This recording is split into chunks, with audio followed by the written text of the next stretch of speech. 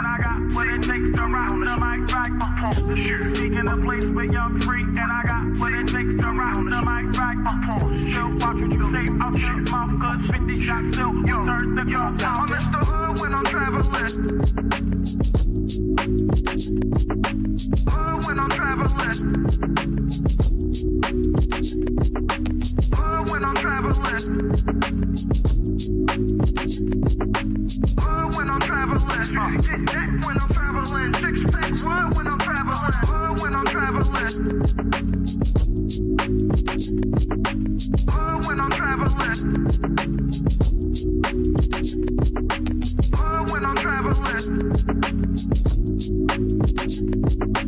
Hood when I'm traveling. Get that when I'm traveling. Six pack wood when I'm traveling. Shoot, seeking a place where you're free, and I got what it takes to rock the mic right up the shoot. Seeking a place where you're free, and I got what it takes to rock the mic right up the shoot. Seeking a place where you're free, and I got what it takes to rock the mic right up still watch what you say out your mouth, cause 50 shots still turn the gun out. I'm Mr. Hood when I'm traveling.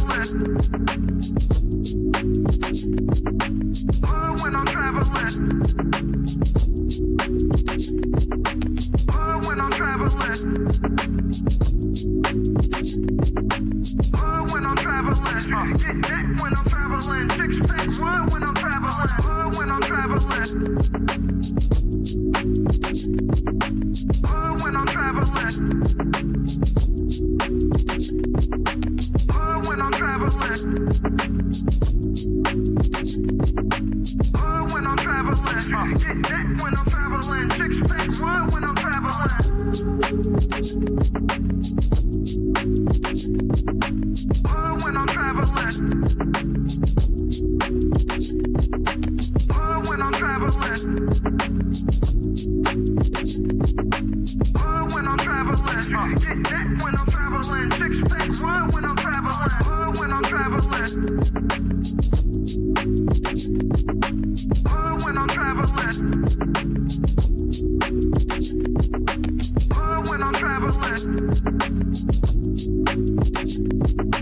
Hood when I'm traveling. Get that when I'm traveling. Six pack wood when I'm traveling.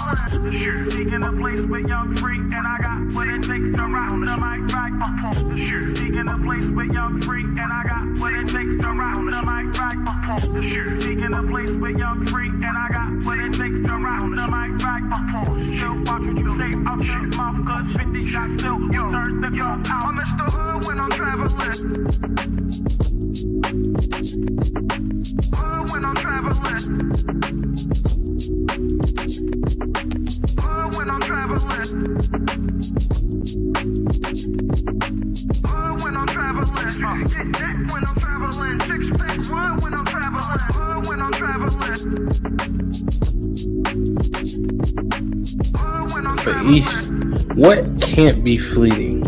And then you're letting him lead you. It doesn't matter how you feel. Saying he's led by God, but you feel like God is not telling y'all that. Do you still follow him? You said something interesting, Ish. You just said like men don't think the way that women do. So it almost sounds like you don't fully trust their expertise. So how could you successfully be led by So the women? majority of men don't have kids. Y'all are picking wrong. Y'all are literally picking the minority.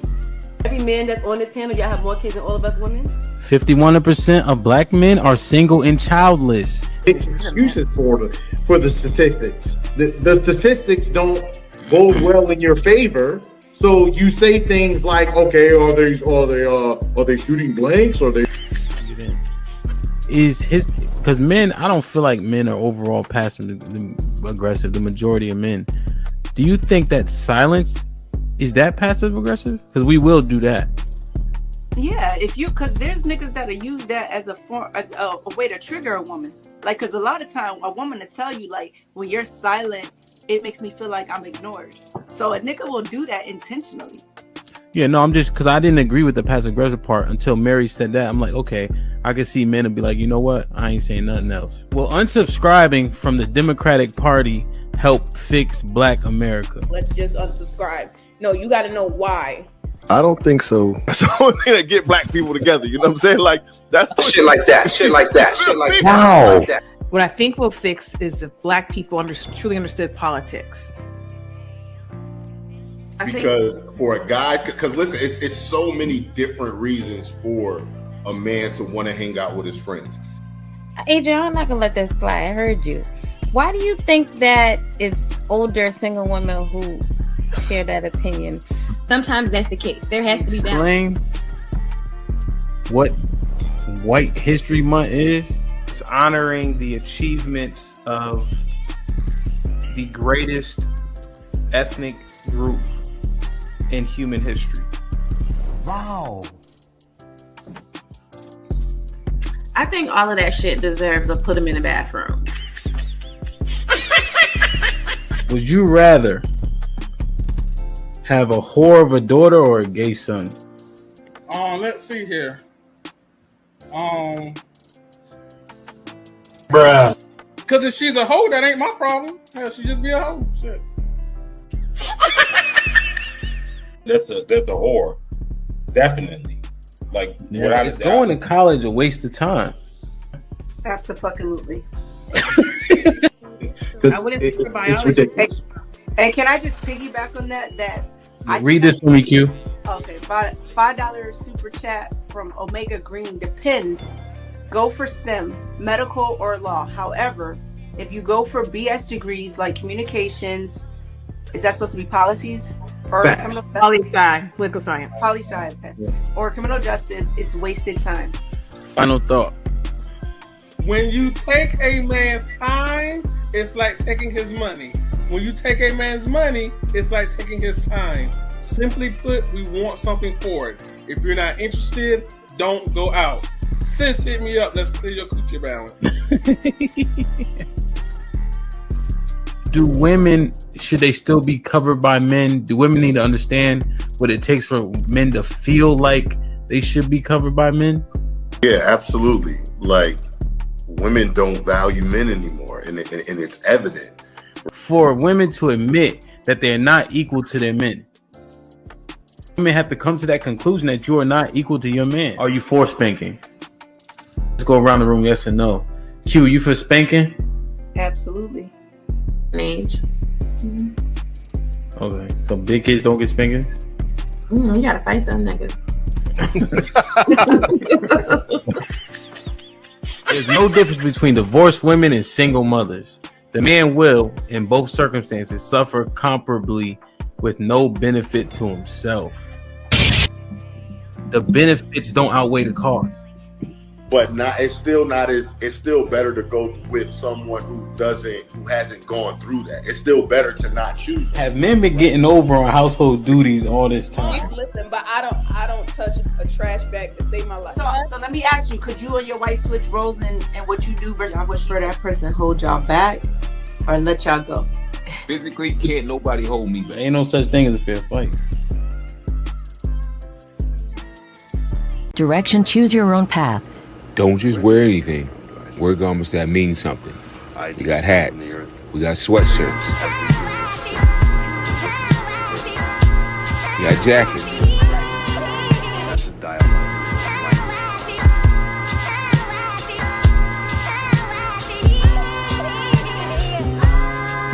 We even got hoodies.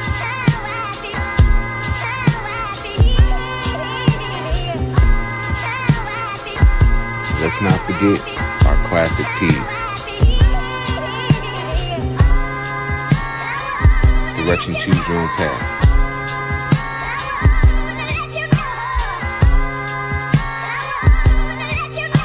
The message is always in the cloth, the colors, the designs, the fit.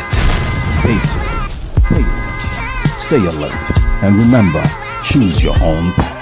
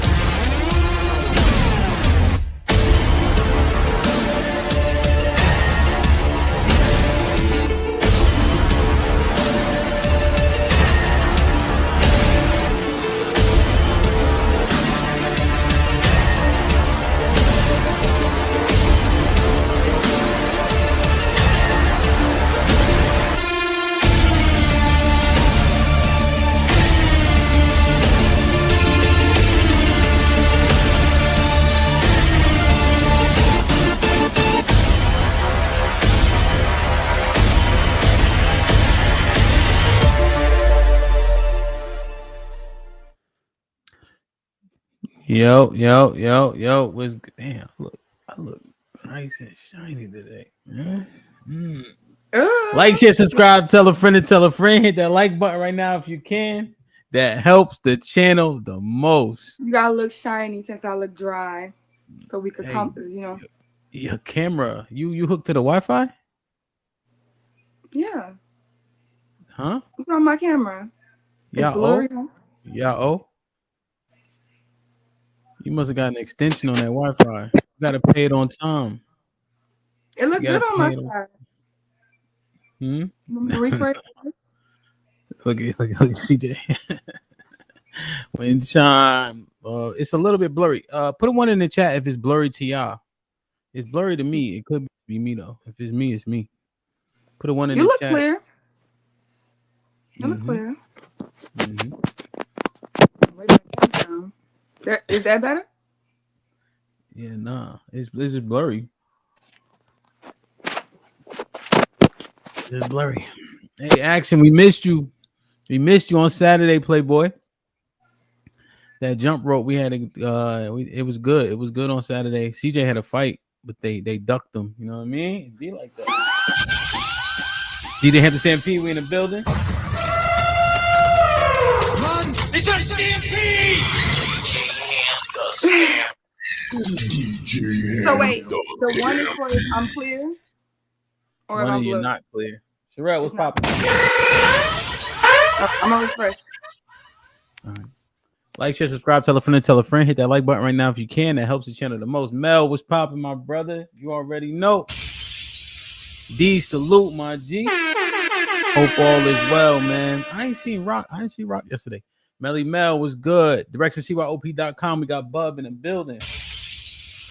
Get the latest merch, man. Homeboy, Shalawam, JC. What up, my G? I missed you on Saturday too. We talked about it, man. I need you there front and center this come Saturday, man. You just jump rope as best as you could jump rope. You'll be all right, I promise. Aaron, Shalawam, Almond Eyes, what's goody?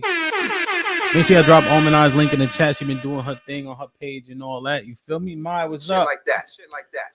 Daily in the building, putting in work as always. Nightbot behaving. I like it. All right, let me see. There she go. And did it again? You should be good. Freezy. Salute to the general. Shalom. What's popping? Hope all is well, man. Good to see you, man. I'm gonna drop this link. I would like to get your 2 cents on this too, man, for sure. E-Dub, what up, my brother? Hope all is well, man. Tiff in the building. Tiff put in work yesterday, even though he took a L. She did a good job. Call me Queen T. Salute to you, CC. Perfect. I had to get on CC case, Sherelle. Why? She had missed like a couple streams. Now, granted, I missed her. Yeah, well, I was kind of upset, to be honest. I mean, she ain't missed a stream in 6 months, but you're only as good as your last game. You feel me? So I got on her case. Needless to say, she told that white man she can't work as hard as he been having her work. Keeps it 100. Salute, Cali Bev in the building. Hey, keeps it 100. Thanks for always going back on the streams and leaving a comment. That helps the algorithm as well. Thank you, CC. Risky weekend in Atlanta is gonna be dope. Jalen, what's popping? Mr. Williams, salute. Salute. Mr. Williams was the best defendant we had so far. Devin was good too, though. Gas Mask was popping. Hope all is well, man. Yeah, I think all I mean hot, right? Knight in the building, man. Hey, Knight would be a good ass lawyer too. You think? Yeah, Knight would be a good. Knight would be a good ass lawyer for sure, man. Especially because he don't smile really. Like you don't know what he thinking per se. He'd be good. Jay, you early. You on time. Reaper, salute. Look at your best friend, Sherelle. Reaper here.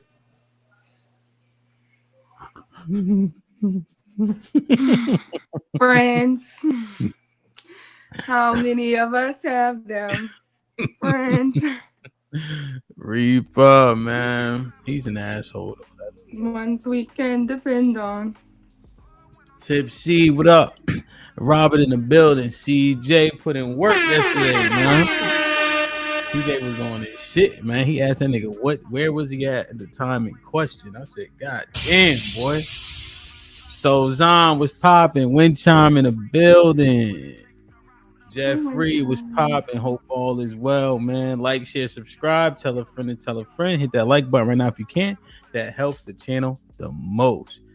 Look, told you. See? Shit like that. Shit like that. Shit like that. You can throw some Vaseline on them lips, but other than that, you straight. You know what I'm saying? Mike Brown was goody. New Orleans Wi-Fi, man. That's what's up. Let me see. Frank was popping. Hope all is well, man. Kasim in the building. Kasim, I would like to get your 2 cents on this too, Kasim. I know you're working today, but I'd like to get your 2 cents on this, man. I ain't making my shit. I paid too much for this camera. All right, homeboy. I like it, man. I like it. Hell no. Hoop is gay. But salute. Come on. So solid. What up, my boy? Was goody. So solid had niggas windmilling on what was that, Wednesday or Tuesday? Salute. Mike, what up? What up? What up? What up? What up? What up? I'm taking my time, man. I ain't see AC yesterday for sure. I did not see AC yesterday. I didn't see Lawrence yesterday. Nope. T was popping. You saw Cass, me? what up? I was here yesterday. You frozen. I'm frozen. Asia, Chris, what up? Ari, salute. I seen both of them yesterday. Cause that's his YouTube name. All right, I might start a little bit later going forward. It depends. My schedule might change a little bit. UT was popping.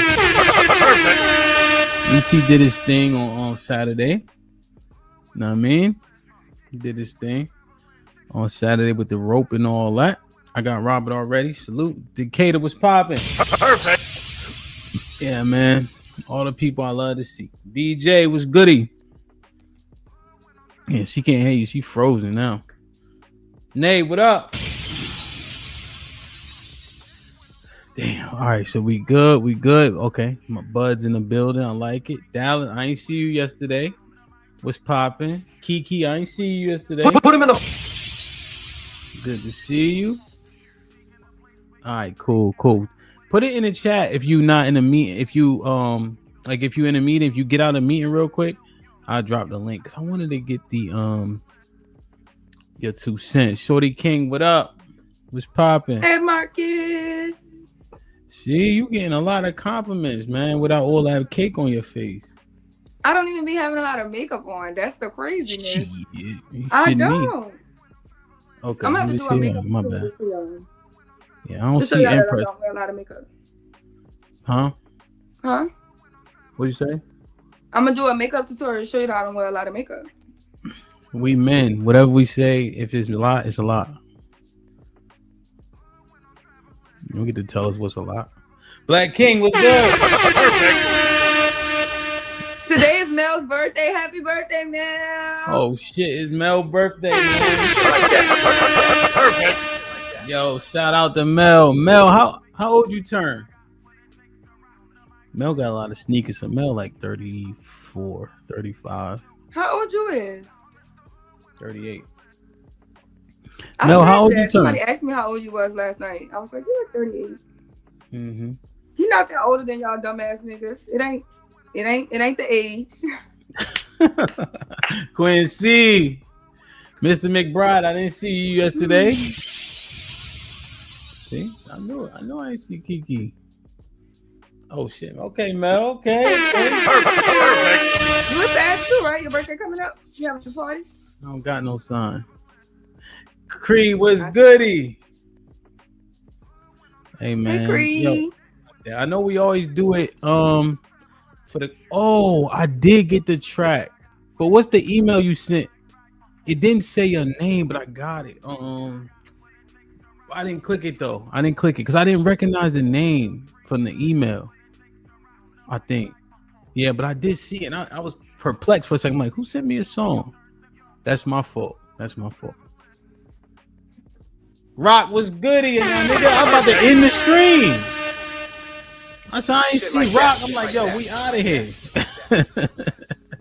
Real shit though. Damn. Yeah, hey Mike, I pay attention to all of it, bro. All of it. Everything matters. Everything's important, you know? Residuals are very, very important. Yo, Mel, what's your cash app, Mel? We always do it for the ladies, you feel me? We always do it for the ladies. I know it's a tough season for everybody, you know, with all the so-called holidays and shit like that. But love is love, feel me? I know everybody got an extra $5. Y'all motherfuckers eat as much fast food as y'all eat. I'm gonna send you my McDonald's money, Mel, because I love you. Hey, you know what else? Frenchies is trash too. You don't like it? No, that's what I'm saying. Y'all don't know how to eat, man. Y'all gotta come up more. I think it's like top 2 chicken out here. So if you just put it in the realm of chicken, I can understand it better. It ain't Manchu. You had Manchu? Manchu? Nah, I don't know what that is. Jay, what's popping? This your second page, right? Okay, this is her second page. All right, hold on. Let me do this real quick. Hey, Mel, I asked you 10 times already. Man, taking all long and shit. Hey, man, I need everybody to send Mel $5, man. All right. Sherelle, let me see your phone after you send yours, because, you know, niggas like you, boy. I'll be sending people money. You know what I'm saying? We trying to get Mel to $200. We do it for the ladies all the time, don't we? Mm-hmm. Callie, Nay, me, you, Ro. You know what I'm saying? All right, let me see. I was doing something. What was I doing?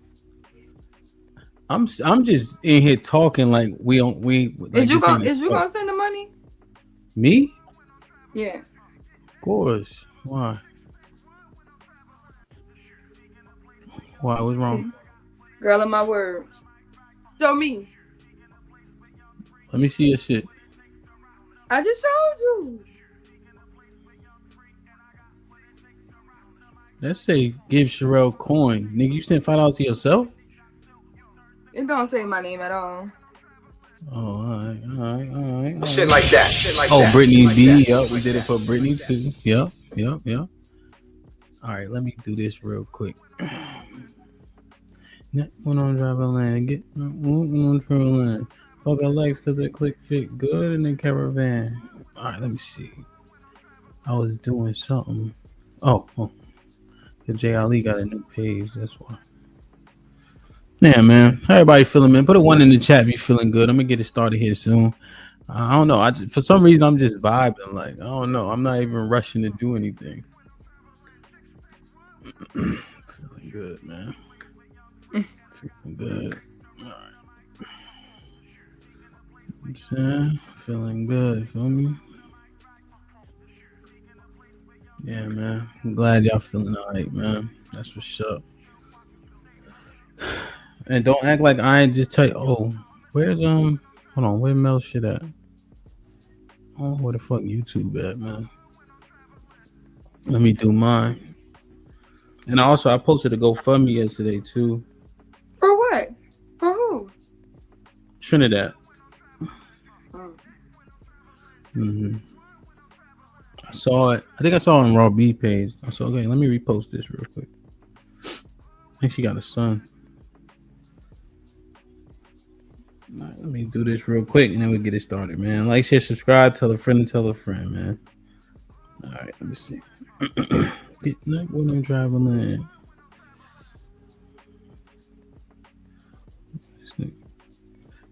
I need to go like the stream on all of my channels. Yeah. All right, I'm almost there.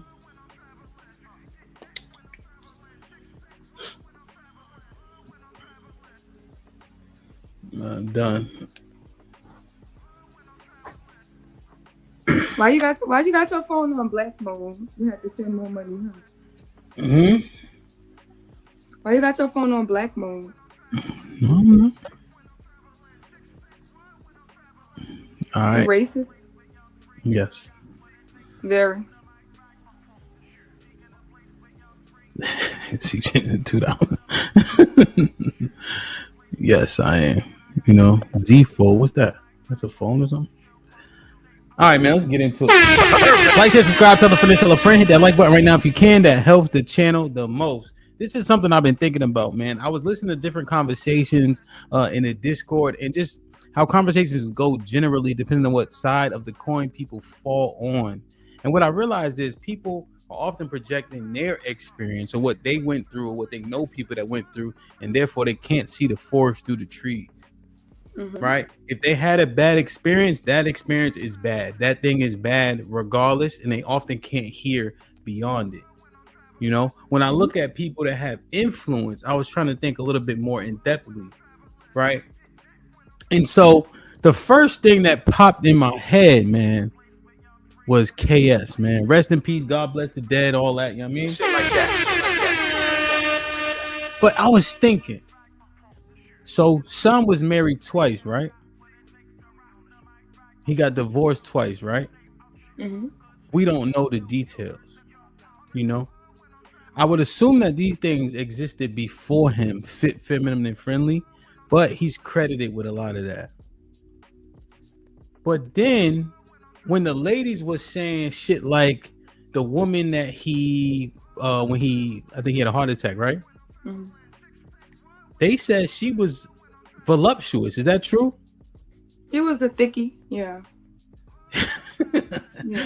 Put a one in the chat if beloved that he was with at the night of his passing was a thickie or voluptuous. Is that true? Is that right? Yeah, the cakes and the shakes and the shakes. Yeah. All that.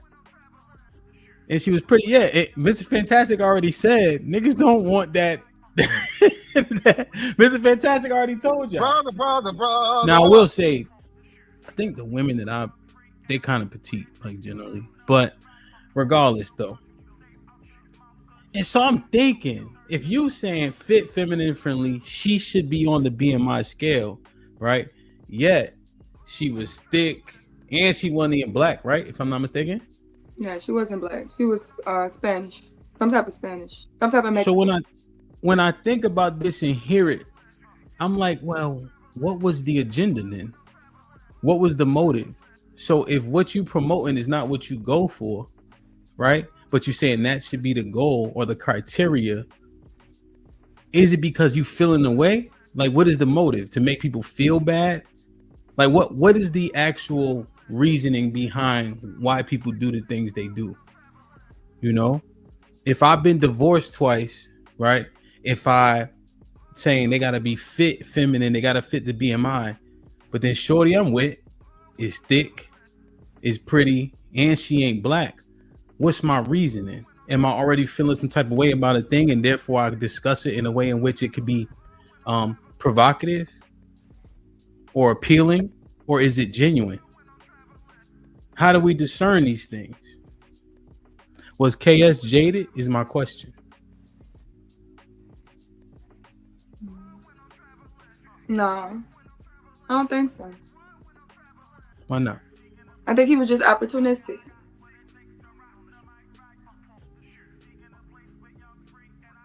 I mean, like, I just think that he was opportunistic. Like, he knew what was like bringing the money in. So I think he fed into those conversations because he could clearly see the issue. You know, coaches don't play. So I can understand, you know, even if he tried to play the game and didn't do well, he got experience from it. So coaches don't play. So he's just observing it. And, you know, black women, we could lose some weight. We could be a little friendlier. You know, it wasn't like something he was saying was egregious. You know, it's not saying that some of us won't be 20 pounds overweight and have all of it in our ass and our stomach be flat, but typically that ain't always the case. You know what I'm saying? So when it's all in the right proportions, yeah, we gonna be the exception to the rule, but he was more about follow the rules instead of everybody trying to be an exception to the rules. Because y'all just fucking it up out there. So I don't think he was jaded. Well, let me see something. So Ari, you got 2 minutes, Ari. I know you be at work and shit, but you was able to come with that one Friday, but Fridays be different from Tuesdays. Huh? I don't think it was Jay. I'm just saying I don't think it was Jay. No. I got you. Because Ari was saying something in the chat. I just wanted to see if she had 2 seconds to speak on this because she was talking about this person specifically. Okay. I hear that as well, right? The opportunistic. Ari, you want the link real quick?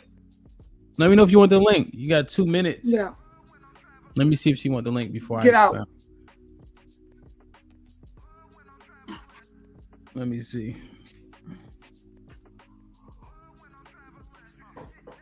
Before I go. Okay. Yo, GA, I could be hating. But no, I'm not hating. I'm trying to assess it. I don't think there's anything to hate on, you know. Yeah, Big Lee, I think they said she was bad. You know? She was a baddie. Mm-hmm. You know. But I just wonder, like, if I've been through something, right? How am I going to speak on it?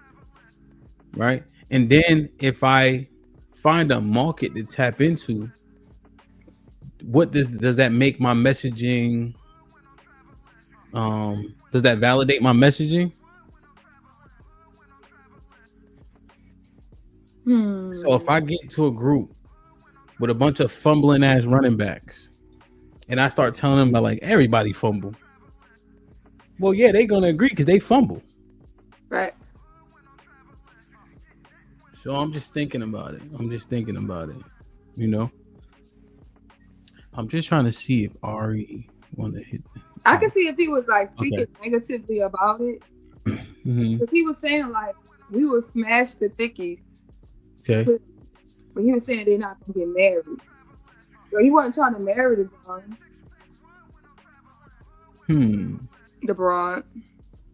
Okay. So because he wasn't trying to marry her, then like I guess that goes to the mantra of what you would have sex with and what you'll marry are two totally different things. He was just a high value man exercising his options. Okay.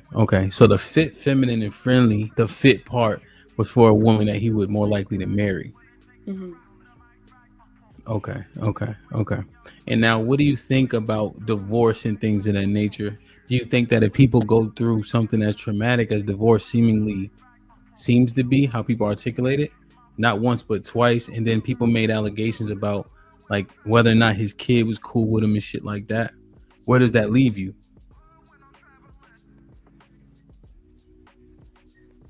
Somebody that seemed like he just moved on, right? Because shit happens. So I think that honestly, we actually like the perspectives of people who've been through something because it's more realistic to understand that, look, I tried a thing, because we all know that successful people have failed plenty of times before they can get things right. And that's more believable. So if a person comes and they're like, oh, I'm perfect, I got it right the first time, I've never got it wrong, I've never faced any type of adversity in my life, I've just been blessed. Like, nobody really wants to follow that because it's like, what did you go through? I can't relate to that. I have all this adversity in front of me that I'm trying to get through. I need somebody who had this and got through this to teach me something. Yeah, okay. I have a response to that. But let me bring Ari up real quick. I know she only got a few moments. Ari, what's popping? Hey, y'all. Hey, Sherelle. Hey, DJ. Hamp. How you? Hey there. So, I'm going to speak on it a little bit. And, you know, there's so many Kevin Samuels fans, and I get it. He changed the game in the space as far as his rhetoric about Black women. I'm not going to say that he was just completely wrong, but if you all know where he came from, you probably don't know this, but I was his first online consultation when he first started, when he was building the plane as he was driving it. So I go way back with Kevin.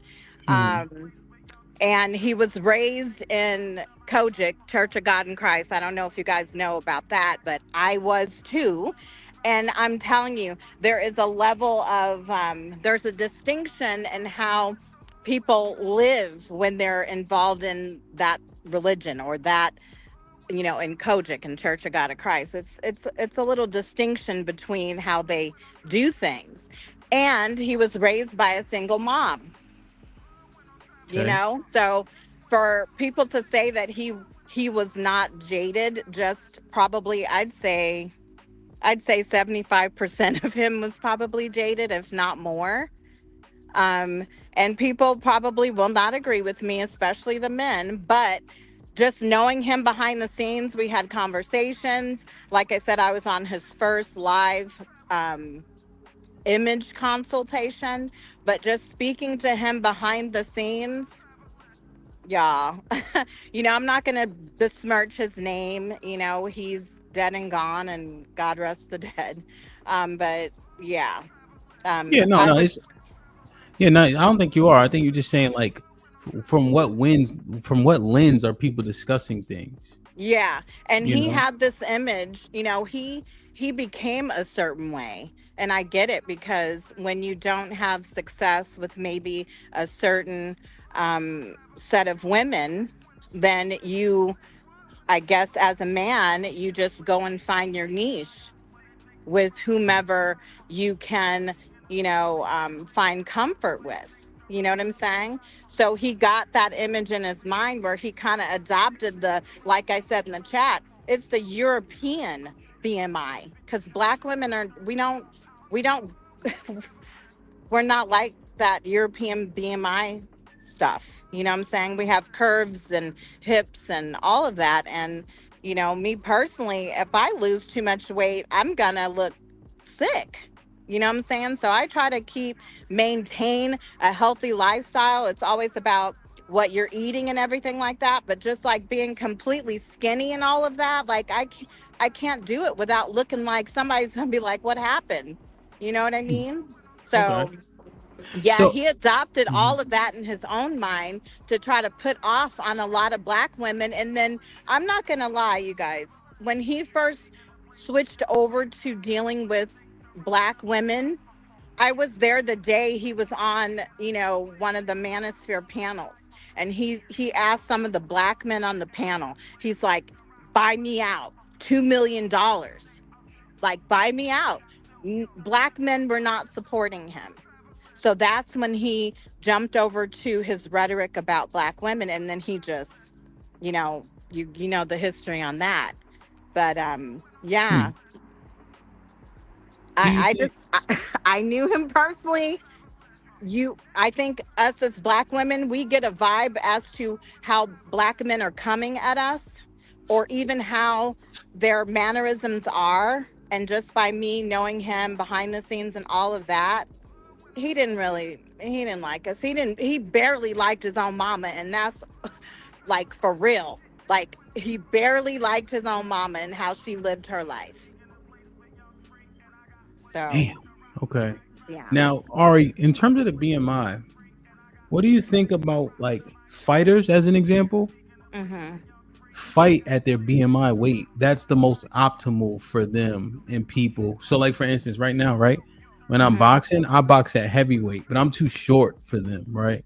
Right. So I take a lot of damage because I gotta get in because I'm built kind of like stout, but I'm too heavy. Those guys are Yeah. like 6'3", 6'2", and they're still like 220, 230, Yeah. Mm-hmm. and so they're kind of all the same height, but they're in the shape to fight at this weight, and they're a little bit taller. So is there something to it? Because I do see it in like fighting realm, mixed martial arts. Those guys are about the same height and so the 5'8" guys are like 160, which is also matching the BMI. Right. I think it's different for men and their physiques. And, I believe everyone, even Black men, Black women, we should be height, weight proportionate. Yes. To look good, to feel healthy, to move about the earth the way we need to. You know what I'm saying? So I get it. Because, Mhm. yeah, like when I feel like I'm not doing as much as I need to do to stay on the leaner side of things, because Sure. I am curvy, I would say voluptuous. I'm not fat, but you know what I'm saying? So everybody should stay in that realm of height, weight, proportion. Mm-hmm. And I think, you look good and you'll feel good. But yeah, Yeah. men are different when it comes to that. Your body structure is different from women, you know? Like, I mean, I've seen men that I've said, dang, he's got hips like a woman, you know, but that's Yeah. just how they're built. You know what I'm saying? But they also probably have more muscle mass or whatever. But the height weight proportionate, I feel like, yes, we could all stay in that realm. But to be with this European BMI standard for Black women, Hmm. yeah, I'm not feeling that at all. Okay. Yeah, no, there's a lot of things that we don't like that we may have to accept. And that's the thing. I completely accept it. There are people who don't want to accept that, Yeah. and that's how they do it. But there's things that I'm just like, you know what? Um, I know my lane. I'm gonna stay in it, and I'm happy in it.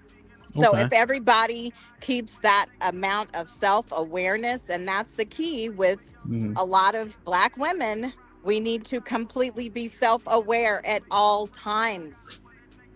Period. I'm not going to say I'm going to get a millionaire and I'm at what? I'm not height weight proportionate. I don't look right. I don't fit the part. You know what I'm saying? You got to fit the part for what you're actually requesting and what you want in your life. Then you need to be that. 100%. And so I would think he would generally match the things that he was saying, right? Like he could, if you asked him to produce those results, he could, right? As Right, far as essentially. KS, Well, like being in shape, you know, being of value in terms of monetarily, it seems, right? Being put together. He seemed like he had good decorum. Of course, when you look at the clips, it looked like, you know, he was fussing. But the truth is, if you watch the 4-hour show, 90% of the time, I didn't see him fussing. So could he? Was he at least being the things that he was asking for? I mean, so that would be left up to everybody in their opinion. Okay. Literally, because there was, I felt like he had mannerisms that were very pissy and bitchy like a female. That's just my opinion. Now I think that's left up to everybody's opinion. Everybody knows, I feel like, what they value, so it's Mm-hmm. up to everybody and what they value in someone else or what they see in someone else. Not everybody's going to have the same opinion. I get it. Do you think a lot of that is subjective, or you think there are objective traits that generally people do appreciate? I mean, yes, I do believe it's, subjective. Like, everybody wants to, especially nowadays, in a way, we all want to be, talk to me nice. Everybody wants to be, there's, people look for ways to be offended all the time. And you need to just stop. Like, I don't look for ways to be offended. I know when I hear the truth, so then that sparks something in me. When I hear the truth and I can process it, I hear it, I process it, and then I can go on. But most people will hear the truth and become so offended that they can't process it and move on. But that's just me. I listen to the truth, I process it, and I can move on. And that was my issue with Kevin in the beginning. What he was saying, it was like hitting me like tons of bricks. Like, oh my God, just gut shots. Just, oh, it hurt me so bad. I ain't even gonna lie. And especially the part when he said, buy a dog and die alone. I was like, oh my God, that literally hurt me. I'm not even gonna lie. So, but after I started realizing the patterns of, even from the women that I came from, he was spot on with it. And when you just hear the truth, you process it, and you're willing to hear the truth, and, in certain ways, you can move on. Okay. But people who hold on to that, like the women that hold on to that, then it's going to keep affecting you. But if you know you're not that, then find a way to be more self-aware, process it, and go on about your life. Okay. So you did agree with, how much of his message did you agree with? Give me a percentage point. I'd say like about 85%, maybe. Okay, so you agree with 85% of it, Yeah. but you think he was jaded based on his personal experiences? Yes, on his personal experiences stemming from how he saw his mom. Okay. Yeah. So And we from and way we back all when. we all have issues like that, and it normally stems from childhood, what we've seen growing up, the patterns and But the experiences that we had as children. okay, so him being jaded towards black women specifically, as you stated, did it matter if you still agree with 85% of what he said? Does it matter, or does it lend itself to what Sherelle was saying in terms of he's speaking from experience, and which validates his messaging? Yeah, well, I can't. So that's my thing. Like, if you're speaking from personal experience, not everyone has experienced that. So I can't really agree with, even though I say 85%, but yeah, like your own personal experience does not mean that everybody else is experiencing that. No, 100%. I guess what I'm saying is, because of his personal experience, that you are saying based on all that, he was jaded towards a specific group. However, messaging was valid. Is he jaded, or is that experience and allow him to be almost like clairvoyant in his messaging? Because I would argue that before he started saying it, I didn't hear people saying that shit. Yeah, I heard other people saying it before him, because I've just been in this space for a long time, and he literally picked up a lot of what he was saying from other content creators, and just because he honed in on black women and the way that he spoke about it, he blew up. But men were saying a lot of what he was saying before then. And I guess, it all came together as a lot of men were having the same experiences, and that's why it just blew up the way that it did. So, but yeah, I just, personal experiences being projected onto everybody else, and then it just overshadowed, the good women. It really did, because it's like now, a lot of the rhetoric is on the bad women and their mannerisms, but the good women now, it's almost like we're obsolete because of everything else that's being said. Let me you guys, I gotta go though. I gotta let somebody in my office. I'll be in the chat. Thank you. All right, thanks.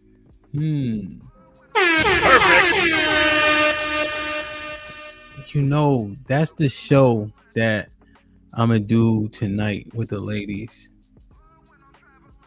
What's the show? What makes a woman a good woman? We had that conversation so often about men. What makes a good man, etc. But I want to ask the same question. When I asked it in the group chat with the ladies, that been on like for a while, they're like, "We're all good women." I said, "Damn, it can't be that easy. It can't be that easy." What do you think about Ari's take though, Sherelle? I think that she comes from, and this is not a shot, it's observation. I think she just comes from a generation of black women who are above reproach. I think a lot of times we can't acknowledge that somewhere in our society, the ball was dropped and our communities were under attack. Within that process, we started to move in a very survival format. And now we're just in a newer age where correction is coming. So, you know what I'm saying? And a lot of people don't take with that correction because they've been surviving under other rhetoric. But people who are trying to bring the correction are looking forward toward the future and saying that we need to make improvements here. And when you're used to shifting in your own way, you don't want to be told nothing. So I think that she comes from that generation, and a lot of that generation are the ones that did not like Kevin. although I do agree that there were people with the same messages, Kevin, like we have the Tommies and the original like Black Manosphere guys who was saying it, but he put the suit on, he took it to another level. You know what I'm saying? There was people who played basketball before Jordan. We're not going to discredit what Jordan did, though. Yeah. Okay. Yeah, I mean, yeah, I understand that point, right? It's like another level, you know. Yeah. It leveled up for sure, right? The highlighting of it made a difference for sure. Facts. Okay. Like, you made it a hot line, I made it a hot song, you know? Yeah, salute the whole. Yeah. Okay, I can get that. I got a couple more. I just wanted to start there, right? Because I'm just wondering, like, how people see it and how much does the lens matter? And then what I heard is he's jaded, but his information was valid, which I don't know if that reconciles all the way. You know what I mean? You don't think jaded people can have valid information? I do, but I just think the agenda, the intent, like, does intent matter? Intentions matter to some people. I think that we shouldn't overboard intentions, right? Because things can still happen regardless of your intentions. So awareness pays attention more. Like, awareness is more important than intention to me, right? Because people don't intend to get into car accidents, but if their awareness is off, accidents are going to happen, and they still have to deal with the consequences and repercussions of the accident. But they wouldn't have got into an accident if their awareness wasn't off. If somebody's awareness is how accidents happen, not their intentions. So he was building awareness regardless of how he felt. And we needed that awareness. Okay. Damn. So intentions matter versus I like how you articulated that though, right? He was building awareness regardless of why he was doing it. If the information was solid, then you can adopt it, apply it, and hopefully be better. And I look at the law. Oftentimes, intent matters a lot. You know, it's a difference between murder 2 and manslaughter. The intent. Yeah. So it is important, but awareness is just more important. Yeah, and if I get lost in intent, right, and I miss the info that I could have applied, right, I'm less aware at that point and therefore more vulnerable. Right. Damn, that's solid. Like, share, subscribe, tell a friend to tell a friend. Hit that like button right now if you can. That helps the channel the most. Mel must have renewed. It's Mel's birthday, man. We already raised $75 so far. We trying to get Mel to 200. We always do it for the ladies. $, melanin swag with 2 G's. Melanin swag with 2 G's. Mel, let me know the number. I know the brother's gonna hold it down for sure. It's 271 people in this motherfucker. We only need $125 more. Am I clear? You good now? You good now? Okay. Yeah. Joel with the $10. This is right here. Melanin swag, man. It's easy. Everybody send $5. We'll get there. Joel with the $10 says, Ari, being jaded, what do you think is more likely? Changing your mindset and then getting better results, or getting a better result and then believing better can happen because you have proof? I don't know.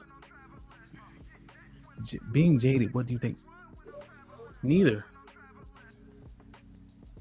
I don't think. What do you think? Changing your mindset and then getting better results, or getting a better result and then believing better can happen because you have proof? Oh, he's saying like, what do you think?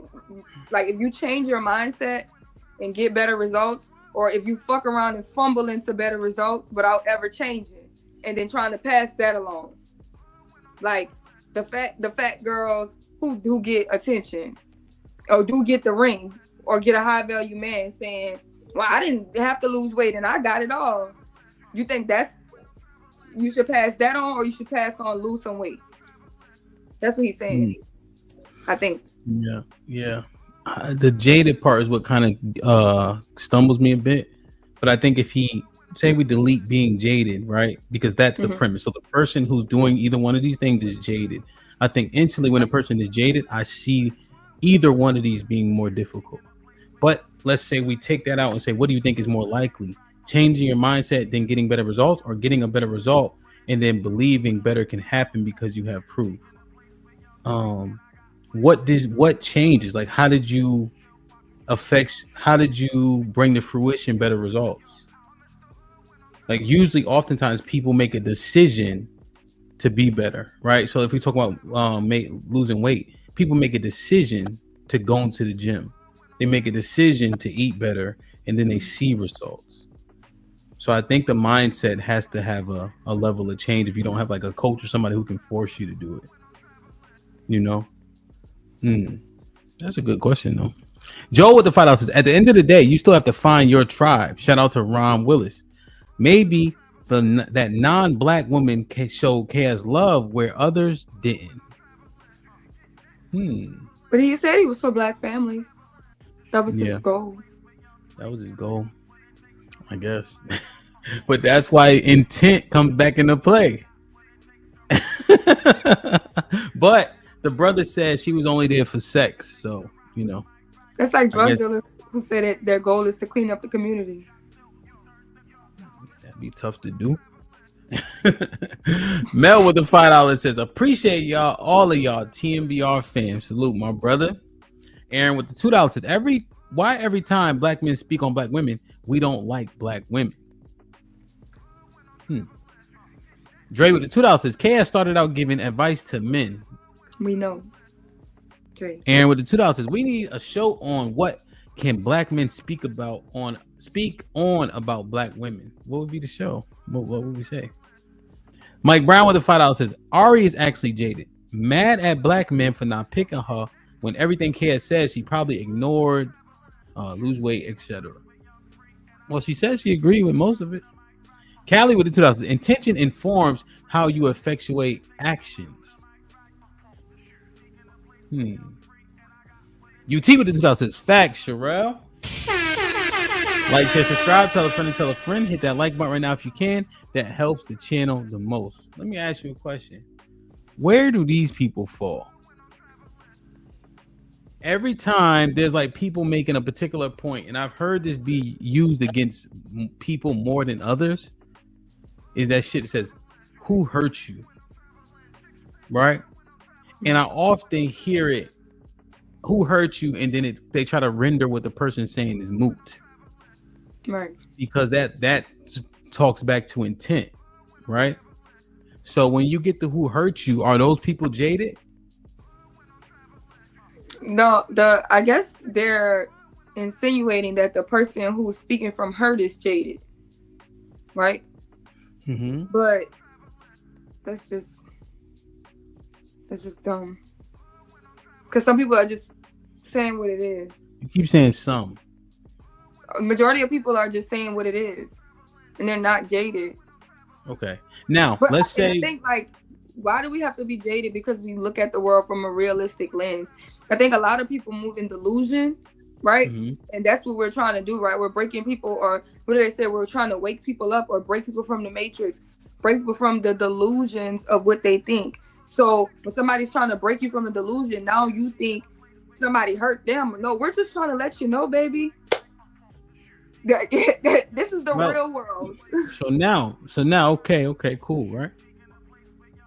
There's an energy though that comes from people when their intentions aren't great though, right?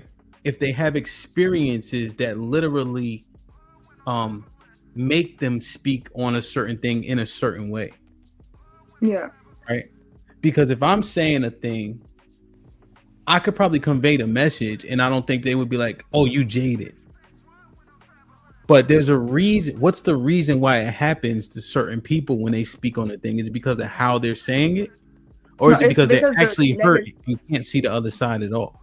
Because some people, like you would speak what is. Like, I want to make you aware of everything, but I'm not telling you to do this. But you get up here and be like, don't ever get married. Marriage is the worst thing ever in the world. It's like, yo, you're jaded.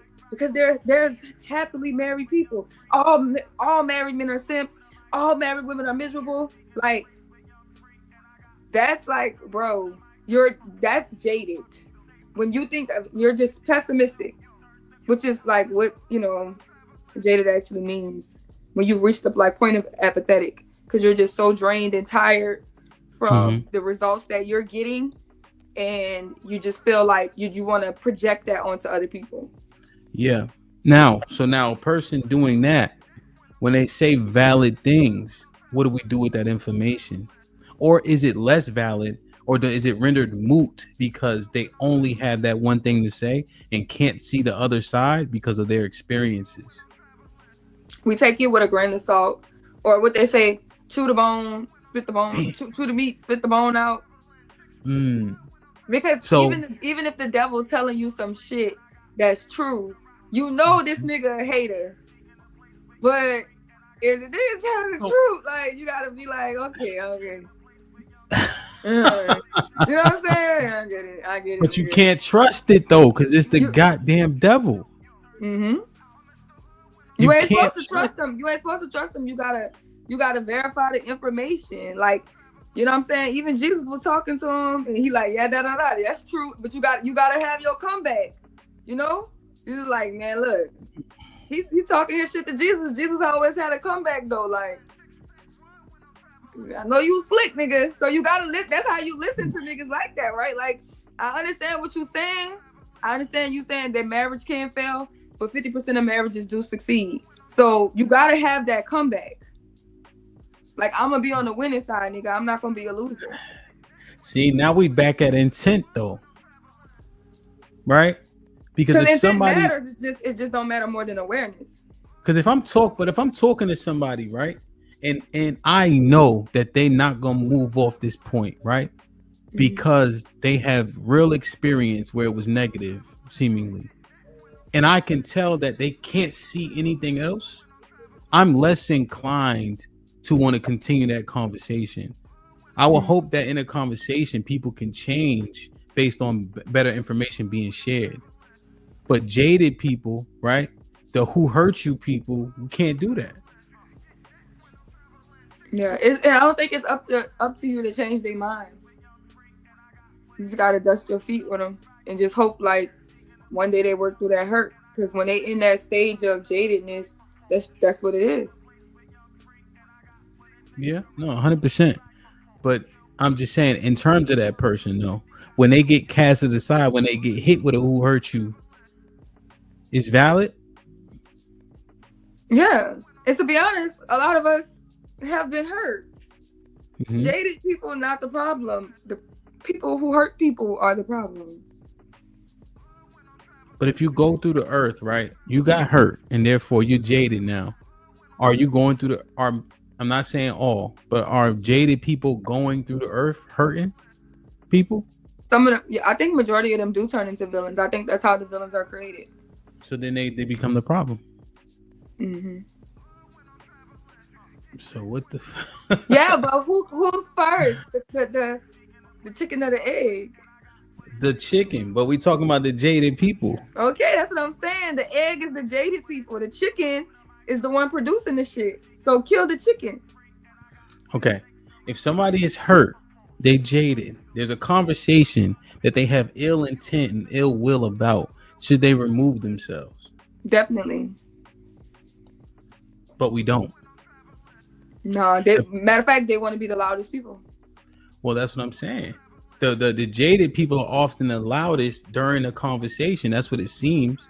Because I'm just saying allegedly they're jaded, right? Because often they get hit with shit like who hurt you? Women don't like you. Niggas just want to fuck you. Like, you know what I mean? So if this is they reality, now they super loud because they've been hurt the most. Do they need to step aside? I still think that jaded people have a place, because let me tell you, like, the people who are like the most susceptible to bullshit is green people who are unaware, right? So it's like, yeah, bullshitters, they want all the jaded people to go because they want everybody to be green and everybody to just be suckers and get licked. Jaded people gonna let you know, hey, niggas out here trying to get you. Don't get got. You wouldn't even think like that. But just because a person didn't tell you to think like that don't mean you're not gonna get got. Matter of fact, it's gonna make you easier to be and get got. So you be needing them jaded people to let you know, hey, women are really like have your phone number in their phone as free food. The jaded nigga is the one that's gonna tell you that. The happily married man ain't gonna tell you that. The one who then went through it, he gonna let you know. The girl, your homegirl is like, girl, he just trying to get your drawers and then dip on you, right? He gonna get you pregnant and leave you, right? But those people, see now this is where I disagree, right? They'll tell you, but it's such hyperbole, right? That all it does is a scare tactic, right? It does more than awareness. It builds fear, right? And to perpetuate fear in people doesn't seem like it's going to help them, right? They're just going to be even more guarded. But if I make you aware of the truth and reality, then you could do something with it. Ironically, that is a lot of us, me personally, coined the manosphere a very fear-mongering thing. Because people use fear to control people. People use fear to get results. We do it to our kids and everything. The consequences of, the negative consequences are actually what controls and dictates people's behavior. Be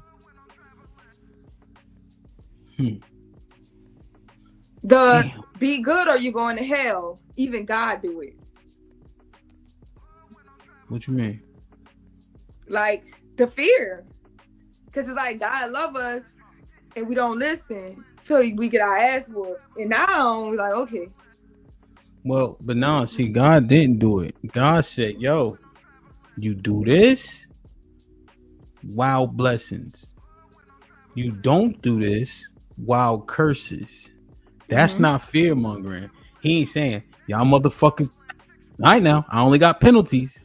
No, he's saying, if he said, hey, follow this, you good to go. See, that's not the same thing. That's not the same thing. If it's just like, hey, if you let these you saying because God have the opposite side? Yeah, he said, yo, do this, you good. Do this, you ain't. Not like this. Jaded people don't have the do this, you good. Yeah, it's just like this. Like my man, I was in such and such. He's like, yo, I don't let nobody text in my car. No women. Last time I let these women text in my car, I got robbed. So now everybody got to put their phones on the dashboard, right? He can't see nothing else. You know what I mean? Like he can't see shit else because that was happening, and that's what's always gonna happen if you let women text in your car. The same way you feel like after you saw the thing that happened at the grocery store, you know how you going to the grocery store now. Yeah. Like, yeah, niggas be trying to shoot up the grocery store. I'm gonna be in there busting back. Now I'm strapped at the grocery store getting grapes. Now I'm aware though. So this is what happened. I saw what happened in Buffalo. Right? Now I'm like, okay, how can I be proactive? That's not the same thing. I'm just learning. It's even worse because he actually went through it. Nigga, did you speak to me? Hello, Sherelle. You look nice and you are spitting facts right now. Feel me? It's actually worse because the dude actually got robbed. So he's really proactive. You just saw some shit. So you're trying to be super proactive. But if he actually went through it, then why wouldn't he be proactive? If he was he will shoot you in your mouth if you texting in his car. Because he been through it. But what I'm saying is the hyperbole, right? If a person moving around jaded, right, the energy even different. If I'm talking about the reason why I'm strapped in Walmart, I'm not gonna fear monger you. You gonna say because I seen somebody get shot in a different city, in a whole different state. I think that you wasn't even in. I seen the shootout in the Walmart in a whole different state, so that's why I carry my gun in this state when I'm going to get grapes. It's the same fucking shit. But I'm not saying worse. No. See, this is how it works. I see the shootout, right? Right. You don't got your gun in Walmart, my nigga. You're a fucking idiot. You stupid. You saw what happened in Buffalo, because that's what's actually happening. Don't get married. It's a bad this. It's a bad that. Nigga, you bugging. Your girl too fat. You shouldn't like fat. Like that's the type of shit that's happening. That it's hyperbolic in nature, right? And so it has a level of fear mongering that Sherelle so eloquently pointed out that I think doesn't have the causation that we wanted to have. No, think about it, because what do we associate with fat people? Laziness. Nobody wants to be with somebody who's lazy, because there's just so many negative connotations that could come with that. Laziness, poor hygiene, poor eating habits that you're going to pass along to me, you're going to pass along to my children. This typically comes with bad attitudes. The bigger they are, the more sassy they are, the more masculine they are. All of this goes into it. So it's like you want to avoid some fat, sassy person telling you not cooking, not listening, then just avoid this altogether. Right? That's what it is. So it's not the fear monger. It's like the fat chick is the shooter at Buffalo. But see, from also, around them, stay strapped. I'm using the fear thing because you introduced it, right? So I'm not strapped because I'm afraid, right? So I'm not carrying my gun because I'm afraid. That's not what that is. There was one time I came out the club from DJing. It's 3 o'clock in the morning, right? Nigga ran down on me with the burner, like, "Hey, I need your bag." I'm like, "Nah, beloved, you can't have my bag." I gave him $50, got in the car and left. I'm not afraid in that way. You see what I'm saying? All my kids, regular shit, right? But wait. Wait, but you wait, nigga.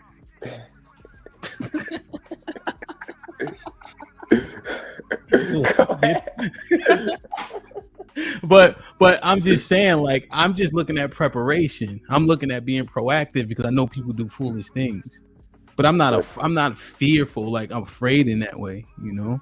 So do you think the nigga that don't let people text in his car, do you think he afraid?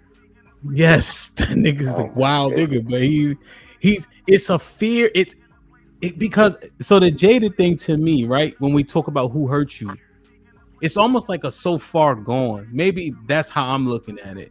Maybe that's why our disconnect is. Like when they jaded, they so far gone that it's like you almost can't even pull them back. You know?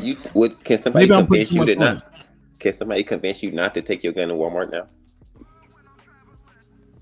Yeah, potentially. But it's Texas. Everybody got a gun.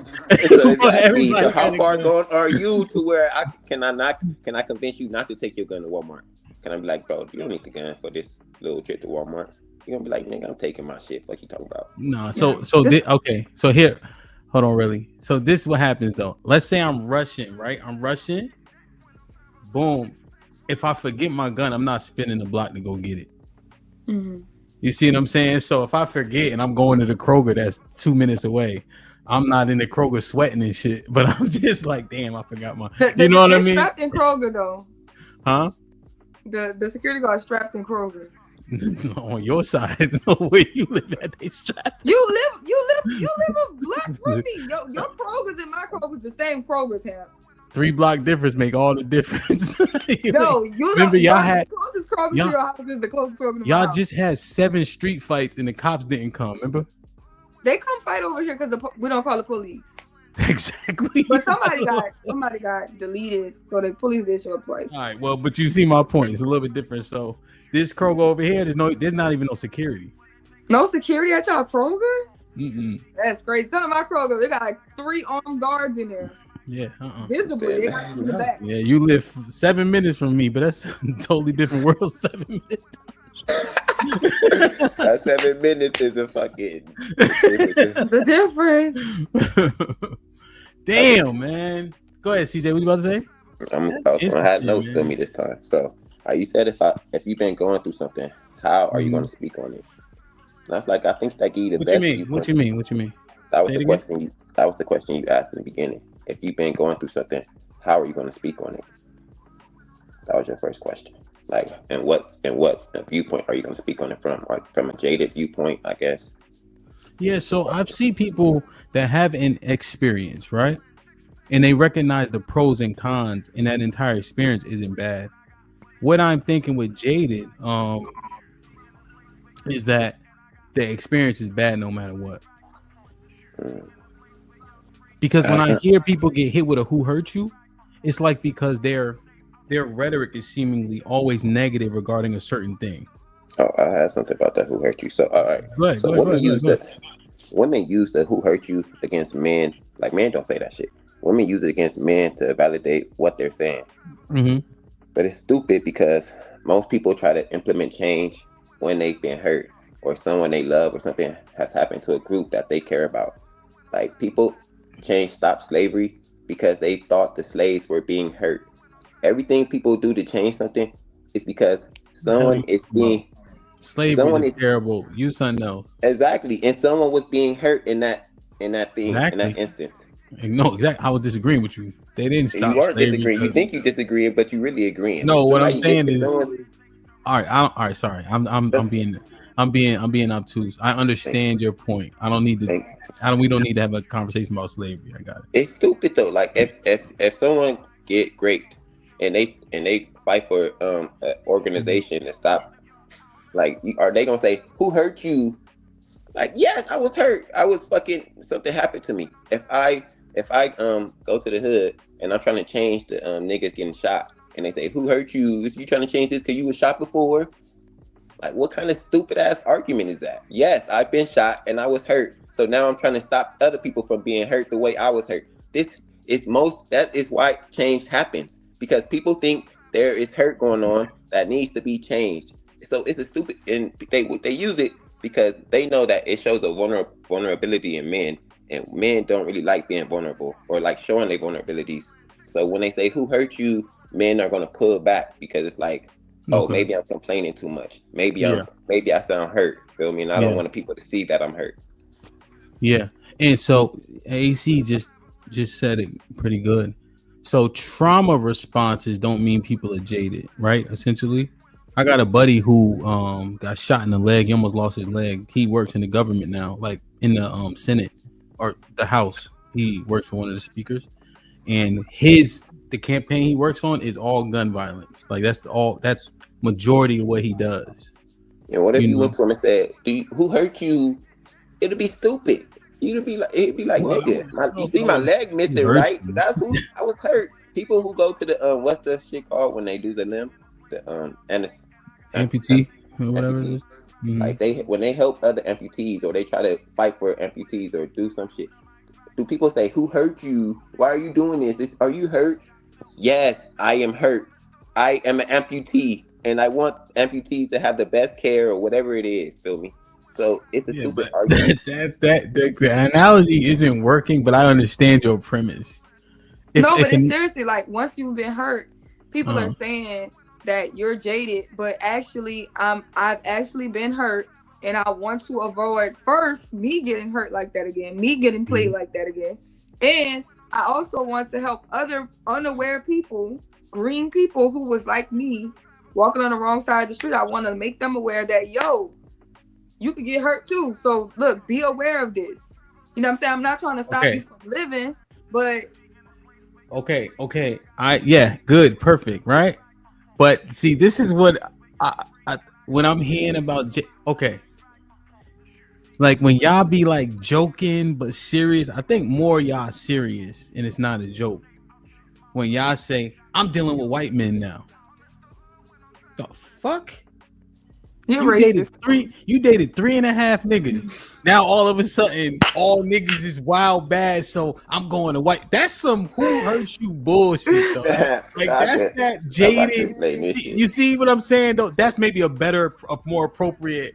I'm like that's some jaded shit. I'm not gonna lie, because I be seeing like so many happy black women with white men on the internet. It's that my algorithm is just feeding me this, and I was like, yeah, I be thinking like, you know. And what happened? You know, they really want to be with white men. It's not even no jade. It's not the black man did me so wrong. They have a secret affinity for the white man. That's why they do that shit. It ain't no the black man hurt me. They not going through that. What's wrong with loving the white man? It's not a trauma response. They want to be with the white man. The white man. You said it's not even from nothing that happened. They just like not. The white man has maybe the only thing that might have happened. The white man has conditioned them enough that they look at them as superior than to the black man. That's what's going on in that instance. It's not no trauma response. Maybe she just likes greatness, and these niggas have been. My point proven. Point fucking proven, Hamp. She just said maybe she likes greatness, as if we can't be great. Don't let her troll you. She ain't trolling. That's how black women. This is the mindset of black women. This is what they think. But she trolling, but they be thinking that shit though. I even seen there was one time we had a panel, right? I think it was a white dude up here. It was like maybe Flo something, Flo's to somebody you see, and somebody said nigga something, and one of the I can't remember on the panel. Somebody was like, "Come on, man." Like niggas, we supposed to stop saying nigga because he was like, what that way? We'll call a white man nigga. Like, nigga. I don't give a fuck about white people like that. They cool though. I like white. But no, I'm just looking at your premise though, CJ. It's like the white ice be colder. Exactly. I was thinking that they had a couple bad experiences that they also are a part of, right? These experiences ain't one-sided. If I get divorced tomorrow, I'm not innocent. You see what I'm saying? Right? There's always a lot of shit. You feel me? I'm just saying if you start stack, I'm just saying if you say okay, I'm following you. If I say I did this bad, she gonna say okay, or you did this bad, she gonna put something on top of that. Then I'm gonna put something on top. You see that stack gonna be a mix of what happened. You know what I'm saying? But I was thinking that, you know what I'm saying? They doing that like, all right, fuck it then. I'm so jaded towards these men, I'm going to these men. But you saying they already look at them as greater. White ice is colder, and they project that on us too. And then another thing, I don't know if this is even a topic of the show, but they project that on us, and they act like we think white ice is colder, but the men don't. Like I said before in a different show, the men, when we see white men on the court, we go out and just as hard as we go out the black men. We don't think, oh, he's white, so he's going to be better. We don't think this, but the women in our group, Shira, let me finish. The women in our group think this, and they project that on us. They think white people are better. That's crazy. Because black men are the main ones who be dating outside their race. When it comes to black men and black women, most black men don't want to date. But y'all date way if the women acted right. If our women acted like they wanted us, we would stay right where we were at. We literally be with y'all 98% of the time. Because the other men don't want y'all. And that's what y'all believe. So when we say we're going to see if the other men want us, why do y'all get mad? That don't make no sense. We don't. Thank you. We're not mad. Thank you. When I be at the grocery store, the white men be on me. Hold on, y'all. Hold on a second, man. You two put the legend up here too quick. Hold on a second.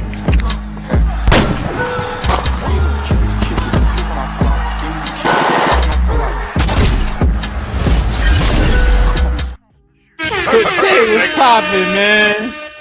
They try not to see CJ. I would have gave him an intro, but he'd be all right. But Cook Tay done cooked y'all ass last week. You think he not gonna get an intro? Tay cooked last week? 2 weeks. Whatever. Don't worry about it, Sherelle. It was one day, goddamn it. But I'm making it the whole week. Every third week of November, we celebrating the Cook Tay Cook day. You can make some chicken. He cooks on something. I forget what I was hyping him up about. But Tay, what you hit the link for? The Jaded thing or what they talking about now? Because they done switched the whole topic. Because Sherelle, I don't know, Sherelle. They say you ain't trolling though. I'm a married white man. I think so. Jeez. If God, go ahead, Sherelle. My bad. I'm sorry. No, you go, honey. Let her snitch on herself, bro. And I was giving Sherelle so many compliments today. I don't think that it's like it would be an indoctrination. If black men don't want me, I'm gonna go where I'm appreciated. The same thing I feel about y'all. I be happy when y'all be happy with y'all other people. I'm gonna be who gonna treat me right. Any woman that has survived, black woman that has survived a hood relationship gets a pass. Okay? And that's what they choose on purpose. They choose them hood relationships. Hey, I'm from the ghetto. It's deeper than what y'all think. Feel me? They choose these hood relationships on purpose. We from the hood. Well, I'm from the hood. Well, who else do you think live in the hood besides hood men? I'll wait. I need y'all to come take y'all on a field trip to my city. Okay? And I got the best of the best. Child, they still. Tay, what's popping, man? Tay didn't get a word. What's going on, man? How's everybody? Hey, Tay, you look blurry. I look blurry? For real? Yeah, you're man, it might be because you got the green screen on, but I mean it's fine. You look blurry. You look like how Sherelle looked earlier. Mm-hmm. It's that app. It's the app. You in the app, huh? Yeah, I got the app. Mm-hmm. Go ahead, Ted. We can hear you though. What's popping? Yeah, I wanted to have a conversation about the black women and white men comment that I heard, which sound crazy. What was it? She said, I heard Sherelle said that black men, we get jealous when we see white men with black. We don't give a fuck about that. We don't care. You can date whoever you want to date. We don't care. I think black women get jealous when they see black men with white women. I think both people get jealous. No, it ain't. Yeah, I do. I don't think that's true. I don't get jealous. I get disgusted. Is that the same? That's what they call in jealousy, like disgusted. I didn't say jealousy. I said when black women get with white men, y'all don't like it. I mean, I just think it's disgusting. I mean, I used to yell, "Get out!" The thing is, y'all see it all over the place on social media. It's everywhere. Every time you see a black man with a white woman, the black women are tripping. When you see a black woman with a white man, nobody really says anything. Feel me? The women want the market on the men. They say, "Hey, we want y'all to stay there just in case the other men don't want us, but we're gonna try to go with the other men. And when they turn us down, we'll come back to y'all." I think a lot of black women don't do it. Though. We need Tommy up here for this shit. It's some crazy shit, bro.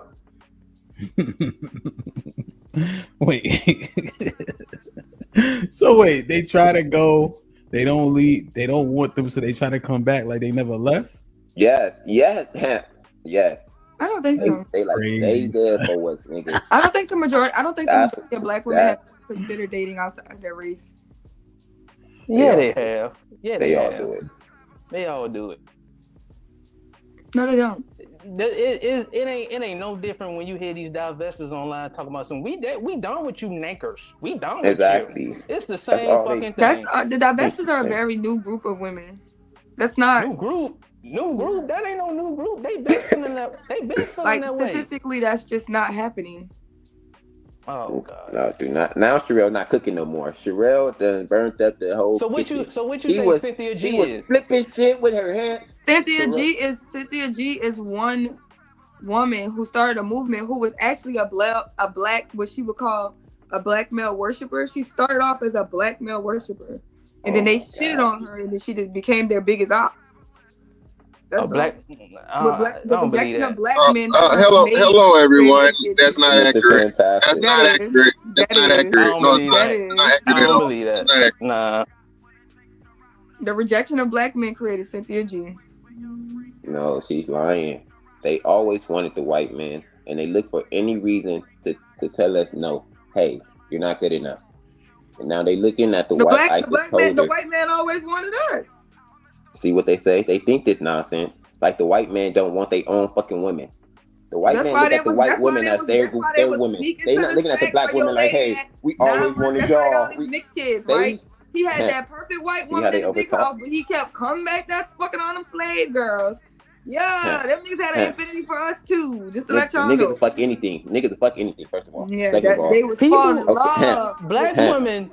TJ, stop putting that rhetoric out there, brother. It's not true. I'm not saying black men is fuck anything. I'm saying men in general. I said niggas as men to fuck anything. They love black women. But white men want their own fucking women, just like most men. Most men want their own women, and most women want their own men. Like the majority. Not all women. They want the white men. They look at white ISIS colder. Let Mr. Fantastic help you clean up whatever you done said, CJ, please. Why he over there eating? Hey, we're gonna do just like we did our case yesterday. It's gonna be easy peasy lemon squeezy.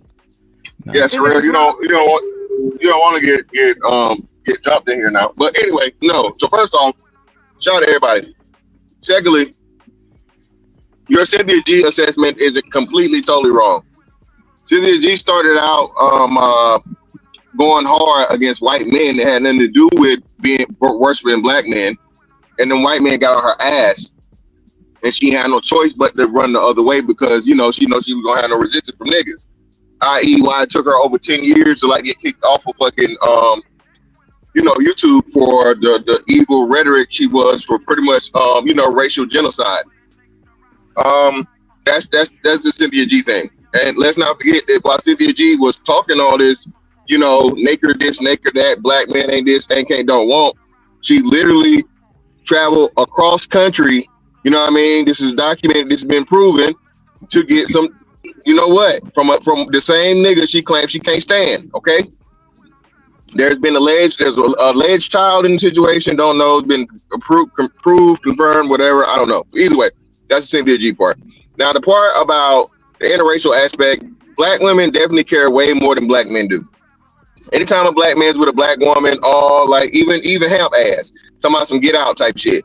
Do you know how many motherfucking black women delete black men on the yearly? Again, y'all keep forgetting, black women just have the highest domestic violence rate, all right? Be it in heterosexual or non-heterosexual relationships, okay? I just did a story the other day. This girl, nobody talked about it because this girl, she killed her baby daddy, bro. She got him up out of there. The police was there, and within an hour or two of them leaving, she hit the dude with a damn tire iron, then shot him. Got him up out of there, bro. Sent him to Uncle Charles. So we gotta stop. No, so she's a stripper, first and foremost. This is in Atlanta. She's a stripper. She was out or whatever, doing stripper things, and he was stuck at the house with his kid he had with her, and then 2 other kids that wasn't his. He was mad. He was texting her saying, "You saying some wild shit." So she got a police escort to the house. Once police get to the house, they go back and forth in front of the police. She tried to snatch the baby from the man, and wherever they leave, right? They get a call back to the house. The man come out the house. His last dying word was, "Hey, she hit me with the metal thing, man. Then she shot me." But he literally dropped dead right then and there. Well, he didn't drop dead, but that was pretty much it. They tried to get him to the hospital, couldn't make it. You know what I'm saying? He died. So again, and their stories don't start. There's a bull dagger story, right? To where this woman, she went to, she was staying at her brother's house. She set the damn car on fire outside the brother's house, and partially set the brother's house on fire. Told her all this shit, like, "Hey, when I catch you, I'm gonna get you up out of here." And she did exactly what she said in front of her child. Her child was like a toddler. I don't want to say like 3 or 4 years old. So we gotta start. The thing is that when women do these things, black women especially, it purposely doesn't get promoted. It doesn't get talked about. I just seen the thing the other day. This girl in, I forget where she was. She killed both kids. She cooked her children. She cooked her 2 of her children, bro. She cooked them on purpose. Cooked them. Not like that. She cooked them. All right. So again, it's the egregiousness of the stuff that goes on, bro. And black men get this rap. It's ridiculous. But anyway, black men do not care about. What's the point of you saying this? For black women to stay with black men or date outside the race? No, I really don't care what they do. The problem is they can't do it. So and again, the number one divester wasn't Cynthia G. That's what I appreciate you, Sherelle. It was Kristen Carrison. So Kristen Carrison had already had a child with a black man, and then she got her a good old white man, and that's the queen of divestment. She's the one who came to the internet and started the divester movement. Okay. But no. So the point is, black women. Huh? Go ahead. Why are we so the point is, road, black. I don't know. I don't know. I mean, shit. We just anyway. Black men do not care because black women can't do the shit they claim they want to do, bro. It's just cap. It's hopes, dreams, wishes, and all that shit, right? No genie is popping out the lamp. When these white boys deal with them, these white boys get rid of them. All this stuff, like I said, we proved that was a myth when Tiff tried to do that shit or whatever. And again, they just don't last. They don't make good partners in relationships. I'm sorry. Black men get the blame for something. Oh, go ahead. No, I was going to say I could kind of bring it back to kind of the topic. Well, to the earlier talking point, if you want that. Yeah. Well, what I was thinking was that rhetoric comes from jadedness, but CJ saying they already like them. Do you agree with that sentiment, Mr. Fantastic? You on mute. Who already like who? You on The black women already like the white. I'm on mute now. Affinity for white men. That's what he's trying to say. Yeah, so I was agreed. That's true. That's true. That's a true statement. So they don't. So it's not because they jaded, it's because they already like them. Yeah. They're obsessed with the white man. Do you secretly like white men, Jalen? Is this weird reverse like fetish thing? They never gonna admit it, huh? They hate admitting it. I bet you Jalen talked to white men. Hold on. Well, no, I'm not saying. Wait. I'm not saying. Wait. Let me say this. I'm not saying that Jalen likes them or even Sorrell or whatever. But there's a clear distinction in how black women treat black men versus how they treat white men. And why do you think they walk around? No one can deny that. And why do you think they walk around with this white women's hair on top of their head? It's not for us. We don't want that shit. It's a majority of them. It's not a small minority of women that do this shit. Of our women that do it. It's majority. It's about 90% of them walk around with another motherfucker's hair on top of their head. Hold up. You crazy as hell. You think most black women want white men? First off, you need to say hello to everybody. Yo, hi, what's up? Shalom.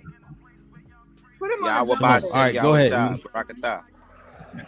Yeah, that's crazy. I don't know why y'all got this notion. It sounds crazy, but think about what I just said. Why do you think majority of them walk around with another motherfucker's hair on top of their head? And it's not their hair. It's not. It don't look like African hair. It look like white people hair. Why do you think majority of them do it? So, can I just? You ain't answering the question. Why do you think majority of them do it? Hold on. Wait. He got you. He shut you down that quick? Nah, I was about to let the lady speak, but yeah, so for him to make that deduction is asinine. Yeah, that would be more or less self dislike, more like what they see on TV, more like the trend that they're trying to uphold, but not never because they want a white boy. That's stupid. Like white boys are saying they want the 30 bust down. You feel me? Hey, I'm slicing these niggas up, huh? The shit is undeniable. Feel me? Okay, real quick. All right, okay, go ahead, Jaded. Real quick. Go ahead. Did you just witness the same jadedness I just witnessed him like in real time? I literally just sat here and said I ain't never had an affinity affliction for no white man in my life, and I'm being told I'm lying. That didn't come from Sherelle. I never said you were lying. I didn't say you were lying.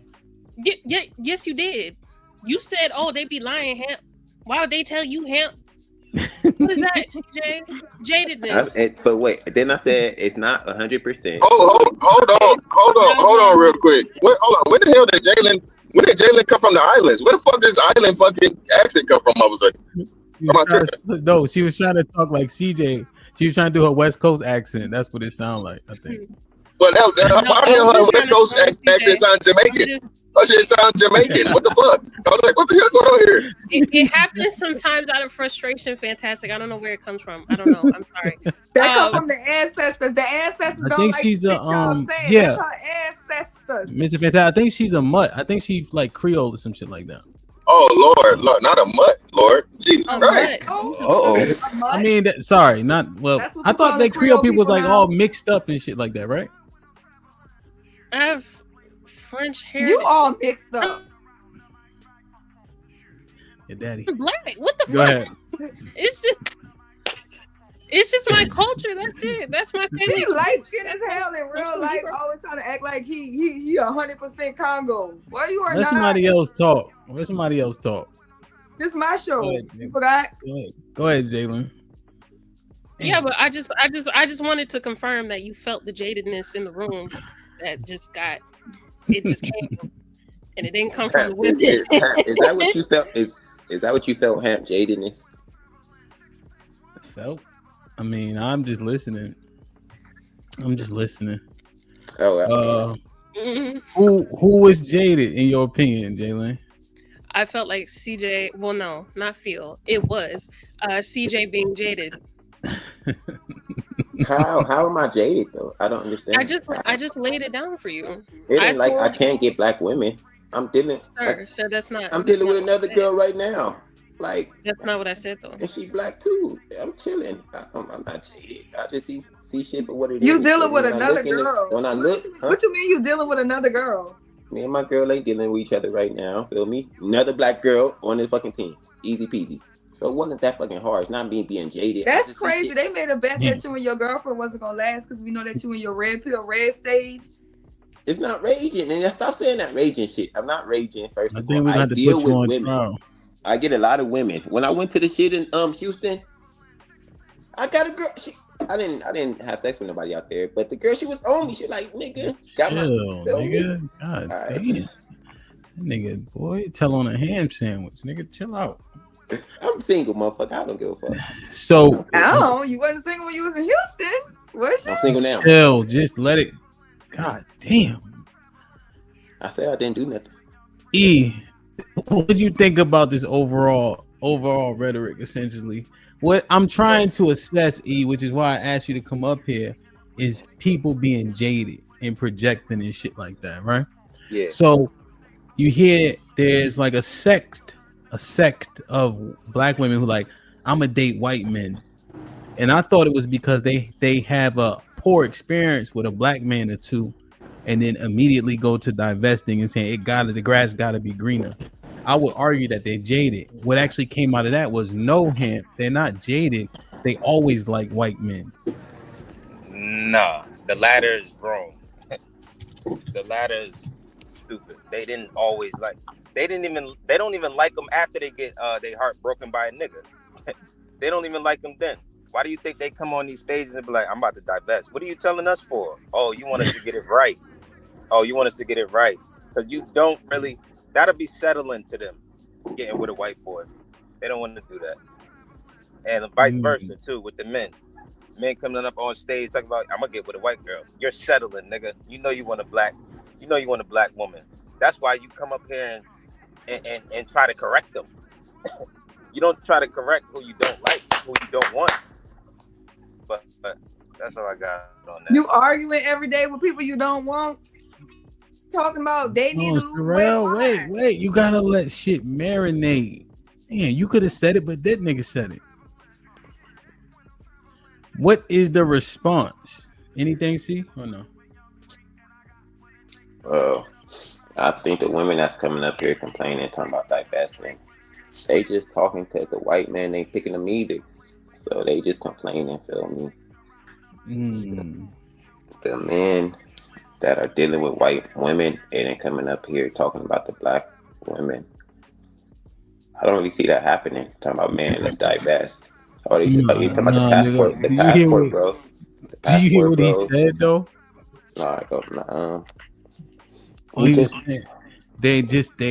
He said getting with a woman or a man of another race is settling to either one of us. And you wouldn't be up here so invested having a conversation if you really wanted those other people. Real divestors just go. They don't keep coming back and telling you, hey, I'm gonna leave. I kind of agree. I deal with black women, so I'm just stating what I see with the black women I'm dealing with. But I agree to a certain extent. Most men want to be with the women they with. I already said that. Most men want to be with black women. The black women are the ones that don't want to be with the men. Damn, so he's arguing one side of the argument, but the other side I agree with. Okay, so right now you and CJ 1-1. How is he 1-1? How are we 1-1? I thought he beat you when you first came up here. Whooped his ass, man. No, really whooped his ass in the second one too. I was being respectful. Yo, when you tell them that you in a work truck, they think you. Oh no, it's a work truck. They keep looking at the roof like, oh, this nigga look like a gypsy. That's crazy. But nah, So look, real quick. I know you going to your other job, right? But I wanted to ask you, man, because I remember you had told me this before. Like, share, subscribe, tell a friend, hit that like button right now if you can. That helps the channel the most. There's this podcast, right? It's called Fresh and Fit, right? It's a big, like a huge platform, essentially. I can't bring myself to watch that shit. I tried to watch it some years back. That shit, I just can't do it. Like, I just be listening. I'm just like, it's not for me, right? But E, did you see it on your own? I don't know. We talked about this like what 4 years ago, right? When I first started podcasting, 3 years ago, like when I first even thought about doing this type. No, maybe 2 years ago then. But 2 years ago, E told me that the Arab boy was his roommate in, what was it, Upward Bound? No, it was an interim to get into Central. So we had to take a little summer program. So essentially, them niggas had to do a dumb nigga boot camp to get admitted to school. Essentially, niggas had to do summer school before college to get in, right? Yeah. And so, what was he saying the same shit that he's saying now? How was he judging you? Tell me about your experience, because y'all was roommates. Yo, he says basically the same shit he was saying back then now. But it was more racist back then. Now he got to be a little more politically correct. Back then he used to say shit like, yo, black women, your black women is so easy. You're fucking hoes. My culture would never do that. How did you just screw her on the first night? How did you get her on the first night? Ill. I'm like, yo, I thought something was wrong with him. I thought he was maybe just shy or maybe an alternative lifestyle. But I realized it's just like he was such a geek to me and Lorenzo. Me and Lorenzo went up there. Mm-hmm. So you know, he was just hating all the time. Just hating on the girl, calling her nasty, hating on us for talking to him. Shaking his head when we got numbers. It's just like, I don't know. It's kind of the same as he talk now, but back then. So now, do you watch it? See, do you watch it? Yeah, I watch it. I like. This your brother? Like this your mama friend? No. Yeah. Really? No, yeah. No, yeah. Wait, see, I thought the mantra now is get women. I could show you how to get women. Do what you want with women. Exploit women. So the thing is about Fresh and Fit. The fresh nigga, I think, is a lane for sure. That nigga just go with the flow, feel me? I like Myron. Myron be spitting. Some of his rhetoric be kind of surface level. Myron be spitting. But Wait, Myron hates women. Myron hates women. I don't like y'all say that. They say that shit. I hate that hate women shit. Like, you can't tell the women the truth. You can't correct them, or they gonna say we hate women. That shit be retarded. Hold on. Hey. So wait. So because he gotta go. So Myron was his roommate. Yeah. So that's the thing, right? Because the context, the reason why I asked E, because people, when they are jaded, what happens, right? So if he telling women, you shouldn't be doing that, you shouldn't be doing this, y'all talking to too many women, you having sex with them on the first night, etc. That ain't the message now.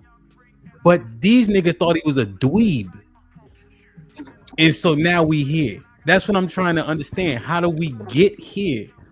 E, you said you got a number and he shook his head.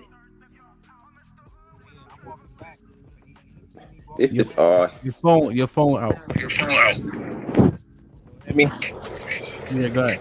Yeah, we give you number. Yeah, like he would just shake his head in disapproval of when I used to so-called bag women when I was in the world and stuff like that.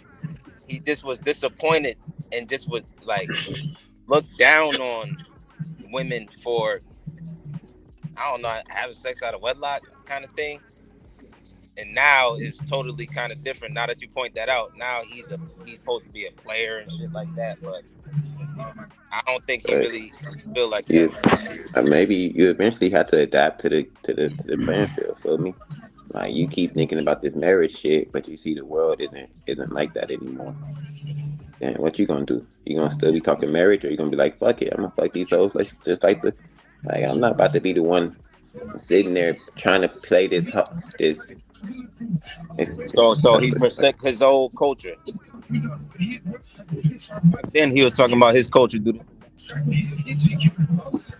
Turn the fucking radio down, nigga. Why you got the music on? I don't got the music on. Who Are is you that? the oldest?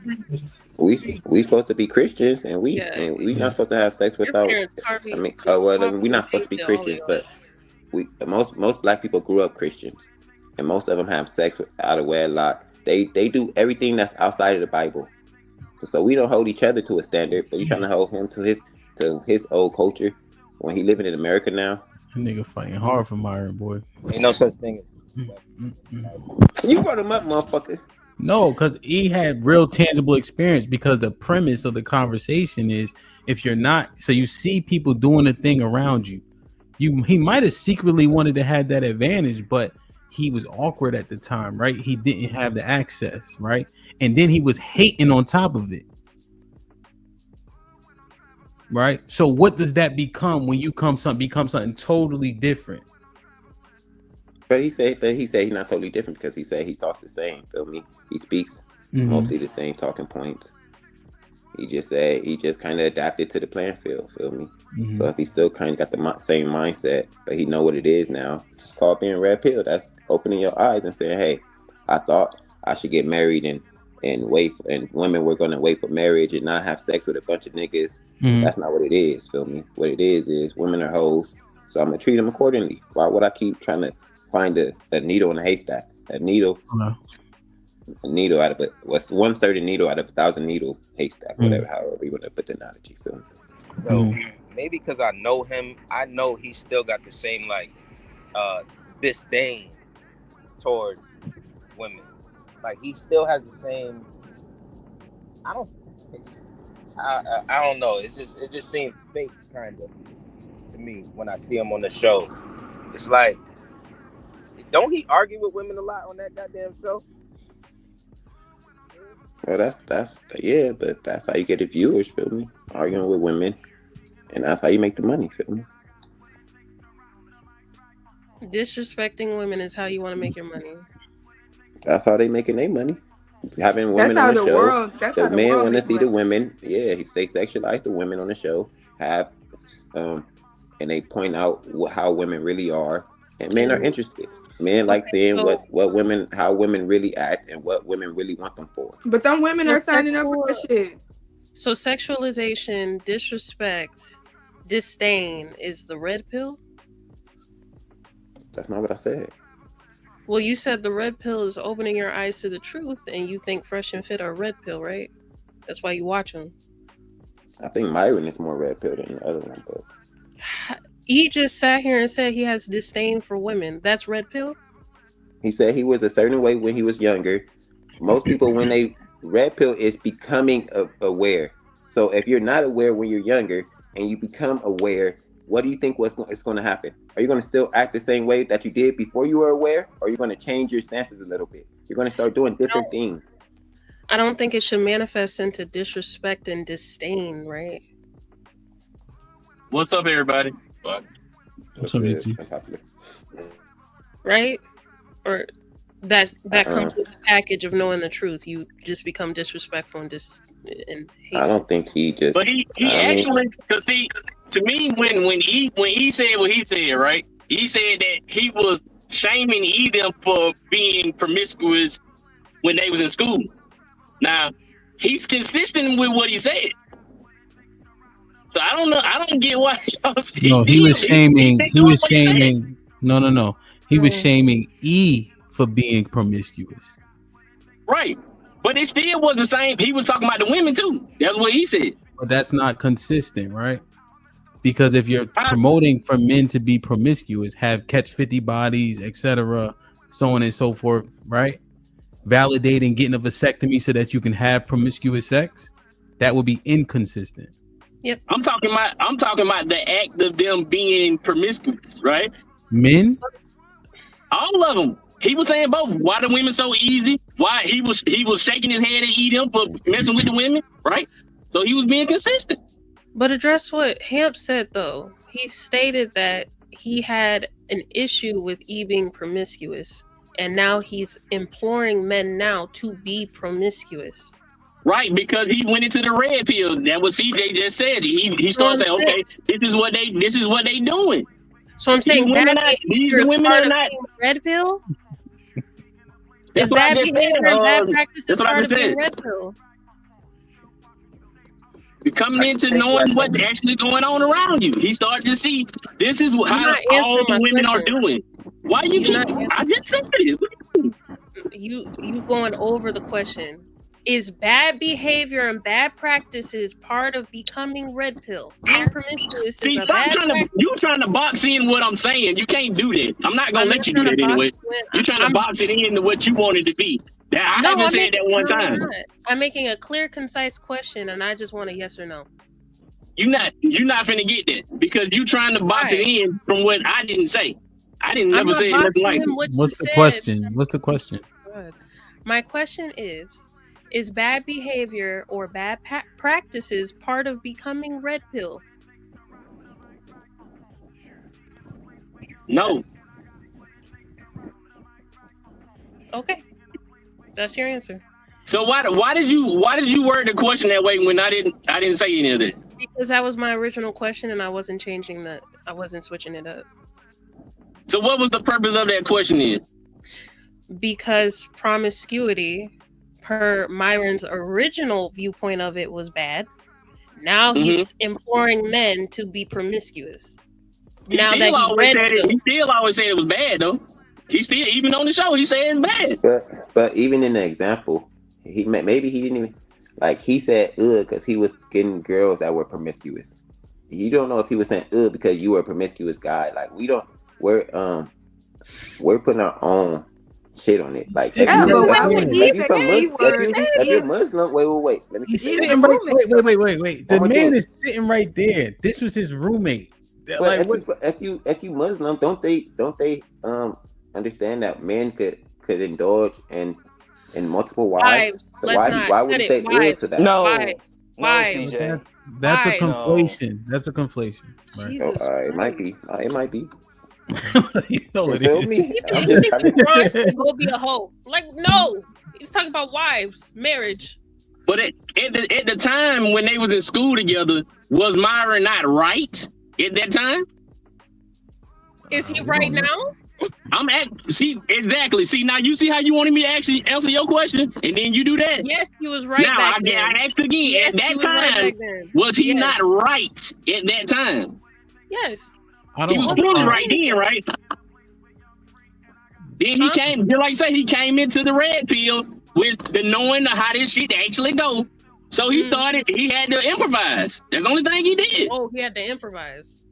Yeah. So what you see is kind of saying is during the time Myron was talking to E, it was when he didn't understand women and he thought women were prestige and these women shouldn't be having sex because that's the culture he raised in. We love these women. These women wait until their virginity. So when he starts seeing women coming in through the room, E busting down chick after chick after chick, he looking like, why are you doing this to these women? It just must be them. But after he red pill, he like, no, all these bitches is hoes.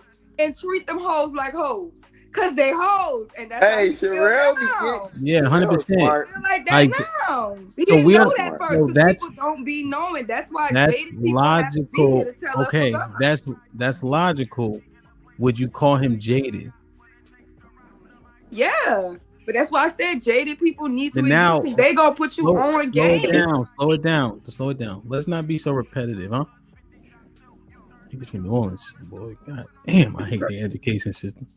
Okay, so finger crooked. I hate New Orleans. New Orleans about to rub me the wrong way. Shout out to New Orleans. So, okay, so he saw this, right? He was principled, right? Essentially, can we agree on that? He found out the truth in the earth. He let his principles go, right? To understand the reality of women's conduct overwhelmingly, right?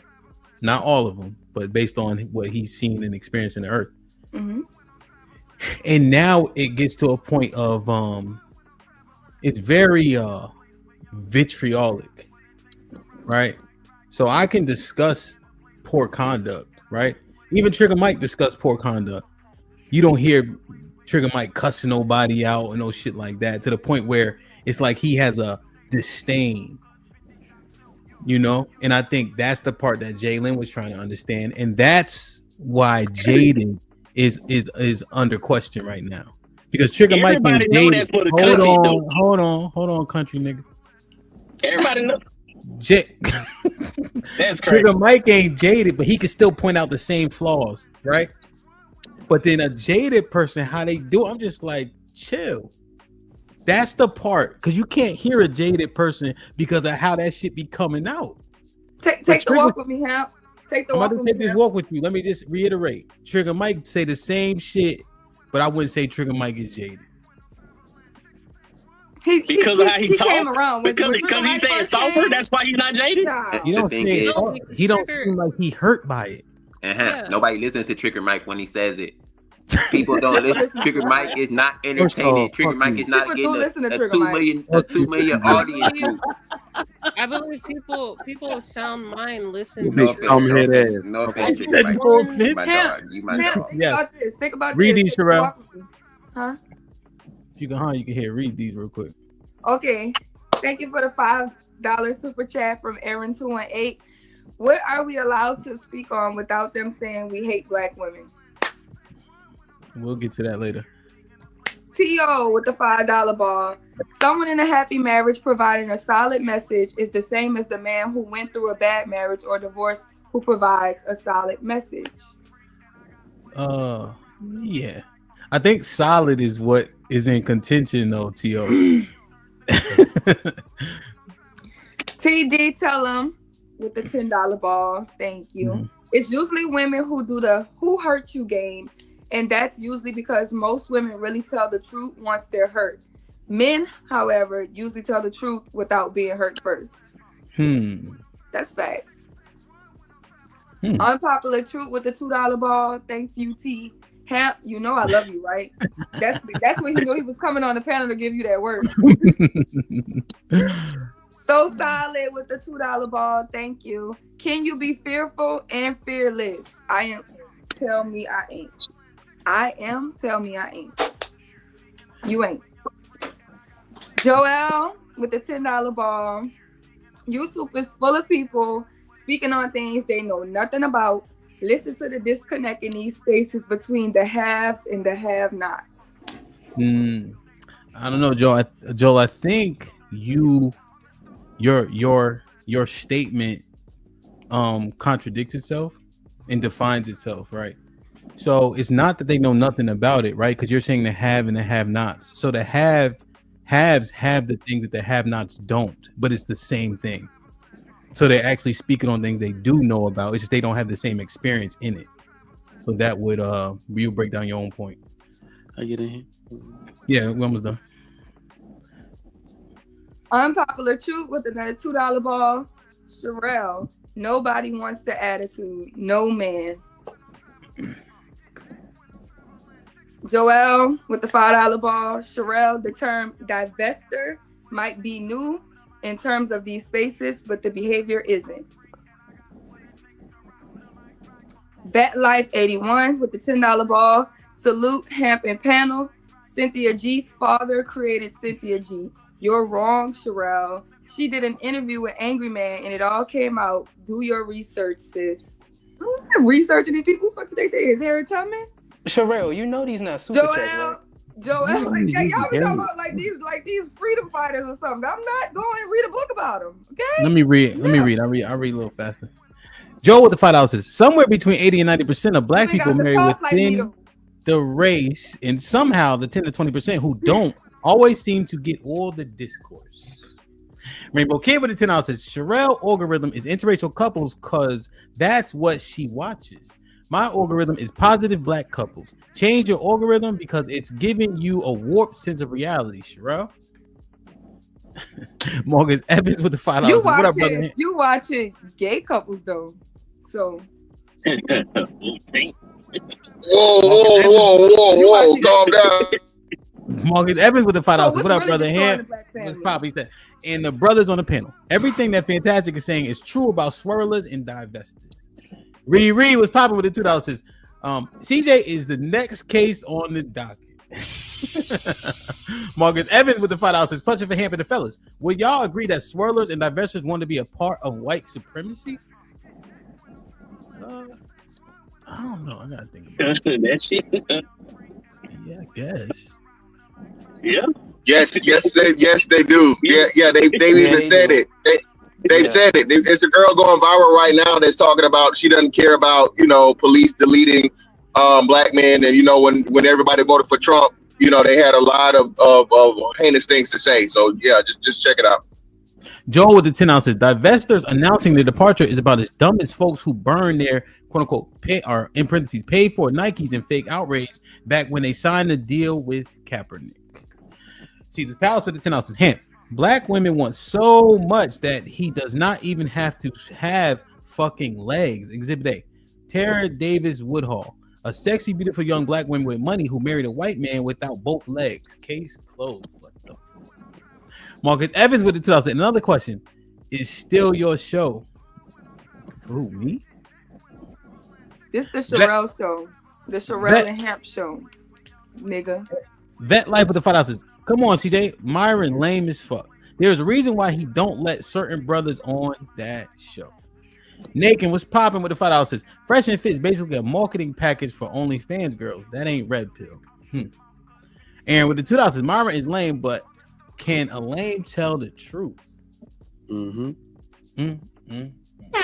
Like, subscribe, tell a friend, hit that like button right now if you can. That helps the channel the most. What'd you say, E? And then we can trigger Mike in.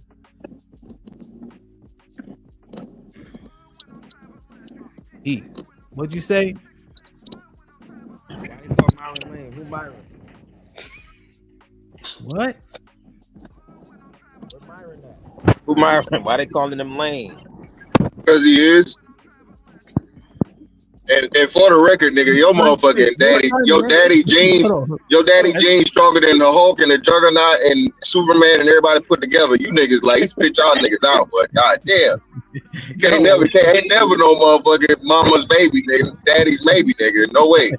Hey, fantastic! I'm telling you, when I first saw E, I did not know he was Hemp brother, but I kept saying he looked like fucking Hemp. I did not know that was your brother for real. Wait, I'm thinking he was talking about a line, brother. I'm like, look at Esau. That's me too. That's what I thought. Wait, god damn it.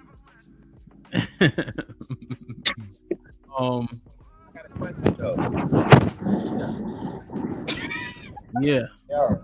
Hey man, Hal be hating on the Southern niggas. Know his daddy from motherfucking Alabama, Mississippi somewhere. When I saw Hal daddy, he had on overalls.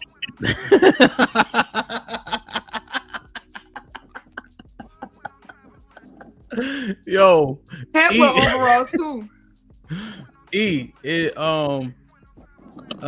Wait, what? That's not his name, huh? Who? Your roommate from getting the college program. Nah, that's not his name, actually. But you don't gotta say his name, but I know that's not his name. He got some corny name. Yeah, that nigga name Faoud or some shit like that. It's got a oud on it. Yeah, that's that nigga's name. That nigga's name is that's his American name. The nigga said his name. What do you mean? yo, your phone is ass, my nigga.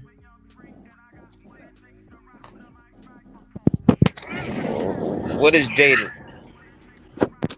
Trigger Mike, what's poppin'? What up, bro? What up, y'all? Goody. Good afternoon. No, dope topic, man. I've been trying to like speak on this particular topic for a minute. I ain't know you had somebody that close to him, but so I don't really know him like that, you know what I mean? But I don't know if he's jaded. I gotta watch back. But you know what I think he is? He's Hollywood. Because I think his argument is very paradoxical. Right? He says a lot of real stuff, but it's almost like the way he's acting now, if he's changed from who he was in the past, that means he's Hollywood. And that's what happens to a lot of dudes once they start experiencing stuff. right? So he didn't have access to all these women back in the day. Now he does. So most men don't have that experience at all. They'll never get to the level where, you know, everybody feeling them, everybody know their name. So, you know, he lost the morality argument, right? But I think it's pretty natural what we see. Like, most people don't know how bad they're going to behave or what they're going to do till they get access to do it. So it was, women should be in their place. Women should marry before they carry, when he was under his mother and father's leadership in college in a household. Then he became big man. Now he's like, fuck bitches, get money. How many people we seen do that? All of them. All of them. Oh, you don't know what you're gonna do. So it really didn't change the morality in him. Right now, he's going Hollywood. So, you know, it's gonna take time to see if this is really him or just the version of him that's getting ass, getting money. So Mike, it just so somebody they told me to hold on, let me see what they said. But they said he was on like Sugar Bear website or whatever that is. I don't know what that is. Sugar Baby website. Is that a thing? Seeking arrangement? Okay, so yeah. I know a lot of rich people. Pretty much every corporate suite dude that I know is on Seeking Arrangement. It's called Seeking Arrangement. They all on there. Okay. They act stupid with money. They act really whack. I think ass supposed to be free. What y'all do up there, Mike? Y'all, what they doing? What nice, doing on nice, but nah, they on there. No, they basically what they're doing up there. They're not hiding either. They'll let you know how much money they make. All of that. They're trying to get the best women and explain the arrangement up front. That's what they're doing up there. I got money. I'm taking you out. I leave my homie that does it. He travels 50% for work. So half of the month he's gone. His sinking arrangement chick goes with him. She quit her job, goes with him. So that's what they do up there. Okay.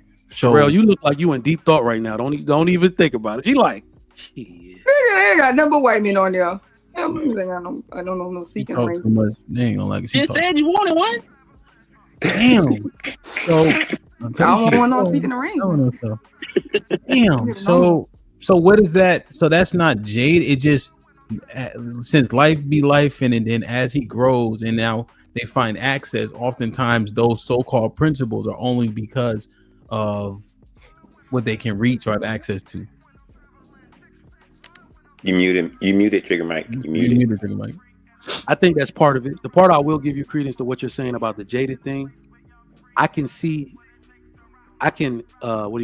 some hurt in a lot of his statements, because what he's doing is what a lot of niggas do at that level. They're punishing every woman that didn't notice them quick enough. So I do hear that in his rhetoric, but I don't think it would have changed now that he's the one with money. I don't think his behavior would be any different at this point in his life. Dudes act stupid when they get money. Dang. And I wanted to come up here and speak, because I'm gonna leave in a minute, but I wanted to speak on the jaded word. Why are we trying to? Because just like Sherelle said earlier, that's the person that's been hurt. We shaming the person that's been hurt. Why is that we making it negative every time we say it? It sounds like you jaded. Okay? Yeah, well, because but see, here's the thing: you can be hurt, and then if you move in the earth hurting people or perpetuating that behavior, you're then implicated. So if your behavior, if you hurt, learn from it, right? But if you act like the thing that tarnished you in the first place, you might as well be that thing. Yeah. Let me add to this, UT. Let me add to this, because let's take all of us from young men, right? We're gonna do a little bit of damage. That's built into the game. Right. I think the difference maker is, are you still doing that damage after you've been confronted about it? Because you know how a lot of dudes some dudes are whack, but a lot of dudes ain't whack. They just broke. Right. So in high school, I didn't get many girls because my parents didn't buy me Jordans. They didn't buy me sneakers and stuff like that. When I started buying that stuff for myself, I started getting a little bit of girls. Then when I went to college, I went crazy. And you know what I did? I started sleeping with all the chicks that wouldn't sleep with me when I didn't have money. And not giving them relationships or nothing. I just became a total asshole. But the difference is when somebody brought it to me and was like, you know what? I thought you were different. You really an asshole. I listened and was like, you know, you're right. I'm gonna stop doing that shit. I think a lot of dudes mess up because even after they've been told what they're doing, they don't want to stop. They still want to keep rolling that. Mike always coming with these. Hold on, hold on. So you let the hoe shame you and to stop hoeing?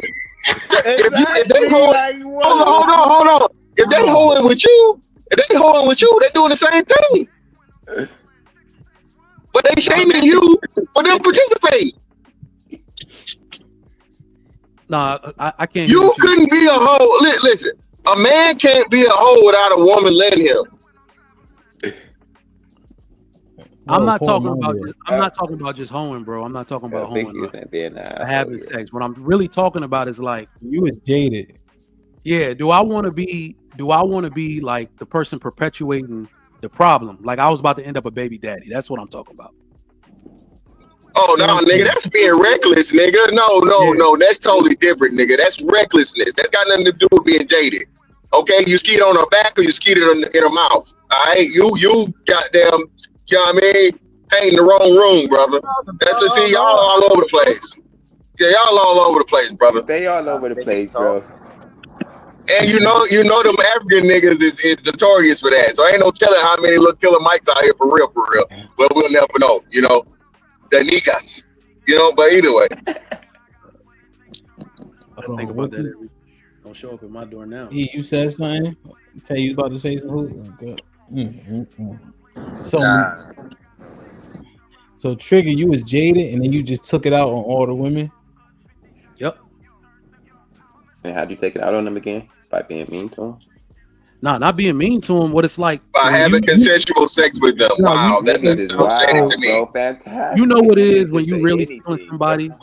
You know what it is when you really feeling somebody and they won't reciprocate that energy, and then you become somebody, and then they come back like, "Oh, I'm ready now." So what I could have did was like, "Nah, you won't feeling me then. Don't get with me now." What I did was like, "I'm gonna smash, but I'm not gonna pretend like I like you now because I'm still hurt by the fact you didn't accept me back then." A lot of niggas do that, but that's not really who I was. That was me behaving. I'm telling you, I was behaving like a hurt little boy. Let me tell you, don't listen again, man. No, yeah, bro. Stop. Listen, bro. That's why I hate we all do this, bro. Women do far more worse shit to niggas. Okay, you literally Hamp just did the fucking topic of the woman that said she told her baby daddy because she knew he was a simp. She used him for the time she could use him. Then she left the nigga after he paid for everything 99.9% of the time. Her husband, my bad, you're right. Her husband. You're right, her husband. You're right. So yeah, this woman left her husband, the man that married her after having 3 kids by 3 different men, bro. Come on. A nigga gets some pussy. That again, shout out to Mike Jones. Back then, hoes didn't want me, now I'm hot, hoes all on me. That is a man's life. As a man improves in life, the women that didn't have interest in him before and couldn't see him be whatever he was, understands it once the nigga gets some status, some money, and whatever else, right? Even is he jaded, Mr. Fantastic? No, he's not jaded. No, so then why did Mike have to run around telling us that? Because Mike. Well, no.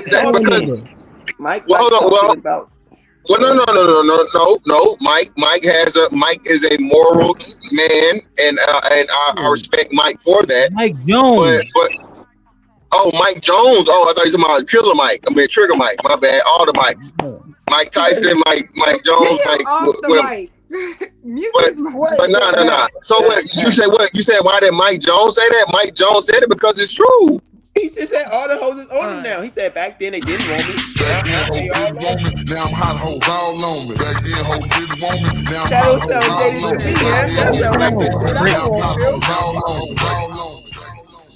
Come on, man. What women, and that's what I'm saying. Y'all try to make it seem like it's women do the same shit, and they do it at a much worse fucking situation. Beloved, that's not the argument though. Yeah, the argument is jaded though. So Mike running around back in ho didn't want me. Now I'm hot all. Then he gave out his phone number. Exactly. He wants. Wait, hold on, brother. Hold on, brother. Wait. You a little younger, so no, but the nigga been giving out his phone number. He been giving out his phone number since day one, so he was already giving his phone number out. But wait before this song, okay? All right, whatever. I actually called that number about one time. He answered the phone. It was crazy. That was for real. But anyway, what? He was not jaded. He was saying, "I'm hot now." No, he was. wasn't. I agree. Now I'm getting That's what I'm saying. a lot of different bitches. This is how the world is operating. He's not jaded. He's not saying, "I'm not fucking with none of y'all hoes that wasn't fucking with me back then." He fucking them all. Come on, hoes. He gave out his number. Like Fantastic said, he gave out his number to the fucking world. He said, "Call me." You're not listening. 0004 80 whatever that nigga number was. DJ, you're not listening. The reason he jaded, I don't even know Mike Jones. What I'm saying is the reason most dudes like that do that. What type of nigga would even think to say back then they didn't want me? So he letting you know off rip. I remember that shit. Trigger Mike. Hold on. Wait. Trigger Mike. Wait, stop. Hold on. Wait. Trigger, you gotta let him respond. Trigger, do not keep going. Trigger, let him respond, please. Hold up. Now it ain't. Just want to say, I'm gonna let you women have a real chance. I'm gonna take you out. No, I'm nutting on all your face, and I ain't picking up your call afterward. Them niggas are jaded. Whoa, brother. Whoa, now. Whoa, brother. You got too much dip on your chip. We ain't going too far. Hold on. So hold on. It ain't just wait. Mike Jones is just the most blatant one to say it. Jay-Z said the same thing. Yes. Used to tell their friends I was ugly and wouldn't touch. Wait. Hold on. Hold on. Used to tell their friends I was ugly and wouldn't touch me till I showed up in that dubbed out buggy, right? What Biggie say? And what do both Black those and ugly is never, however. But it's not. Listen, Biggie, that's not the same thing. Y'all keep saying. What you mean? How's it not the same thing? You can't add Biggie in there. He said black and ugly as ever. However, he didn't mention how they didn't like him. The other two niggas, I had to come up in a dubbed out buggy. Yeah. Yes. Like I don't remember that, and I don't remember you. Hold on, hold on. How's Biggie is saying the same thing? Biggie is saying, despite me being unattractive and bitches not wanting to fuck with me because I got money and because I'm famous, hoes is fucking. That's all they saying is I got money now. He said this. Slow down. Black and ugly as ever. However, I stay coochie down to the socks. Yes. The other nigga said what? You used to tell me I was ugly and wouldn't touch me. Now I it's the same. That's not the same thing. It's the same thing. So hold on. He keeps calling himself ugly. Wait. So the man calls him ugly, more likely. Well, hold on. More like when a man gets called ugly, who more likely calls a man ugly and he takes it serious, or he takes it as like that's what it is. Niggas call niggas ugly every day, and every nigga should be ugly to every nigga. So when nigga calling you ugly, no one cares. Women called him ugly. That's what he was saying. Biggie was telling you, hey. Yo, come on, hold on. Let me play this real quick. Cause you up here wilding right now. And you crazy. Windmilling. Wow. Windmilling for Biggie. Wow. Stop windmilling for Big ain't with them niggas. Biggie said this. Can you hear me? Fine. Repeat this that to is me. Wild, bro. Repeat that to me. One. Can you hear me? Black and ugly as ever. However, I stay coochie down to the socks. He was saying it didn't matter how ugly he was. He was getting cheeks. Jay-Z said, you used to tell me you were ugly and wouldn't touch me until I pulled out. Hold on. Buggy. No. Hold on, nigga. You don't understand the No, because you stopped. Wait. Because you stopping on the lyrics on purpose, nigga. Finish the Biggie lyrics out. I stay Coochie. It's not Coochie. I stay Coochie down to the socks. And the brand of clothing that's like $500 for a fucking shirt. All right. I stay Coochie down to the sock. Rings and watch filled with rocks. Ain't my jam knocks in your Mitsubishi. Girls TP when they see me. What is he saying? Because I have all of this. Wait. Thank you. Because I have all this material shit. You stop. Yo, this shit is not the same, bro. It's not the same. It is. You gotta be trolling me right now. So let me ask you. You gotta be trolling me. The nigga is saying. Did he have the money before? Did he have the money before he started rapping, or after he started rapping? Huh? It was after, clearly. To be able to buy the clothes, he had to be. I'm guessing he became a rapper, right? Yo, I'm asking. I don't know because I'm not sure. What did you ask me? Sorry. UT, let me say this. If I say no, you don't need to say it because you're just airing on what Mr. Fantastic is saying. I'm about saying, to kill the argument right now. Hap. Hold on. When you just listen to the bars, there's no way Mr. Fantastic is saying that. Jay-Z saying you used to tell me you was ugly and wouldn't touch me with I'm black and ugly as however. That don't even make no sense. That's not the same thing. It makes perfect sense. Ham, he's telling you that the women say this to him. Women say this nigga don't look good. They say he ugly. They say he unattractive. But yet still he fucking these hoes. Because he stays coochie down to the socks, rings and watch filled with rocks. And my jam knocks in your Mitsubishi. Like you said, I'm famous. So I'm rich and I'm famous. So these hoes is fucking, bro. Regardless of in just a fucking different context. Then we can jump to motherfucking we can jump to the Migos. Migos said the same shit. Plenty of rappers have said, hey, before I had the money, before I was fucking up, these hoes weren't fucking with me. When I got the money, when I got the fame, all these hoes are trying to fuck. This is where you might be right. He said, heartthrob never, black and ugly as ever. However, that part makes Thank you, nigga. Hey, thank you, nigga. You left that part out, dickhead. Nigga, I could have black. You could start at black as ugly, everything added.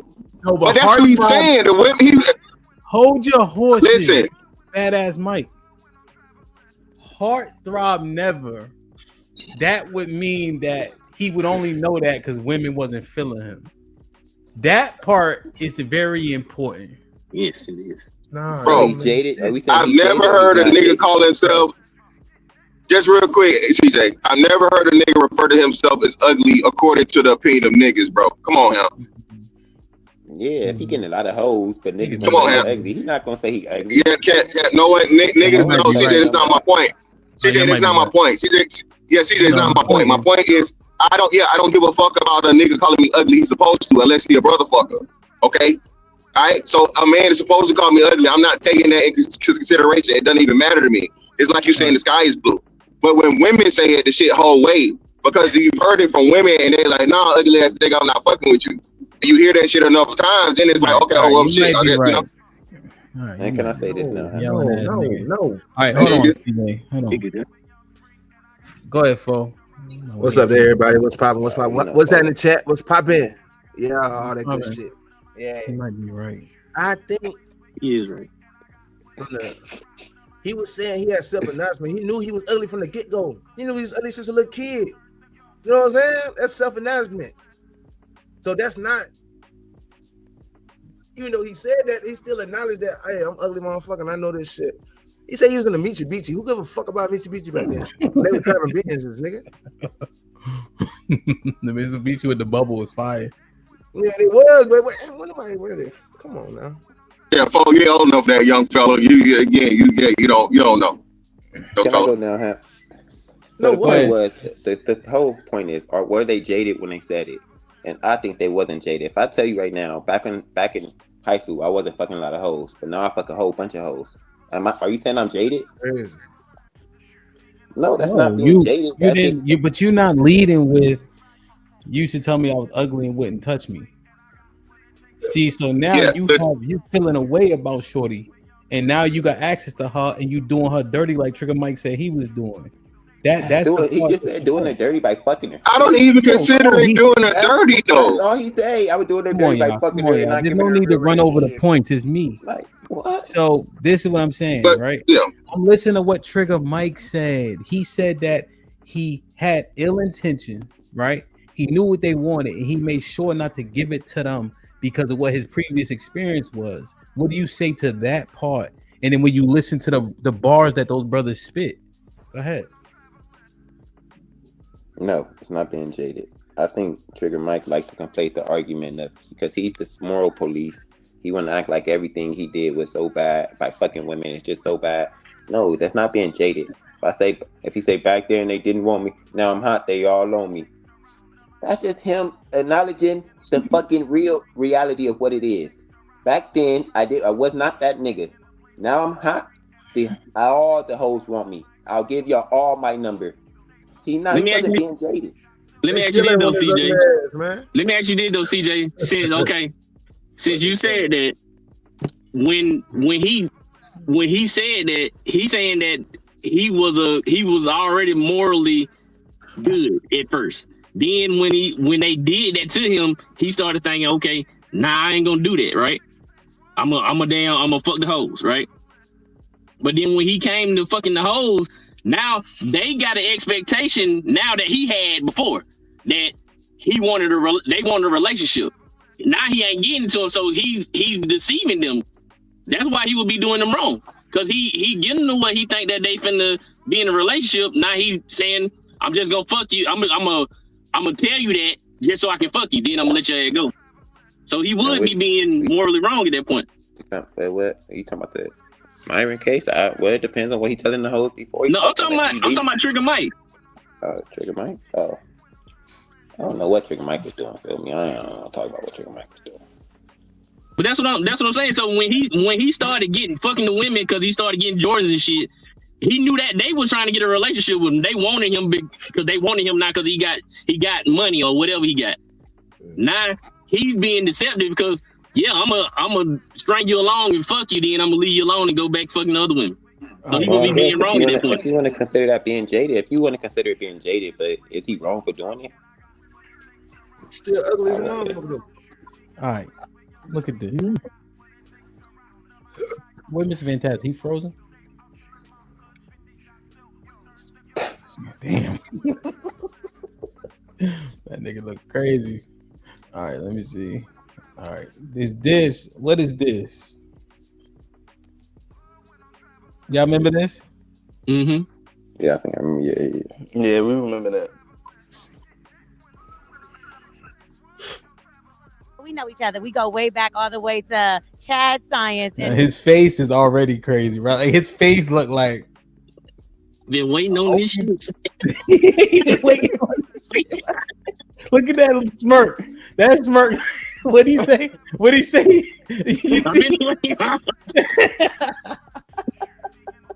That nigga like this. And you know, we know, but you can't see it. He was just like this. He like, yeah. Each other. We go way back all the way to Chad Science in Newark. Okay. Corny kid, right? No, I did not say. See? Damn. Yo, he been waiting on Shorty, son. He been waiting on her. He feeling away for sure. Know each other. We go way back all the way to Chad Science in Newark. Okay. Corny kid, right? No, I did not say that. Misquoted for sure. Michael B. Jordan. Yo, I ain't watched this shit in a minute. That nigga Mike said, yeah, I heard it. Damn, son. But I guess I wouldn't say he jaded in that point. So y'all calling him? Yeah, come on, please, bro. Come on, please don't do that shit. He wasn't jaded. That bitch a gnat. She's a motherfucking gnat, bro. Yeah, but you know that's what women said. That's what women and all the simps said. Yeah, the simps and all the women said, "Oh yeah, he jaded. He should have let that shit go. He should have." No, the bitch said it recently, nigga. That's the reason he brought it up. He wasn't holding on to no shit from way back in high school. It was literally an interview he did like a couple of months before she on the red carpet trying to get in touch with him, and then use her previous relationship with him, you know, before he was famous, as like, you know, justification for him speaking to her.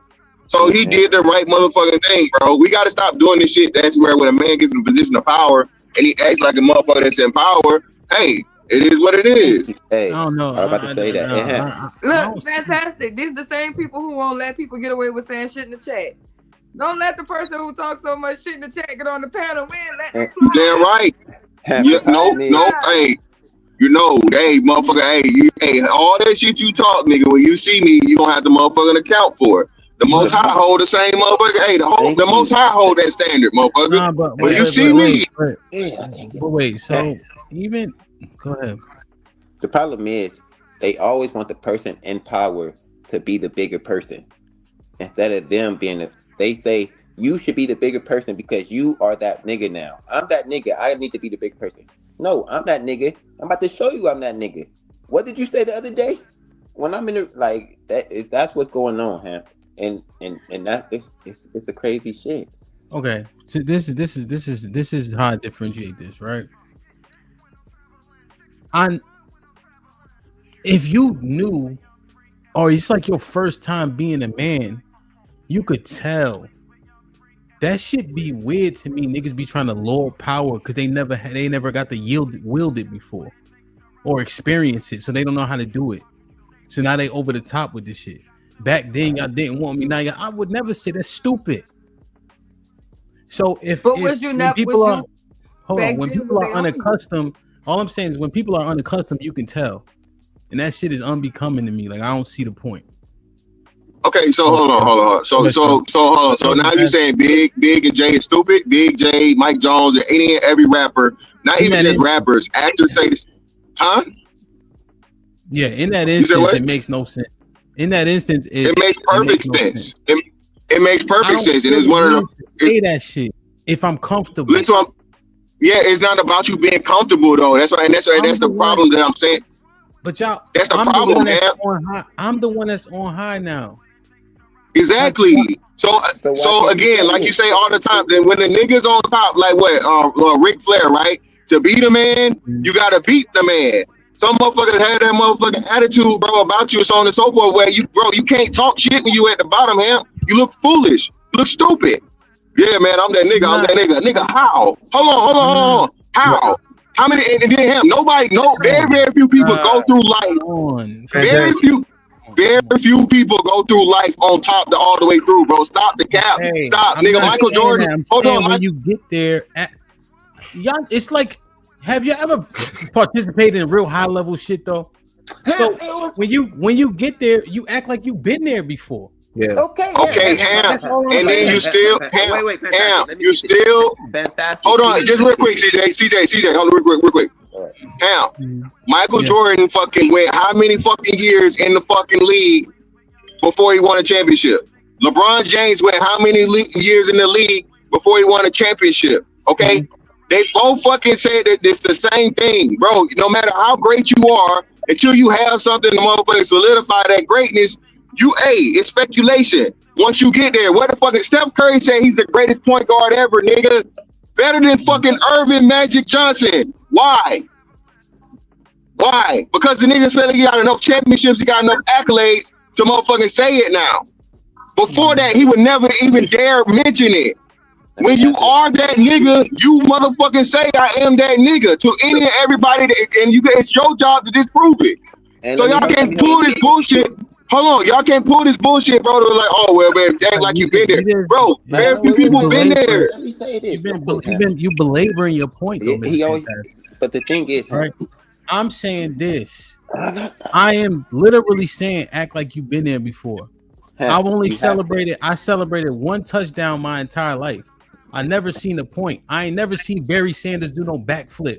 He's still arguably the best running back to ever live. It's just like when niggas get this, newfound, wait a minute. When niggas get this newfound power, right? You can tell. I don't understand. Come on. But you're not listening to me, right? I'm listening. But I'm in the middle of a sentence, right? So there's no possible way you consuming what I'm saying. So just go ahead and go so I can finish what I'm saying after you're done. The thing is, though, if I come, like me fighting Jace was very humble. He was cool dude. So I wasn't walking in there, I'm about to beat the shit out this white boy, blah, blah, blah. But if the nigga came in there talking shit, oh, this my opponent, I'm about to dog this black motherfucker. Then I'm going to start talking shit. And when I beat his ass, I'm not going to be humble about it. I'm going to say, this the white boy that y'all thought was going to beat me up? He was talking all that shit and I just dog walked him. I don't have to show humility in that instance because he wasn't showing humility. I don't need no more analogies, right? You saying people talk shit to you, people trash you, people clown you, right? And so therefore, when you get on high, you're gonna tell them how it is. You're gonna tell them how you really felt about what they were doing. I understand it, right? When the nigga come in the gym and be talking that shit, you ever have people that come in like that shit really be happening? They think that shit only happen on YouTube and shit, right? Niggas be talking crazy. I'm like, well, come on. Let's just go and see who gonna win the fight.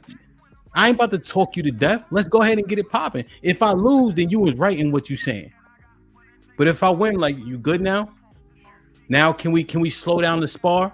because niggas be going all hard and shit till they get hit with some shit, and then now they gotta say you straight because I already knew I could do that.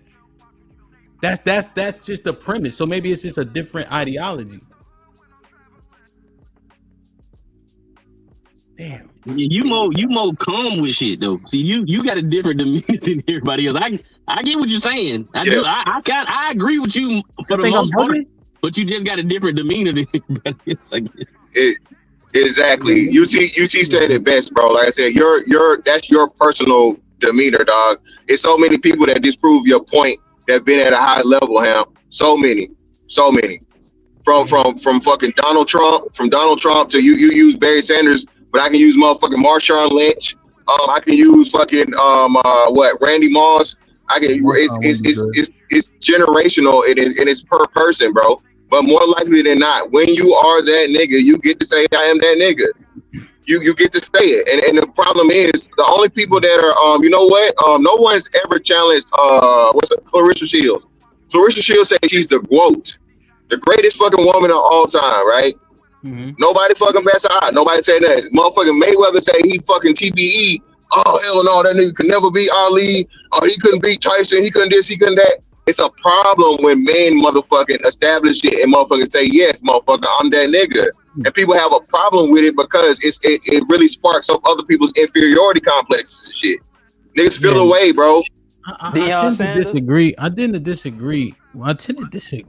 It's just like I don't know. I just thinking like when you look at the if you look at the best backs though, when you look at the best backs, they be acting like Marshawn didn't act like Marshawn literally do a handshake, I guess. But I guess he like grabbed his nuts when he jumped in the end zone. Yeah, the nigga grabbed his nuts. The nigga did all kinds of crazy shit. What are you talking about? Marshawn Lynch is one of the most expressive running backs ever. No. Hamp. Even in your example though, if the nigga come to the gym talking crazy, you put him in his place. At the end of it, you probably be like, all right, now watch how you talk to me, pussy. You're not just gonna be like, you're not gonna be the most humble person in the world. You're not gonna be like, okay, are you okay? Did everything go as planned? No, I won. No. I'm like this. You're gonna have some kind of bravado about you, like, okay, I'm that nigga. So literally niggas come in the gym wilding. I would say, come on, let's go fight right now. Don't start talking that shit. Let's go fight right now, literally. And I ain't the best boxer. Stevie wanted to know that, but I'm tough and I punch hard. And you're gonna have to put me out. And then when you can't put me out and you get hit with some shit, I'm like, you straight now? So then maybe that's a little bit of the like, but I don't be like, you bitch ass nigga. I knew you couldn't. But I'm just like, yo, because once you hit somebody with some shit, it's they wobble. You're like, oh, you good now? All right, let's work now. That's you. No, that's you telling them like, all right, now you better shut the fuck up. You see what I'm saying though? I'm not like over the top. And then anytime like growing up, we went to this camp. This nigga was dogging niggas. So he dogged two niggas. I'm like, coach, can I go next with him? Cause I just want to see at that point. I want to see where I'm at. And if you dogging shit, you running your mouth too much, I want to go now. And then if I win that, I'm not gonna be standing Lord and I'm gonna say you straight now. But if he talking but shit, if you're saying that you straight now is the same thing as bitch ass nigga, then but I don't think it is. But if he's talking shit directly to you, Ham, nigga, it is the same thing. Nigga, it's the same. It's even worse. It's even worse. It's even worse because now you're personally telling him you're not. You're not even. And you're doing like I said. You're humiliating him. So when you nigga talk that shit, you talking to the audience, you talking to the crowd. You're not even focused on the superior to him, right? Mm-hmm. But when you stop and you done dog wall the nigga, especially in this type of physical fucking match between two men, bro, you're humiliating that man, bro. You good now? You straight talk to him in a fucking calm baby voice after you just fucking, you know what I'm saying, overpowered a grown man. I'm just saying the nigga wanted to box. Fuck. Hey, now that Texas just said that, it is worse because it's like now you treat him like a child. You alright now? But it's one to one. Now we gotta say thank you. I'm good. I don't want nothing more. You just sunned him. I'm just saying, bro. Nah, nigga, fuck that, nigga.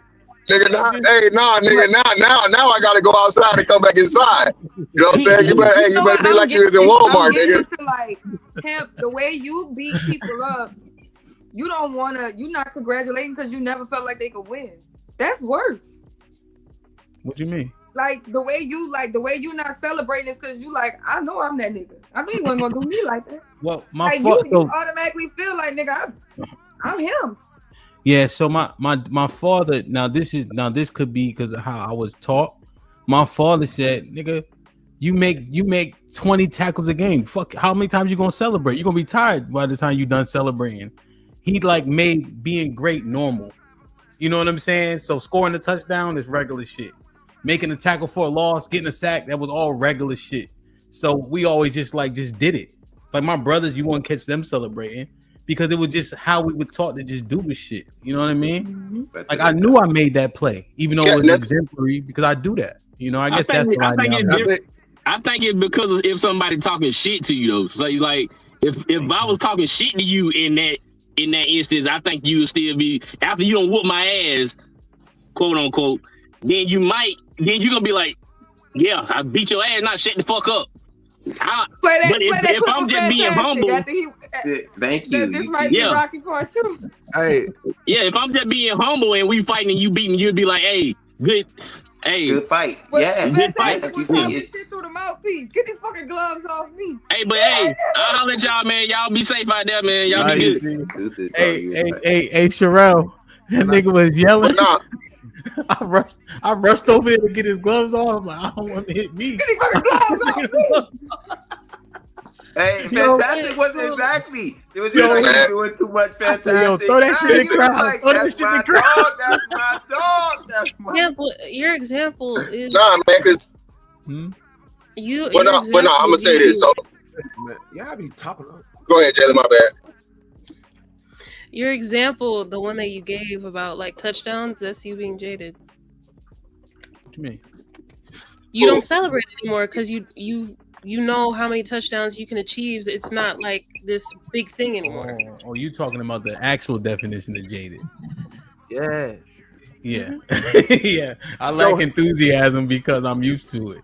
Essentially. Yeah, that'd be jaded. So him, I was gonna say But yeah, so that's Go ahead, Fo. You know it's hard to kind of go ahead, Fo. Go ahead, Fo. No, Fo. Go ahead, Fo. My bad. No, I was gonna say it was 3 levels to this thing. Like when you first start off, you gotta prove yourself. That's probably your adolescence, your teenage years. You gotta prove that you belong where you need to belong. And then after you get through that first saga, then you stapled in there. You're already solidified. So it's like I don't have to prove shit else. I don't have to prove shit to the older, the younger, none of that. I'm in my spot. I've been here for a couple years. I'm straight. I ain't really got to prove. I just got to keep up what I need to keep up. And then when you get to your older, the third stage is the older stage where you do have to prove yourself because they overlooking you. They thinking you ain't got it no more. So that's when you got to show them like, hey man, I'm still having whatever y'all think I'm lacking here. So it's just 3 stages to that thing, man. For real. All right, and shout out to Fo, right? Because now, hey, it's another one. Hey, I'm another one that ain't got nothing to do with the hoes whatsoever, right? What 50 say? 50 said, "Damn, homie, in high school you was a man, homie. The fuck happened to you, right?" Yeah, that's the same thing. That's the same thing. You got niggas that peak in high school or even college, and they think like these niggas done won the motherfucking life awards. Nigga, you like, you know, God willing, you're not even a third through living, nigga. You celebrating all early, you think this is it? Especially in high school when nigga, you got support from your mama and your dad, nigga. You ain't got no bills, you got a responsibility. You know what I'm saying? You ain't got to provide for yourself, and you get to celebrate now. And then you get the motherfucker telling the nigga that turn around by the time he 25 or 30. Oh, nigga, you was lame in high school. Well, nigga, you lame now. And it really count, nigga. Yeah. You lame. You still we 30 something and you talking about high school lame ass nigga. Now hey, put the fries in the bag, please. I'm not jaded. I'm not jaded, bro. I'm not jaded. That's what I'm saying. So it's the same. My bad, go ahead. Well, no. I understand the analogy well. I think it's well taken. It comes across, and we use jaded pretty colloquially. I think we all agreed to that during having this conversation, right? But that's what I'm saying. The word is like fucking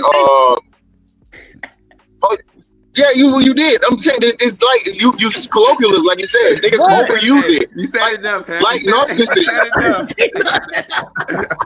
You did. You said colloquialism, nigga. That I'm talking about that. I'm interjecting right there. Yeah, but why you interjecting there though? I didn't need your help. That's the key word. But he said, but no, nigga, you helped my point. That's the key word, nigga. Go ahead. But I wasn't You got it. going- Go ahead. Cook, nigga. I wasn't even saying nothing. It's not Monday. You said enough. You said enough, motherfucker. Yo, I done enough. You- Yo, I forgot what the hell I was saying. It just so how we use the terminology, right? It's just like when we get up there, it's just like, nah, nigga, you talked about me, you ain't like me, I'm about to do all y'all filthy. It's like the intentions with a jaded nigga as we use it, they come across, it manifests differently, which I think is problematic. Like what Mr. Fantastic did, we agree with that, Hal. All right, hush for a second, nigga. I think what Mr. Fantastic did was not jaded. He was tired of niggas just talking. Literally, oh, Mr. Fantastic, you can't do this, you can't do that. That nigga was out of shape. Everybody a professional boxing coach after Mr. Fantastic had his first fight. You know what I'm saying? Like, to your point though, he should have showed humility. He shouldn't have said nothing. He should have just been, just shake people's hands and walked out the ring. What? Instead of doing what he did, instead of his no, fuck all that. You know that shit wasn't happening. Instead of his and then I showed all these put that. Hold on, Fantastic, I got you. Instead of his celebration, in your example, he should have just shook people's hands and walked out the ring and then went to go get his water. What do you watch this, smart guy? Asshole. What do we remember Bart Scott for? You know who Bart Scott is? I don't know who that is. Ravens and Jets. Y'all remember Bart Scott? You know what he said after the game? Niggas was doing all this shit talking and all that, right? He got the microphone and he said, "What you got to say about next week?" You know what he said? Can't wait. That was it. That will go down in fucking history as the best shit. Now they got their ass whooped the next week. But he's like, what do you have to say about all this? That nigga said, can't wait, and walked off. I'm like, my God, that got nothing to do with my point though. No, but what I'm saying is, you could do the Mr. Fantastic, or you could do the can't wait. Either way, I was like, yo, I wouldn't want to have to run the ball against. If you would have asked him a question about his next fight, he could have said, "Can't wait," and dropped the mic and walked off. Feel me? After his celebration, you could have said, "So what do you think about your next fight?" No. It don't have the same impact. Niggas can't wait. That's not the same thing. No, bro. after his celebration, oh my God, he's a hater. Come on, man. Come on. But yo, look how many people said it in the chat that quick though. Cause that shit was I know Prime played football. AC, but all the niggas, well, he a Baltimore fan, right? But mad people remember that. Yo, that was a bar, son. Now I'm not saying you can't be Muhammad Ali, but God, you know what I mean? I'm just looking at I don't know. It's ideology difference, I guess. When your accolades outweigh your talking, man, it means a lot more, man. When people see, they already seen what you done did, it's different. Why you think the disciples followed? You know what I'm saying? Because they already seen the miracles get worked. So why would I not? You feel me? He teared up. Oh my goodness, man. That is interesting, bro. Let me read these real quick before Mr. Fantastic cut somebody else off. Making the world go around with the $5 says it's like Sonny versus Michael and Godfather. They both handle bids, but one talk more. You right, but Sonny talked too much. They knew Sonny was gonna get hit. Now Sonny wasn't afraid, but Sonny was always putting them in harm's way, man. He always was getting them in the shit though, Nick, and that's the issue. He played his cards all the time. Bravo with the 20 bucks is hint. If I'm with you on the act like you've been there before, mentally and not understanding why some people celebrate the way they do. With that said, I remind myself often, you can't expect you from other people. Pound. Yeah. Now I'm not even rendering their ideology wrong. It's a difference, and I just wonder what I don't even know if it's like effective, but better. I guess more effective. I don't know. Bet life with the 10 ounces of hemp. I play a receiver. If I beat your ass off the line, then double move you and dusted your ass for 80 yards, I'm talking shit. If you beat me off the line and then do a double move, you just rubbing it in at that point. Reaper with the 10 ounces hemp. Just because you danced like Carlton when he was at the frat party that didn't want to accept him in Fresh and Prince and you ashamed of it, don't mean others can't celebrate when they get a touchdown. Salute, though. Your daddy. Said with the $5 says no hemp. Big started off saying first things first. Our Papa freaks all the honeys, which shows confidence. Exactly.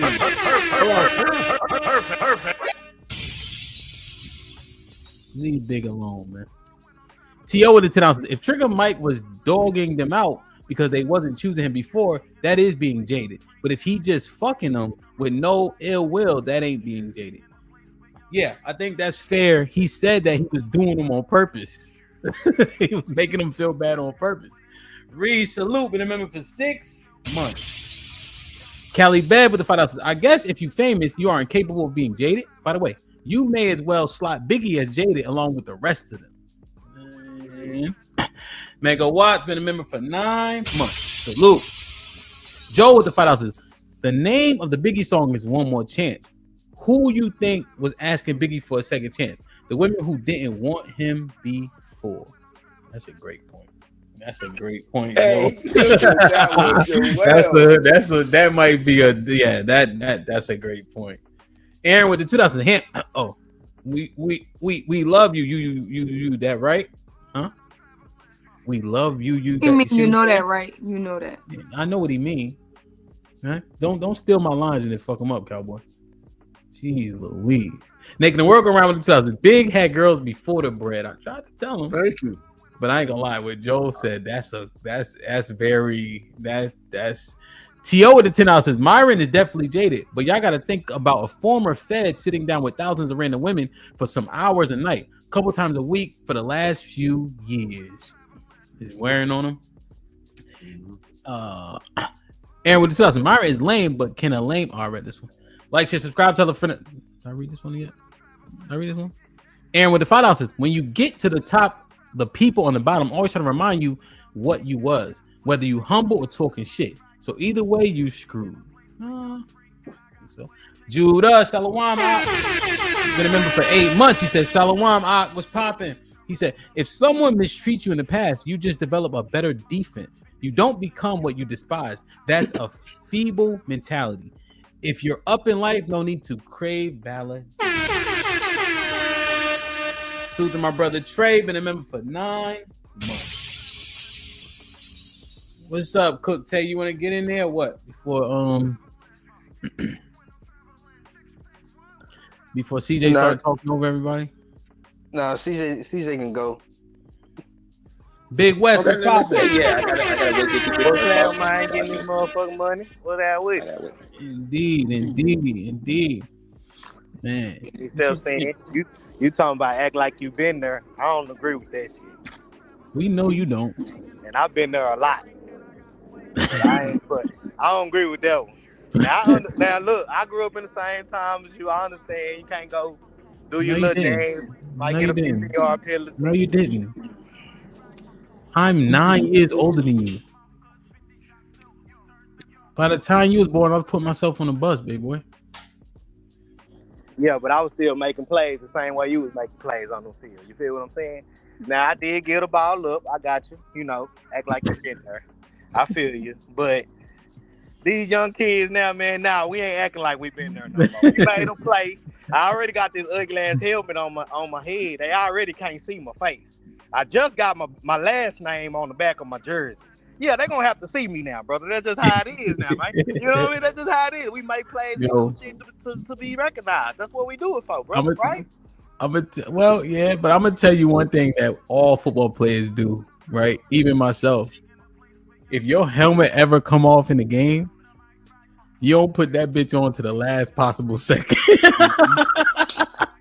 Hey, nigga, I don't even got dreads. I'm out here throwing my head. You know what I'm saying? Yeah.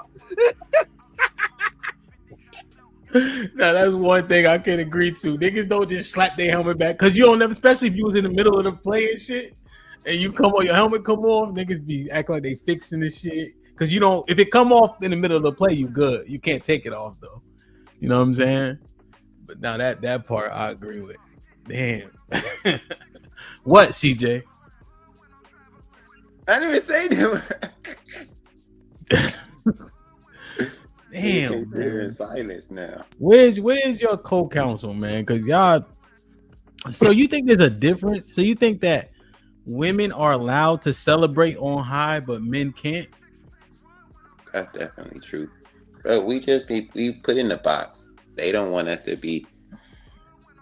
We can't frolic. We can't celebrate. Oh, we already had this discussion about the frolicking thing. They don't want us to frolic. It's the same. It's in the same field. Feel me? Frolicking, celebration, being empowered, and displaying that power is all a problem.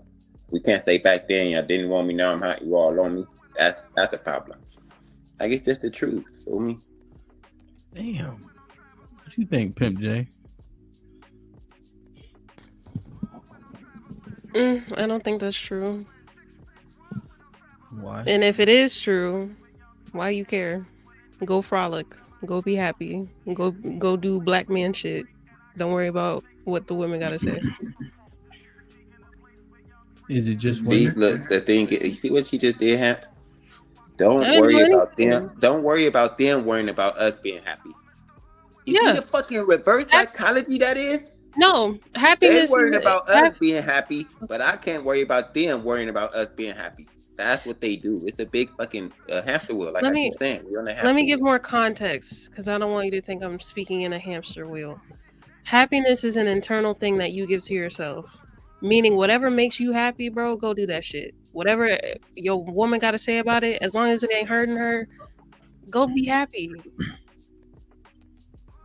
That's what I'm saying. Yeah, I agree. So then, if it ain't hurting you by me celebrating, then don't worry about me celebrating. Let us celebrate.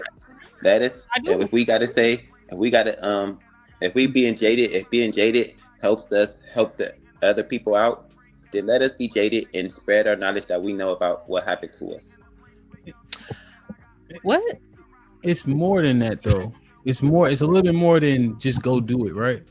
Because what Mr. Fantastic presented was like Clarissa Shields would say she's the GWOAT and all this other stuff, and people applaud it. They demonize Floyd for doing it. That has to be addressed. How do you address it? Well, that's what I'm trying to understand. Why? I guess the question is, why is he demonized in the first place? Because of the double standard that exists amongst men and women, because we are told that we're different. We're told that we're different. We're told that men aren't allowed to show their emotions, even happiness. Y'all aren't allowed to show because it's considered feminine. So again, y'all don't want to change the fact that we are different and that double standards exist. So why is it a problem? So and another thing is that no woman grows up like, oh, I want to be the best fighter in the world. Like that's not nothing that women typically want to do. Like if she was to say, I'm the most beautiful woman in the world, a bunch of bitches would be like, no, you're not. Everybody but that's what we're all saying. the pretty girls would be like, I see what you're saying. No, but that's what we're saying, Sherelle. But that's that what we're fighting thing is something y'all care about. So the same way with basketball, how some of y'all ain't never gonna say Jordan is the one, and the niggas that love LeBron gonna be like, no, it's LeBron. This shit y'all really care about. You know what I'm saying? But if somebody was like, LeBron the prettiest nigga in the world, y'all ain't about to be like, no, I'm pretty. Like, y'all don't give a fuck. No, but my answer, not my answer. My Why question, no Clarissa fighting nobody? She like a man. why? Right, but I would think a woman should step in when Carissa say, I can whoop any nigga in the world.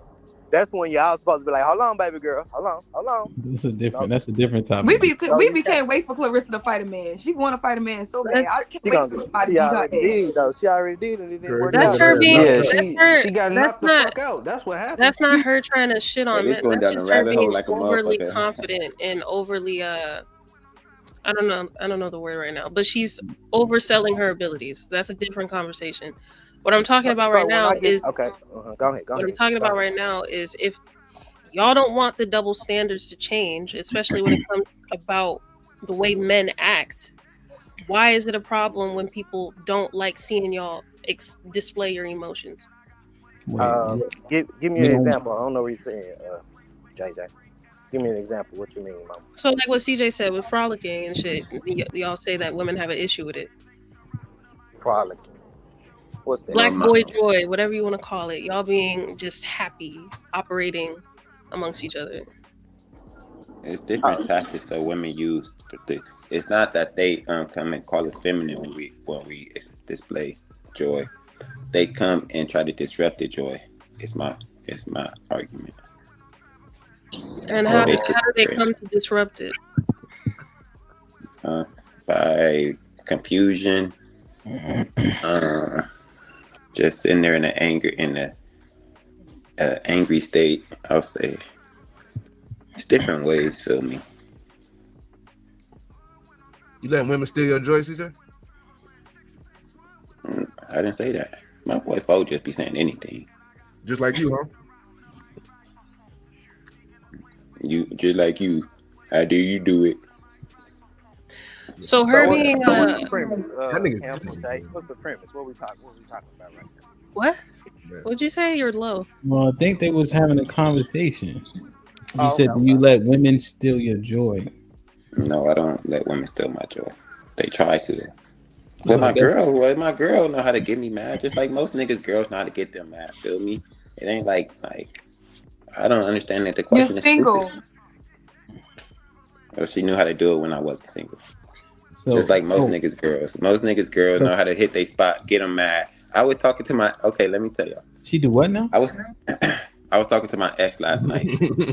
My ex from like 15 years ago, right? We was having a conversation. She got a man, and I was telling her about how we don't want our girl to be hoes, right? And she was like, so that's how I can make them mad, huh? She said that to me to the point. So it's not like y'all do things to get under our skin on purpose, and y'all know what shit's gonna get under our skin. Feel me? What was your follow up? He said women don't take away his joy, but his girl can. I'm not saying she could take away my joy, but she know how to get under my skin. Well, I guess what? So you asked him that question for what was your follow up? He didn't have one. Why? He just was talking. Why? That's a good question. Why? Why what? Why do you allow that, bro? Why are you allowing your girl to I don't know how to answer that question. Why do you allow your girl to steal your joy? I try not to. Why y'all always trying to put CJ on the therapist seat? Put himself on the hot seat, bro. Come on, I'm just sitting there like, come on, baby. I said they try to. I didn't say. I said she know how to get under my skin.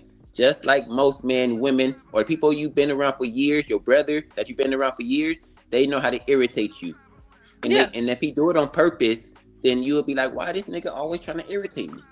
You're not gonna be like, why you let him get in? Why you like? It's ridiculous. Why do you keep allowing? Okay, well, outside of the relationship, you said that women be trying to steal y'all joy. So that's a problem for you, right? That's an issue. I said they come and interrupt. They come and disrupt the if we're frolicking. I said they come. How do they come and interrupt or disrupt it?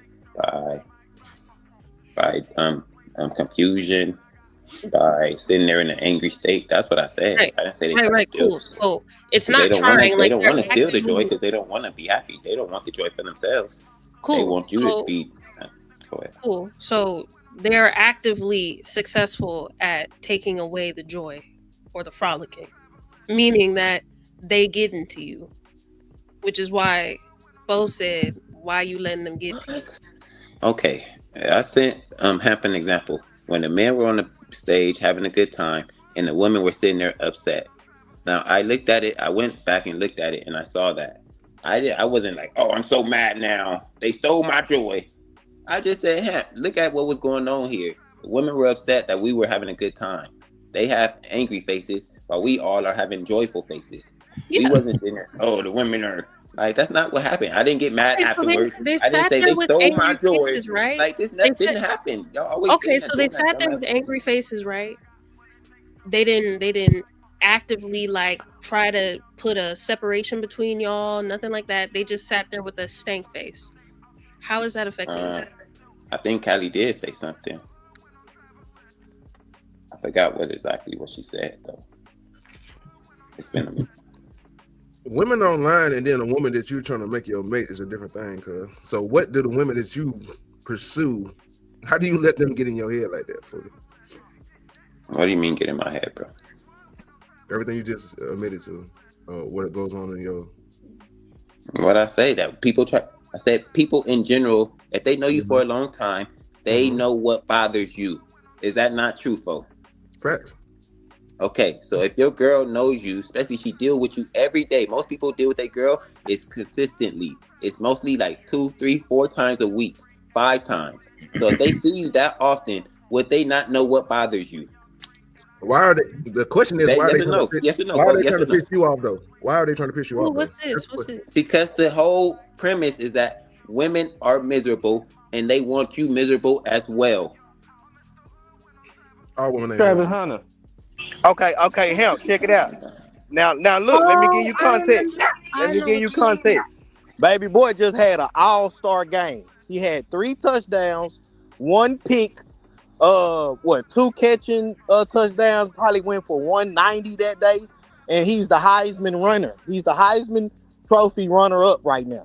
After their game, he tried to give his woman a kiss. I don't know why she was mad. I don't know why she couldn't put whatever she had on her mind to the side, but this is what happened. So that's a way of a woman stealing joy from a man for no reason. Now look, it could have been a perfectly good reason why she was mad, but it's a time and place for everything, right? That don't look like a girl that really like her man for real. Now we can have a whole nother conversation on that, Jay. But I'm just trying to tell you, do you see the behavior, right? Can we agree on the behavior? I see the behavior, but I don't. Okay, think so most, that's what I'm not gonna say most. I'm just giving you an example. I'm not gonna put most on y'all like that. You know what I'm saying? I know that's not what you're doing. I gotta put something on it. Mm-hmm. Well, I put 1% then. I go most. Oh, minority. No, what it is what will happen in big moments or important moments is seemingly, if like, so for instance, it looked like they took a picture that she wasn't a part of, and so while he's celebrating, she literally sucks the life out of the room. Facts. Because she was left out or wasn't involved in that part or things of that nature, and she made it about her. Yeah, that's a fact. Now everybody on his own, on internet saying what you saying, Jay, as in you need to run, young man, these women not good for you. We can see what you just said. We can see it in her eyes and her face that she's not there for you. But most men, he gonna choose her. As a young man, that's just how men are. Well, he gonna choose her. What most women got to do with that? If he choose, what do we do? What do we do with that? So I'm gonna go out and say, if it's a situation like that, and most women are in that situation, they would choose what the girl did. I think she would just suck all the air out the room instead of just being how can I put it, selfless at that time. Okay. So how do we? That's I just don't know an example. I'm gonna be honest. The way I solve things is not the way most people do. So how do you see? Where's the solution in it, Big West? Oh, in that situation, that young man gonna have to come to the realization if that woman is there for him or not. But a man gonna do what a man. Yeah, he gonna do a what man he gonna do what a man gonna do. Yeah, most men gotta go through.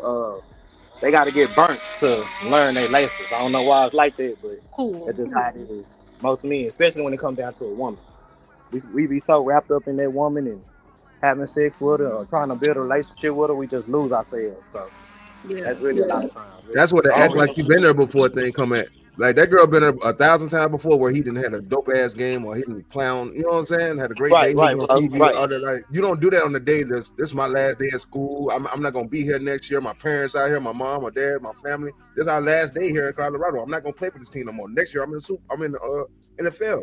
You can't take that from me, love. You know, like, you gotta remember the TV. Like, I'm sure they had countless of conversations. Like, the cameras are always on me. You know who I am. So control yourself. I don't care what's going on. Have some decorum. Wait till we get out this field. Wait till we get home or anything. But do not show yourself out here on this camera. Cameras are always on me. You know who you dating. You know who you messing with. But So that's that's not what you know. Sorry, go ahead. Sorry, but that's not an act like you've been there moment, though. To me, that's a act like this moment is special. Treat this moment like it's special.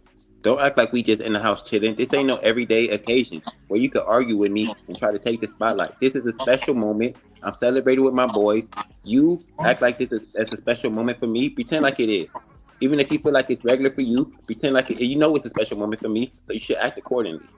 Don't treat this like it's a bit like you've been here before. No, this ain't no been here moment. This is treat it like it's a special moment. But CJ, they also tell you that's not just black women either. She's not black at all. Oh no, I agree with you, folks. My argument is that women are miserable, not just black women. Yeah, this never women been this never been a color thing. This never been a color thing. They just worse at what they do. They better or worse, whatever you want to consider it. Yeah. What you think, Hemp? What you think? Hemp is sitting back just like it all in, like these niggas is spitting. How was she supposed to? Is that an example of killing the joy? I mean, 100%. She should have absorbed whatever feeling and negative emotion she had. But she's ill-advised, right? She don't have media training. She don't understand where they at, obviously, and that's giving her out. The truth is, what she had in her mind was the most important thing. Facts. Period. That's what it was. Yeah. No. Yeah. And he cooning. Right. Yeah. He acquiesced. You say that? Well, what we saying is, but that's what it is, though. He's really acting to her. You get what I'm saying? He love her. He want to be with her. He want to make sure she's okay. A woman is not cooning, D-Way. But what I'm also saying, when you say cooning, you saying he don't have a backbone right there in that situation? She white. Okay. He like his girl. Feel me? If she white, black, he acquiescing to his girl. Right. He liked his girl, the same girl that didn't have decorum for a special moment and wanted to make it about them and not him, and fucked it up. Yeah. But the whole premise. Let me tell you this. Man. The whole premise is women wait until you care about them so they can act up. They wait until you care enough. Until you, if she knew he didn't care about her, guess what she wouldn't have did? Acted a fool. She would have got right in line because she would have knew. He would have said, "Bitch, what are you doing? Get the fuck out of my space." If but she knew he gonna acquiesce and say, "Hey, baby, why are you upset? Are you mad at me?" If she knew that he didn't play like that, she wouldn't have did it in the first place. But since y'all allow that shit, she don't do it. Even what Ham showed us the other day when the little boy got drafted, when he's picking the teams and the mama got up and walked off. You know what I'm saying? It's the same vibe. You feel me? It's I get what you're saying, Jay. When you say allowing, you allow this, you allow that. But with that situation right there with that young man, that's his mother. He's not dating her. You get what I'm saying? He didn't allow anything. That's just what a woman do once she get in her feelings. That's just what it is, Jay. If all you've all you've done is allow these women to be a part of your special moments, you've never really added a boundary to it. You've never really said anything was wrong with it. How can you wait till it's a huge ass moment for you? Jay, that's his lady. We are not supposed to allow the women that we love to be as part of our what are you talking moment. about? That's what you're trying to say right now, Ham. Why is that the women we love, we are not supposed to let them be part of our special moments. The women that we want to be a part of our special moments the most, we not supposed to let them be a part of those. Yeah, well, I think what we should ask for clarification. What do you mean, Jay? What do you mean by what you're saying? Right. What I mean is, if it's always been y'all in these special moments and you've never made it clear to her, like, yo, this is like my moment, if you don't mind, like, I just want this to be me. How the fuck is she supposed to tell the difference? It's always been our moment. No. What he did in the video, he embraced her. And then when he embraced her to enjoy the moment, she pulled back and started talking about, I wasn't in some picture or something. Right. So he was trying to include her, but her disposition wouldn't allow the moment to be great. Include her in maybe they've always taken pictures. We don't know. Maybe they've always done that together. Come on, Jay. Come on, Jay. Come on, Jay. No, Okay, it's even a video with a guy named CD Lamb. When he got drafted, a girl had his cell phone. Well, he had his cell phone. The girl tried to take his cell phone out of his hand, and he snatched it right back on national TV while he was getting drafted. It just shows you, like, don't step out of your boundaries. You know what's going on. You see these cameras. Like, come on now. Well, even the girl in that moment, right? I would argue that she knew what to do. So she grabbed. I don't think she was being malicious because he had the phones and he was getting the draft. So she probably thought she was going to help him, but he took the phone back. She didn't overreact though. If you noticed in that clip, the girl didn't like do too much. She didn't make up. She kind of made a face. You know, that probably hurt her feelings a little bit. Yeah, but she stayed even. I think she did what was right essentially. But this one made a scene fall into the purpose. When you pulling your girl in for a kiss and you can blankly see it on her face that she don't want to kiss you, Jay, we can't make excuses for this one right here, baby. I'm not making excuses. The obvious choice is it's evident. The choice is evident, but since most men ain't gonna do that. But we do agree that in that situation, she stole the joy out of his situation. Yes, I'm not arguing that. I'm just saying, since y'all don't want to leave women like that, I mean. Well, come on, Jay. That's enough. We can both play them games, baby. It's women getting beat on all the time. They ain't trying to leave them. The logical, evident answer. But no, you guys. No. This is the Please argument. leave you getting beat all the time. Yeah, don't do that. Don't. Yeah, people. I think when people get feelings involved in love and all this other shit, right? It's hard to leave. But also, she's not an outlier. Right, that's what I'm trying to say, Jay. Like, come on, mama. I think when you running in these type of situations, people want to be put first. They want to be accredited and all that, you know. Like people want to be seen. She felt the way that she wasn't in that picture. Yeah. Her disposition should be different. She should change, obviously. Yeah, but. Is that the only? Is that it? Is that the only answer? He don't got to do nothing. But if you want me to say, if you see those type of behaviors from a woman, you should leave. We agree on it, Jay. I'm sure most people on this panel agree on it. We just saying that the action was what it was. If that makes sense. Right, and I didn't disagree with it. Okay, yeah. I'm starting to see what Ilkan is saying. It's never no correction for the woman. So we just gonna have a bunch of women that's acting this way, and it's just gonna be a bunch of musical chairs. Just leave and go to the next one that's gonna act this way, and leave go to the next one that's gonna act this way, and leave go to the next one that's gonna act this way. It's never no correction. It's never any. Hey, you know what? She should have been a better person. Let's not keep telling people just keep moving on. Let's actually address the behavior that's going on. Women's tactic is just keep going on to the next. It's musical chairs, and only one. It's a fucking sick ass. It's a sick. So did you not hear me say? We just all addressed the lady was wrong. I don't know where you're going, CJ. I don't like. What else is there to do? We can't force her to change. And if she's still getting picked, what the fuck? We just play musical chairs. Feel me? Hey, keep going to the next one. Keep going to the next one. Keep going to the next one. It's always gonna be the next one, and we all and if 90% of the women acting this way, why are we going to the next one that's gonna act the same way? It's never correct the behavior. Let's stick to correcting the behavior. Don't even say move to the next one. Let's stick to correcting behaviors. Okay, so you want us to talk about correcting the behavior? We talked about it. Now what? We didn't really talk about it. We didn't really talk about it. We really didn't talk about it. The main argument is, well, you should move to the next one. No, that wasn't my main argument. Okay, so can you restate the main argument? She is wrong. She shouldn't have been acting like that in that moment. That was his moment. I stated that. What else? What else do you want me to do? All right, I agree. Oh, okay. Hey, Callie. Get the likes up. Hey. Hey, Callie. What up, Callie? Yeah, I just came up here because CJ tried to shit on my name, talking about I had a attitude when they was frolicking on my damn birthday and shit like that. I did not say anything. I didn't even make a comment about Hamp with his shirt off and all that kind of stuff like that. I said nothing. It wasn't that deep. Didn't care. And I don't even think nobody was upset that night either. That's not the video I was referring to. Then why you mention my name then? Because there was a different video when you was in it, girl. Or Callie. What was it? What was it? Ham got it. It was us when Tommy was on here, and we was talking about the. It was what's his name, Action Jackson, and we was talking about the. Brittany was up here. Yeah, Brittany was up here. Ham got the video if you want to go back and look for it. It was like a month. You know, Callie, this is like the second or third time you got caught up in not agreeing with the women, but not saying nothing against it.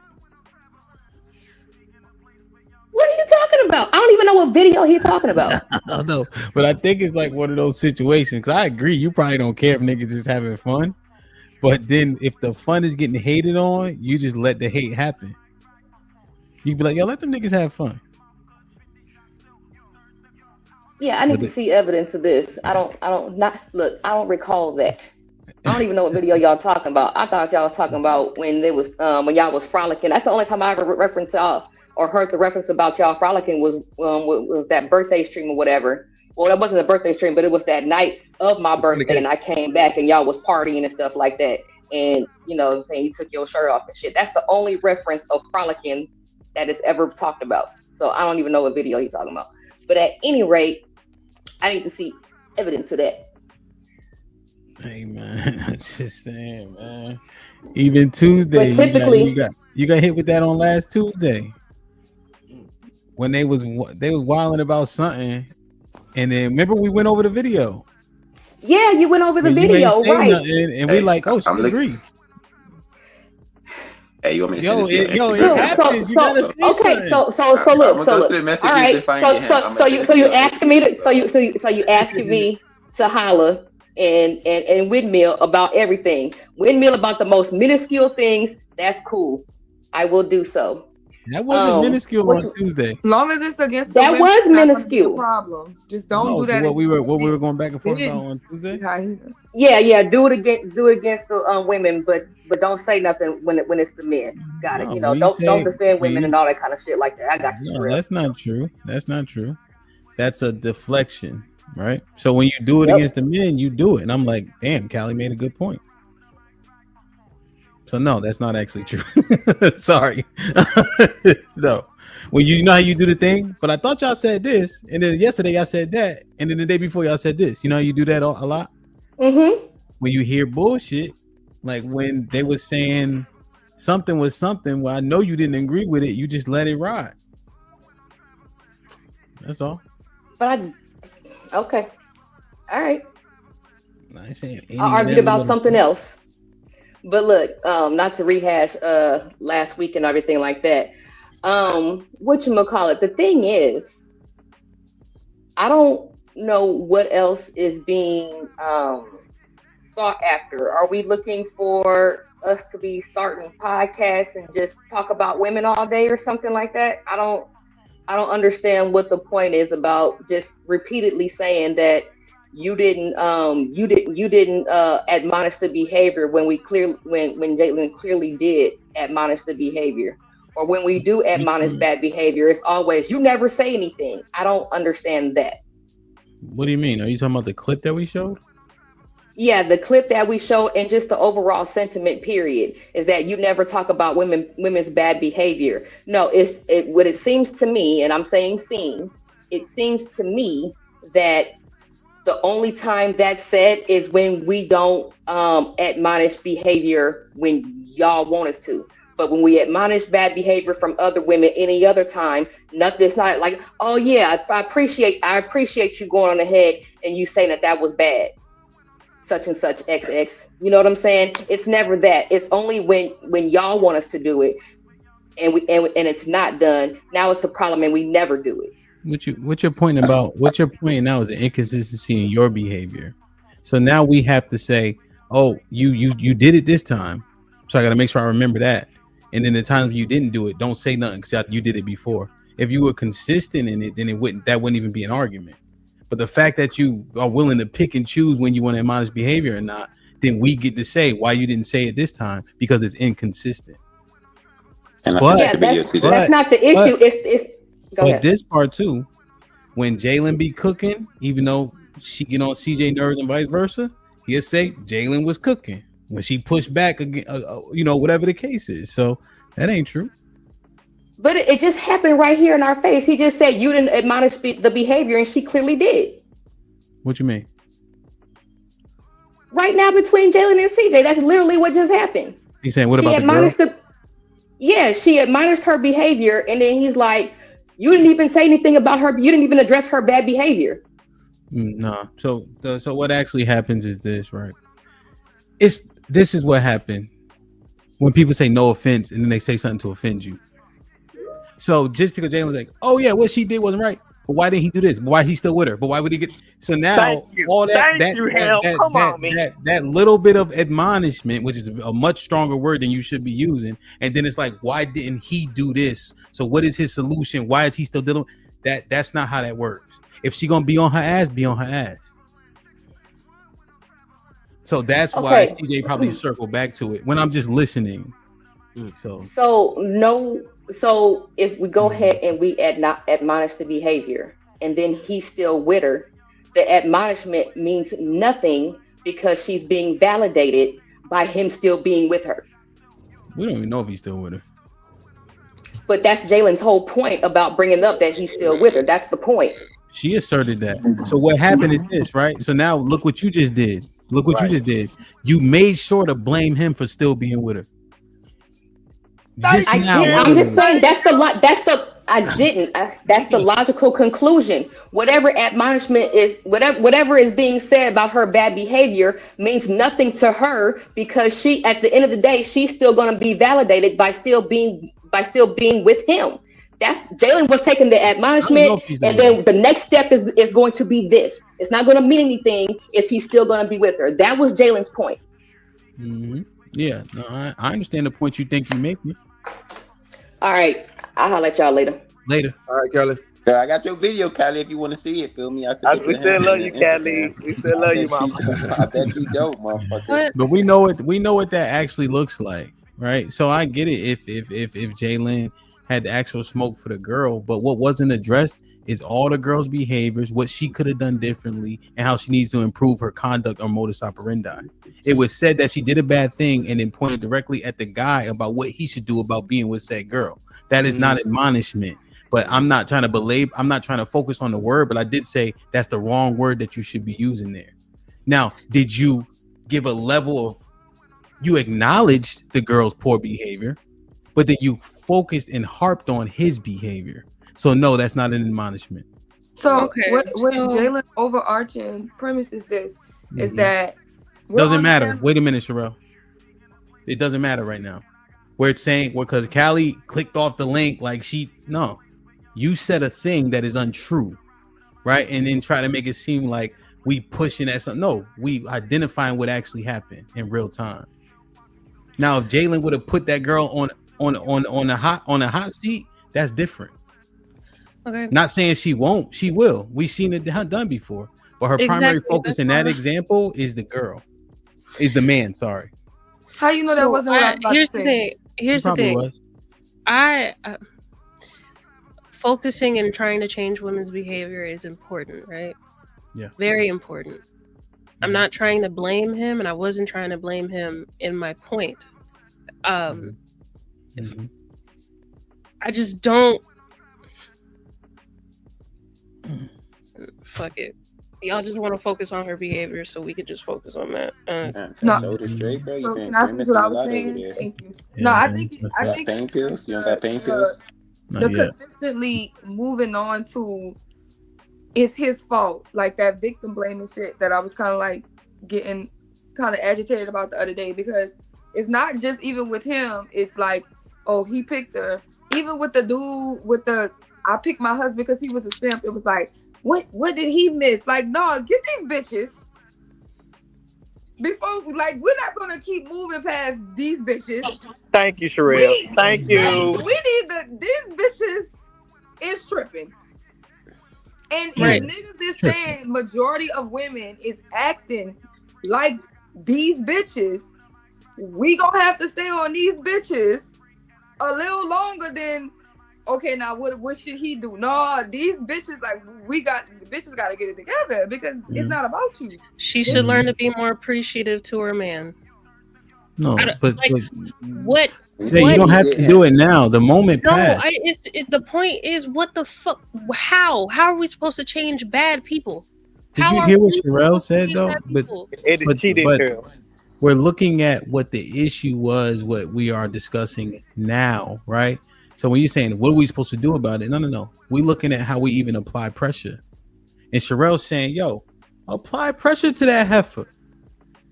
That's his moment. Now he got to do all this fucking, oh, is she okay? Come on. Sherelle said, yo, if it's time to apply pressure, apply pressure. And then when she done kicking her ass, then say, now, nigga, why you still with this hoe? There you go. That's how you do that. But he's saying apply pressure. That's all she's saying. That's I mean, that's all. You know what I mean? What's up, Lee? What's up, Action? What's up? Goody, what's goody? What's up, Sherelle? What's up, everybody? I don't be getting no intros and shit. I don't get this shit. Huh? Hey, It be me and you for an hour on Friday. Exactly. God damn, You got your own time. You the hype man and everything, man. Come That's on. Friday, man. I want it every day. Hey, all I be hearing is, hey, y'all just like that. Y'all hit the subscribe button. DJ Help, let's go. That's all I be hearing. You got your special role for the show, motherfucker. You do what you do, feel me? Don't try to overstep your part on the show, bro. Just like a New Orleans nigga, just T-bone his spot. Hey, what you do? Yo, man, who is the Action? Was good, Lee? What's up? What y'all got, man? See how happy y'all sound and shit? I ain't get that, man. Hey, I think y'all all wrong with this, man. Trying to figure out what y'all talking about. Your camera went off, Lee. Let Action go first so you can catch up. Especially with the Travis Hunter thing, like that's his fiance. That's not just his girl. Like he proposed to her. Like they finna get married. Mm-hmm. And then I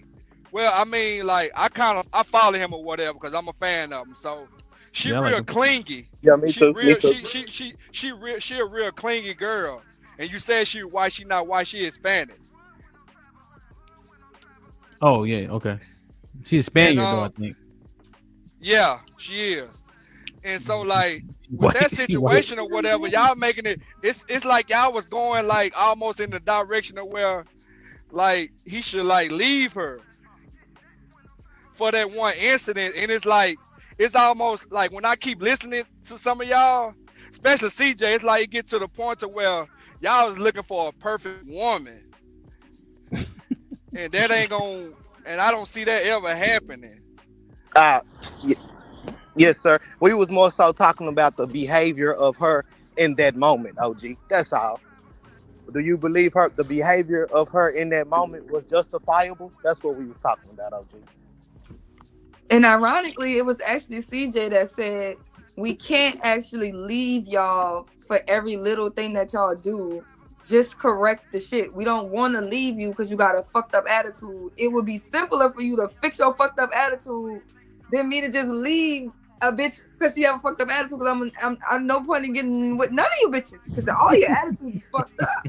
So let's just fix your fucked up attitude. I like the way you look, the way you cook. You got all this shit, and I just want you to fix this little thing. And I gotta throw all the good shit away because you don't want to fix this little shit. It make more sense for you to fix the little shit, bitch. Just fix that.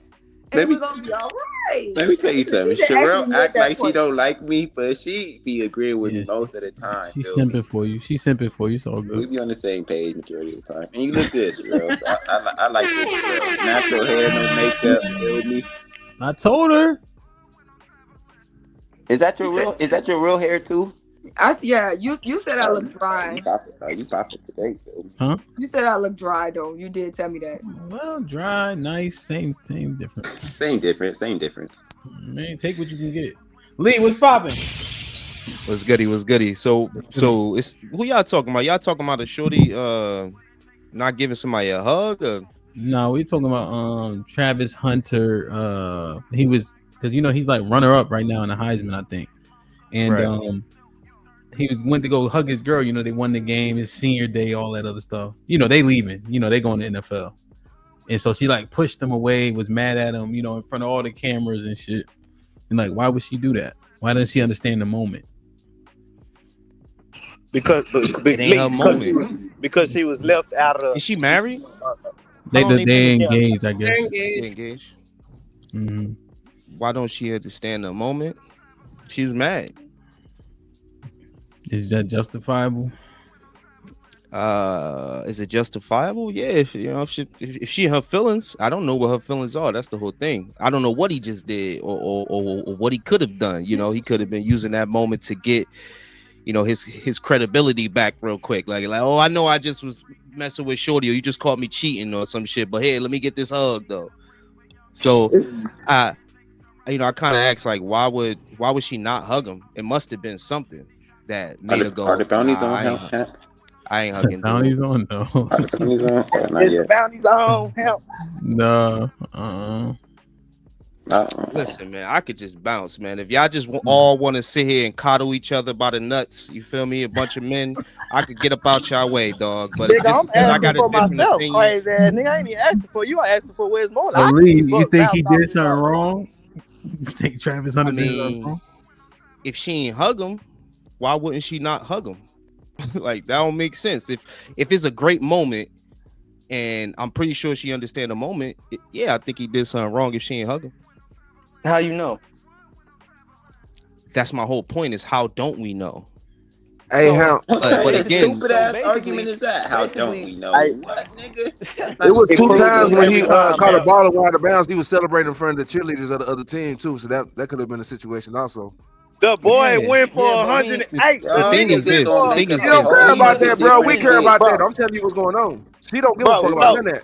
The Y'all some nigga went wild for niggas. 190 yards. Okay, Basically, y'all so just you go assuming. date him, Big West. So you go date him then. All right. The nigga Hey went man, for you sound 190 like you yards want to date receiving, him. You bro. don't even know what just He's the happened. Heisman winner. My He's the boy Lee might Heisman be runner sweet. up, fam. So you go Are date y'all him. serious right My now? boy Lee might be sweet, bro. This is Why I got Lee wait? already Hold up. said he be on I'm the some other Lee sweet the shit, one for bro. only We never one already taking a always man's talking about side, but niggas. we y'all know not about Lee sweet for ass. always taking a man's Lee side. the Make it only make one sense. always talking about niggas rubbing niggas He nuts from and niggas Florida. going date niggas and He shit. want to do Like, stuff with hey, Bro, animals and shit. the moment I say anything, you Hey. bitch ass niggas start sitting here saying where the bounties at. Hey, Ham, So don't be calling me. let me I'm ask him a sweet and question all real this. quick, Ain't Ham. nothing sweet about me. If anything, y'all the sweet ones. Y'all the ones Lee, defended go every ahead. nigga that y'all could find. So get the Hey, fuck Lee, out of here, bro. take out a You question sweet, for my you. nigga. Lee, So, take out a question yeah, for but- you. Tay got how a do you- question for you, Lee. So how do you know that he did something wrong? Nigga, I just said, how the fuck don't I know? So you just assuming at this point. And you assuming that he didn't do nothing wrong. No, 100%. Yeah, that's exactly what you doing. Are you not Nigga. though?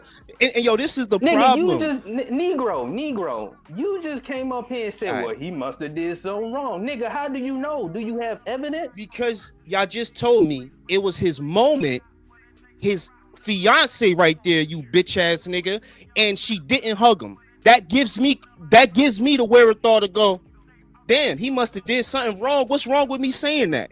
No, this so nigga here, dumb as fuck. This so Lee, so in this Just instance, like your right? siblings dumb, nigga. They dumb too. So You look don't at say this nothing right to them. here, right?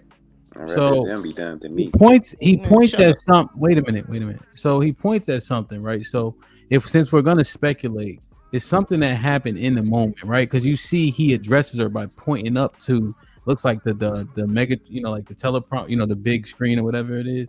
So it doesn't look like it's something outside of here. Also, if she was this upset and it's his senior day game, he's a Heisman potential winner, right? Knowing he had 200 yards, why are you then out on the field while you still have an issue? So now you Well, making it we're about speculating. No, 'cause you speculating, Lee. right? Answer that As soon shit. as I Wait, just, hey yeah. yo, Big West, shut the fuck up. Damn. What? So at the end of the day, so see right here, and so look, so he's like, what I do, and then he points up to the thing. You see what I'm saying? He's like, what I do? Like he literally asked that. You can see his lips right here. So what I'm saying is, why does she get to have poor conduct in the midst of what's happening? If you're saying that it's something that happened previous to them being there, why is she there? Why is she on the field? Why is she there as alleged support and then ruins the moment? Why would you justify that? Why not just be there? Why not be there at all? Get your ass back on camera, nigga. So I'm sorry. Okay, so Jumbotron, my bad. I mean, look, the why not be there at all thing is like, so she just had not showed up and supported at all. Well, because Lee, the reason why I'm considering it is because your premise is that he must have done something previous to them being there. If she's that upset, why be there, right? You see what I'm saying? That's why I say he's assuming that right there. To me, that makes no sense because I'm still gonna be there for you, but don't be coming to me for a hug after you just did some bullshit. You feel me? Do you have evidence, nigga? Wait, so do you can not be have, there? Do you have evidence that he didn't do? Hold on, because now y'all starting to ruin. Y'all acting like y'all dating them and shit. So this is the thing right here, right? So you're saying she can go and have whatever conduct she pleases, up to and including potentially ruining the moment. You're saying that that's within her bounds if he did something wrong before she got there. How did she ruin the moment? She didn't ask for him to hug her and then push him away. He chose to hug her, knowing that whatever he did, because Shorty not hugging him, this ain't his little side piece. This is fiance. That's why I asked. Let's look. Hold on. Let's look. So here's the part. Let's assess this together. Y'all want to force her to hug him just because dude having a great game and all y'all want to slap him. Unlike them. Stop unmuting. Because this is getting annoying now, right? You talking to me now, Lee, right? So I'm trying to understand what your premise is, right? So when I'm looking at this, I'm looking at it play by play. You saying he looks like he did something wrong previous to this? Cause we just watching the video step by step. She not hugging him, my boy. Okay, now let's walk through it without being. This is my premise, and I'm gonna stick on it no matter what. Let's throw that out the way. Let's assess it together. Can you do that, or you can't? Because you already got your mind made up. No, let's do it. Let's do it. Go ahead. So here, right? So he goes in for the kiss. To your point, she rejects him, right? Now it looks like he said, "What did I do?" Let me see what you think. The dude walked by. He seemed taking him like he don't seem like he in a doghouse. What you think? You see how he said what I do? To me, it seemed like he in the doghouse. I mean, he didn't get the hug back. Yeah, he didn't get the hug back. The what I do don't mean shit to me. The not getting the hug is more important than the what I do. Like I've said that shit and knowing I did something. Like, come on. Okay, so I would disagree here because he looks really surprised by it. You know what I'm saying? But you saying that he being disingenuous, he know he did something? I'm not saying that he know he did something now. He probably like, what I just do right now. What I'm saying is maybe it's some type of animosity that's been brewing over the days leading up to this is what I've been trying to say. Except for this, right? So this part. So he seems very surprised, taken aback by it. And then she's talking about something. He literally points like, I was just up doing this. So it looks like it's something that happened on the grounds here. Are you saying that even this, in your mind, you still think it's something outside of being at the field? Because what is he pointing at? What is she mad? It looked like she mad about something that happened in like just recently. What you think? I mean, could you just agree that you just made a lot of accusations and assumptions? No, I'm not making an accusation. Not accusations, assumptions, right? You're assuming that he has these feelings. No, we're speculating, right? Because you're speculating. So I agreed that we're speculating together. I'm not speculating. But you're saying he did something before they got here. That's speculation. You don't know. I'm saying that he did something, either now, later, or something. Because why didn't he get speculation though? Okay, so why didn't he get a hug? Because he did everything right. Okay, let me just try to figure out what your mindset is. Are you guys saying that he did everything right and still didn't get a hug? Women are just ain't shit. Or this woman is just a terrible. Okay. No, we're saying. So this is what I'm saying, right? Essentially, something happened on the field. There was a picture that he took with like Dion and the family, like a family picture. With her being his fiance, maybe she thought she should have been in that picture, since we just speculating. Because when she points and I think she mouths picture, but I could be wrong. You know what I mean? So then he's upset, like, what happened? Because niggas don't even be knowing like that's a big deal. He take 1 million pictures. And so let's say she had an issue. Did you address her right then and there? Or did we get through like, hey babe, it'd have been nice if XYZ type shit? We just speculate. Me and you know what I mean? Okay, let's speculate. Right? I'll speculate with you. Let's say that it looked like that not giving hugs seemed like she was a little jealous. A little jealousy transpired somewhere within him hugging somebody, right? So she didn't hug him, What I can speculate from that is that she's spoken to him and told him, yo, I don't like when you be hugging Shorty and with the cheerleaders, you know, doing your little dance in front of them. Could you please stop? And what I can speculate is that he probably did the same thing that she told him about before. Was, and look, she said something too. Like, you know what I mean? Like, I'm a speculate. I'm a, you know, act like I can read mouths too. Look, like she's saying, didn't I tell you not to do that? You feel me? So he you know, he didn't listen. If I'm speculating, and she was like, yo, you ain't getting no hug. I don't give a shit how many miles you. We were speculating together. You are 100% speculating because that's all we can do. Right. So it's fine that we speculating. We don't know any different, right? Until something else come out. Right. No, I'm just saying. What like, she say, Lee? What did her lips say in there? Her lips said, yo, I told you not to do that. Stop trying to play grab ass with the cheerleader. You know what's crazy, bro? I came up here with a different perspective, and it's just crazy how these dudes jump Lee, so far on the. How long, Lee? What he say again?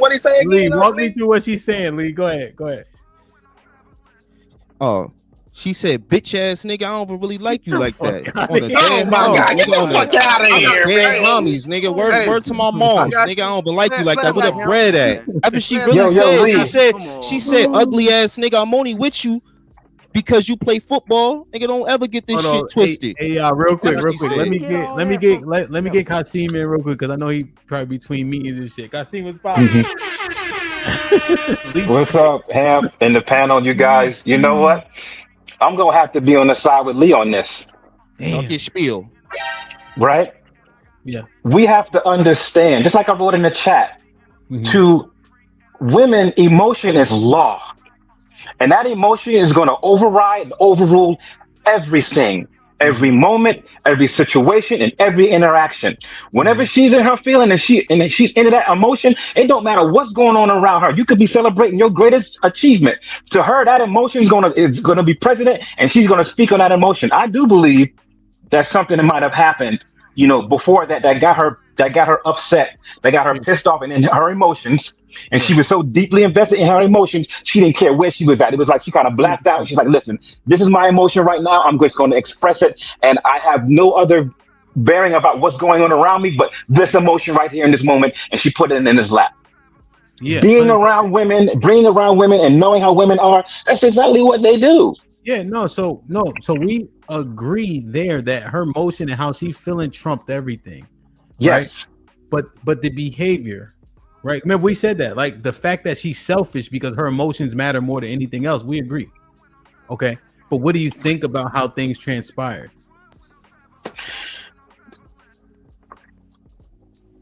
Timing is everything, right?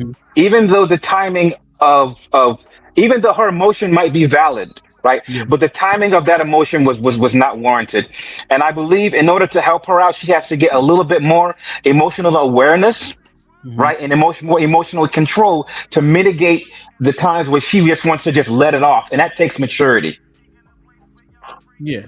And I think that's the overarching point. Yeah, we agree, right? Her emotions lead her and she addressed them, but the timing was unbecoming, right? The conduct, right? You got to know. This is the biggest college football player in the world, right? About the time.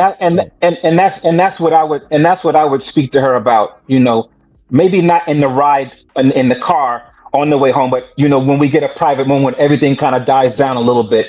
We just sitting there, it's just us two. Maybe it's around 11:30 at night. We just sitting there chilling, drinking on a little something. And that's what I'd be like, hey, like, you know what? Why don't you tell me about that emotion that you was feeling during that particular point? Right. And then say, hey, like, you know, I get what you're saying, but, you know, at that particular moment, that wasn't the right thing. You know, we always can kind of hold that and then talk about it later on and start from that point. That's what I would do. Yeah. Could I just Kasim agrees.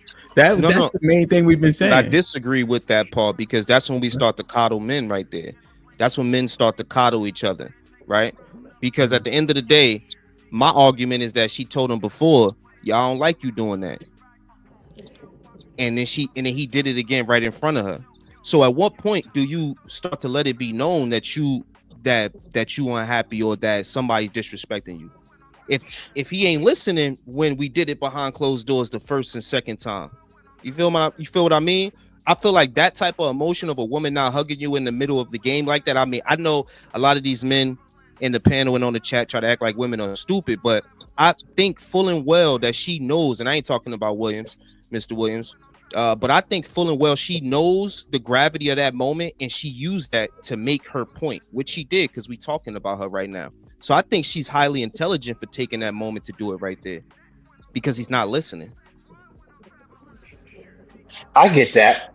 I could rock with that, right? I can totally, rock with that. But then again, that's where the communication has to come in between he and her. He has to kind of set boundaries and make her aware of her behavior. Like, yes, I'm not, ignoring your emotion, but there are certain times where that emotion has to be held a little bit more in check. I'm not telling you not to express yourself, but you have to have a certain amount of maturity and know the timing of these things and get better at it. That makes it worse, right? Because we talk. Let me say this real quick. No, and Lee, no, we wasn't never raised like that. If me and Lee go out together, even now, right, and I only need Lee from the internet. Even now, if some foolish shit happen, I'm riding with him. I'm not going to embarrass my family out in public. That don't even make no sense. You know that you don't do that to your family while you out in public. When you get inside, then you address the situation. But she know what time it is. She know what type of moment that is, and Lee know it too. That don't make. Yeah, I know it, but you moved the goalpost, sir. You just spoke of two men going out. No, I could say my sister. I could say anybody. I was just using. The reason why I use you is because you're the one saying justifying it. That's it's cool to use me, and I agree with you. But I'm saying family. I'm saying family. That's family. That's not his family though. That's his. That's just a woman that's leeching off. That's a woman that's she's not leeching out. No, she's not. Y'all need to stop that, bro.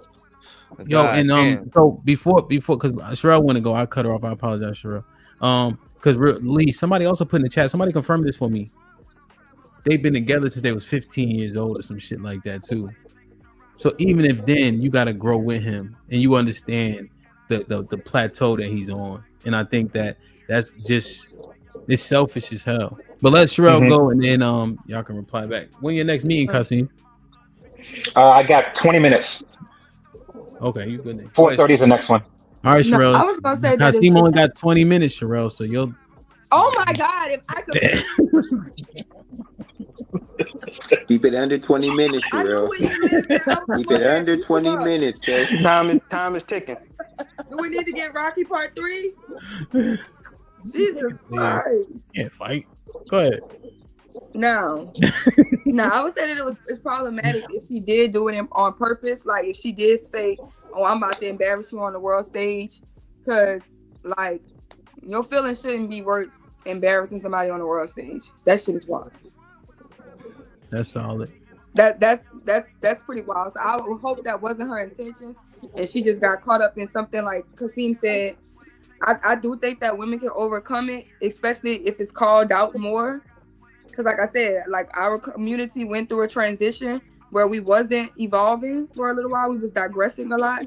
So this is just like a time period where we are supposed to be correcting our behaviors and shit like that. So within this point, women will have to learn how to control our emotions. We can't just be willing to burn everything down over our feelings. You know what I'm saying? So I would hope that she wasn't doing that on purpose, and like she gonna mature into understanding that, you know, especially going toward the NFL, she don't want to be like Ray Rice's wife, you know, fucking up bags because you can't manage your attitude. Thank you, Sherelle. Sherelle spitting. Don't listen to Lee.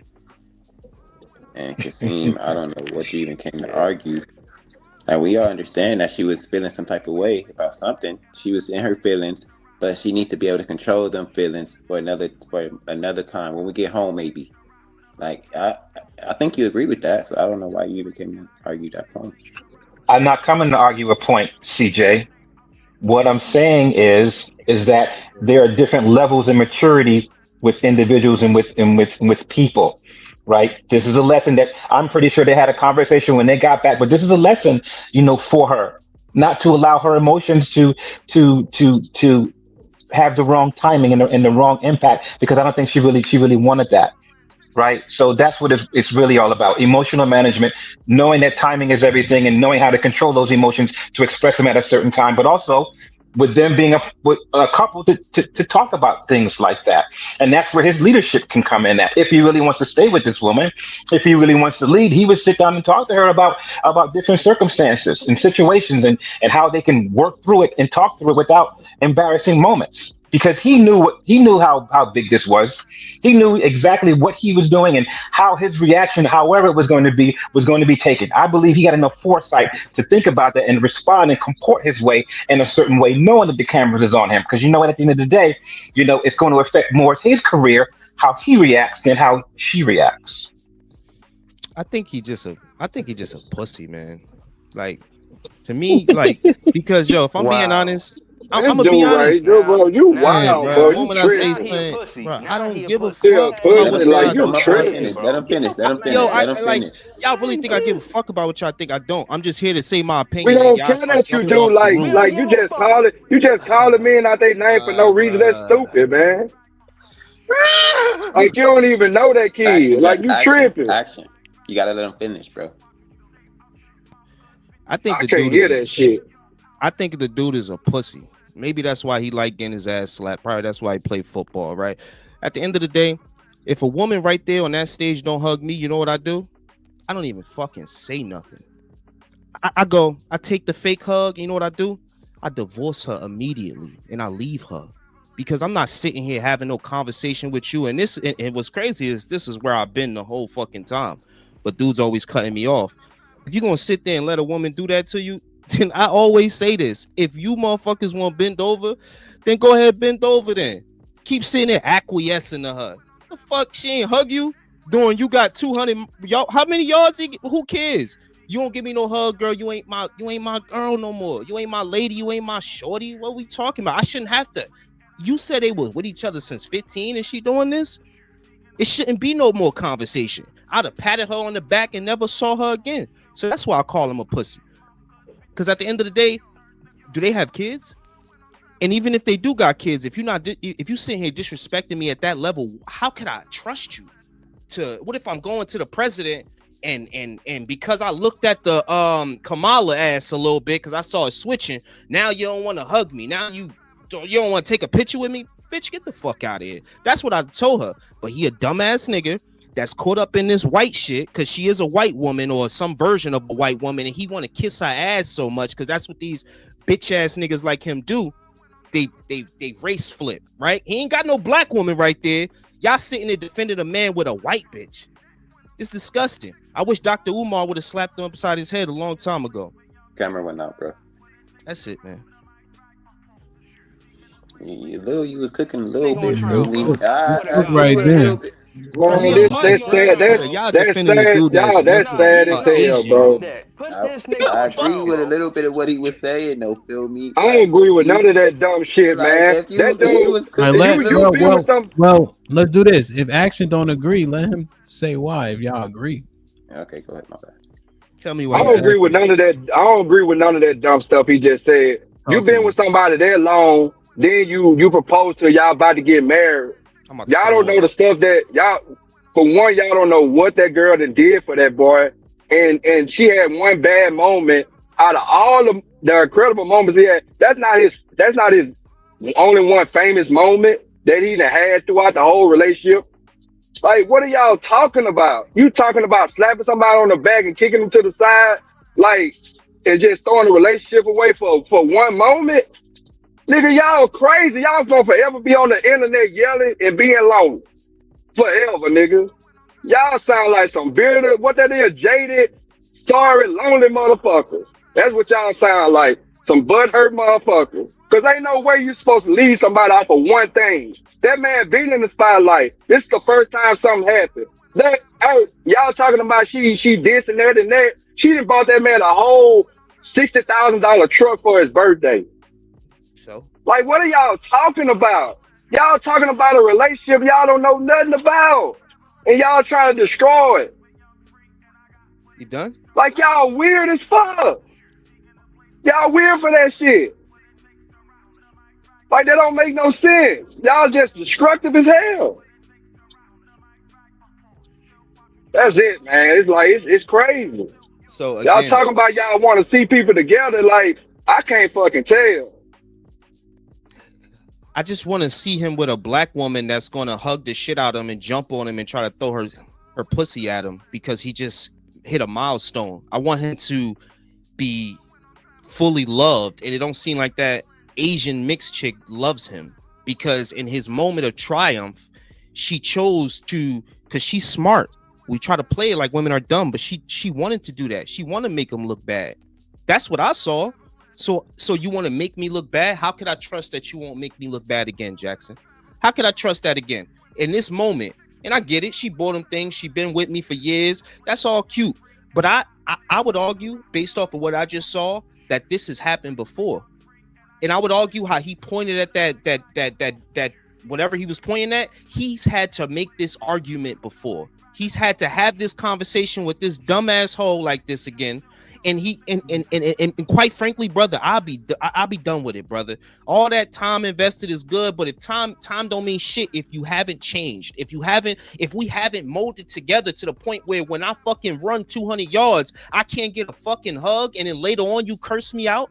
Are you joking right now, bro? She's gone. Adios. She's out my fucking life, bro. I don't have, and I'm about to be rich. Fuck you talking about? I'm gonna be lonely. You crazy as hell to pull up the next day with 10 of them hoes. And I'd have paid all of them. And I'd have told y'all I paid all of them. But that's the problem with y'all men, is that y'all try to, man, y'all be love being up these white women ass, bro. If that was a black woman, he'd have left her. He'd have did it. But since it's a white chick that's mixed, she got the good hair, he trying to keep her. And she just played him. She absolutely played this man. But go ahead, you keep her. I don't need it. Ain't that serious. There's a bunch of them. And ones that will actually show me the admiration and the love that I wanted right there. That's crazy, bro. How you? Hey, all right, my bad, Lee. You cooking, bro. My bad. I started off there. All right. You be losing niggas in the beginning. That's why, bro. You need to articulate your point quicker, brother. Nah, I just punch hard. You feel me? You get it. I punch hard. So when I called him a pussy, everybody was like, "You a pussy. You ain't about to talk to him, dude. I'm boo loving." That's what the cook dude say. "Oh, that's my boo." You know, he started, defending his boo and shit. It's all good, dog. I get it. So Lee, you would advise him to walk away from the relationship and start over again? Yes, I'd have told him to leave. I'd have told him to leave. It's been this long, and this is something a woman that I just met would do. This makes no sense. You know what I'm saying, Kasim? Makes no sense.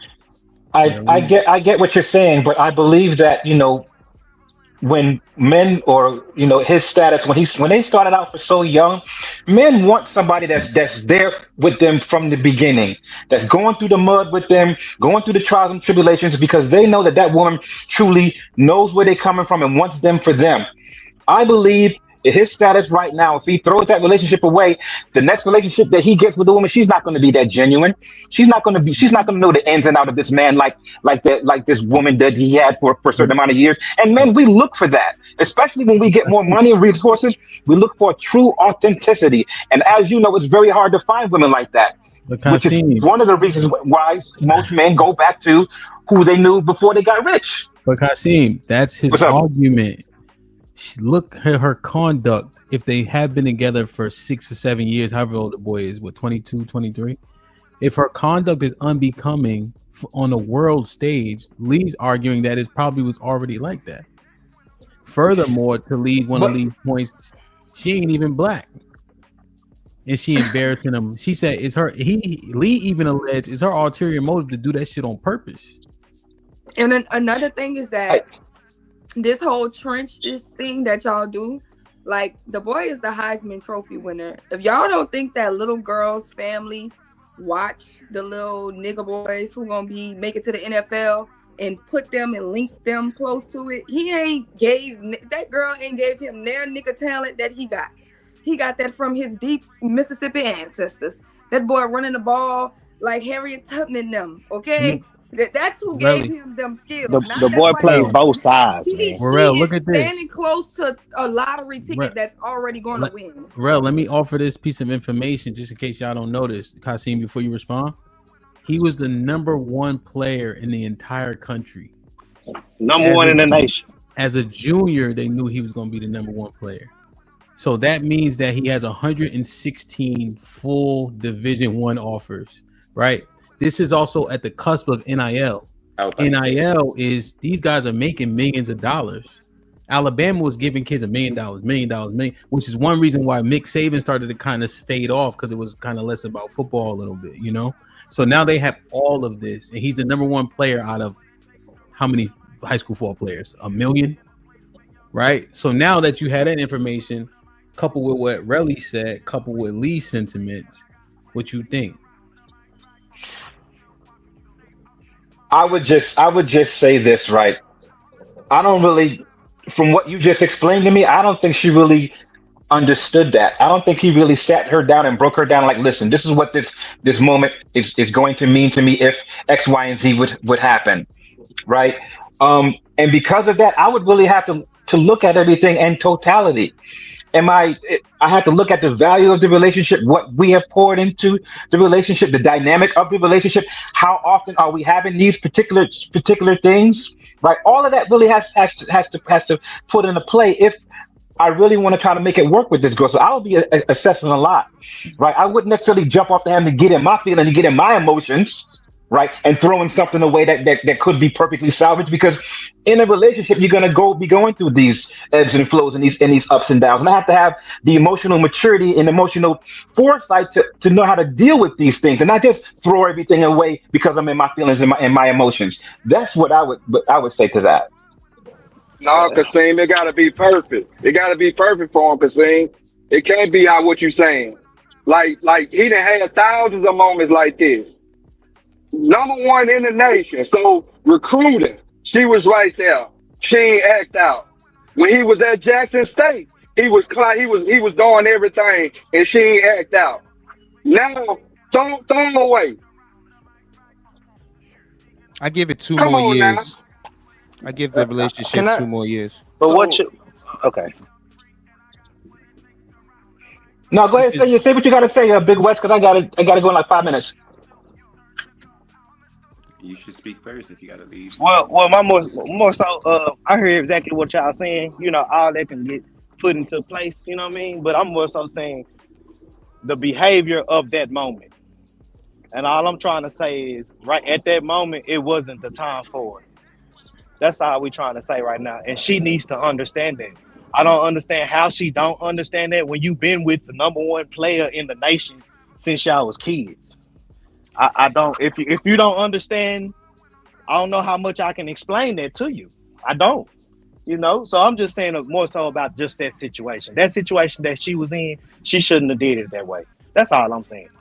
Right, and I agree with you on that. I believe the timing for that emotional outburst or that emotional blindness on her was not warranted. It was out of place. It was out of touch. So how many times would you allow her to do that before you leave her? Me personally, I've been in a relationship for the past 17 and a half years, Lee, right? And during the early part of the relationship, I had to really set boundaries and set expectations. And during that course, I had to continuously realign. I didn't just tell my girl, like, this is what I'm going to do one time and then walk away and expect her to follow that. I had to continuously readjust and get her in line. And that's what men do in relationships. I don't know the maturity that this guy has and the experience that he has in relationship. But for me, that's what I have to continuously do. We have to continuously realign, reset priorities in order to keep women in line, because they're women. They like to go off straight every now and then. There's really, really great things that we can get from them, but we just have to understand who is under our covering because we want the best for them. But before we can do that, we cannot be naive to their nature. But we have to understand exactly how these beings are and what we need to do in order to keep them in the best places possible for our benefit. So Kasim, you're on the main stage. She does this once. You have a sit down with her. How many more times do you allow her to do that before you be like, yo, I'm not dealing with this no more? Again, me personally, it has to do with how I communicated exactly what she did and how that affected me. right? And if she understands, like, listen, this is very, very important during that correction. Yeah, you If say she all that, right? understands, no, You say it's very important to her, and then she does. I'm just saying, no, but Lee, but my communication and what I say to her is it has to have weight to it, right? Because if she doesn't exactly feel what I'm trying to communicate to her in a certain way, then I have to change that up. But it's not going to be too many more egregious opportunities like that, right? In that particular magnitude and that particular level, there are levels to it, right? There are some moments that are not as significant, and there are other moments that are really, really, really significant. That has a greater weight to it. So, in those really big time significant moments, I would say 2. Okay, I was about to say you let her do that shit again. That's wild. But yeah, 2. So okay, you had, because it looked like they was about to fight, like right there on the television. Just like looked like they was about to like argue. What I mean, like look like they was about to like argue. Like he pointing that shit, she talking, like that's not what that moment was supposed to be. So I don't know, man. It seemed like they got a tumultuous relationship, bro. Like in the height of someone's being like he should have been being celebrated. She not happy, and it don't seem like he happy. So I give it 2 years, man. You gotta get away from these snow bunnies, man. Talk to Dr. Umar or some shit. It's not just snow bunnies. All women are like that, my friend. All of them are like that. Yeah, but how many times do you see a black woman with her black man that just got out 21, about to get 100 million, or I have $1 million he about to get? How many times you see the black woman right there doing shit like that? Like you rarely see that shit. Like they barely don't even they damn near don't even date the black women for us to see this shit. But it doesn't necessarily have to be on TV, Lee. You could go to the restaurant down here in Soho. I can see that. I could go anywhere and see that. It doesn't have to be on that particular stage with cameras. I'm not talking about the average person. I'm talking about when black dudes get money, they go get a Becky or some shit like that. So I was just trying to make light of that situation, but whatever. All right. Well, listen, man, it's good chopping it up with y'all. I'm gonna try to come back depending on how long you on. I should be done with this in about half an hour, 35 minutes. So I'm gonna try to come back if I can. No doubt. Kasim, be safe. Yeah. Like, share, subscribe, tell a friend, hit that like button right now if you can. That helps the channel the most. Megawatts for the 2000s because Floyd can't spell. That's why they don't fuck with Floyd. Damn. Joel with the $5 says, we need to be more willing to walk away from women that don't have our best interests in mind. Your lady should never enjoy seeing you miserable. Reaper with the $10 says, CJ is right. Women can't create simple fun and stop their man from it if they can't indulge the same. When it went to a Bill Burr show and saw women force their men out once his jokes became offensive to them. Unpopular truth with the 2000. Damn. You know what I could see in my head? Let me know if I'm bugging. When Will slapped Chris Rock. Will was laughing until Jada wasn't laughing. Exactly. Just in terms of what Reaper's saying. UT with the 2000 Jay, they doing what you doing right now. That was at 2:30. Aaron with the 2000 smile around your girl and she don't know why. Watch. You can't smile. Come on. You can't smile. Reaper Rel with the $10. If women aren't fun vampires, why does the saying happy wife, happy life exist? What's the reverse of that? Men can be depressed for years and you would know it because we typically want to make sure you good. You wouldn't know it, I think you would say. Aaron with the 2000, can a man be happy if his girl isn't? No. Aaron with the $10 says, my grandpa worked overnight and every morning when he came home, he sit in his car and listen to his music or work on the car. And every morning, my grandma would be looking out the window till he came in. His Bells with his $5 super sticker. Salute. Isaac been a member for 11 months. He said later, what are you referring to me? I don't know. Eli was popping with the $10. Lee, the perfect Democrat, bro, argue buddy like them on every point. That life with the $5 says, Kashim, I'm not going to address the Lee goofy ass. He's motherfucking Travis Hunter, fam. She better get a clue and fast. I think Lee kind of cleaned it up though. They don't keep up. They make the He sent preconceived that at notions 3 about o'clock, so I think 3:10 is when you started cooking. Brandon, but the 20 ball says only weak-minded and weak-willed women let their emotions control every response in every situation. Women know what they're doing, but it's beyond the scope for a woman to just be spiteful and mean. Oh, it's not beyond. Sorry, it's not beyond the scope for a woman to just be spiteful and mean. Damn. Machine with the $5 says, "Ma'am, you're not the prize. Fish, you need to know your place in this. I'm about to be another Deion Sanders, and you being emotional on camera. Step." And live with the $5 says, "Sherelle is right. Check. Them folks looking at him like he a payout." Like, share, subscribe, tell a friend, and tell a friend. Hit that like button right now if you can. That helps the channel the most. Action Jackson. So what do you and did he freeze? What are you suggesting? Do you think that the advice what Lee laid out is not suitable, is unrealistic? It seemed like he was being pretty logical. Hey, I'm a dip. I'm gonna be watching from the chat. Right, get your ass out of here, CJ. All right, fuck you, Lee. Hey, you get on. Peace out, bro. What you think, man? You think they wild in action? Yeah, that's wild.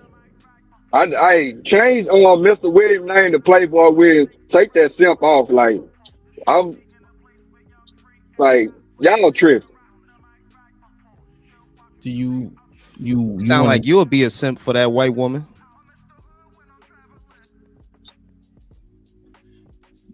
Say that again. It sound like you will be a simp for that white woman. I know y'all brothers out there, man. Y'all get y'all some money and then y'all try to slide. Yeah, Dr. Umar been talking about y'all, man. We need to have Dr. Umar have a sit down with this gentleman, man. Get him a black woman so he can keep some of that wealth in our community instead of them white ones, man. She trying to play that, man. Definitely not. No. For one, no. Nah. No, bro. I'm just saying, bro. Like, why you think at a guy that's 21, right? A woman sit there play him in front of all of us, right? Looks like they be arguing. It looked like it. Come on, right? Why you think he need to sit down and like still be with her? He only 21, brother. He ain't 31. They ain't got no kids, and she disrespect him on the main stage. You gonna tell your son to stay with that woman? If they have rapport for that, but the length of time that they have, and this is the first incident, why would I advise my son to leave somebody like that and then roll the dice on what's left out there after he didn't got the money in the fame and she was there before it? Because do you believe there's other good women out there, or do you think like the only good women are women that you've built rapport with? Like for example, did you meet your wife or your woman at a young age, or you met at a more tender age? More tender age. Right. So I believe that he could find another woman. You found one, and this dude about to be famous or is famous. So I just don't see like why do men try to make men stick around things that seem like they're gonna end up being toxic. If I'm being honest with you, Action, I think she gonna try to get him for his bread. I think she a shyster. I don't even think she like him like that. After seeing that, when that's not true. She done like I was saying earlier. Like I follow them because, like I said, I'm a fan of his, and like they got a YouTube thing or whatever. Like she works, and she used her own money to buy him lavish stuff. Like she's not just mooching off of him. Action. We seen scammers do that all the time. You see them. There was one woman that was online, right? The dude got her a train ride from Baltimore to New York, brought her out and all that shit. Then he said, "Yo, let me transfer you 100,000." then I'm gonna transfer it back out and all that. That's just an easy way to set up a lick. What's 60 when you got $1 million? What's 60 when you got 20 million? Yeah, I'm gonna spend that because it's coming back tenfold. Exactly, Hemp. I 100% agree. And on top of that, bro, like, it's like, when do we like see the snake pop out the grass and whack that motherfucker? You know what I'm saying? Like, if someone shows you them they sell, you know, like she showed it on the main stage. She showed to me that she's a fucking hater. That's what she showed. Not to mention, he's been famous. I don't understand if y'all ever watch football. Let me tell you something about Tyrann Mathieu, okay? Because we was in school together. That little boy been that motherfucking little boy since the freshman year. In St. Aug, we all at the parties, he was lit. He was always walking through like a celebrity. When he was 14, he was a celebrity. Any girl that would have got with him at 14 already knew he is Tyrann fucking Matthews. That girl know what she dealing with. Plus, if they making money on YouTube as a YouTube couple, who you think really bringing in the revenue? Because we don't know her. No, she had a regular job. She got a regular job. She have a regular job. You think she spends $60K on her regular job, or you think she getting that YouTube money because she's with the top football player in the world? I still acting like this man is not the prize. We're not going to act like that. She could be a genuine That's not what I'm saying. What I'm saying is one incident. Is a lottery ticket. No, anybody standing next to him know he a lottery ticket, bro. Everybody, if you can't beat a man, the man will stand next to him. I done seen men break their necks to be next to the nigga that's about to come up. This is so you might want so everybody gonna treat him wrong. Then that's the case. Y'all making it seem like this one incident make her the most terrible. Get from you, definitely.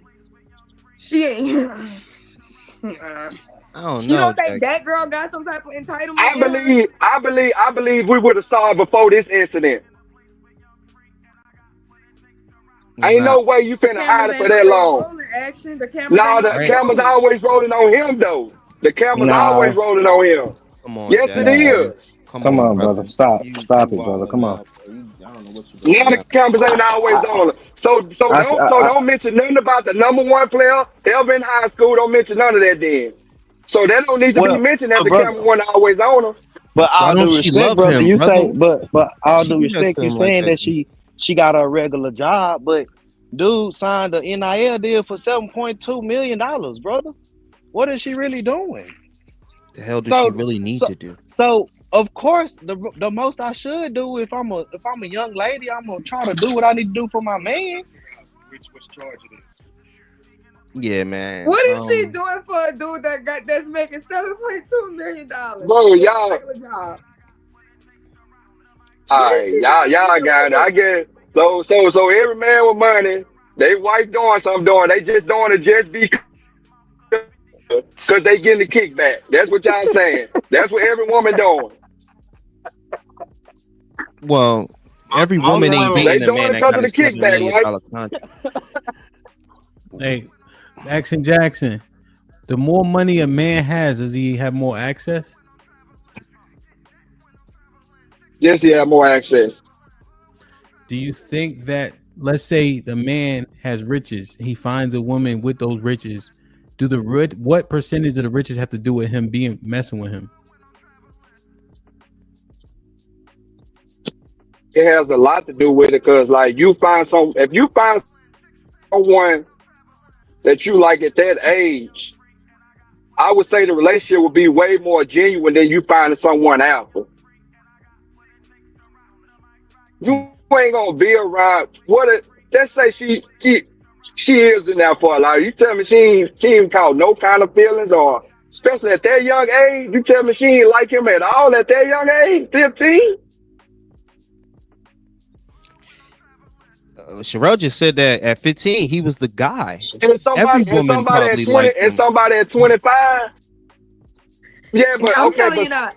If that little boy, look at that man. He's not like the aesthetically a pleasing little boy.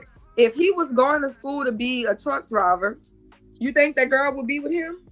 No deal. Thank you, Sherelle. Thank you so much. What I said. You think her white family really would be don't like pushing him. her to him? No, they would not, Sherelle. That's what I was saying. Hispanic People family, know yes. like y'all see black Hispanic people. family, Let me yes. tell y'all something, because No, the black hell they people, wouldn't. I y'all live don't in Miami. understand because we've No, they been, wouldn't. we've been chilling in the ghetto too long. But white people understand meal ticket. Okay, did y'all go to college? Do y'all really listen to white college girls and what their parents tell them? I don't care who you like. You're gonna marry Brad. Okay, he's a hedge fund child. Okay, that's the Jefferson's grandson. Like, what are you talking about? You don't think white people know meal ticket? White people don't work. They've never been hard working. They know how to get in where they fucking fit in. That's the number one thing they know how to do. That's what their whole history of them existing is about. Not hard work. It's about you see them niggas about to come up. We need to get over there. That's Let's a fact. sign him. Boy, y'all wow. And I see what you're saying, OG. Don't get me wrong. I heard what you're saying. It's a beautiful thing to find some love at a young age and, come together, grow up, become the shit like ass cheeks. You know what I'm saying? I understand all that. But just like Lee is saying, when that snake shows his head, as an older man, you got to give the young men game. And what we saying is, when we seen what we seen, that is not a good look for a young man that's trying to build a future with a woman. That's all we saying, OG. And if we can agree on that, that's all you saying, and I agree with that. That's not what Lee's saying. Okay, that's all we trying to get right there. We just saying that right there is just not a good look, and just look at it before you try to give your all, because you are, just like Sherelle say, shit, you the next Tyron, you the next Deion Sanders, bro. Let's be real about the situation. This young man is playing both sides. It has never happened since Deion was doing it. And Charles Woodson, my boy Hamp know football, so he know a little something. You know what I mean? But this haven't been happening like that. And then he had Colorado. They ain't even winning. They bowl eligible, bro. It's a different baby girl. I understand that you mad, but you need to sit your ass down. Okay, that's just what it is. Sit your ass down, and we'll deal with this when we get back to this $1 million crib. Cause you is in the $1 million crib. Okay, that's what you are. Yeah. Come on, let's just be real. Yeah, man. It's crazy. How long they been together?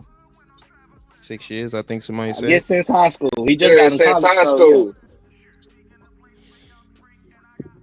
He's only 21. He can find somebody else. So Jesus Christ. I had somebody like that. If this was this was my nephew. Basically, what y'all saying is, what y'all saying is he should give up 6 years to go find somebody new. No. If this was my nephew, I'd have told him to give up that 6 years to focus on himself. And when those moments come, he don't have to feel like he's getting into an argument when he should be feeling accomplished. Everybody's raw in his name, and some fucking woman is sitting next to you giving you attitude. Go be by yourself. And if it comes to you, then it comes to you. I wouldn't tell him to go find somebody else. But at the end of the day, that was terrible, bro. I don't get how y'all don't see how that was wild. Okay, let me ask you this. How did she give him attitude?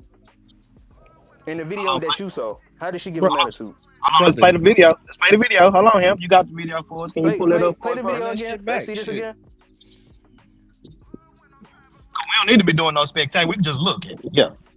Look how happy he is. Okay. It's just crazy. I'd have left for that. It's crazy. Let me get a context. That's actually after. That's after all that happened, Hemp. And they saying that his mood changed. So this was before he went to the interview.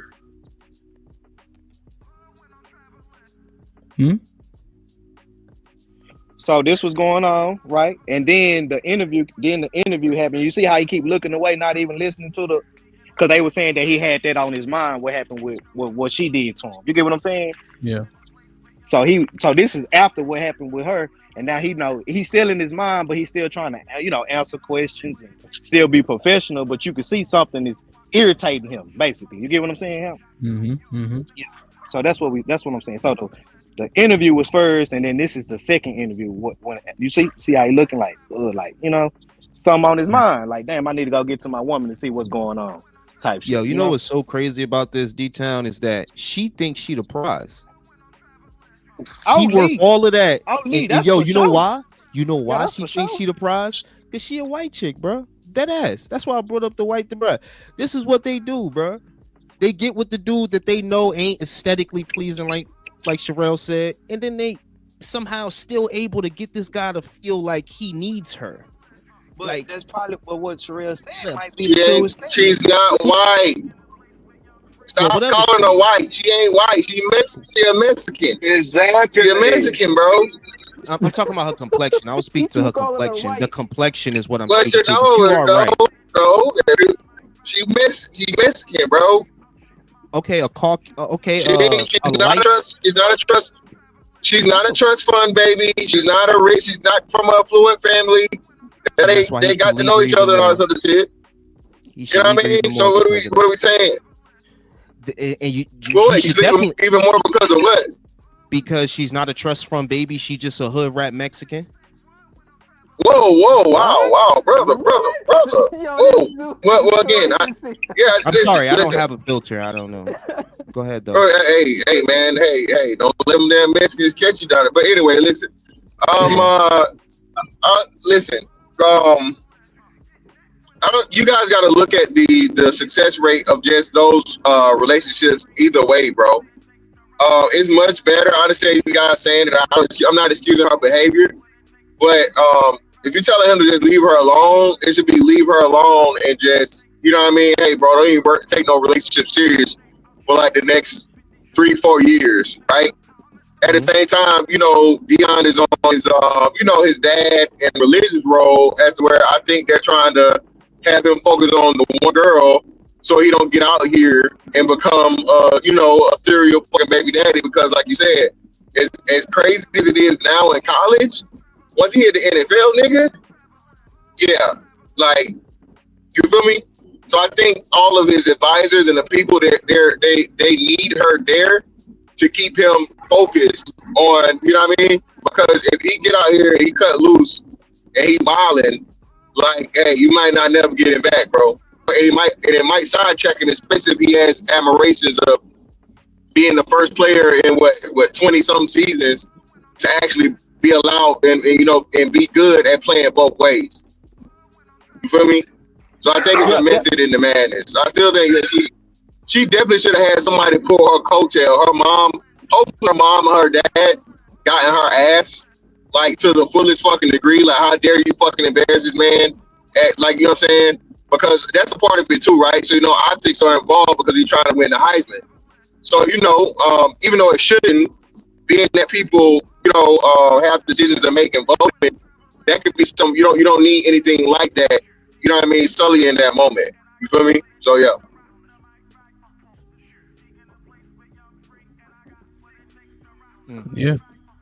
Yeah, because I want to say him, when all this went on, I want to say a day ago or 2 days ago, he posted a whole video of him and his lady, like a whole thread, like showing appreciation to him. You get what I'm saying? Mm-hmm. On his Instagram. So it could have been something could have went down. You get what I'm saying? But just like I agree with Lee and Fantastic, if you do move around and get another woman, move around and don't be with this lady, just focus on yourself, youngster. You know what I mean?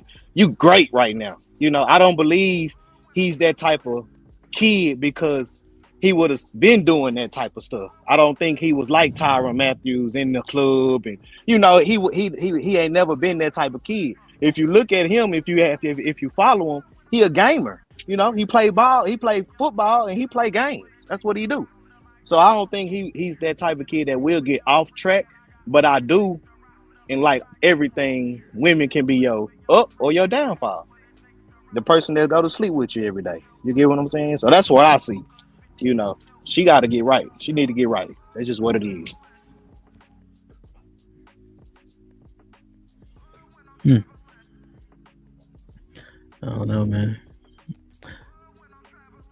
I don't know. I think she been acting like this for a minute. I don't know if Get Right is coming back. I don't know if she's gonna be able to get right out of nowhere. I mean, I understand she's young, but her disposition is something that is alarming. What you telling Big Suge? What you gonna tell Big Suge? What you mean? Number one player in the nation. Got him a little chick. You see this? You didn't make the game, but you seeing this on the you know, on the media. What you gonna call Big Suge? What you gonna say to him? You know? If he got cussed out by his girl in the middle of the field, right? The same way. What happened? Yes, sir. He gonna cancel that girl like Nino. Y'all ain't seen the clip? Hemp like the play. You better not bring her back here. Whatever you do. Now wait, is she Caucasian? Well, I forgot. Big Suge got sisters, so I don't even want that for her. Yeah, Ham. She Caucasian. No, she ain't. Ah, exactly. She's not Caucasian. That shit. That damn white woman taking. All right, Miss She eats the Fantastic. tacos and the burritos. Yeah, we know you There's didn't Caucasian Spaniards, okay? In Miami, they be calling themselves white, dog. Spaniard is not a race, okay? There's black ones and there's white ones and all other stuff, okay? There's the black ones and then there's the white ones. And they be gangbanging on each other. The Venezuelans don't fuck with the Cubans because they be mostly the black ones that speak Spanish out here. It's the same thing, same shit we got going on. They got it going on. They just saying buenos dias and you know shit like that. But I had a Spanish girl. I was like, so do you date all Spanish men? She was like, not the dark ones. Yeah, you're right. Yup. That's what they do out here. She's like, we're not allowed to date the dark ones. Like, That's exact. They will say we are not allowed. We won. We're different than the dark ones. Bro, I dated the dark ones are more like y'all. That's what. Sherelle, when I first came out here, I was dating a Spanish chick, and her grandmother could not stop saying. She kept saying in Spanish, "You're handsome for a black man." Mm-hmm. She kept saying that shit, and then I left her alone. I just dipped on her one day, like I ain't dealing with this shit no more. Cause she was telling me how they were be like, oh, I'm not even really supposed to be dating like black dudes, you know, like, and they'd be like, that's what their parents would teach them. So yeah, Spanish people I think they more racist than actual white people. I ain't gonna lie to you, bro. No, that's real colorism. They're real. They're real color. They're real colorists. So when people, the shit that niggas be calling colorism, people that's like Hispanic and like that's huge in they shit for real, right? So like light and white is right. It's for real. That's what that shit really mean over there. Niggas misuse colorism because of whatever. Over there, like you literally, like you said, whole like you know, I guess like the what do you call it? Fucking derivatives of Hispanics or Latinos.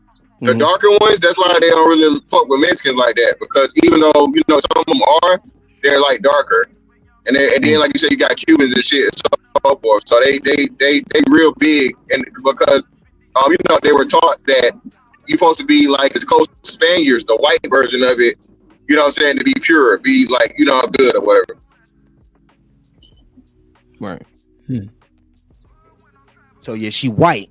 But hey, once Senorita gets some of this fried chicken, bro, it's over with. She same way with Becky and them. They ain't going back. Yeah, but then you got to deal with that racist ass family. Yeah, Mr. Fantastic came back from South America, so he biased now. That's only to keep her past 25. No, what you talking about, man? Listen, it was dark women down there. You know. Yeah, you walk Did you right see by Plenty, Moreno. Did you see Freezy wanted you to drop the link for him? Oh, no, I didn't see it. I got like 10 minutes though. Yeah. I'm about to go check. I gotta do payroll and shit. Let me see. That need to be the next conversation. What, payroll? No. The black dudes getting with white women for status and shit. What? You don't think that's what it is, man? Like a status symbol. Oh, I got this little white Mexican team right here. Nah, I'm tripping. I could be tripping. He said he might be. I'll be tripping sometimes. They say it's us, Lee. They say it's us. We the ones that love the white people. They love them white women. Oh, they say it's y'all. Race of women. You black women love them white men. They be ready to. Y'all They love be them ready. Brad, Chaz, y'all love all them. They was tree Y'all love them white women too. Y'all black dudes, y'all love them white women. Y'all love them. Bro, no, white women love the niggas. That was trying to understand it. Y'all love each other. White women will come on. No. White women will shoot. White women shoot their shots, man, and like crazy. But hey, you sure are handsome. You know what I'm saying? Right. Right. You know, they look in windows and shit, and motherfucking, you know. So nah, man. I don't know, man. I can't do it. You're racist though, Hemp. It's okay. Aaron with the $2 says, least stop it. Stay out them swinging clubs. Aaron with the $2 says, if she was black, y'all wouldn't be saying this. Aaron with the $5 says, first it was, what did he do to make her upset? Then find out she ain't black. Now it's, he needs to leave her. Am I the only one who peeped that? Aaron L with the $2 says, she black, Mexican, and Filipino. Hell nah. Freezy was popping. No, always trying to sprinkle black pepper on people. Stay trying to just a sprinkle. What's going on, Hemp? What's going on, panel? I appreciate you, Sherelle. Sherelle, you been looking out for your brother. Huh? No problem. My bad. I was Hemp not gonna be looking paying at attention. No, I'm good. I'm good. What's goody though? Nothing, man. I was just paying attention to the conversation, man. That's all. Yeah, man. I don't know. It's apparently I don't even know what's jaded no more at this point. I guess it don't. It just is what it is. Mr. Fantastic say you should shit on everybody beneath you once you make it. You know, Mr. Fantastic rough. Like, god damn. Hey, you know they say sometimes you got to meet them people on the way back down. You know, yeah, we like that sometimes. You know, it's fantastic. Says 2 foot stomp them when they down. Don't just kick them. Yeah, man. Yeah, man. Hey, don't let him back up, man. Kill him while he down. Don't kill him. Come out of here. Damn. Freezy, do you think that Lee? I don't know if you was here for this question. I got like Tim. All right, yeah. So, do you think that black women have a natural proclivity for white men? Or do you think that by the time they get to the affinity of liking white men, if they don't grow up in just like a, you know, because there's times where it'd be like a few black women, then they grow up around majority white people. You know, I can kind of see how that happens to them. They surround it. But do you think that they have a natural proclivity for white men, or do you think that they become jaded to black men's conduct and therefore try out white men? I don't think black women have a natural proclivity to white men. It could be closely linked to white Jesus and stuff. You know what I'm saying? You know, most of the churches, you know, when they go to church and stuff, they, you know, when they pray to Jesus and stuff, they, you know, they have a white image of, you know, white Santa Claus. A lot of good stuff that we learned that we were conditioned to think was good was white, you know, growing up. So I don't know in that aspect probably, but I think a lot of it is the latter, what you said. Just the frustrations with the relationships and stuff. And then for me, from what I seen, it almost be like a, nigga, I got me a white boy, that type of shit. You know what I'm saying? Like, so you know, kind of throw it in your face or whatnot. So you think it's because they got pushed that way? Well, I think it's just, I think a little element I don't want to say spite. You know what I'm saying? You know, most of the black women I know, they end up saying, like, when I used to be on Facebook heavy, a lot of the women around my way, they would say, I'm tired of these niggas. I'm finna get me a white zaddy. You know, we'll hear that. But the first thing you hear is, I'm tired of these niggas. And then they'll go to, I'm about to get me a white zaddy. You know what I'm saying? That's what I used to hear a lot. So Damn, man. So they said there's an underlying thing, like, yo. Well, Mr. Fantastic, did you agree with that sentiment? Which one? Which part? That black women already like white men. Yeah, I made the point. Of course, yes. They see white men. That's why you had the people that you had in the divester movement. The divestors purposely say that every black man is, he's beneath the white man. The biggest white supremacists are black women. God damn. They listen. They say it. They say it. Hell, they say it. Y'all be giving shit to Nick like you said. Listen, y'all even said it right. So when a black man and a black woman, black man deal with a white woman and so on and so forth, it's not out of a hatred for black women or he don't want to deal with black women and so on and so forth. It's pretty much like that's the best woman that he had out of the women he had access to. For the most part, a man that has access to fucking white women has access to black women and whatever other women. The problem is, like you said, white women are 6 to 1. You feel me? So they try to make it this thing like it's just like numbers, bro. It's like they outnumber you, and like if you're in a place as to where white women are the majority, and clearly they are attracted to black men. It's not black women. It's just like, okay, well, out of the choices you had, even man said it right about the Asian woman, right? Hey, out of the choice of the women he had, out of all races and whatever, that's the best woman he was able to pick. So in a man situation, that's what it is. But for black men, white man, it's been proven time and time again. Damn, man. Not all. What you think, Lee? You're on mute. Did you hear me? Yeah. Yeah. I think that black women are activated. I think all races are. You muffled now. Did you hear me? Yeah, there you go. All Say it again. I just said that I think black women are infatuated with us. They don't really like white dudes. I mean, like Fantastic said, it's like a numbers game. And even then, you rarely see like I'm out here and it's like warm most of the time. So you're able to go outside a lot. And I see a lot of black couples.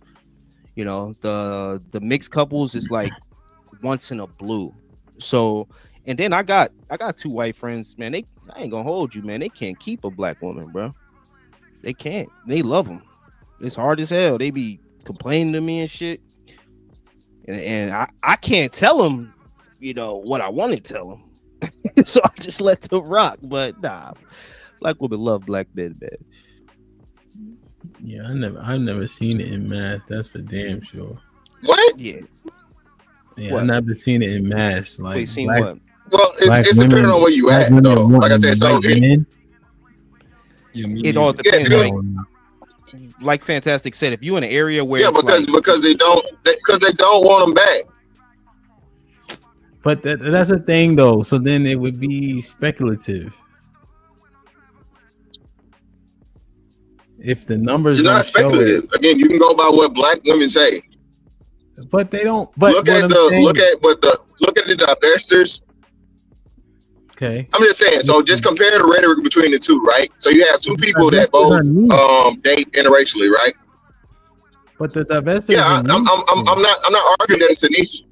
Yeah, I'm not arguing that it's a niche, but it's a niche. It's a niche that's purposely trying to influence other black women to join the cause, right? I agree with that. And it's been around for quite some time. So what I'm saying is, these women are purposely coming out here and telling you like, hey, the white man is better, the white man is better, the white man is better. Even Passport Bros and SYSBM, they're not out here banging the gong saying, hey man, foreign women are better and this and blah, blah, blah. It's like, hey man, this is what I choose to do. This is what I'm gonna do. Hey nigga, if you want to do that, you do it too. But if you want to whatever, so it's like the 2 messages of the people doing the same thing, 2 sides of the same coin. It's just totally different. And then one actually does do the thing. Niggas is not out here saying, ooh, look at my white girl. My white girl is better than all you black bitches. But black women are definitely saying this white man is better than you niggas. And then they get exposed and come to find out that they literally took these motherfuckers from being homeless and whatever else. Be it Tamar Braxton, King of Queens. All these women that love these fucking white men, and they turn out to be way worse than niggas. Aren't you making our point right there, Fantastic? That they don't really like them, they just kind of use them. No, you're right. They don't really like them. They worship them. That's the problem. They don't like them. They love them and worship them in spite of. So if a black man does the same thing, he has no chance, right? If a black man is broke, if a black man is uneducated, as they like to say, if a black man is unattractive, right? He don't get no fucking chance. Nigga, no. But that white boy, he don't have any of those qualifications. He'd be dumb, he'd be ugly, he can not have money. It's been proven. I don't know what you're saying whoa for. Bro, we covered this. No, I'm just listening to what you He just breaking said. up. I can't One hear him. moment you kind of just made it seem like they only with them because of the money to use them, and now you're saying that a white dude could get a woman without any money or anything. You agree with that? Yeah, I never mentioned them having money at all. Whatever. I said I never mentioned money. Well, you said if a black dude is broke, if a black dude ain't got this, he ain't, he can't, he's not able to get the same leverage as the white dude, right? So exactly, saying, like, and I'm telling you, don't got money, he still could get a top quality black woman. Yes, is that what you? That's exactly what I'm saying. That is exactly what I'm saying. That's exactly what I'm saying. And it's been several. Who said it's cap? That's cap. So what are the Pookies and Ray Rays then? What is that? What are they?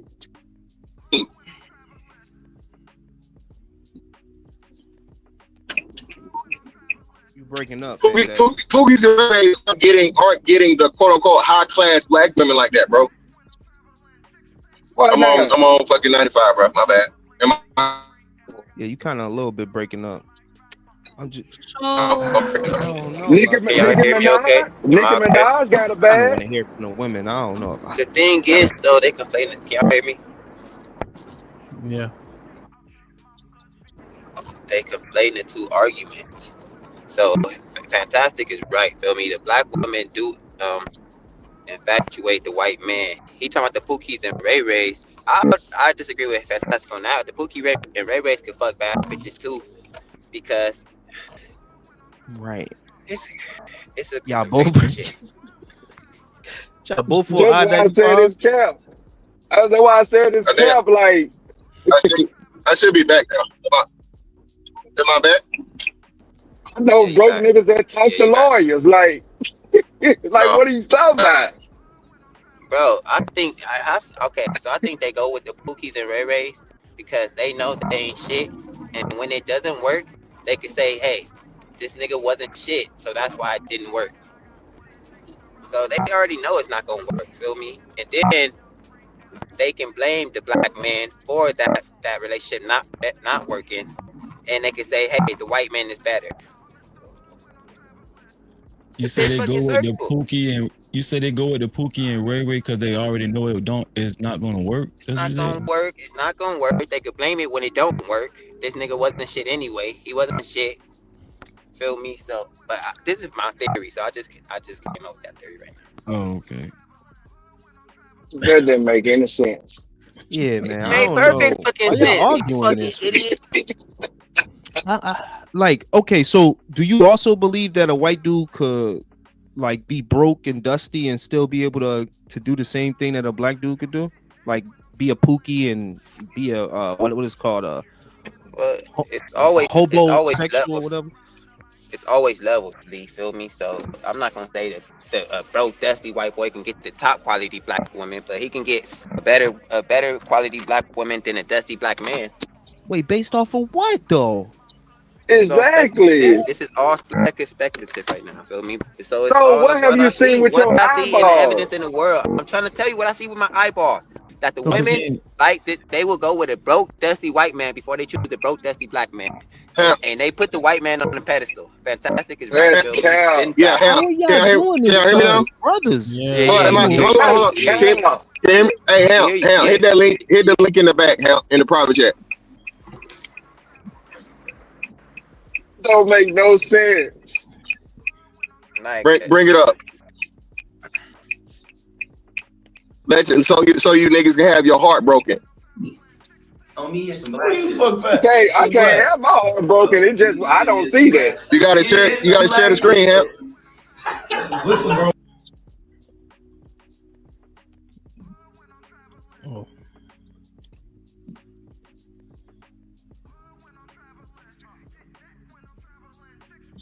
Shit on me and some black Who you shit. fuck fat? I mean black. Oh, you didn't hit some black shit. You didn't hit some black shit, bro. Pause it, Hemp. Do you see this? Do you see this white boy's grill and his no chin and just imagine a nigga looking like this. Get this nigga a temp fade and that face. What's gonna happen? But continue. Go ahead, Hemp. And I'm already 2 for 2. I'm done with the white bitches, bro. Like I went 1 for like listen, bro. I was like 7 for 146 for white bitches. So, I'm like fucking LeBron. I'm just like step back. That's great. I mean, Nigga is clowning. Nigga is clowning. Fuck, man. We got to see what his girls look like though. No, Freezy, no, nigga. Freezy, no, because even the big girls will trip on niggas, bro. It proved everything. Y'all copping, please. Y'all copping, please. This man told you this is a white man, okay? A white boy, young white man, right? He gave you the exact numbers. He said 7 for 146 out of his lifetime as a white man for women that look like him, okay? So clearly he is not highly attractive or possibly even moderately attractive. He said he switched over to black girls, and I'm pretty sure within that 7 to 146, some of those women were unattractive too. Okay? Even some of the unattractive ones turned him down.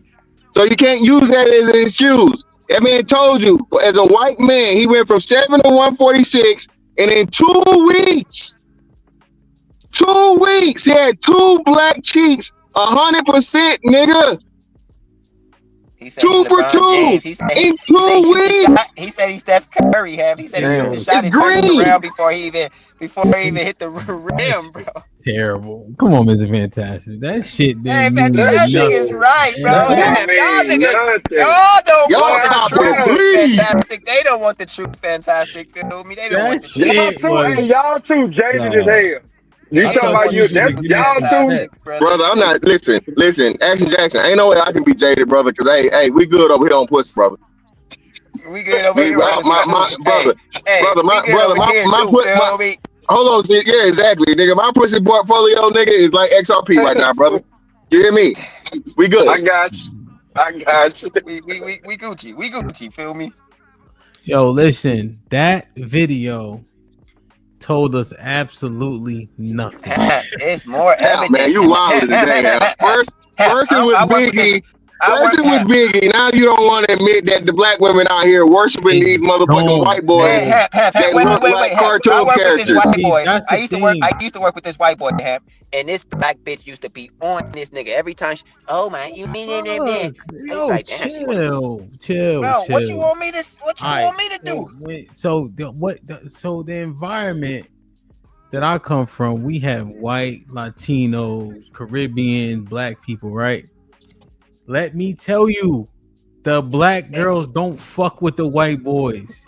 They don't like them. Y'all bugging.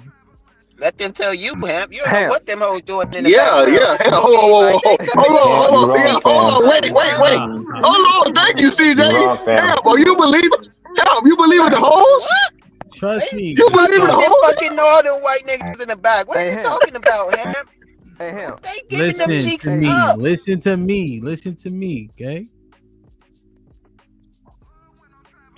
They do not fuck with the white boys. I'm trying to tell you. Damn, that's what they tell you, nigga. That's what they tell you. Oh my God. I'm trying to tell you. They do not. Oh my God. They do not. Now, are you saying that there are black girls that do? Yeah, but they're in a very no.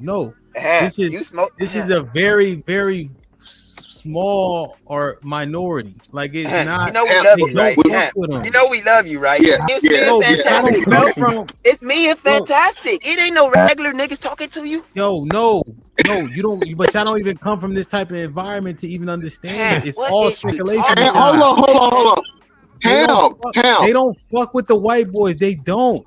Ham.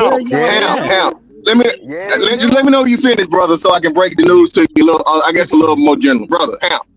I served in the United States military. I don't care what you did in the military. That is a niche thing.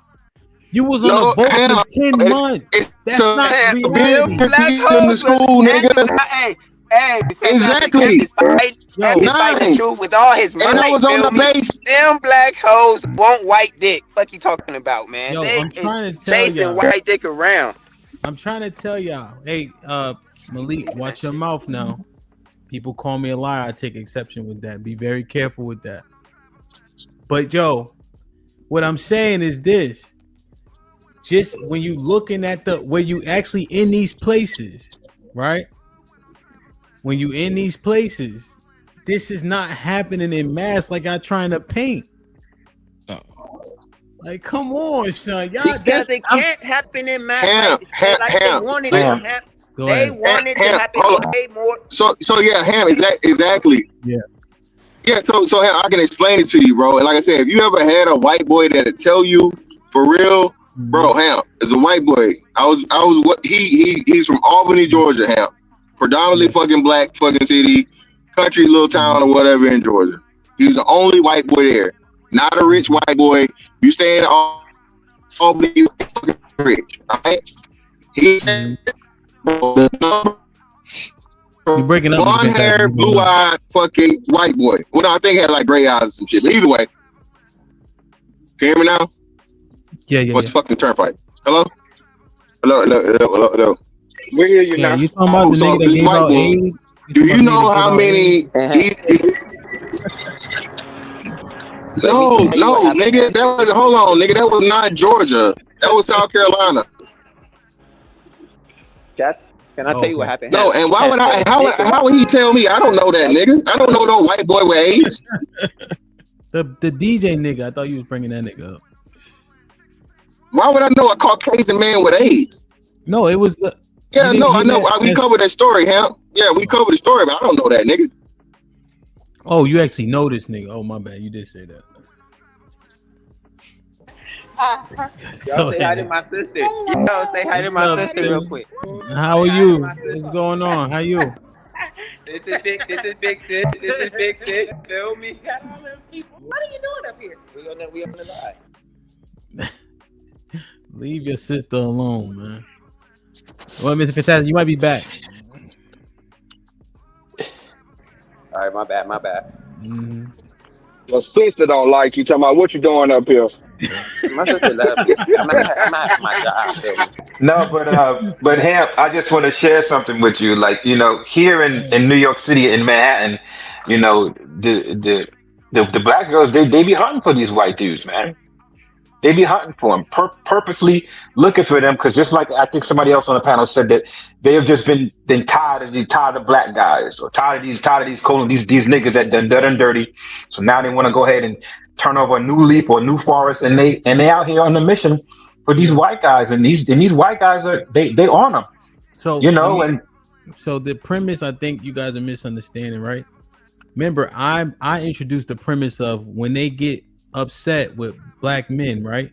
They become jaded to black men, and then they look at other races, namely white boys. I understand that, right? But the numbers also don't support it. The argument would be that white men just don't like them, that's why they can't do it, right? That's usually the pushback argument. But when we look at the numbers simply don't support it. Also, people in general prefer their own people. You see, but I understand that there's a niche, right? There's even a sector that they literally just talk about that, right? Now, I would argue, what part of Manhattan? Man, the island of Manhattan, right? There's certain little parts of there's 5 boroughs here. There's Manhattan, there's Queens, there's Staten Island, there's Brooklyn, and then there's Chivas. I know, right? So I know that. I'm saying, what part of Manhattan is what I'm saying? all over, Upper East Side. You know, it's Soho, Chelsea, all over. Soho. Yeah, man, it's all over. And these guys, I got a couple guys in the office that strictly go out and they hunt for sisters, and they get them. They get them. And can I suggest? also, when I you was do an in, interview? I got a couple of one of my best girlfriends. She lives in Newark, New Jersey, where I'm from. Even she asking me like, "Yo, Kasim, like, yo, I'm tired of these niggas. I'm tired of these niggas. Like, yo, like where they Don't put and they that jacket coming." on. No, Don't I'm just put that on. saying. Don't put that jacket on Newark. Now you know that ain't the thing. Don't do it. I'm just look. I'm spitting facts, man. Watch And this. yo, they come Hold over. on. I Yo, gotta Ham, slow him they come down. over I here. gotta slow. I gotta They slow come him over down. here with carloads. Damn, they come over here in carloads with What I'm girls from Newark, saying New Jersey, is, from the hood, over here to no. Manhattan, and then they looking for What I'm white dudes. saying is, yo, that is not the modus operandi in Newark, and he know that. And I gotta go. Go ahead. I just want to suggest that you do an interview with Tommy about this topic because this is his main talking point. Feel me? So if I could make a suggestion, I suggest you interview him on this point about the black women liking white men better. All right, I'm gonna holler at y'all later. Feel me? Nice, be safe, man. Yeah, a lot of them are jaded though, Ham. As you said, a lot of them are jaded from the bad experiences, and they tired. So do you think the only reason why they don't date out is because they can't? Do you agree with that sentiment? That they don't date out because they can't date out? Yeah. I think, black women are loyal to us. Right? I think first and foremost, they are loyal to us. I think it depends on how much confidence they got in actually getting one. Right? Because I believe that from the black girls that I saw go with some of these white dudes, I see them act different.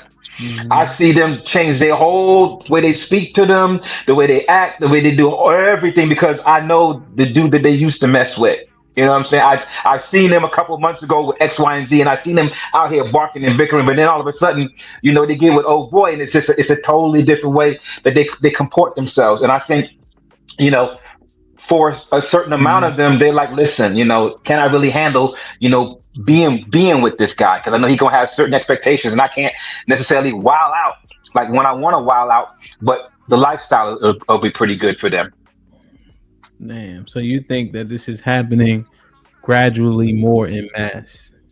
Yeah, man, I see it, fam. Not just here in New York, but all over. I see it. All right, what should the poll say? Cree, what should the poll say? Just so I word it correctly. I'm trying to understand what I'm asking. That Kasim came up here with a bad example. Yeah, that's what I'm saying, Nas. Like Kasim, because Kasim knew I asked him what part of Manhattan. But I would argue that in like 125 or Spanish. I don't know. Okay. Yo, they be up there too. Gentrification is running rampant out here. No, I understand. In New York, So now the areas, they're seeing more of these white people in more of the areas, and now it's like, listen, now they're starting to intermingle with one another. Now they're starting to look around like, oh shit, like, you know what? Now I got more options. I'm comparing my previous experience to this person, that person, that person. Now I got another option that I could possibly go out to and look for somebody, and they choose and they look seeking those options.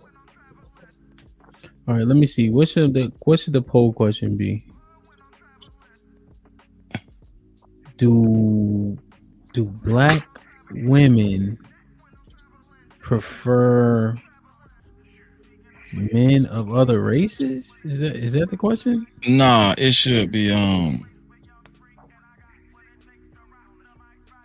are black women attracted? Hold on. That's what I'm saying. Are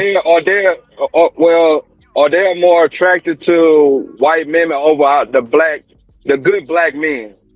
Because Kasim, he came up with the example that they was leaving dudes from the hood, and Sherelle just said, when you in the hood, you gonna get a certain type of dude. So why would you come up with that example? And then the fact that those girls know you, why they not asking for a dude that's like you, that's black, instead of somebody that's white? Because I ain't gonna be I know the question.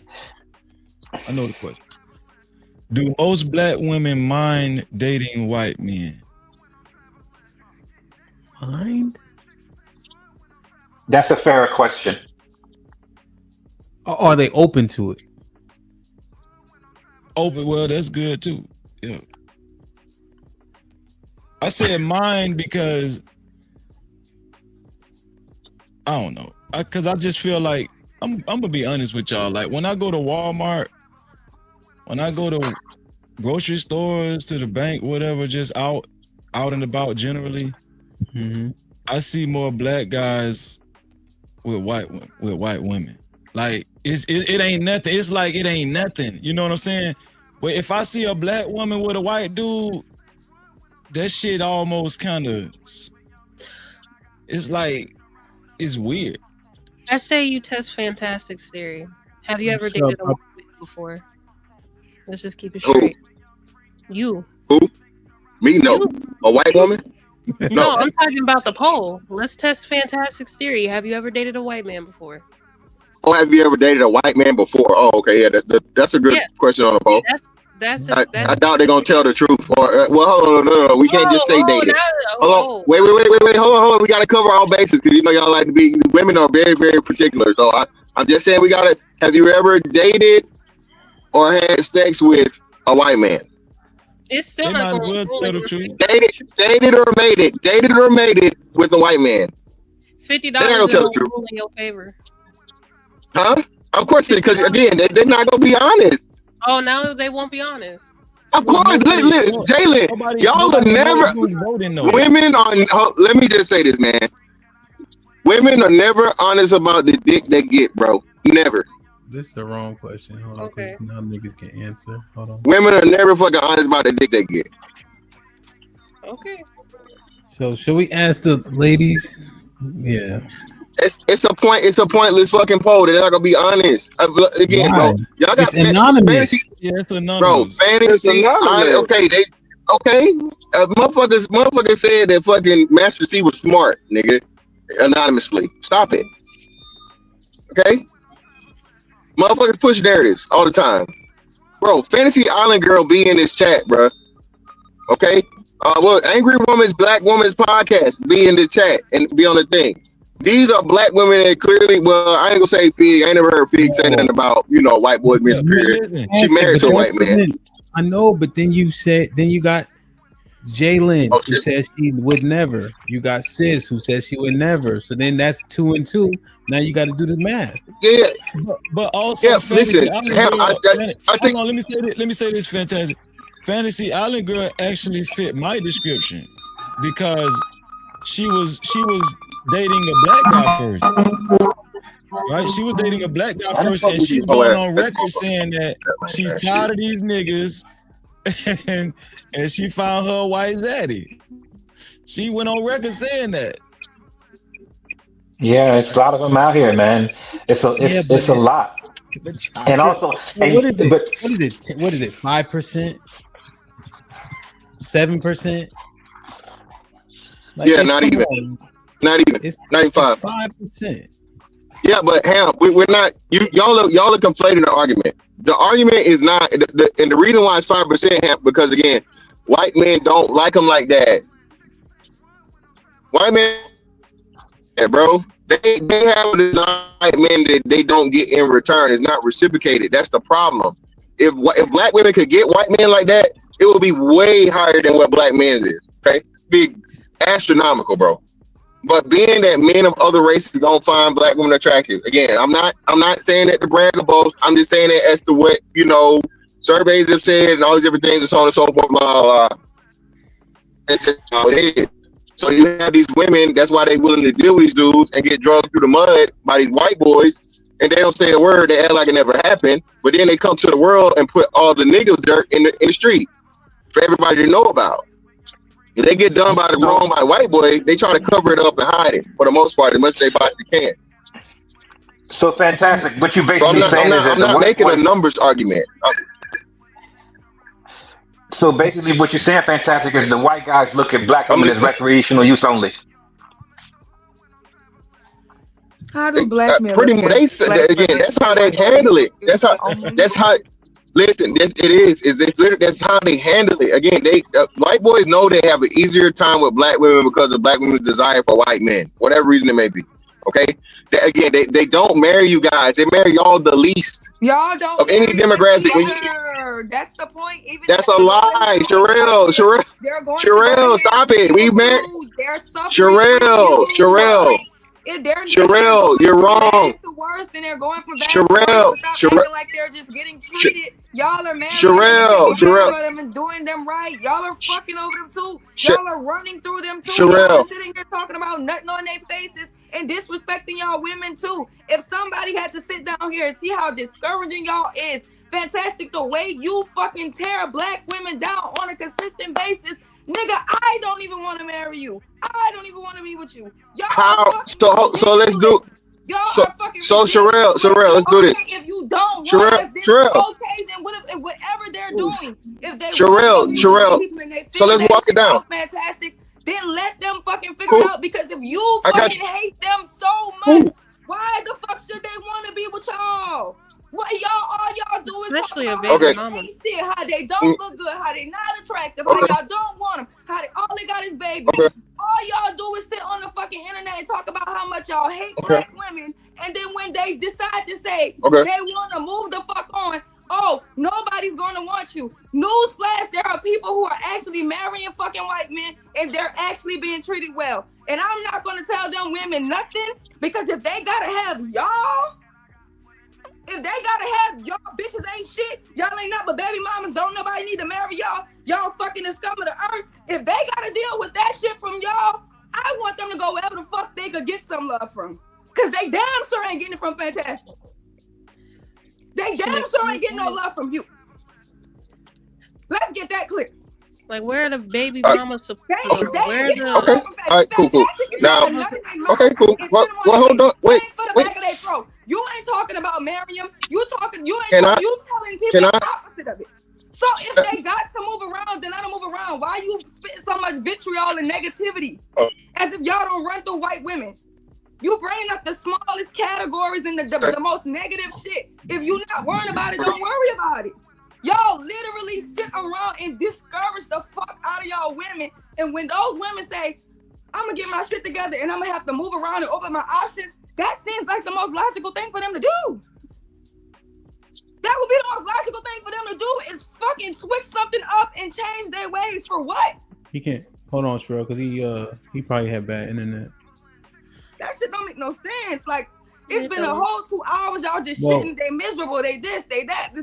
Well, the truth is, hear that shit. Well, no, the truth is, what I was saying, they don't like white boys, but they're making it seem like. And Miss Fantastic did say it's only 5% of them, so it's a small ass number. It can't be that many. All right, so hold on. They're not getting nothing. They're not getting no award. So yeah. So hold on.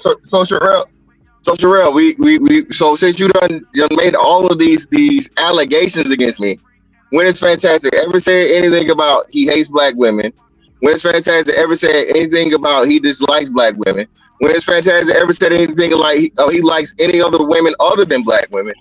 Remember, I'm a colorist. Because I prefer fucking red bones, light skinned women, right? So I can't be a colorist and hate black women at the same time. Now, as for the aim for the throat and aspect part of it, so on and so forth, hey, that's the niggas that motherfucking dealing with the worst of the worst. Yes, that is. So a woman that's motherfucking ain't shit, bitch, hoe, slut, whatever the fuck you want to call it, yes, that's what she gets. But again, I've never once said that's a majority of black women. But again, Sherelle, I'm strictly speaking from the stats. Even everything I just said, I'm not saying this is my opinion. I literally get a disclaimer and say, hey, this is what the fucking data says, this is what the survey says, so on and so forth. So please stop putting this shit on here as if where Fantastic is a motherfucker where black women can't get no love and black women can't this and that. Again, it's a great thing you did this because it simply shows the point of what we're saying, right? And you're logical. You're pretty much logical. But again, when you hear things, so on and so forth, y'all take the shit as disrespect. Even when I preface it and tell you, hey, this ain't my opinion, this is just what the shit say. I said, Sherelle, I've said time and time again, ad nauseum, women on my fucking first place. Okay? Again, Breaking up. Fuck. Breaking up a little bit. Am I back? Am I back? Yeah. What's up, CJ? Go on. Yeah. So like I said, I don't find white women attractive. I don't find Asian women attractive. The only women that I find fucking attractive anywhere near on par as black women will be Hispanic women, Latino women, and some shit like that. So again, Sherelle, all the shit you said about me is accurate, love. I don't hate black women. Again, I don't plan. I told my thing about me getting married. I don't want to get married. That's my personal opinion. I'm not an SYSBM nigga. I'm not a divester nigga. I don't tell these black bitches leave it alone. You've never heard me say that, Sherelle. So don't put that jacket on me. Don't put that jacket on me because I never said any of those things. Every time I speak about the ill will and the bullshit that black women do, y'all getting y'all feelings about the shit because it's the truth. And you proving my point because niggas ain't said shit. Niggas ain't said shit for years on years on years on years on years.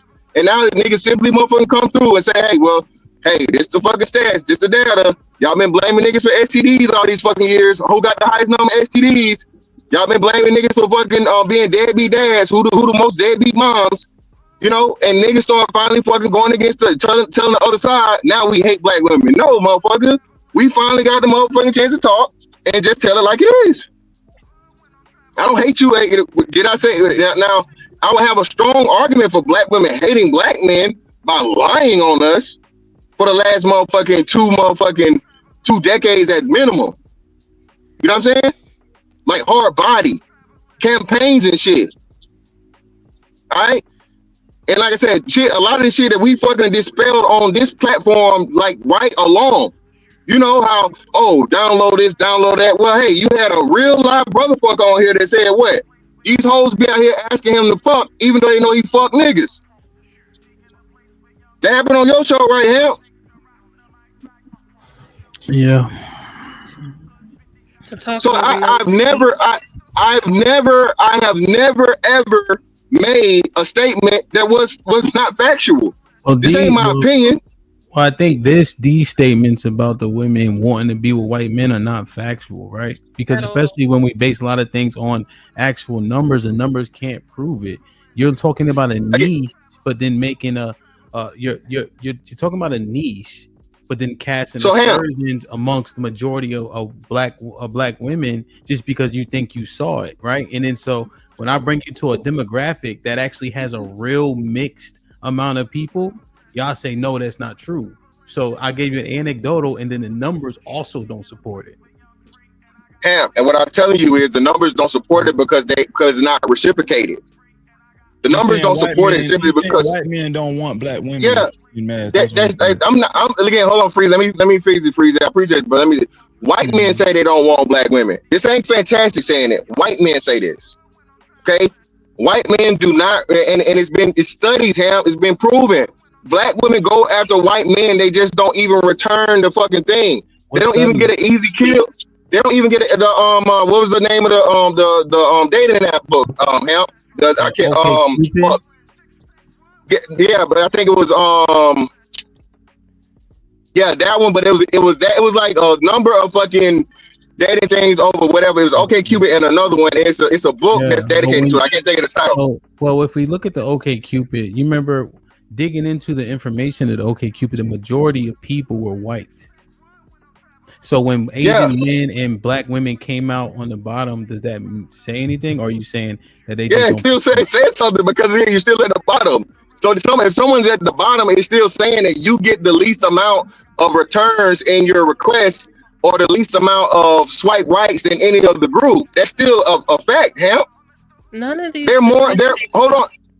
None of these. Go ahead, Taylor. Prove that black women are worshiping white men. None of what you stated substantiates that claim whatsoever. Even when you look at population statistics in the U.S. alone, interracial marriages amongst black women is below 5%. You look at below 5%. That tells you again, Jalen. Stop. Jalen. Why are Stop you what? Chill. Why are you sitting up here perpetuating that black women are sitting here worshiping white men when your statistics don't even prove it? All right, can I answer? Yeah, I'm done. Okay, so again, on this wonderful fucking platform called YouTube, you have that same niche group you're talking about, okay, that calls for the fucking the deletion of black men simply because they are more attracted to white men and they're wishing that white men fucking do egregious things to black men. This is being said by fucking black women. You cannot find the black. Hold on, you told me I didn't cut you off. I shut the fuck up. So let me finish. Okay, you cannot find the black male equivalent of the bullshit that black women been pulling for over 10 fucking years. Again, the divestiture movement is a movement of black women dedicated. They have a name for it, Jalen. So of course you guys keep trying to fucking argue the niche shit when it's not about. It's only niche because again, you don't have no choice. You don't have a choice for it to be niche because the white boys don't want y'all back. They don't want you back. You are making a totally different argument than what I stated. I don't know. I'm addressing your point. Well, that was outside of the point, the initial question. But Mr. Fantastic, the speculation. You agree that it's speculation? No, I just named you two versions of proof. The group of women named divestors. Is that a real thing, Ham? Yeah. Thank you. It's been around for at least 10 years, Ham. You can literally see it on fucking YouTube, Ham. You can literally see black women giving seminars and things on how to get you a white man. Have you ever? Hold on.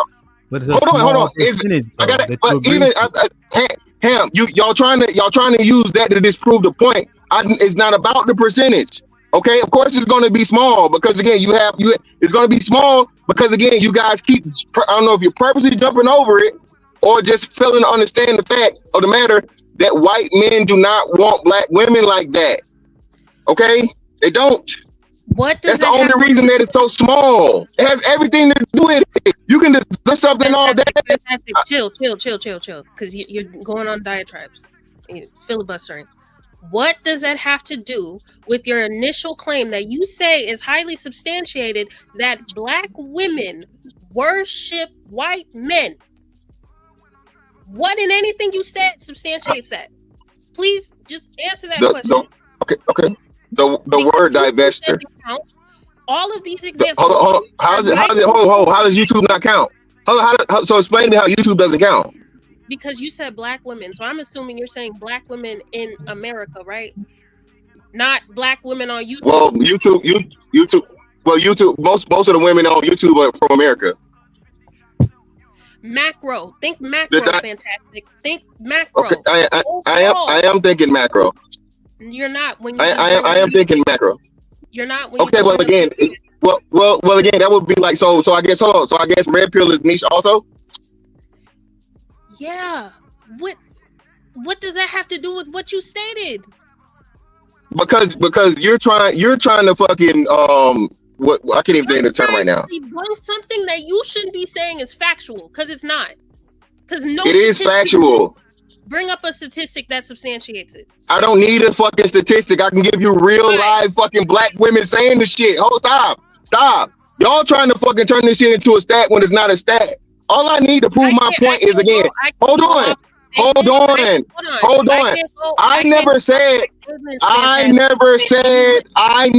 never put a number on it. I never said, hold on. I never put a number on it. I never said majority. All I said was black women. I guess I should have put some in there. Okay.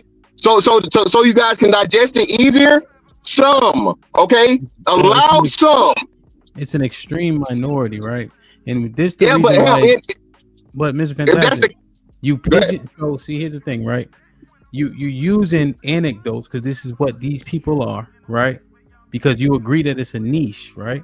And then I gave you a real mixed demographic that you said no, Hamp, that's not true, right? But you come from a demographic that isn't mixed, but somehow you got the authority on what you're seeing in the earth, right? That doesn't make a lot of sense. This is what's happening in your argument. When they talk about black men and their conduct, they always bring up a stat about violent crime, right? But we actually did the volume of black men. It was 8,000 out of 20 million, right? So what does that mean? Does that mean what? That it's growing, that we're criminals, but we just don't get caught? Like what you using a small number to prove a point about the majority. It doesn't make a lot of sense. Okay, so let's stay on that line. Let's stay on that line. I'm glad you said that, Ham. So it's 8,000, like you said, criminals or whatever on average per year out of 20 million black men, right? Correct? Yeah. Do you think so now let's see the number of black women, because 5% of black women make up the same amount. What would it be? It's like 47,000, so like 23,000. So 10% of 23,000 would be 2.3 mil, right? So let's change the half in half. So half of that would still be 1 million. Ham. So are we gonna say that 1 million fucking black women is the equivalent of 8,000? Of course we're not, right? You see what I'm saying? So now that you gave us parameters, I'm glad you did this. There's still hold on. There's what I'm saying, exactly what I'm saying. You brought the numbers up to help prove my point. So we're talking about 8,000 black men. You're using a small number to justify and prove the point about a larger, the extreme majority, right? But the number is very small, and then you have to speculate, and then you're using niche channels to prove the point. Yeah, but it's not just niche channels. And there are women outside of this that are promoting this life. And again, I'm just talking YouTube. There was a fucking whole movement called the black wife and the black girlfriend effect. There's not a fucking black male version of that. There's not a motherfucking the white wife that's a black man effect. Is that him? You don't know. That's what I'm trying to tell y'all. So y'all don't know about this shit because you don't research it, y'all don't cover it, you don't talk about it, you don't have any history with it. I'm not just pulling this out of my ass. There's several. This shit is widespread. Again, so bro, the girl. Hold on. Interpret data. Now we need a history of again. Interpret what's being. Again, you're purposely trying to turn it into data, which it can never be something that's motherfucking the desire for someone can never be quantified. A person's desire for something that would never be a stat, Jalen. Yeah. All right, for the most fucking part. Yeah. Right. So how are you getting your factual statement then?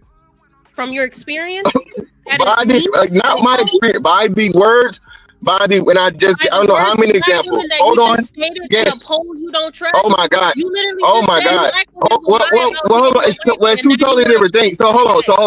So Jalen. So what you mean to tell me is it will make sense for a black woman to disclose her sexual activity, which women do on the regular, versus fucking publicly give her adoration and her admiration for you're saying that's the same, Jalen? You smarter than that. Stop playing. I am smarter. When a woman fucking admits, a woman publicly admitting her attraction to and adoration for a man is far more credible and believable. Hold on, far more credible and believable than a woman saying she'd never had any desire or dealing with that man. It's men on this panel can tell you right here, right now. It's a bitch that said he was unattractive or she never dealt with him and none of this shit. And she know what fucking, the bottom of his motherfucking chin look like. We'll just say that. Fantastic. Okay? So let's stop acting let's purposely conflating shit. Majority of black women are married to black men. If they are married, you said majority. I never said majority. Stop again. Stop saying shit I didn't say. And this is what y'all are trying to fucking rest it on. Well, Mr. Fantastic, that don't make no sense. I'm gonna look it up, right? Because I'm not really, I don't really do much about white people, generally speaking, right? I've never heard you make an argument regarding what you've seen anecdotally and speculation when you know that the numbers don't coincide. Exactly. So because I never heard you do this before, I'm gonna do my due diligence to look up this stuff. Yeah, Ham. That's what I'm saying. Ham. You can only it's some things Ham you can only use anecdotal for. Ham is again the lack of success in relationships, Ham, outside of marriage is extremely hard to compute. You don't know when somebody's quote unquote boyfriend or girlfriend. Nobody fucking tracks that shit down. At the best to get a fucking thing of it will be a survey, right? Will be like, for the people that you have to track down these interracial relationships, and then you still don't even know how many it is. So what I'm telling you, y'all are trying to purposely. What you're doing is you're trying to corner the argument by saying there's no data. Well, there's not going to be any data because you're not going to be able to assess how many interracial couples there are. And then like you said, because you have this thing as to where black women aren't getting their affection returned by the white men, it's going to skew a lot of shit. When you get several white boys that tell you, hey man, it's easy as shit for me to run through these black girls. I run through these black girls like water. All I gotta do is show up. This has been covered for years on years on years. No disrespect, Ham, before you ever even turn the fucking your computer on. You feel me? That's what I'm saying. So like I said, this is what I know for a fact from that's been studied. And then we don't have wars with Crystal and Kerrison, bro. We don't went back and forth with the diverses. We don't went back and forth with the girl that's got it's a literal channel of a black. Go ahead, my bad. Well, no, I understand. I understand the picture, the premise, right? It's beyond what I, like you said before I even clicked on YouTube, right? But here's what I fear the can of worms opens now. When we look at things like divorce rate, the women been saying all this time, niggas just don't leave. He be cheating. She had enough. Now he leaving, right? So now we don't know the inside scoop of what's happening, right? But now we can't lean on the numbers and absolution because the reasons now matter, right? Nuance. So, yeah, the nuances now matter, right? So now what we do with the numbers is we give them less credence because we want to make this argument. Now you have to question the reason why, with the reason behind all the numbers now.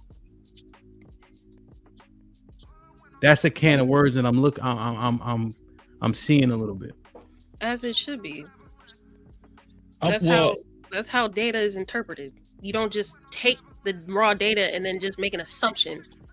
You need a fact is only validated by tangible evidence, and your experience in the micro is not tangible when you apply it to millions of people.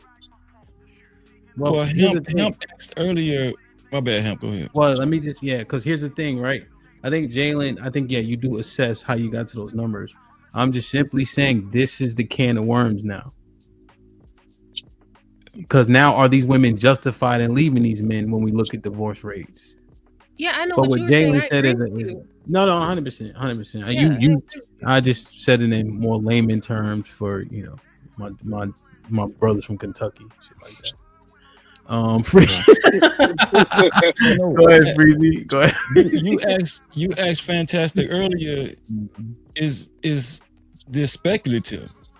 And from listening to Fantastic talk, it seems a lot of it is speculative. It's just and he's saying from his experience, he's seen white boys.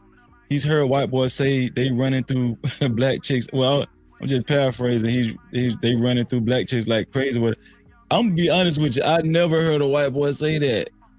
I've never seen. I never heard a white boy say, "Man, I'm running through these black old like crazy." I never seen it. I never seen it.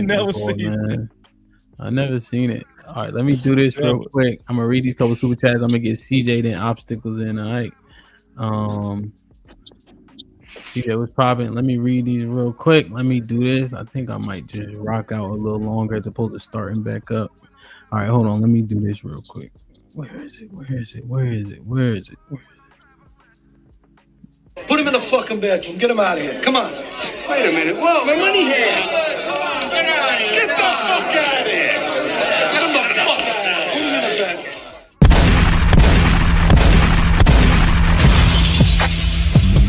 Niggas want me dead. So still, the prices on my head. To cock my shit and I pop my shit.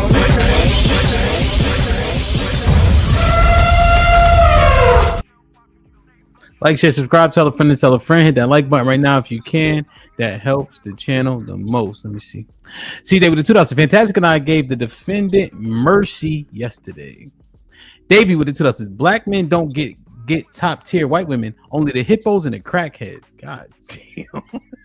Kid Red with the $5 says, ask Jalen she would mess with a white boy in a minute. Ask her. Now she said nah. No. She said no. Hold on, Mr. Fantastic. You can have my spot in a second. Vet Life with the $5 says, Hint, you know I love you. I do.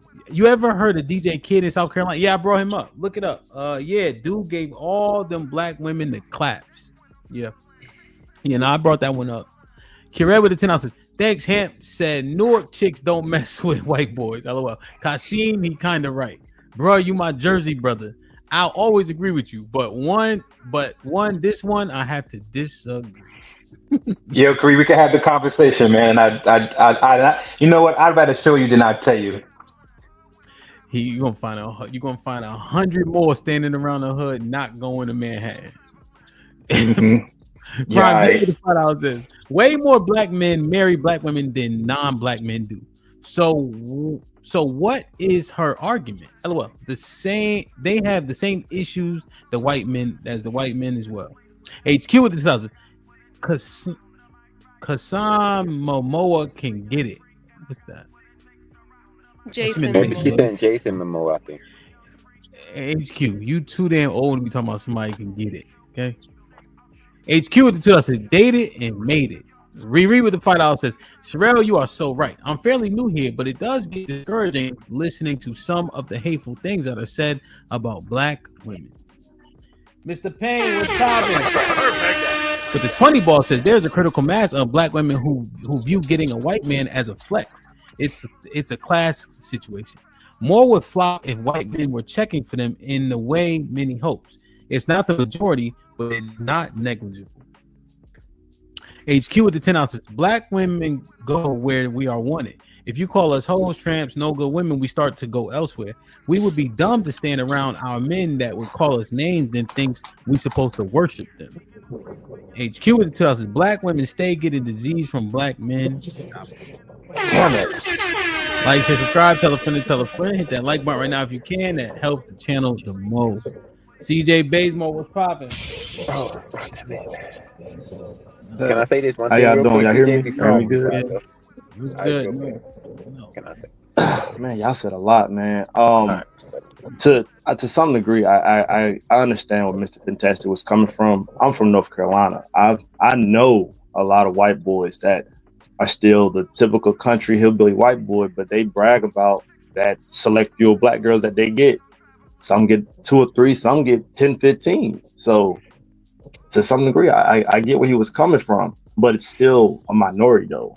At the end of the day, he's I don't know if he's trying to make it a loud minority, but I get where he was coming from with it. Now, earlier when Cheryl was making the statement about how men disrespect black women to such a high level that obviously they would decide, well, let me just leave and go elsewhere. I get why they would do that, but then my question would be, what was the women doing for those men to even want to say those things? They didn't just wake up one day and just degrade women because it's Tuesday. I highly doubt there's got to be something behind that. So what was the women doing, not doing, saying, not saying for them to even want to feel that way? That's all I got to say for that for now. Well, in terms of the topic title, right, CJ? That's kind of what we're trying to understand. You know what I mean? Because what I'm speculating happens is a person will have a poor experience. Now that's everybody. Now that's anybody. Now they jaded. They can't see the forest through the trees, and now they seemingly project that experience everywhere else. That's why I have the title, right? Jaded people are the problem, right? Because if you loud enough and enough people got hurt, you know, so to speak, people start to listen to that shit. I just wonder what's actually happening. If it has credence, it has credence. Feel me? But I get my heart broken once. Now all women ain't shit. Are the women the problem at that point? I don't think so. Or vice versa, right? We just talking through it. You know what I mean? Next level was popping. Go ahead, CJ. You want to say something? Then I get obstacles in. Well, all I was gonna say, fantastic. His point, I disagree with. No, I disagree. See, let me finish, motherfucker. I disagree with. He said you can't quantify somebody's desire, and I think that the dating app is a quantification of their desire. Feel me? That's how you quantify it. You can see, but we need the numbers of how many times black women swipe right or left on white men. That would help a lot. But all right, I gotta go. This time for real. See y'all later. I will come back until after the show. Yeah. Am I coming in clear? Yep. Yeah, you better, fam. Bro, what the fuck? All right, cool. I want to talk to y'all. I'm talking to this dumbass that keep breaking in front of me. Listen, bro. if black women were dated and also the shit on the type of time that Sherelle was talking about, it wouldn't be all these motherfucking baby mamas out here still. There's several baby mamas made every day, B. All right? Black women not hopping off these dicks. They not motherfucking being responsible fucking managers of their pussies. And they keep letting the same motherfucking ain't shit niggas that they claim ain't shit get them pregnant. Okay? That's one.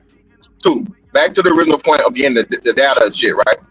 To CJ's point, CJ, that's still going to be a dating sample, right? And it's still not going to be able to quantify that out to see how many black women actually have desires that aren't on the dating app for white men. The better assessment would be looking at the divester channels and black girl, what is it? Black wife experience or black girlfriend experience. Again, we're in the digital media era, and you guys want to just cut everything down to everywhere. Oh, nothing anecdotal matters, bro. Get the fuck out of here, dog. That's why you have the fucking term trending. Okay, everything is not going to be solid motherfucking data. It's just like, oh well, there's no stat for black people eating soul food. Yeah, it's not no stat, motherfucker. But we know you eat it, right? So that's why I hate when y'all do that shit, man, to try to corner the argument, because what I'm saying is, and again, you're purposely making a point I didn't make. I never said majority. I never said most. I simply said black women have a desire for and worship for white men. That's factual. Mr. Payne told you in the fucking thing. Mr. Payne is old enough to be everybody's daddy or granddaddy on here. Okay, this shit has been well documented. Fucking the daughters of the slave trade. It's books and plenty of shit that shows that the whatever you want to call it, their affinity for white men, and again, the willingness to motherfucking throw the black men under the bus for them. There's not the same thing on the side when it comes to black men going after white women. Black men don't get a white girl and be like, "Oh, look at you bitches," and so on and so on. No, black women do though. And again, as to the point of where they're wishing deletion. A black man couldn't even do that if he wanted to. If a black man came out here and said, "I got me a white bitch to the hell with all you black bitches," and you know, go ahead and go to the funeral home, bro, he would be less than, somebody would literally find him and put hands on him. So what I'm saying is you guys are purposely or unknowingly just ignoring the motherfucking facts of the matter that's been out here for time on time on time. And the thing is that it's growing and it's getting louder. Now, if you don't know about it and you're ignorant to it, okay, that's one thing. But don't tell me y'all know what the fuck I'm talking about. When again, I've been like studying this shit now for what, going on 5 years at this point. You making a general statement can be applied to the majority. You any other time can specify the pool of people you are talking about, but you deliberately chose not to, because I can assume, and most people would assume, that you're talking about black women overall. Fantastic, and you know that. So no, okay, Jalen, you prove it. I'm not deliberately trying to misconstrue your point at all. The point you stated has been very well interpreted. You just didn't say it. No, exactly. You meant minority. No. And thank you, Jalen. Hold on. Thank you, Jalen, for proving my fucking point. When anything time is negative, okay, you guys are going to motherfucking say, "Oh, you talking about all black women? Oh, you talking about all black women?" Even if you don't say all, right? Even if you don't say all, it's got to be a negative thing. It's a negative connotation. So, like you said, your choice to assume the way you chose to fucking assume. Why did you have to assume it was most when I say most? Why did you have to assume it was all when I say all? I simply said fucking black women.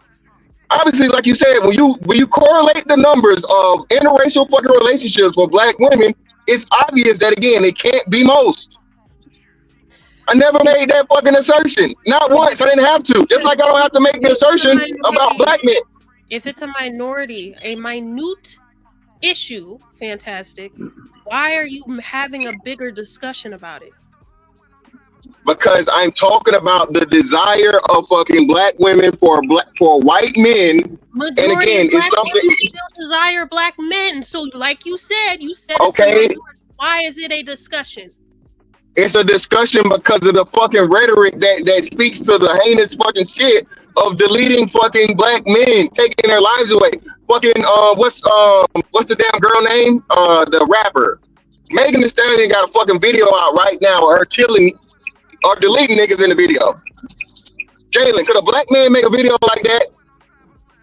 Y'all make videos about killing each other. What the? Exactly each other. I'm gonna ask. So then I'm gonna ask you the question again. Could a black man make a music video about deleting multiple black women in it and it be okay? And even see the light of day? Bro. Yes. Awkward silence. Awkward silence. Y'all got movies. Y'all have videos. So why has it not been done? So why has it not been done? In the videos, it has been so done. Number one perpetrators of y'all deleting name the video. each other. It's not like name the video. Is that y'all are proving my point? All over the place. You're proving my point. It's y'all. You're proving my point. It's anybody. That's again and again, Sherelle. I agree, Sherelle. But why? And you guys claim that the video's out there. Name it. Tell me the video where you have a black musical artist or just black men in general deleting a whole bunch of black women. Go, tell me. Give me the title. I ain't gotta do that because you ain't giving out one substantial. You can't, because you can't do it. You haven't given out one piece of substantial evidence for anything you've claimed up here, so I really ain't gotta do nothing until you do it.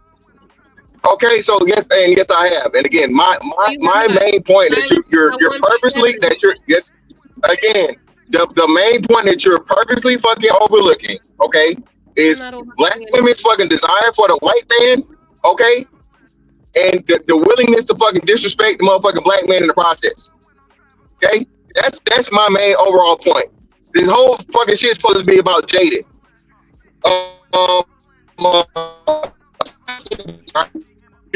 This and that and this and that. No. You're breaking up. That's it. And then to the point I told, well, I can't help it. Okay. Well, I gotta be able to understand you if you want to respond. Hey, Trigger. Whatever, y'all. I think Lee was here before me, though. Oh, Lee, where are you? My bad. No, go ahead, Trigger. Go ahead, man. What's up? Let me finish this report up real quick. You got it, bro. Well, somebody. All right, let me just say this then. I hear what Mr. Fantastic is saying. If he is saying that it's just a subsect of women that are doing that and it's growing, I agree with him. But I don't think at all that it will ever grow to a point where they actually do like the guys. Like I said, like I got two best friends that's white and they can't keep a black woman. They always end up kind of leaving them. And it'd be kind of sad. I'd be feeling sorry because they be wanting. Okay, but hold on. Eventually. So can you hear me? Like, yeah, I hear you. Yeah, I hear you. Yeah. So Lee, let me ask you the question. Lee. So do you not understand that if they keep leaving them and they keep getting more black girls, that they're really not losing? And I'm pretty sure did any of them get in serious relationships when they were trying to marry these women that left them? Yeah. Were any of these things where these black women left these white boys? They were engagements and shit. They were engaged. Well, the guys were trying to take it serious. I was like the shoulder that they would cry on type shit. They wouldn't cry, but they'll tell me and trust me, bro. It was bad. Yeah. Like cool. Like one of my white homies. And again, bro. Never mind. Well, that's what I'm saying. Again, bro. Yeah. I've seen plenty of white boys, like you said, run through black girls, bro. And I'm not saying that, and there's another brother that came up here and said the same thing. All I'm telling you is, again, the white man's fucking entry, ticket to entry to dealing with fucking black women, whole lot easier than it is for fucking black men is, right? Less requirements, less whatever, and that's simply because, again, they give him automatic fucking he gets points. He gets points just off being white. It's been proven, bro. Hold up. Don't you think you would get points being from her culture, from her, like someone she can relate to? Don't you think you would get points before some white dude would? Like y'all both got the same. For a black woman that likes white men, no. Oh well, that's way different. If you saying that she specifically that's what I'm trying to tell you. So a black man, for the most part, like I said, and you weren't here when I said this. Black men go through their options of women they deal with, be it white, Hispanic, Asian, whatever, so on and so forth. And they pick the best woman out of the fucking situation. Okay, more likely than not. Now, are there some black dudes that exclusively deal with white women? Yes, But again, they're going to be far and in between the motherfucking the black women that want to deal with the fucking white man. We're telling you is again, the black man. The fact of the matter is the man and a woman dynamic. That's even another part to it because again, that man still has to pursue that woman and be wanted by the woman. First, vice versa. Now, again, what people want because it makes black women, quote unquote, I guess, look bad because they aren't getting their affections returned from a man. All right, that's why it's so triggering to hear it be said. And like I said, the point and the fact of the matter is there are a lot more fucking black women that like white men than white men that like black women. As to again, the low numbers of fucking interracial marriages, relationships, and all this other shit. When a woman, these are women that are saying, "Hey, we like you, come over here," and the dude's like, "I'm good." Okay, that says a lot, bro. And again, if you're disrespecting, you're this and that. No, I'm just simply saying what it is. It's a fact. I'm not saying it to be malicious. Even though black women will tell you, come out here and say, even though white men don't want them like that the white man's better than you, and you niggas can't this, you niggas can't that, and then you come to find out when you pull the curtain back, they worse than the niggas. So fantastic. Are you saying that there are more black women leading these divestment movements than black men? Hell yeah! What you talking about? It's crazy. You know how long the divestment shit been around, bro? XYSBM and the passport bro movement not even 5 years old, fam. This shit not even 5 years old. Yeah, so yeah, yes. Man. I think it's 50-50, man. I think we both do. So Lee, how is something going to be even when you had something that's a movement that's been around twice as long as the other ones? I think that black men have always shown their infatuation way back into like slavery times. Just like I heard you kind of bring up like black women wanting white men since slavery times, probably because of, they would get some form of freedom. I think black men do the same thing, and we both put them on the trophies because of you don't. Okay, brother, I'm the black. Go ahead. But so brother, the difference is again when you change the dynamic. A white man dealing with a black woman, there was no problem with that. That was a white man establishing his dominance. Okay, black men were literally afraid of dealing with the white woman because it would cost him his fucking life. What do you guys? How do y'all make this shit up? Wait, black men had literally. Just real quick. I need y'all to understand this. I could give you a scenario of what I was talking about, so you can like understand. No, I understand what you're saying, but you talking about in public, sir, and that's not what I'm speaking of. I'm speaking of her giving you a few extra cookies because you know what I'm saying, you dropped it off on her, or her being a little bit more lenient on you, and the other ones would get their ass whooped, but you wouldn't. But I just want to make sure we talking like I'm not talking about socially. Lee, we're talking about the same thing, but Lee. Exactly. That's what I'm saying. The black woman didn't have. If Massa came down to the fucking slave quarters and pulled the black woman out of the situation, okay. And let me stop because you're gonna say you laughing at the shit. I'm not laughing at it, okay. So let me be serious, okay. If Massa came down to the slave quarters and took the black woman out of the thing, right? There's nobody's gonna say anything about it. Okay, it's just business as usual. If Massa's wife or Massa's daughter or any other white woman was secretly dealing with that black man, okay, and they found out, which more likely than not they did, okay, he would be hung. He would be made an example out of. But that's a bad example because that's slavery. That don't stop you from locking. Y'all locking the person. Freezy, I'm only talking. I didn't want to go so deep. I'm only talking about slavery because Lee brought up slavery. Freezy. That's the only reason. The only reason we even talk about slavery is Lee brought it up. I didn't bring up slavery because you brought it up earlier.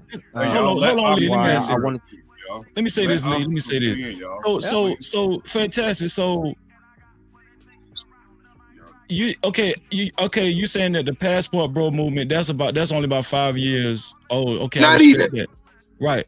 But I remember when I was younger, right? Black women used to complain about black men when they get, if they get a certain status or popularity, they want to go to the white woman. Black women been complaining about this for a long time. Exactly. Hold on, all right, Freezy. So I don't make sure you're done, Freezy. You was done?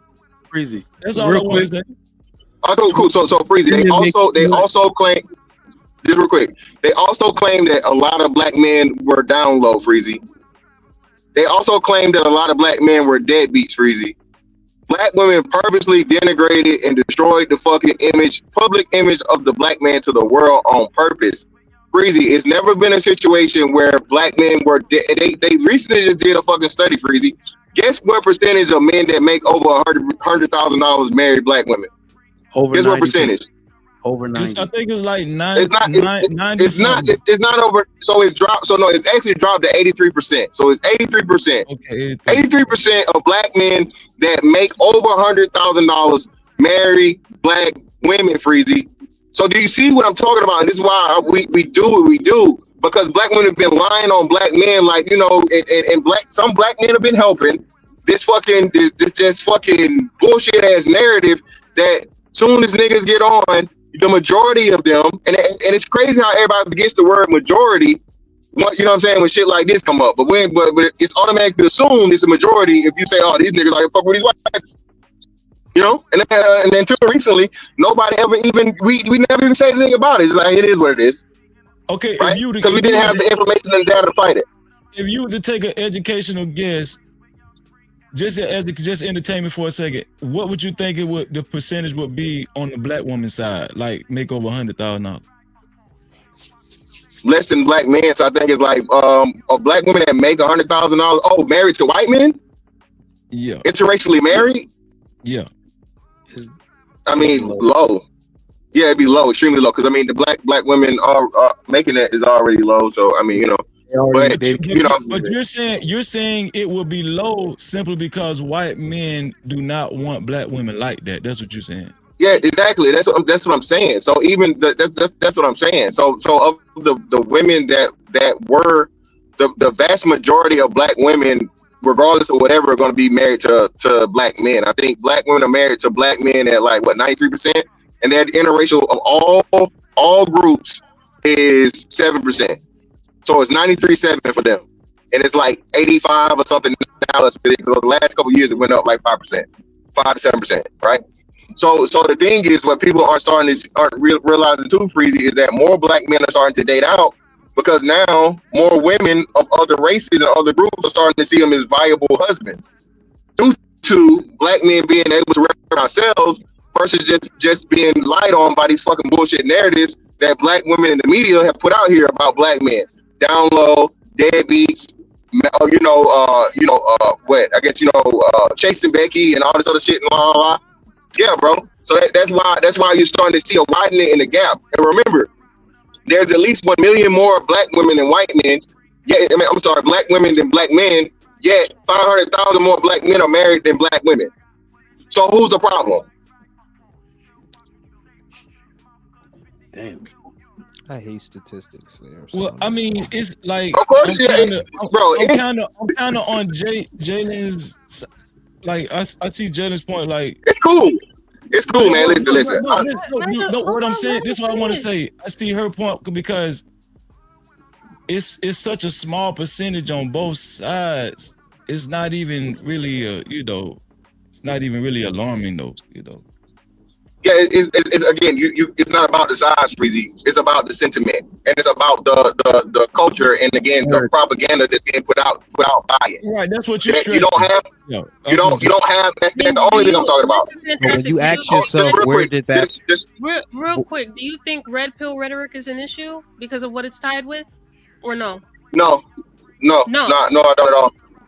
Oh, so you think Fresh and Fit explaining how black women are night riders and all this derogatory shit, that's cool? I don't qualify them as red pill anything. Those are two fucking lame ass clowns. One now that's picked up. Oh God. Fantastic. Let me get in there. Let me explain it. I'm sorry, Trigger Mike. Go ahead. You breaking up?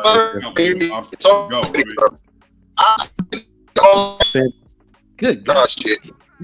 Okay. Hey, go ahead. The host, it's your turn, bro. Yeah.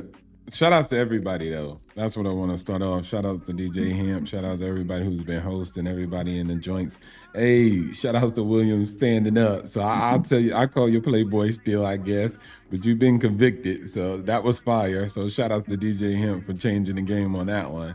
I watched that, and CJ and who was it? Mr. Fantastic. Y'all did y'all thing. So shout outs to y'all. Oh man, I would say, first of all, going on what you guys were just talking about, I was just saying some things like, I know Hamp, I think he was just talking about it, but he was just like, hey, if people are out here cheating, then they could leave. Look, both partners are cheating at the same rate. Both, men and women. So if women are always saying it, I don't care what they're saying. The statistics show that they're cheating also. So both people, men and women, are cheating at the same rate, fairly same rate, right? And then 80% of women who are married have backup plans. But if you don't consider that cheating, that's okay too in itself, but that's statistic also. Now, when y'all going into this whole outer racial dating thing, I think Trigger Mike and y'all were just talking about the points of, statistics. Even when you go up to 200K, then it becomes like 95% of black men marry black women. So it gets even more extreme on that side of the house.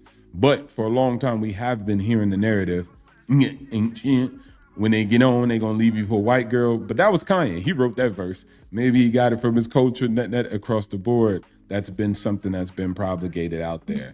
So I think when we talk about this minority, I think what Fantastic might be trying to do is point that it exists, period. And it's a minority, okay, bet. But we have to also point that a minority of men ain't and pookies, but they're impregnating massive amounts of women, right? So it's hard to correct the behavior of a small minority, especially when the majority of black men are not having kids or just not doing it. They're actually the most involved fathers. They're the most involved when they're active. So they actually trump all other men once they're activated. But the majority of them are, one, not activated, and it's a small minority that are activated doing quote unquote the wrong things. But again, a minority can be a threat too. But I think as far as everybody being jaded, man, the evidence is quite clear that people are just not dealing with their traumas and issues in relationships. That's facts on the city. People just move into the next relationship. They don't get help. They mad at somebody else. You ask them, hey, how did your last relationship end? They're like, oh man, F that person. It was all them. It was never me. So I think at the end of the day, a lot of people lack accountability of their own issues. Period, across the board. And if you can't admit that, then I prove my point also. People got issues, big issues. And if y'all just be like, nah, I ain't got no issues, I'm perfect. Y'all do all that self-development, but you're overweight. You do all this self-development, but you got issues, and you got narcissism, and you got all these things going on. So I just find that a little bit interesting. So we know that just people are jaded and they move from one relationship to the next, passing it. It's even a rhetoric, and I'll land the plane right here. The next guy's supposed to fix me. You're supposed to fix yourself. And then also, at the same time, guys are supposed to fix yourself too, all right? Your girlfriend is not your mama. You're gonna have to fix yourself, and you're gonna have to get your together. And then that's it, but that's a cold-hearted truth nobody trying to hear. So I just wanted to implement that, kind of going back to the same subject. Trigger Mike, you got it, or whoever's next. Hey, I'm gonna give you a moment of silence and let that shit marinate. That was dope. Mm-hmm. What was the topic again? I know I'm just here for clout. I don't really. Jaded people are the problem.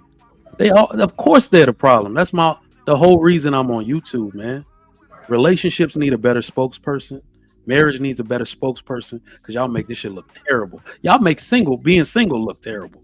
About tired of everybody up here. Not all y'all, but Anyway, but it's definitely, I did want to speak on me and my wife were just talking about that. The white man thing, right? And then she was saying one of her big back friends, like maybe she can get more attention if she's open to dating white men. And I looked at her because you got to be real with the ladies. I'm not trying to be mean. I'm trying to be real so you can focus. I said, what white man want her big back at? Like I just said it. You see what I'm saying? Like she's trying to go after the cream of the crop. white man as if she doesn't know what that man wants. And unfortunately, there are not enough black women that those type of men like. All right. I hate when people get the narrative messed up.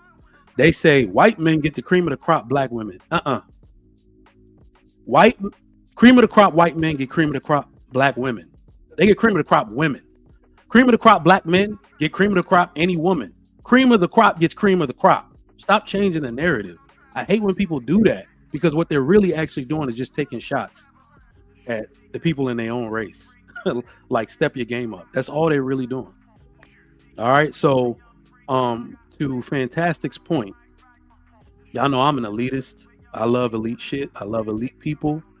I love rubbing shoulders with people that make money and drive Bentleys and all that type of stuff. When I go to the Alpha Toy Dance, which is in a few weeks, when I go to Jack and Jill events, and these are the mayors and the governors, people, all the black men in there, there's no white women anywhere. Like, that's why I'm like, we got to stop this. Successful black men are married to black women, and they got black ass children.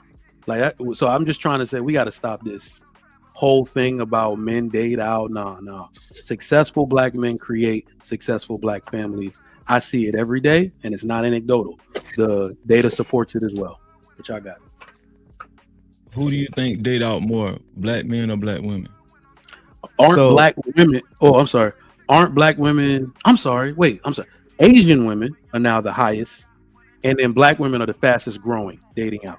So historically, black men have dated out more, but black women are. I appreciate you saying that. Okay. Yeah. Oh, what I'm well, just. Well, my bad. Can you hear me? Am I good now? Yeah, go ahead. Yeah. So black men date out more and marry out more. Yes. Yeah. That's been the case. But again, it's because you got who was loving in Virginia about? That wasn't a fucking black man and a white woman, bro.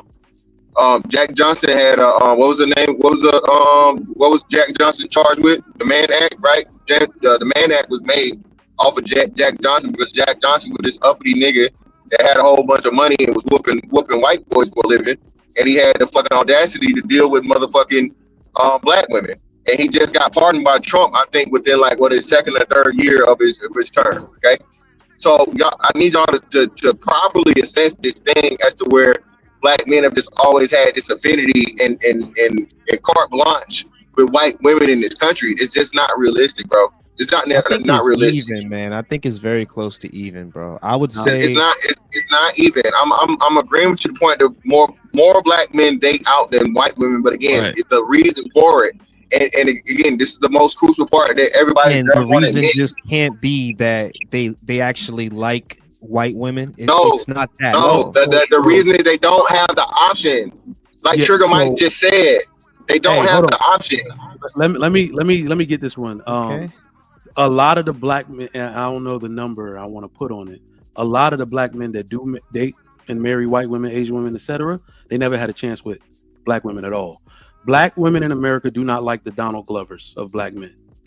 They don't like the Childish Gambino. Let's just be honest. Look at the way that you dress. Like they do later, no, like around 40. But they have been joking on this dude his whole life. But guess who wasn't joking? Well, Killer Mike. The Asian chick. Killer Mike. They don't even like Michael B. Jordan. Michael B. Jordan don't even make the cut. They call him whack. Yeah, Michael B. Jordan. Y'all stretching it. Come on, man. That was way back when he was in high school. Listen. Lee, why do y'all love doing this like we just making this shit up, and then y'all want to throw it away as being anecdotal when again you have to use the anecdotal to push home the point. It's never enough. That's why I call it the ain't, can't, don't, won't for the black man, bro. A black man is never fucking enough. It's always he needs to do something more. It's always he needs, but again, the white man don't have them standards. As we telling you, black women have said this. There is no equivalent. You can't find the black man saying the same. That's my point. Can I? This is like more of a spirit argument than a damn. I think. Go ahead, Freeze. I was gonna say, in my humble opinion, I think with black men, there's a lot of preconceived notions going around about black women. Now, I'm not saying that a lot of these, some of these stereotypes aren't true as far as like, you know, what black men say. But I think I think a lot of these black men that you're talking about, these Poindexter, whoever you talk, whatever Trigger Mike was talking about, like, but they already have this preconceived notion, and they're already timid, and they just feel like it's easier to talk to a woman of another race. Come on, Freezy. Come on, Freezy. I do. Freezy, they don't have Freezy. Hold on, Freezy. This is the problem. It's not, but Freezy, just real quick. Oh, wait. I want to hear him explain that. What do you mean by that? Because I didn't understand what you said. No, I heard you, but I ain't understand. Like, I ain't understand what you meant. You said they. I understand exactly what he said. Well, let me ask a question. He doesn't need to elaborate. The problem with what he's saying is, again, it isn't a priest. I can't. It isn't. What's wrong with Asian women? What's wrong with Asian women? Nothing. I fucking love Asian. I was like, what do you mean? Why are they dating out so much? They fucked up. Because they have the least attractive men on the planet, Hamp. Well, hold on. They have the least attractive men. They have the least attractive man on the planet. Yeah, that's fact. That's like, I don't know. Y'all don't get mad when I say shit about a little Chang and Wayne, but you know, Asian men have been deemed the least motherfucking attractive men on the planet, bro. They're smaller, you know what I'm saying, or whatever. They're nerdy. They're not as masculine in most fucking situations. So again, they don't fit any of the stereotypical biological cues that women want. Fantastic. Say what it really is. I think they're being that though, Hamp. I think people think they eat cats and dogs. That's what it is. No, I think they actually do. They do eat cats and dogs. But Hamp, the crazy thing about it is, Hamp, the Asian woman is in the same boat. The Asian woman is in the same boat at an even greater fucking thing when it comes to their worship of white men. Asian women worship white men, bro. Yeah. Even Asian women say it and admit it. The problem is when we say the same thing about black women, everybody gets up in arms. It's just the fact of the matter that the Asian man actually likes the Asian woman because she's more to his attractiveness, his attractiveness standard. Yeah, so Asian women are being opportunistic. They embody all of the characteristics that a white woman used to have, because one of the things we need to stop doing is acting like black women are the only ones acting terrible. Who got them this way in the first goddamn place? White women are terrible, bro. And a white dude will tell you quick, especially when that dates Asian women, how bad their women are and how much they don't listen and they fear divorce from them and all that type of stuff. The white woman is very demure. She's very feminine. She don't talk. We really Asian, you mean Asian woman? Asian woman, not white. That's speaking to my point. That's speaking to my point I just made earlier. That's cap. I don't know but why. Freezy, no, Freezy. All women are the same. Freezy, but let me answer Freezy's question. So Freezy, the only problem with what you're saying, I know you're correct, but this is what I'm saying. Freezy, the other women are easier to deal with because they don't have the attitude. The only problem with what you're saying is not a presumption. It's not a preconception. It's their life experience, Freezy. His niggas live this shit. The hoes didn't fuck with him because he was nerdy, because he didn't have no street in him, because he didn't like Freezy. It was literally a thing. It's called thug maxing. They call this shit thug maxing, Freezy. The way you got these bookworm ass kids that act like they street niggas just for the fucking sake of getting pussy, because again they want to deal with black niggas. Because what do you mean it's not true? Because I mean, from my experience, I was the bookworm. I was the nerdy dude. Shit, I had journalism class. You ain't a nerdy. You ain't a nerdy. I didn't look, but that was my whole point. Is that it's kind of based on how they look. So it's really not them. It's not about them being a nerd. It's about how they look. No, it is. Hold on, Lee, we just disproved that. Lee. Black women have to a woman, and you look black women said, Lee, I'll get what y'all talking about. Lee, black women have deemed a man that was fucking deemed the most attractive man on the planet, not even 5 years ago, as a lame and corny. But that's when he was in high school. He probably looked like a nerd. Bro, currently, no, Lee, you're not getting it. Currently, ever since he broke up, with fucking Lloyd Harvey, and that shit about that shit was said when he was grown. That was all misplacing. Let me just do this. This is the strategy behind black women. They are like genius. So from black men, you got to be thug-esque or thug adjacent for them to like and appreciate us, right? But the white men, they glorify them and they don't need to have really any qualification. They can be nerdy. those two things be it true? Yeah. I don't agree. That's the point. I That's honestly the truth. don't agree. Yeah. That's the truth. Hey, and you know how it's true. No, Hey, you know how because you know what? agree with that, that too. They want a time. I can hold on. I can give you an example. I can give you an example to kill it. I don't understand. Well, Lee, you cannot agree, but I can give you the example that's gonna kill it all. How do the studs dress? What's the Like stud a black aesthetic? man. No. Like a What type stereotypical of black man? What type of black man? A hood dude, a street thug. nigga. Depends on A what thug level nigga. in life you at. So even so you guys, bro, how can y'all miss this, man? Bro, even for the women that like women, the aesthetic that the women that impersonate men know to do is the ancient thug nigga Pookie Ray Ray, what the fuck you want to call them? Can we stop this? Can we stop acting like, again, black women don't have a type and an archetype that for most black men? Wait, that you again, saying that black women type is hood niggas? I would say. Why are we going down this rabbit hole, bro? That's what it is. This is I mean, damaging. The shit was funny as fuck, though. That shit was funny. Like when we make these statements, though, let's not make them as if we made it up. They said it.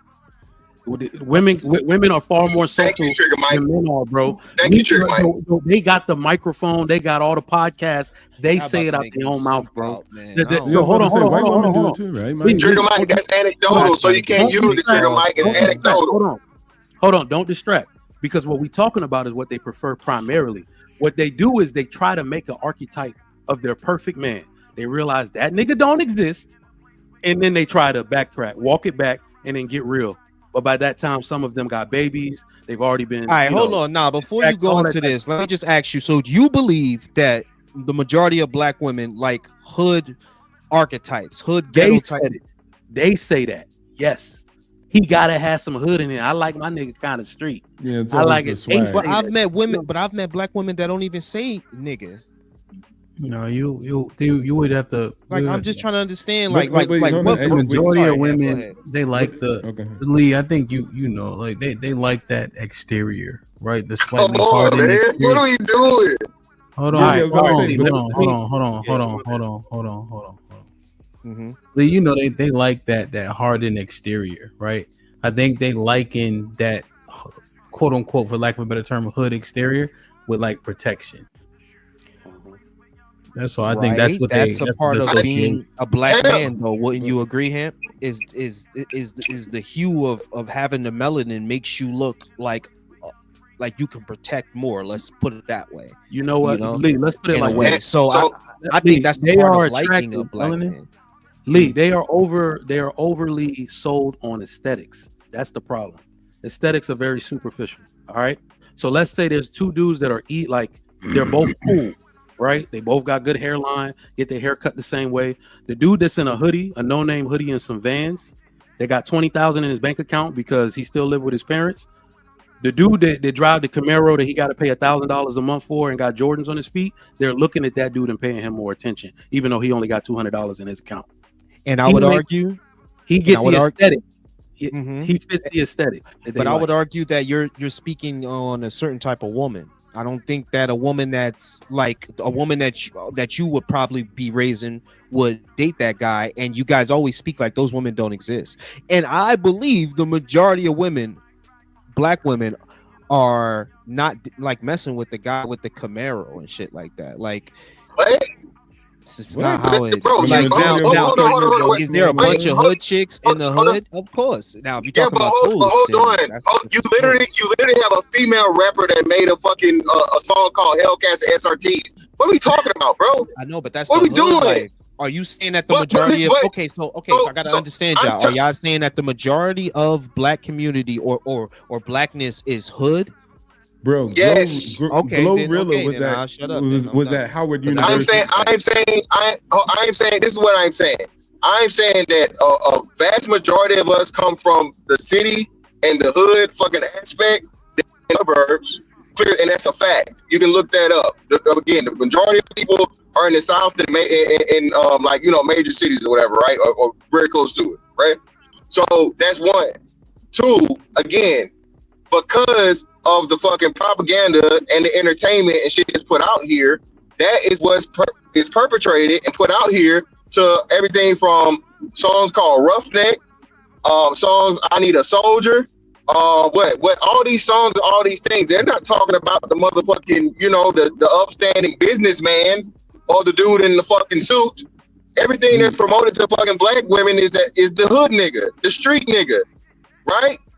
But that's what's confusing me, man, is that y'all would always say that the loudest people of our community is usually the minority, and they're the ones that's making us all look bad now. Just to make this argument right, y'all saying that the majority of our neighborhoods are actually ghetto.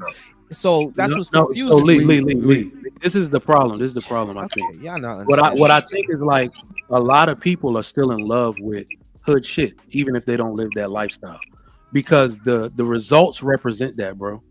So we can't be acting like what you're talking about is a very mature, disciplined person that has discernment and can make choices. You know, they can make choices a bit different, even though they dabble a little bit. That's not what's happening. A majority of these women, ask them to bring their baby daddies to come outside, and you're gonna see what they like.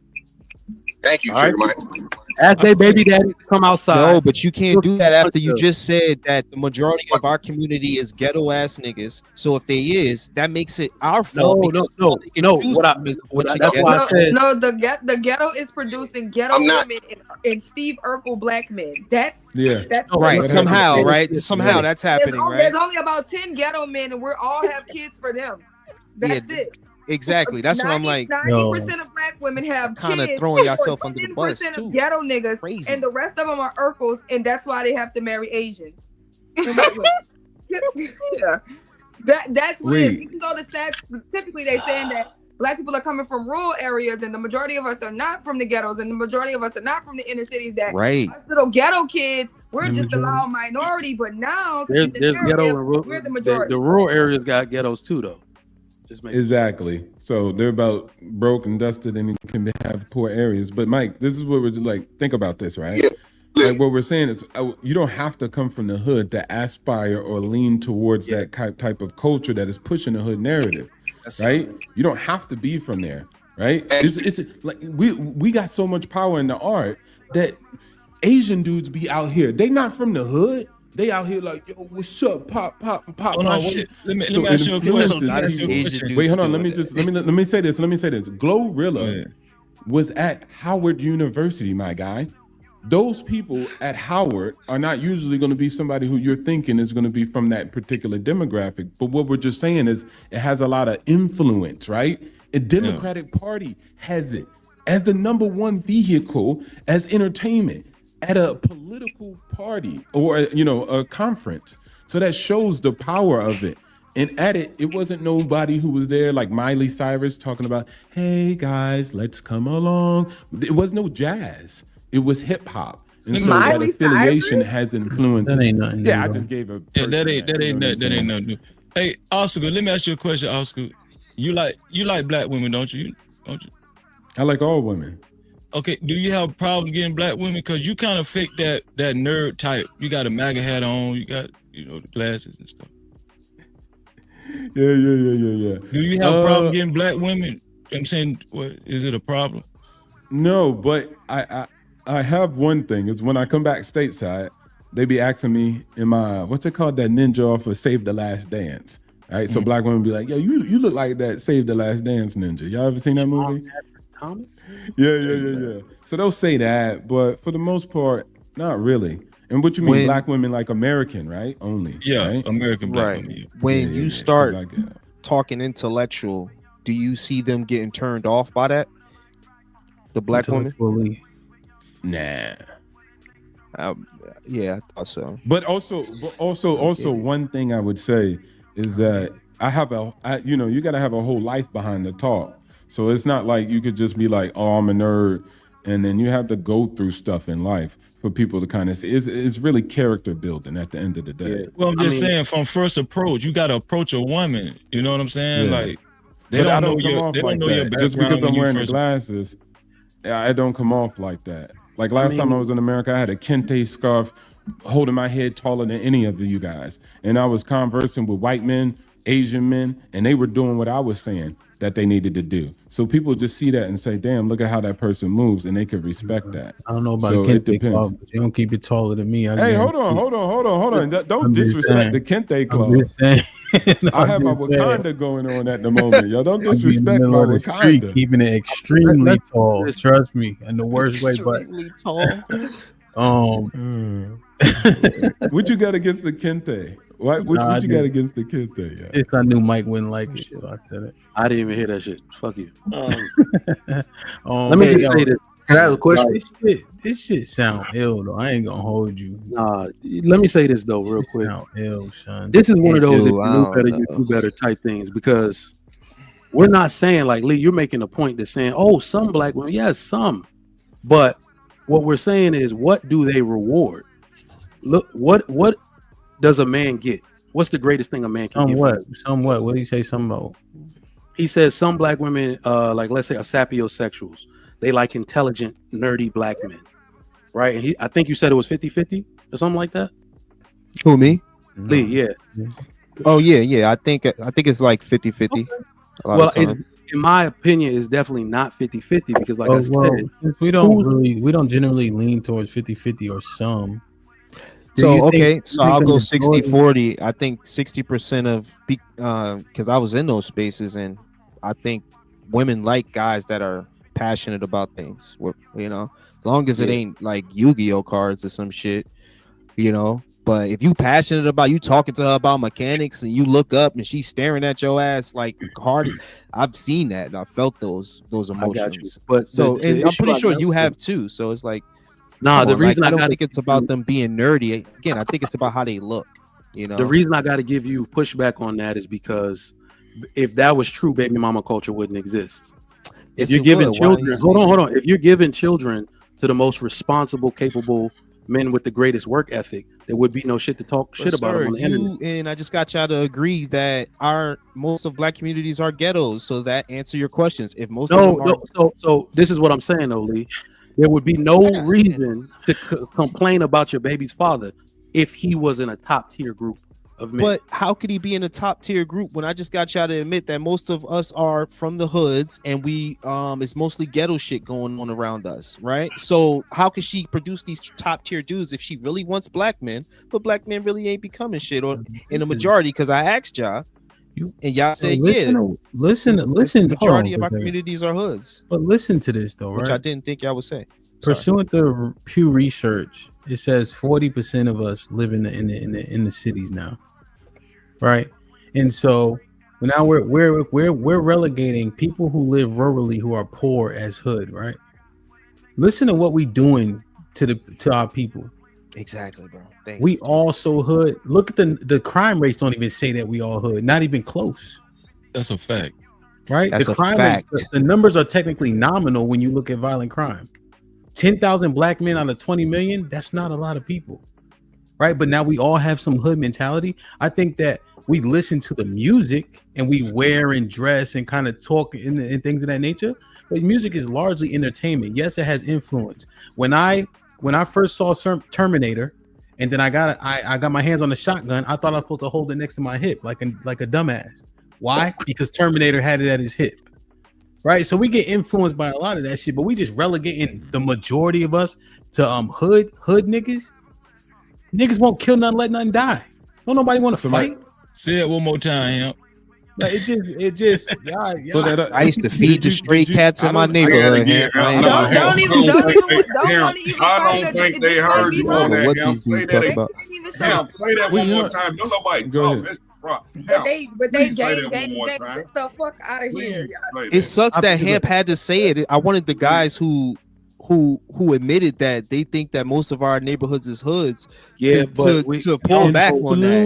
Influence. I said also like y'all just literally had a whole argument. That's what Hemp said. Before y'all go down that road, right? I ain't hear. And then the thing about what the black women so-called want. You guys understand that we perpetuate that. Indeed. Right. But that's what we're talking about, though, Ham. Yep. Nobody said anything about people physically being in the hood. We're talking about a mentality. Yeah, but us though, Mike. Mike. Right? Like, for instance, my son God willing, I could get him straight, right? But this nigga is brutal as fuck. If you go watch his Instagram, he rough as shit. He be slamming his sisters. He get in trouble at school. You know why? Because he go to the boxing gym with me every day. He mad rough. Like he don't, nothing hurts. Well, it might hurt, but we just shake it off. You know? Mm-hmm. But that's something that's being instilled, right? Mm-hmm. But this, we got influences, but we ain't hood. Overwhelmingly, not at all. And the majority of our women are not dating hood black men. And that was what the whole point was about. Wearing your hat. Can I speak for a second? Come on, hold on. Wearing your hat to the back and wearing a hoodie, that ain't shit. Travis Kelce do that shit. You know what I'm saying? It's a lot of white boys listen to rap music. They probably the biggest consumers. You know what I'm saying? Like that ain't really saying nothing. Like we're trying to correlate hood with like real gangster niggas. You might be perceived. That's why I said earlier, a lot of this stuff is preconceived notions and stuff. You know, you might be perceived as a hood because a lot of these white boys are sneakerheads. They wear Jordans and all that shit. Let me ask y'all a question real quick. Hold on, Lee. I'm gonna ask all the CJ. You got a problem getting women? You said what now? You ever have a problem getting women? No. Like Freezy? I'm married. Obstacles? No. He just told us he had white men bowing down to him. You think he had a problem with women? With a kente cloth on, whatever the fuck he had on. Like, come on, Lee. Much shit did you talk? No, and you try to claim to be a nerd even though you're not. Trigger? Yeah, right. Since you've been a man? I was a nerd, I promise you. Trigger? Since you've been a man? Nah. Mr. Williams? Hell no. Foe? Not even me, my nigga. It's just like niggas is regular as hell. Irregular. Not the woman I want. Yo, if I could just jump in right there, Hamp. All this is being pushed just to make the point that women like the hood black man over the nerdy black man. Could you believe it, bro?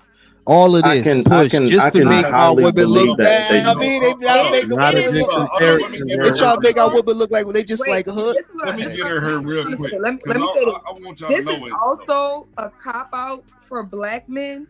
Y'all tried to blame Pookie and Ray Ray as if y'all don't have the same behaviors, as if niggas in the suburbs don't marry the women they have kids with, as if as the black men from the suburbs won't womanize a woman, won't cheat on a woman, won't disrespect a woman, won't have a body count of 500 when he come from a 2-parent home and watch his mom and daddy be together. Because guess what? When we talking about Nick Cannon and we talking about fucking the other football player with that dress Cam Newton. Parents been together all his life, creating breaking homes like nothing. Why y'all always trying to make it seem like the little boys that come from the hood that was born into a situation they had no control over? Y'all try to blame every problem we have on them little boys. That was so good. Ain't them little boys. Everything y'all do ain't them fucking little boys' fault. Well, I think what y'all be trying to blame the young boys for everything. No, but y'all be grown ass men in college running through girls. That ain't the young boys. Young boys ain't even coming off their block, let alone ain't nobody fucking college doing the shit, womanizing the girls that's in college. That's actually a fantastic point. That's a great point. Them niggas don't even be in school, right? If you even look at the demographics. My youngest Sherelle, when I tried to tell you, I tagged Sherelle. Hold on, this is a switch. When I tried to tell you, it wasn't the hood dudes doing it. That you had, and I told y'all about the different niggas. Now we having a conversation. I told y'all about neighborhood niggas. Now we about to have a real conversation. Street I remember niggas that episode. who around in the streets. And I ghetto wasn't motherfuckers hood. is just gonna be ghetto. Don't make us pull the receipt, Sherelle. Hold up, Trigger Mike, because My that's bad. the problem. Some of you niggas, the shit that we done seen and been through, you niggas will go in the corner and piss on yourself. Y'all don't know half the shit y'all be talking about, especially when it comes to this street shit. Because I'm born in this shit. Not sworn in it or none of that. America's not the hood. When motherfuckers say that, you don't know the struggle to get out of it. And so, to most of you motherfuckers that I consider curs, because if you got hit too early as a pit bull, your ass would just curl up and crawl. Man, quit talking about shit y'all don't know about sometimes. Like, damn, just pay attention to something. Let them know, Williams, we People are not from the civilians. street. You try your best to get the count of the hood. And if you make America is Disneyland. Ain't no hood with here. it, you try to keep your Nah, kids that's out not of true, Trigger. You can't do that. Oh, that's a cop Let the out. man That's a finish cop his out. point. I Trigger. think what it is to Obstacle's point and Mr. Williams' point and what Sherelle said, we conflating shit. Niggas always talk about niggas want to be hood, they want hood. No, the fuck they don't. Even when real niggas is fight, like real men be fighting, women don't stand around for that shit. It's a totally different ball game when men get into it for real, and women know that. But to Obstacle's point, right? There's influence, right? We think that shit is cool, not just women. Like, who didn't have a free Ayo shirt? I mean, well, I'm a 50 Cent fan, but you remember the free Ayo? Like, everybody had that free Ayo shirt, right? Like, I'm just saying, right? Or Snowman t-shirt. Yeah, you know. Just, and I think that's the overarching, but we conflating because niggas that's really outside, you not seeing them niggas, bro. I got friends that don't buy nothing online because they don't trust it, like that type of shit. They still got money in the shoebox. You know what I'm saying? Don't have bank accounts, never had a prison name, don't have licenses, don't trust the government, paranoid. Like, bro, like we had this conversation already.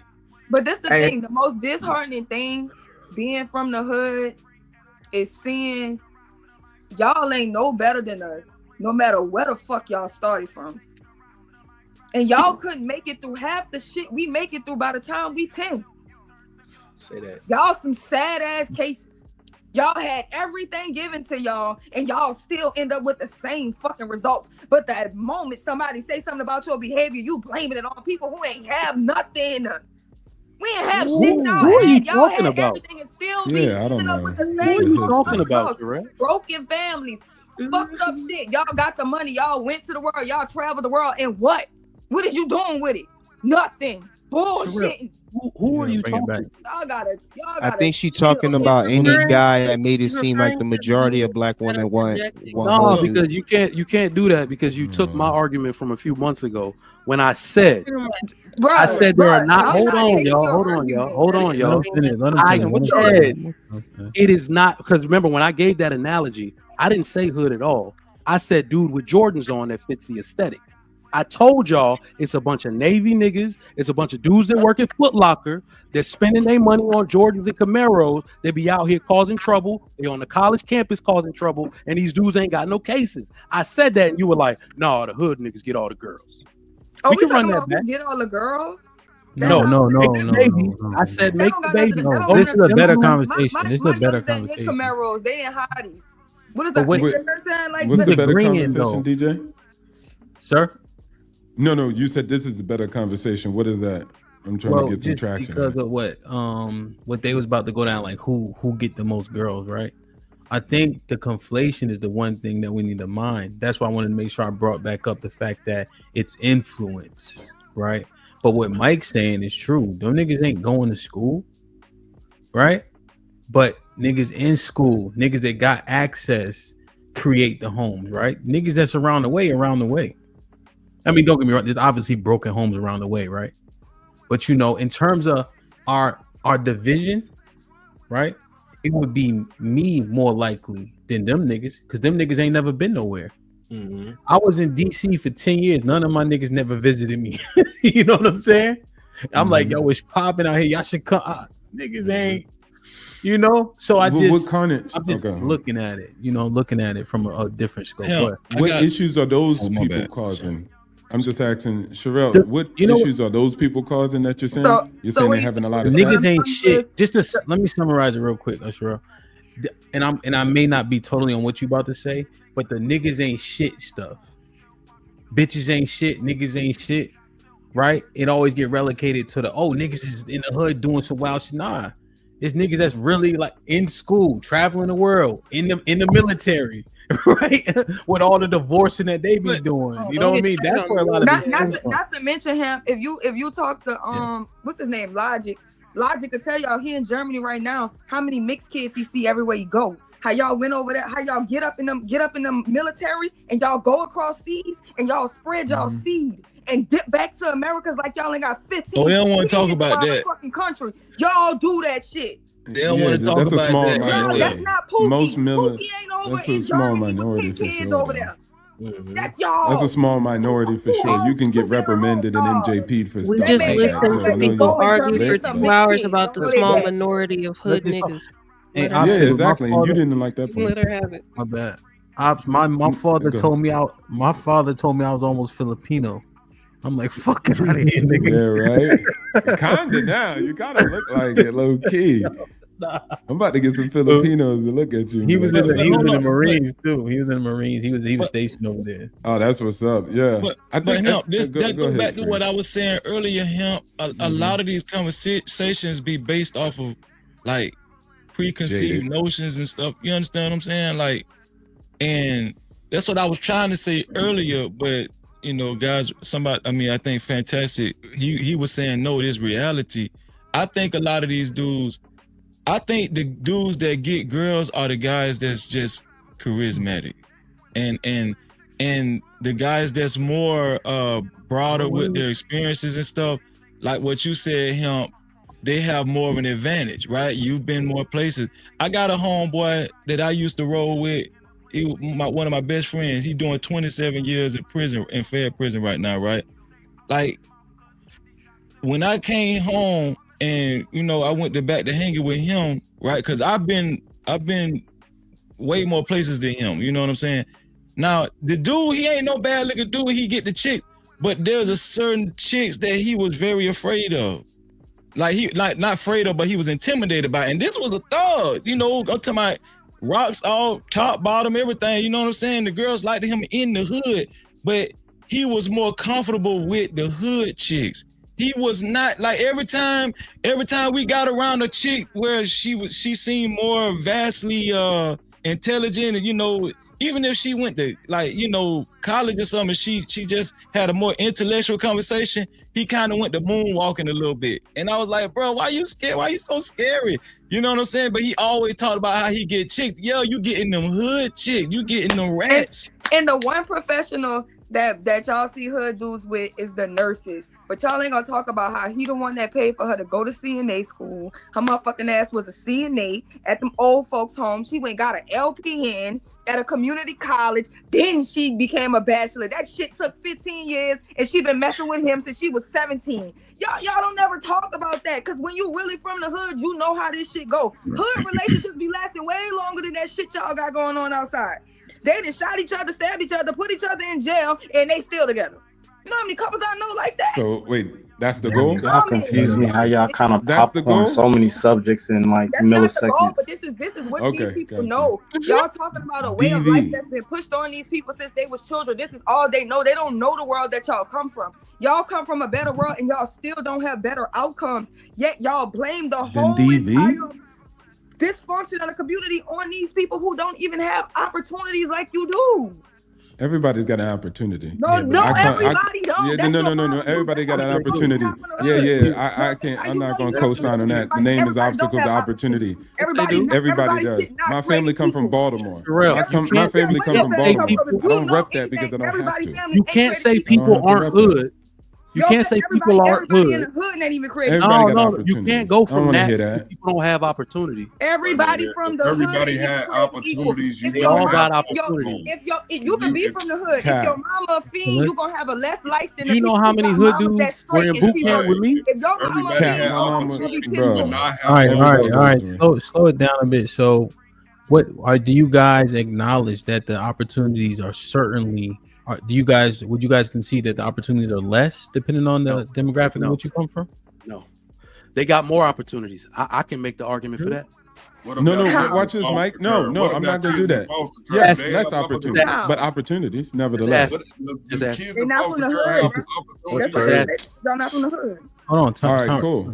Time out. Because I don't have that defeatist mindset. Mike said, you're not from the hood. Hold on a second. Hold on a second. You know your father. Because you Hold come on from situations that you Bro, can you hear me? Somebody you don't know. You hear me? Let's not do this no more, right? All right, so Mike said the same amount of opportunities, right? obstacles, do you think it's less opportunity coming from that demographic? Yeah. I could even compromise with somebody and say less, and I would agree with that. Less, yeah.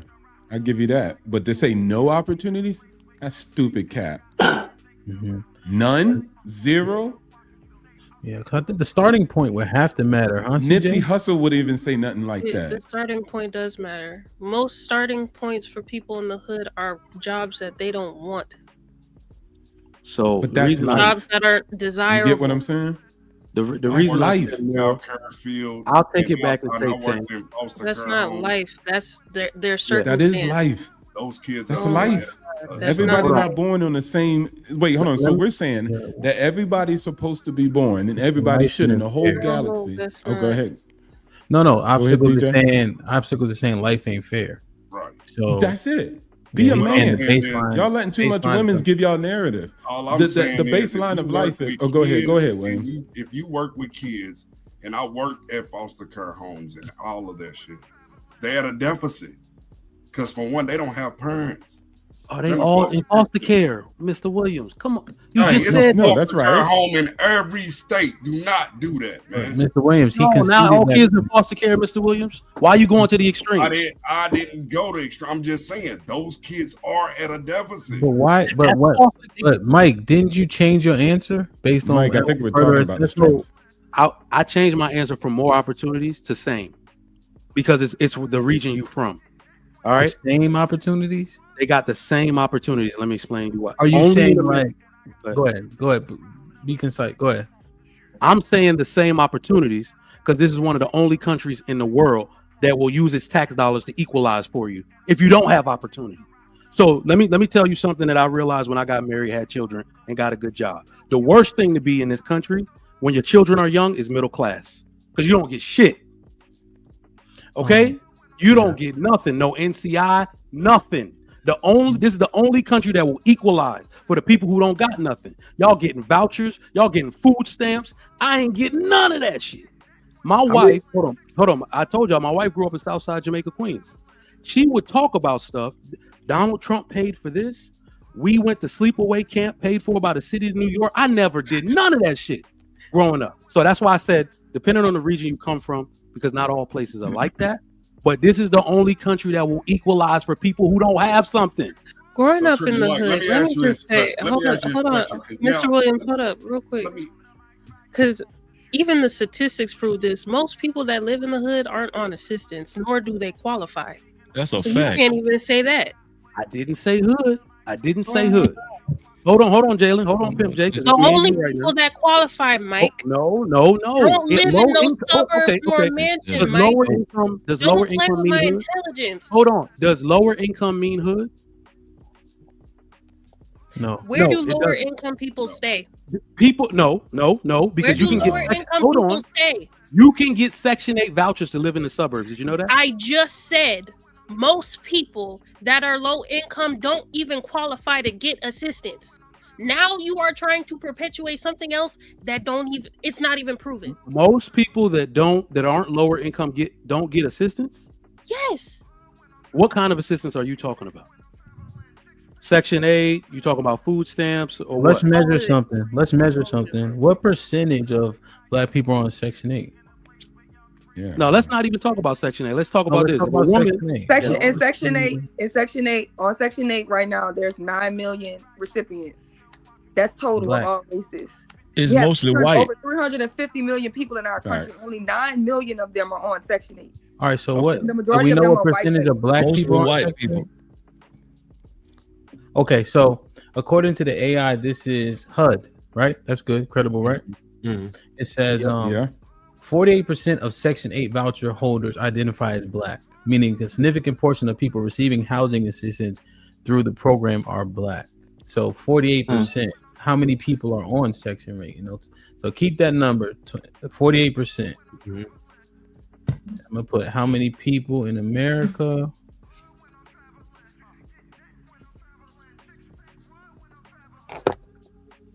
All right, so it says, like Sherelle said, more than 9 million. Right, so out of those 9 million, what, 4.5 million are black? Yeah, roughly. Okay. And but Section 8 is and there are broader only than just 20 housing though, right? That's right. It's just how, but we just because there's so many factors. I just want to assess this one, right? So 4.5 million. There's what 44 million of us in the country. Yeah. That's about right. Yeah. Okay, and then let's say, what's the? Can I put what percentage of Black people live below the poverty line?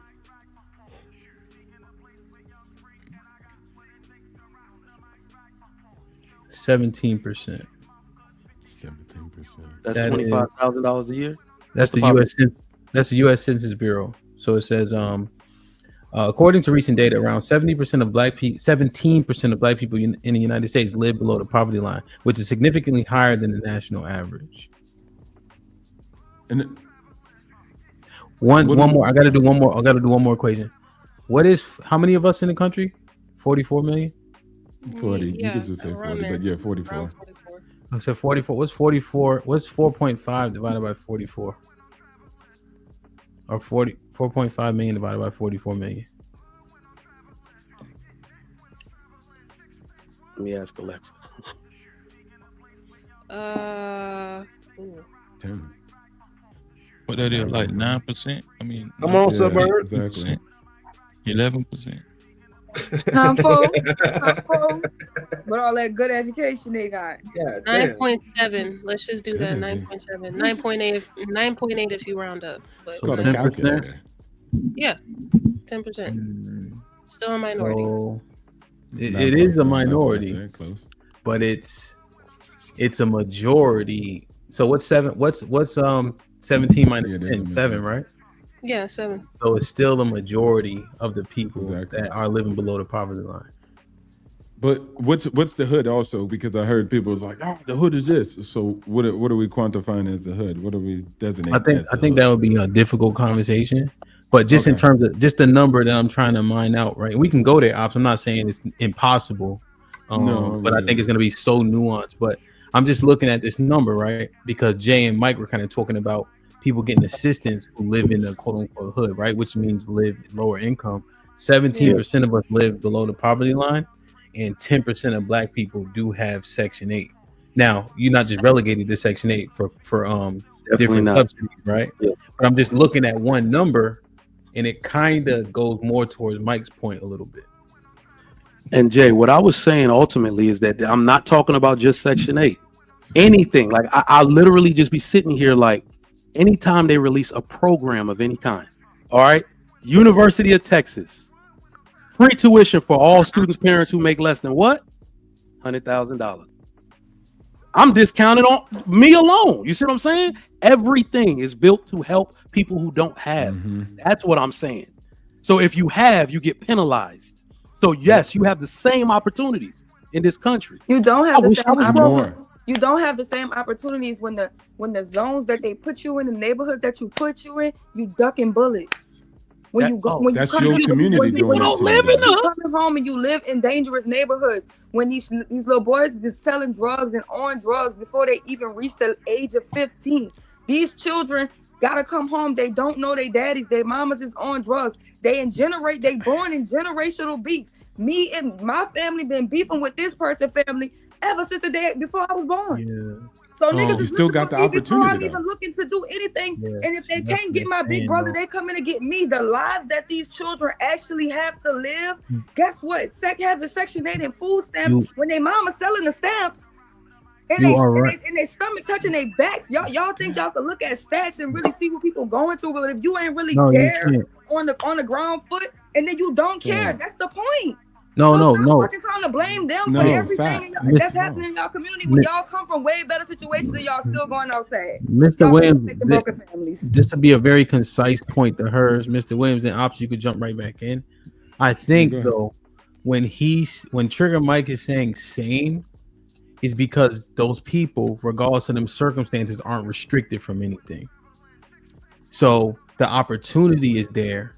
Access, how difficult etc. So it could be playing semantics, but there's nothing to say that if you come from this, you can't go to college, you can't do this, you can't do that because you come from this demographic. Now, again, that could be being disingenuous, but I'm just listening. Like, are there the same opportunities? So, if anything, like Mike was saying, it's going to provide assistance. I always spell this out for people on my channel.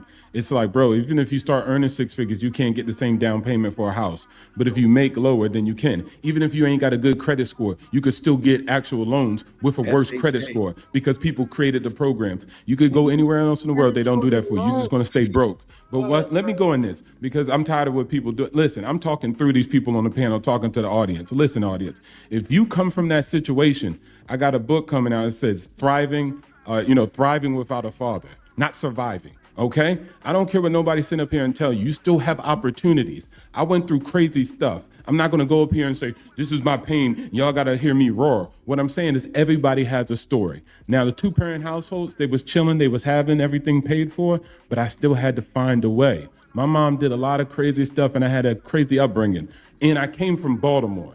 But net, I'm not going to sit up here and tell people in Baltimore in the hood that there's not an opportunity. There is. You have to do it even despite all those all those obstacles that you face. So that's why I call it obstacles to opportunity. You have to overcome it. Life is not fair. Wake up. Ain't no way where you could just come in and you're going to have a good family and everything's going to be handed to you. That's just not life, guys.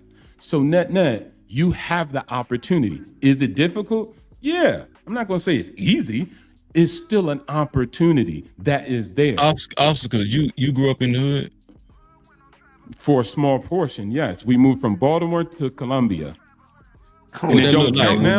So wait, hold on. So I was raised with my cousins in Baltimore, all the way from 0 to 7. That don't count. It only count when you're 7 and above. And then we made it out. My brother stayed in the Baltimore, and he was dealing a bunch of stuff, and I got him out of that too. And we both worked to get ourselves. No, I didn't say. I'm not saying that don't count. I'm just saying. So you was fortunate enough to be removed from that area at 7 years old, right? Yeah, that's pretty early, dog. That's like.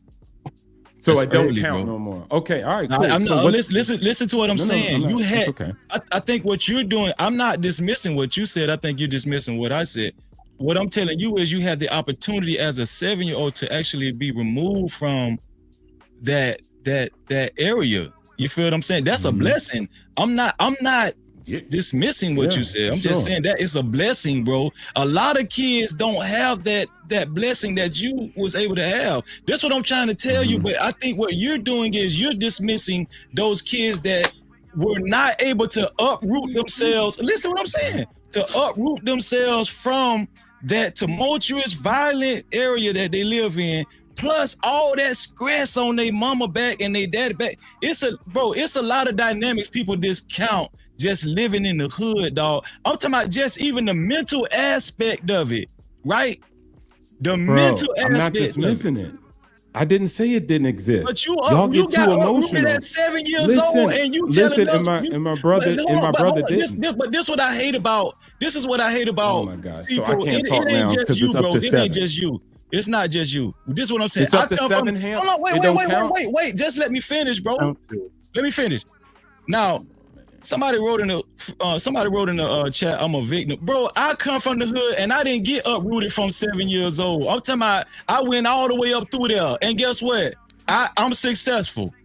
Right? So I'm not saying that listen to what I'm saying, bro. I'm not saying what you're saying can't be true. What I'm saying is the rhetoric that I hate is there's a lot of insensitivity, especially like when you talking about you got uprooted at 7 years old. That's very young, bro. I guarantee you don't remember a lot of trauma at 3, 4, 5 years. I guarantee you can't really pinpoint that shit because you got removed early enough. But what I'm telling you is I don't think it's fair for people like you, such as yourself, to actually be dismissive, right, of children that grow up in these urban communities, these urban cities, and what they have to see all the way up to them 18, 19, and then surpass that, dog. That's what I'm telling you. Y'all be getting up you're here not on these listening. soapboxes, and y'all be talking like that shit. Like that shit is like y'all said that was the minority. You know what I'm saying? Wait, hold on. Wait, let me just say this real quick, if I can. Look, Freezy, I don't know if you can hear me. And when again, I got to talk through to the audience. I'm not saying you're not going through struggles. I'm not saying you don't have that. What I'm saying is that's the reality of work. You don't know what I've been through. You can't tell me you 7, you don't remember this. I'm not about to get into all that. But what I am saying is net, at the end of the day, that's your life. Deal with it. And I'm saying pull yourself up and figure this out. There's people out here who's reaching out. Listen, yes, I did. Yes, I did. You don't know my life, bro. Right, I'm not about to engage with you through the audience. You didn't. Listen, audience. Listen, audience. You didn't pull Look, guys, yourself up. I hear it. Your parents Yes, I uprooted did. you, bro. I pulled myself out. It was nothing good. You think I moved? Wait, hold on. See, First of all, hold on. Stop this. You think that I moved from the hood and I went to the suburbs and everything was good? It wasn't, my guy. My mom dated a crack dealer and he beat my ass every day. And he did it just because he wanted to. He was a crack dealer and dope dealer. He brought drugs into the community in Howard County from Baltimore. And he was trapping over there. So don't sit up here and tell me about what I did and just because I moved somewhere. And I can say all this other stuff, but I don't need to go there. Let's go back to the conversation. Because just because I moved to the suburbs still wasn't good. And that would tap into Sherelle's point. Hold on, wait, stay right there. No, wait, stay right there. Stay right there. So you telling me you got uprooted from the hood, and who you said, your cousin? You said your cousin was a crack. He stayed. No. I said his mom's boyfriend. Go ahead. Okay, your mom's. You telling me your mom boyfriend was on the block in the suburbs selling crack? Yes. He had people moving and trapping for him in Howard County. They started calling it Hazard County. Yes. In the suburbs on the block selling crack. Wait, hold on. This is Baltimore, man. What are you talking about? Like, see what I'm saying? Like, dudes is unplugged. So wait, hold on. People are supposed to go to the suburbs and not sell crack anymore? It was They're supposed in to do what? Baltimore. Get college degrees? Hold on. Let me in Columbia, about 20 minutes from Baltimore. It's not too far. It's like a y'all just be 20-minute talking. drive. Let's not skip past. No. Let's not skip past that because you said let them finish. Let's not, because you can't run that bullshit on a real nigga, dog. That's what I'm telling you. You telling me that you got uprooted from 7 years old, and then y'all went to the suburbs, and your mama boyfriend was on the block in the fucking suburbs selling crack. That man would have gotten napped like it was like yesterday. No, he didn't. Let me just say something real quick. So every criminal gets caught went to the county. That don't even make any sense. Let me just say this real quick. Ain't no drugs in the county. Hold on, y'all crazy saying anything. Y'all thinking niggas just there's no drugs in the county. Freezy, hold on. There's no drugs in the county. You swear you so good that you rule the world and you don't. Obstacles. Let me say this because that shit. And if he did do that, he's stupid as hell. Crazy. Hold on, bro. That happens too. All criminals ain't smart. Hold on. I want y'all to understand that the first house that most people who came from poverty get, it is technically the suburbs, but all new suburbs are built on old hood. My parents' first house was the first hood they mowed down. They built about 40, 50 lots of houses. I'm surrounded by Jeffrey Wilson projects in Portsmouth, Virginia. I'm surrounded by London Oaks, hearing shots. So that suburb that you're talking about, where there's crack dealing, weed dealing, all that shit's still going around. It's still a bunch of nice homes around the hood. Nobody just goes from the hood to Wall Street or the hood. Did you hear what hold on, wait. Did you hear what I just said, bro? I'm not saying you can't sell crack out of a nice neighborhood. I'm not saying that, dog. What I'm saying is he still got uprooted. I guarantee you there was a better school system he went to. I guarantee you there was better outlets. That's what I'm saying. Y'all just missing all that. And then he want us to believe his mama boyfriend was on the block in the suburbs selling crack. Why would I lie about that? Why would you call I'm not saying you lied about your stuff. But let me move past that. It's opportunity. So, all right. So real quick, right? Opportunities at the end of the day. Come on, dog. Understanding the baseline, right? I think Freezy's using specific verbiage, right? So he's saying on the block. That's the part that gets a little bit gray because it don't really make a lot of sense being in the suburbs on the block. But maybe shit's so crazy. He's just looking at that as like just verbiage, so to speak. Trigger Mike, you're right when they rebuild. That happens in DC and things of that nature when things are gentrified. But these are actual suburbs outside of the city, right? So they usually grow those cities and places up. So that's a little bit different from what they are conversing about.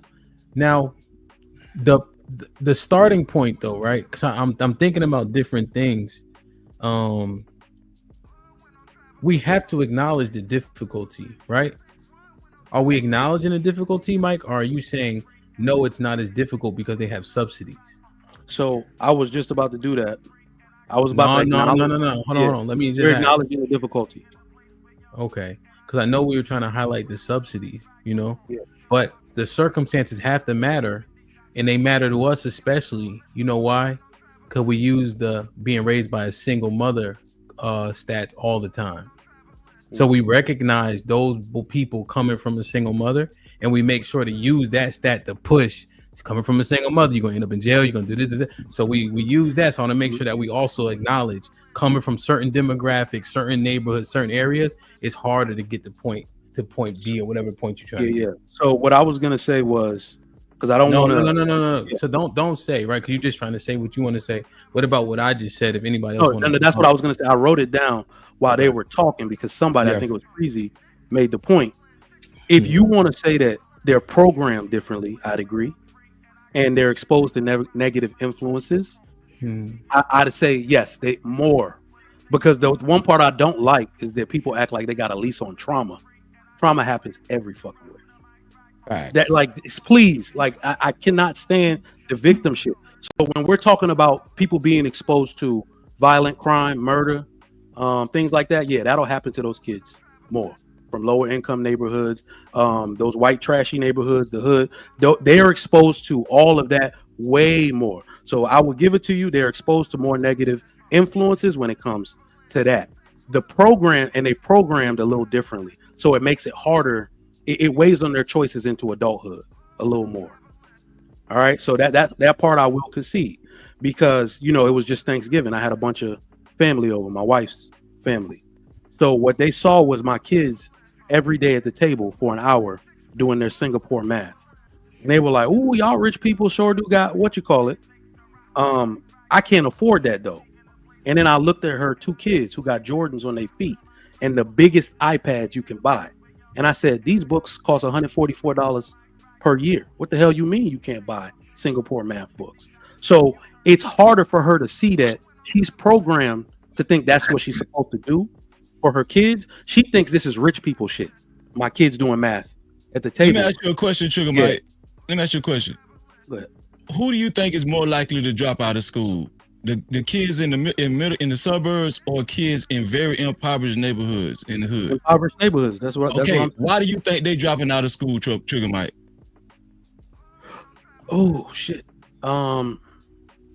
School is not they can't compete. That's why they're dropping out. A lot of these kids are dropping out of school to help pay the fucking bills. No.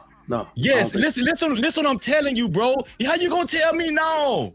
That's what I'm saying. Y'all just be talking. Dog, no, listen, okay, bro. they got stats for this. They got stats for it. Oh man, here y'all go with these, man. Okay, man. Right. Yo, I think you know what? Have y'all ever did any regardless of what I was gonna say. So I used to do mentoring. If anybody knows, like Kelly Miller Middle School and Anacostia High School in DC, right? And you think that the Jordans, not you, but people think that the Jordans thing, people got these priorities out of order. There was 10 boys specifically that I used to mentor by myself and go to their houses. And when I tell you there was no Jordans in that house, there was no food, there was no deodorant. There's one room. It's rat and drug and really actually drug infested. That's a fact. In Mayfair and Paradise, that shit is not. And if people live in DC, they probably know what I'm talking about. But it is like, I wish the poverty was having bad priorities. I wish that was the norm. But that shit is really real, like for a lot of them boys, man. And it kind of gives me a little bit disheartened because like that, I had to buy them niggas drawers and socks. Oh, okay. You're talking about the real impoverished. I thought we concluded that was the minority. That's what y'all said. I'm not trying to be disingenuous, bro. Y'all can be. Go ahead, Williams. So remember at the beginning of this. Hold on. I think the problem with this whole topic that y'all got going on, trying to discuss about poverty, about the hood, because I'm 110% with Freezy. By the time my mom got out of the military and I went to Scotland Neck, North Carolina, y'all can look it up. Hell, 20 years later, it's still considered the poorest town in fucking North Carolina. I spent half my life in there as a kid. Then I went to Orlando, which is still in the top 5 poorest towns in North Carolina. Nobody cares. You got to do whatever you got to do to survive.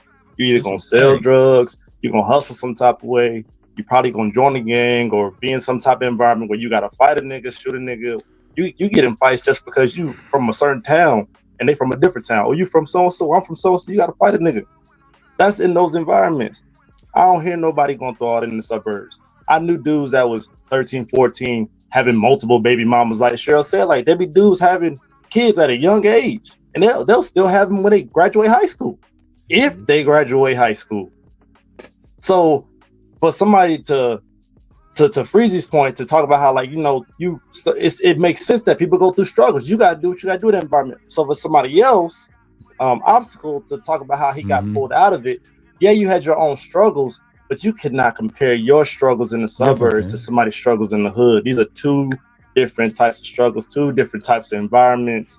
But like, CJ, not because you off, CJ. The point I'm making is, see, obstacles and Trigger Mike, they're not saying anything wrong. I think they are. I think they are talking. They're saying that it's good to motivate yourself and apply yourself, right? I get it.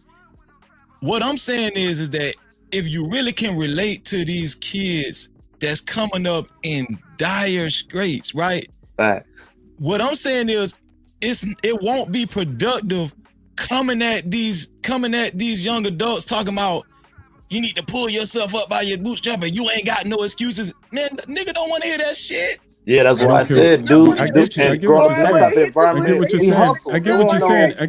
Oh, you just gotta go to some programs. Sometimes programs. You know the programs that was in Orlando and Scotland Neck. It was a group of niggas going to the YMCA to play ball. That was about as good as a program you was gonna get.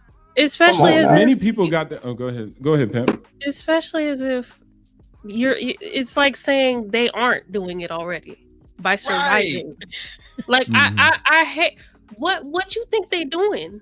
You think they sitting there? Like obviously they're pulling themselves up. Obviously they're pulling themselves up. Come on now, don't do that. Don't do that. Bro, no, because ain't no little nigga back home about to go grab a book that you made telling them how to survive in the hood. Your book ain't telling no little nigga back home, hey, this is how you gonna make it on the block in the suburbs. But don't listen. Don't listen. Come on, that's not how that shit work, man. That's cool. Listen.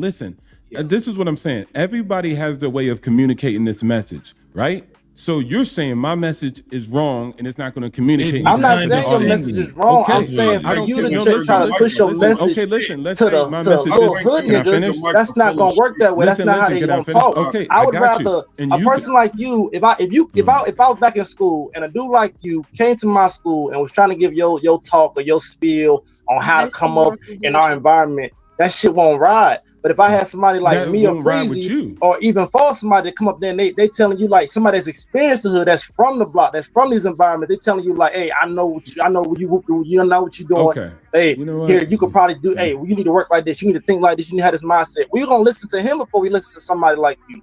That's why when we hear you, we get what you're saying, we understand it. But for somebody like us to be like, nah, nigga, that's not how we would not even accept that shit. And it just don't hit us. We understand it, but it just don't hit us that way. Information is still information, whether it hits you or not. You get what I'm saying?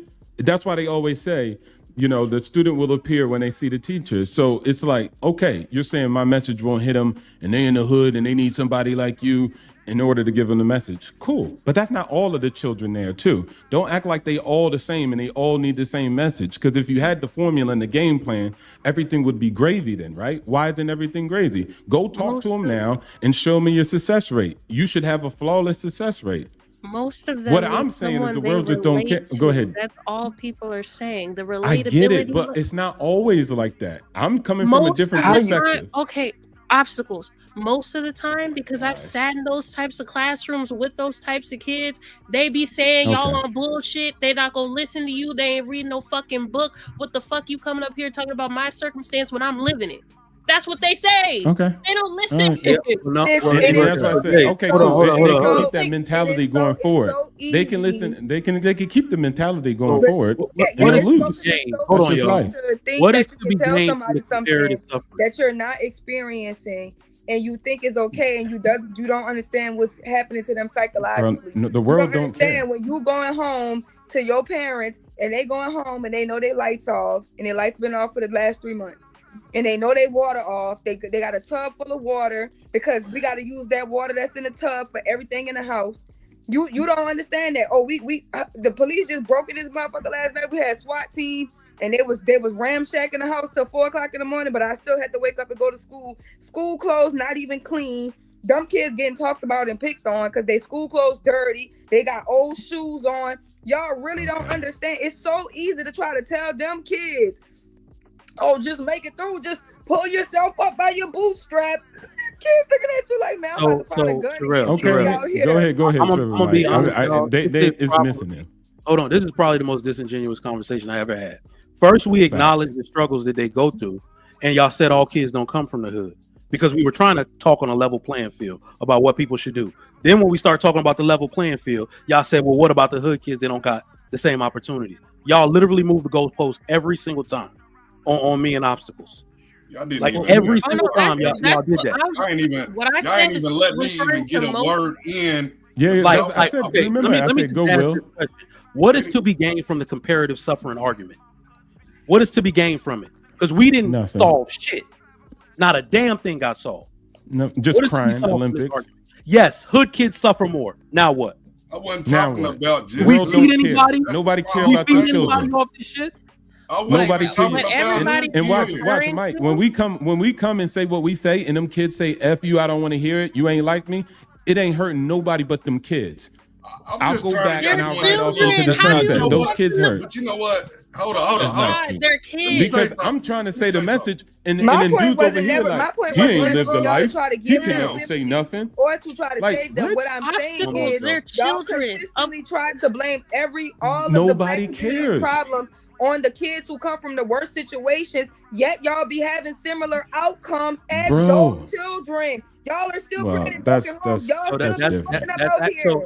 Sherelle. I don't know about all that. You just conflated multiple points, and you've already contradicted your own point. I haven't, because my point has always been the same. You y'all just keep said blaming the kids that kids come from who come from the most messed up situations and Who's blaming? circumstances No, they don't. on all the bad behavior of the black community. You see, you did it again. You just said these kids, we have the same outcomes, but they come from worse situations. We don't have the same outcome. You were just telling us how different we are because we got two exactly. Okay, most men don't have. And like, when I said the same outcomes of creating most black men ain't got babies out of wedlock. The same outcomes of creating broken homes, yes, y'all do. The majority of y'all hold on. No, that's a lie. That y'all have children with. The majority of the women who come from the two-parent homes, majority of black men don't have children. Majority of black men don't have children. That's lies, bro. That's statistics. That's not lies. If your goal is majority of black men don't have a bunch of children out of wedlock, that's a lie. To try to reach those kids, those types of kids, the archetype we're talking about. I do reach them. I don't care what y'all saying on this YouTube street stuff. I do. And I'm pretty sure Freezy got his impact and CJ do. And I'm a man who lead young boys. You are not. So once again, I even put massive amounts of money on the ex-boys university, the little brother King that was out there building up the homes for the black boys in the community. You go to the communities and then the children shall listen. Just because you don't come and you moved when you were 7, they're not going to hear you. Okay, those children don't hear you. Completely fine. I'm not against it. But the rest of the children will listen. Everybody has their message. I'm not going to come and tell Freezy, hey, dress up like me and be a Poindexter and lie about your hood that in order to get the message across. No, suppose you've he's been going to out the deliver it country as for he who 20 he is. years, And then same thing for CJ. Yeah, because you got too many buttons open. What? You got too many buttons open on your shirt. I can't. What? You've been out Like, the come country on for now. the last 20 years, and you're telling me So that you're means I have saving zero the kids in impact on the Baltimore? country. I have zero, and I don't have impact in. So when I go back and when I develop the school center in Baltimore, that don't matter, right? In the hood in Baltimore. But that doesn't matter, right? It matters. And I bought out the building for the church. So watch it. You don't know how things work out. There's levels to it. Go ahead, There's Williams. levels to it, Hold but on, we're hold talking up. about the majority. Y'all I talking said about go these ahead, kids. Williams. I am these kids. I ain't talking about shit that I don't know. I am these kids. Okay, I all am right, them cool. Go kids. ahead, Get the Williams. fuck out of here. I am them kids. Damn. Yeah, go ahead, Williams. Damn. For one, what the whole point was when I was speaking about a deficit with children, the first thing y'all two did was have a pissing contest about your money, which is pointless to me. And it's fucking insensitive and it's disingenuous. It really is. Yep. We're talking about kids that are born literally at a deficit who have nothing. They don't have parents. They don't have family. They even are really trying to get with them to make sure they become productive citizens. You can only have that if you have that structure. It is harder for them. But to sit there and have a pissing contest about y'all weak ass money, you're not gonna die with that shit. But Mr. That's what Williams, kills me about y'all generation. The fact Go ahead. the only thing you can fucking talk about is your money. When there are kids out here that really struggle. And to your point, Mike, you know what? Every kid that is in a bad situation, like me, I don't get assistance for her at all. Guess what the state told me? Good luck. I don't get child support. I don't get fucking food stamps. I get nothing. I do all of that shit on my own merit, my own dime, to take care of this little girl. And don't sit here and tell me it's not hard for somebody because they don't have their parents. Everybody's not that fucking fortunate. Mike, did you say it's not hard? These kids can just go and do what y'all did. That's y'all problem. They not y'all. And y'all need to have more compassion at the fact that people's lives are 20 times harder than yours. All right. You talk about your children gonna be that way. They're gonna be willing to help. Acknowledge. Third Everything generation, that guess what? Eventually they're gonna be taking care of all of us. Mike, acknowledge. Now, go ahead. The one thing that I think people miss on these platforms that we try to do, because we do it all the time, is regardless, like I said, no matter how much we yell at each other, we didn't feed any sick kids off this shit. The one thing that we try to do every time we get up here is model what people should be doing. Every time. You wonder why I keep talking about marriage and why men need to stop taking shit off these. Hold up. I let you talk. I let you talk. Hold on. I really got to be honest with you. I really got to be brass tacks. The compassion. Hold on. I really got to be honest with you. At some point, everybody got to make choices. Compassion can only get you so far. So when you see me up here caping that people need to be responsible and take ownership of those kids, marry that woman submit to that man, this is what we talking about. Because if we don't have intact families, none of this conversation means a goddamn thing. All right, if your mama and daddy at odds, your life is gonna be fucked up. So while we're sitting here pretending like we're caping for children in the hood, keep your family together. It all starts with you first. That's your number one priority. That's your number one job. That's your number one job. So it's great to have this conversation like we're standing on the right side of history and we're doing what needs to be done for kids. Do what needs to be done in your relationships and your marriages and in school, and then we can have this conversation in earnest. Trigger Mike, who's faking the cape for these children when these people just sat up here and tell you they were those children? Did I say man, you just spoke a whole lot of hot air, man. You did so say that. Families don't matter, CJ. That's what you're saying. It's not. I'm not saying families don't matter, but common sense obviously in common with your last statement. If a person, let's say for example, I got a 10-year-old daughter. She's in the room right now. I gotta have the time. Like I gotta have time. But guess what? I'm not married to a mother. We're not in a relationship. So that family dynamic that you're claiming, that currently is not happening right now, is it? But is my daughter struggling? Is she going through trials and tribulations? No, she's not. So it's not that it would be a nice golden fucking arch to have that. Yeah, but it's if it don't happen, it don't happen. You still gotta do what you gotta do. You still gotta take care of your kids. It's not about just necessarily having a family. That's just wishful thinking nowadays, to be honest with you, especially if you in your late 20s, early 30s. You just got to do what you can. But what the main thing is, when you got those kids, to be able to feed their brains and teach them how to be better persons, how to be better people when they grow up. That way, hopefully, they don't make the same mistakes that a lot of us made. You married, right? Yeah. What's his name? Trigger Mike? He married? Yeah, he's married. Yeah. Kids? Yeah. He got plenty of them. Boom. So he's doing good for himself, right? 2 kids. 2 kids, same woman, married. He doing great, right? Trigger Mike. So he did the thing that he's claiming that we all should be doing, right? Yep.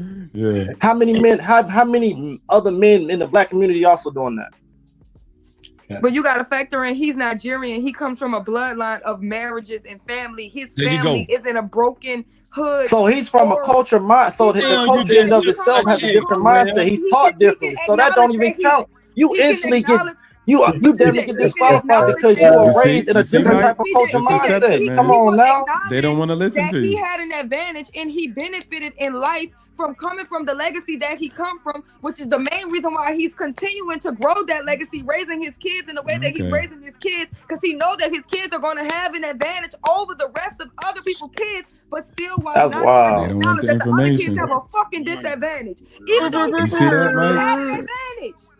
And you came up, and brother, man, you came up here talking like you was like you had some type of a negative impact in your life, when in reality you was really doing pretty decent in your life as a kid. Come on now, that's crazy work. Then y'all got obstacle. He over here making it like the hood is he struggling and everything. You get snatched up or get yoked up at 7 years old, and you get sent to the suburbs, and you got some mom's boyfriend that's selling drugs on a block in the suburbs. That's cool. That's interesting. But then that goes back to us talking about how black women be chasing after the hood niggas. Like, it's no different, bro. Like y'all two can't be doing that, bro.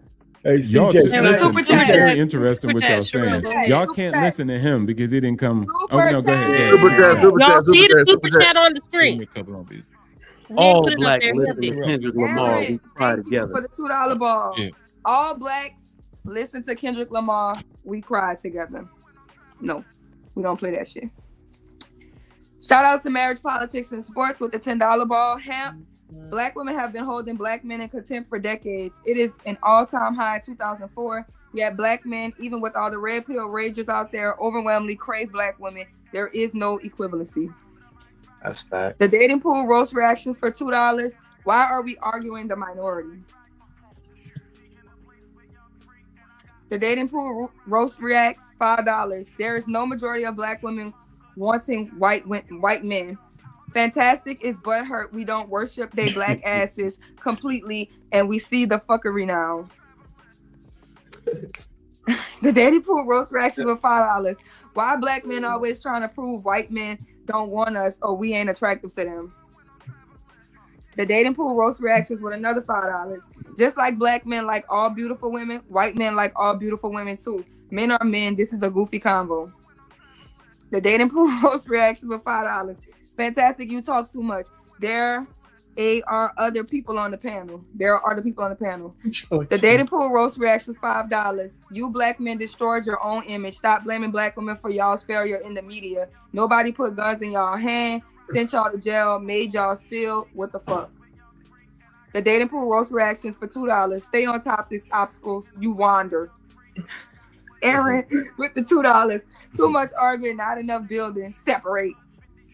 The dating pool roast reactions for $2. Here we go to the bashing of black women again. The dating pool roast reactions for $5. We never said we like thuggish men. We like a little edge. That is different. Black Dawn with the $5. Lee from the Nerd Congregation. You don't qualify. Reaper Wells with the $2. Howard has Love Hood Hall. HBCUs are big freakniks. And done, bitch. Yes, Cali Bab with the $2. Ham, thank you for that level set, cause Jesus. Miss T85 with the $5 ball. Why do men take in consideration women's feelings when they're cheating, etc.? Men brag on man's nature, and women in time will adapt. Marriage, politics, and sports with the $5. The majority of people in low-income areas live lives of quiet desperation.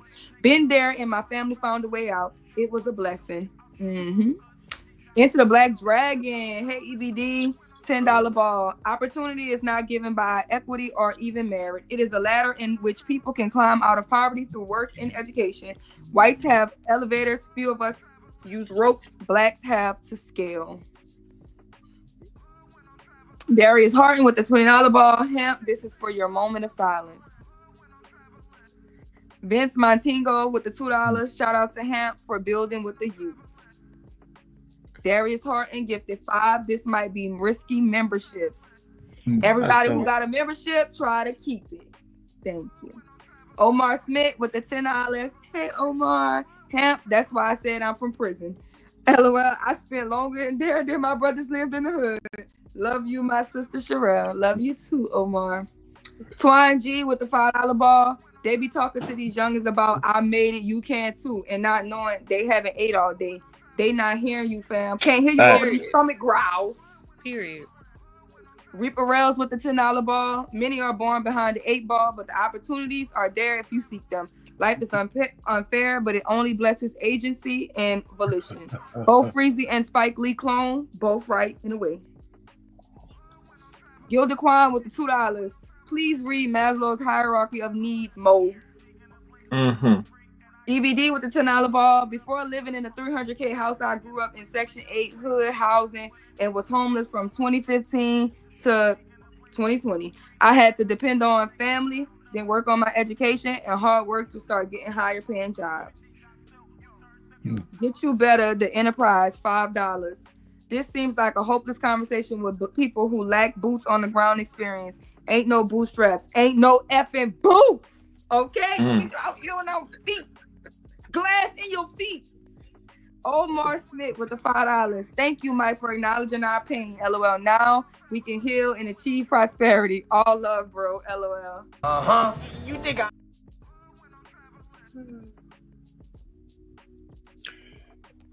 Hey, can I just jump in real quick, Sherelle? Absolutely. We've been talking too long. Y'all got it. Let me jump in. Yeah, how you guys doing? How's everybody doing? Real quick on the topic. You know, when I was growing up in Harlem, my aunts got us out of there. It was crazy. We couldn't even go to the park. There was killings in there every day.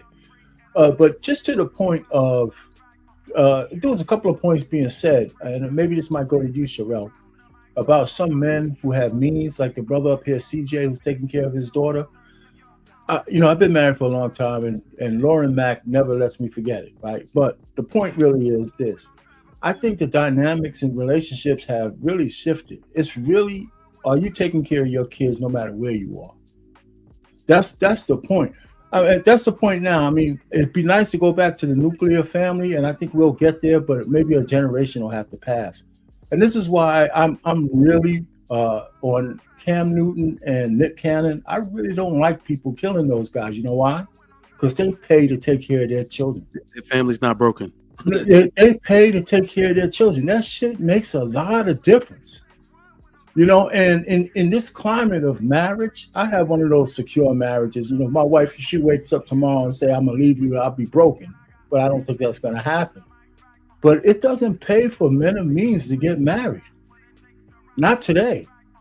You know, Nick Cannon pays $3 million a year to take care of his children because it's a tool that helps him become a father through extension. And to say he's a deadbeat dad wouldn't be true. You know, because I don't hear those women complaining. And neither does Cam Newton. Now, I'm not saying it's ideal, but if a father's taking care of their kids and he's paying their bills, I think you'll be hard-pressed to condemn those men. I had a whole lot of problems with the chick sitting in front of Nick Cannon with her tits out almost. Not Nick Cannon, what's his name? Cam Newton, telling him what kind of man he is. That was just bullshit. You know, I thought that was bullshit. He takes care of his children. You know, and that's the most important thing. You know, so I think the dynamics have shifted, and this is coming from an old man, and I'm for marriage. But today, if the people ain't going to be in a covenant marriage, they shouldn't get married at all.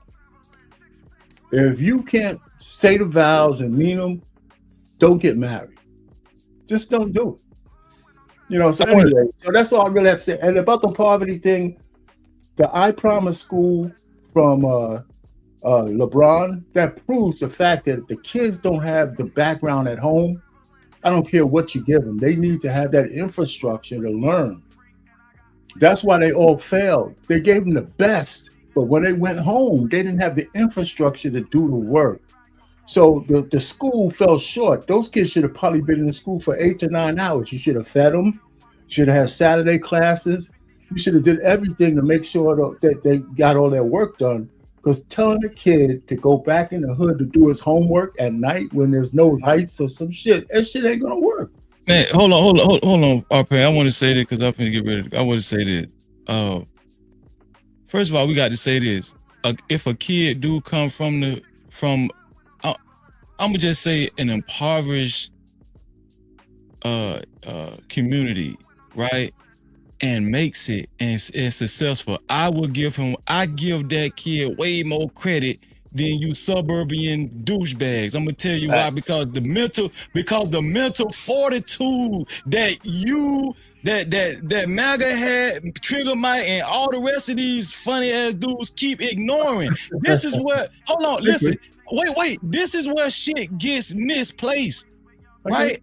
And this shit should be disingenuous. I hate that word since I came to YouTube. Here's the thing about it though.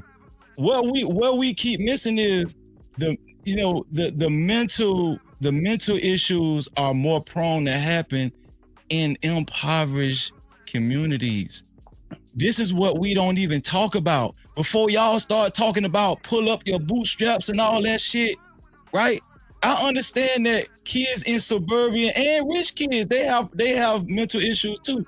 But guess what? Those obstacles, I guarantee you, if a kid get uprooted from an impoverished neighborhood and go to a suburban, it's more likely that you're going to live in proximity to a child that probably that's joined the fucking chess club or the golf club. I'm telling you, just the friendships that could be made, just the environment is different. When you got a child, ain't none of his homeboys playing they ain't on no golf court, they ain't in no chess club at school and all that shit. It's just different. And when we have these conversations, and I'm gonna tell you something, I respect you, Obstacle, because see, I don't want to make this a divisive conversation, right? I'm just trying to get you to understand your approach and Trigger Mike, when it comes to these kids in these impoverished places, dog. The mentality, a lot of these kids have PTSD, dog, at a young age, don't even know it. Do you understand what I'm saying? Can I finish saying what I was saying though? Because I agree with you, because I'm one of those kids. When we moved out of the neighborhood, I took advantage of everything. I stayed away from all the bad shit that was going on, gangs, all that stuff, because I saw it as an opportunity to get my shit together, right? I was young when we moved out of there, but I never really got involved with any of that stuff. And back in the day, we had the gangs, the graffitis, and all that kind of stuff. How old were you, Mr. Payne? When I moved out of Harlem, I was 8. And then we stayed in a house in the Bronx. And it was like Nirvana, man. We stayed there from 1965 until the house sold in 2014. Like 5 generations of our family came to that house. Pretty much, older, younger, stuff like that. So it was a different kind of thing. So that's why we have a nice, close family. But I hear about the living in the hood because we left a lot of people behind when we moved out of there. Let me ask you a question, Mr. Payne. Do you think that you would have been who you are today if you didn't move out of Harlem? No, I don't. You think you would have made it? I really couldn't. I couldn't answer that. Up in the air? I probably would have. I mean, if the family was close, but there was a driving force that got us out of it. Right? Well, so I was part of that trend. Huh? No, your answer is interesting. does it actually lend to the point? If you're saying that you don't know if you would have made it. Yeah, I mean, because you're asking me, and I would like to say I would, but I mean, listen, I don't know if I could have caught a stray. If you're asking me, because there was shit flying around there all the time. Right? We couldn't hardly play outside. You know what I'm saying? And then there was always bullies on the block. There was there's a lot of shit before the place got gentrified back then. I mean, of course, I'm real old, man, so I've seen a lot of change back then. It was crazy. So I have compassion for the folks, and I think I'm not one of those bootstrap guys, because not really, but I think part of the story though is not being told, because Freezy, you was trying to tell it like if a guy came from that and actually made it, that means something. That means a lot. Yeah, well, what I'm saying is, even in the most dire circumstances, some people do make it. Well, the issue is how do we increase the odds? The issue is how do we increase the odds? Yeah, I think there's so many obstacles already. That shit tough, man. Well, I think the acknowledgement was already there, though, Mr. Payne. I don't know if you missed. Okay. Obstacles, and Mike acknowledged that it's definitely different obstacles. You're gonna definitely have to overcome. We did, of course, but nobody wanted to hear that because they got. But I think we should be really hesitant to step on anybody who could help just a little bit from whatever that angle is. Say again, Mr. Payne. Sorry, what'd you say, Mr.? Was that last line? Yeah, so no matter what the person's angle is, if they can help and save 1, 2, 3, we gotta be able to accept that there's more than one solution to these problems. Exactly. I And that's want to why I say was this saying, too. even when Freezy was Go ahead. talking what he was I'm talking, and CJ was talking what he was talking, I didn't say don't do it. You should never go to the hood and talk to these kids, and they would never listen. I was like, okay, cool. And just like he just said, everybody has their angle. We need all the assistance, right? Period. We can't sit up here and be discriminating on the system and say, oh, well, you at the age of 7, so you can't come. Or you're at the age of 13, you can't say this. And look, we need all perspectives. We need to help these children if that is the mission, right? So it's no matter where you come from, what your upbringing, because different kids in the hood are going to perceive some things and say, you know what, I dig that story, even though he left. Or, oh, I dig that story, even because of X, Y, and Z. It's all hands on deck. But we sitting up here arguing about whose story is the realest, who got the biggest, oh man, I was in there and I never left and I made it out and you. So we shouldn't do that. If we're coming together, well, we could do whatever we want. Well, obstacle, I got one for you though, brother. It's go when ahead. the student's ready, the teacher will appear. I said that. I literally said that earlier. I don't know if you heard me.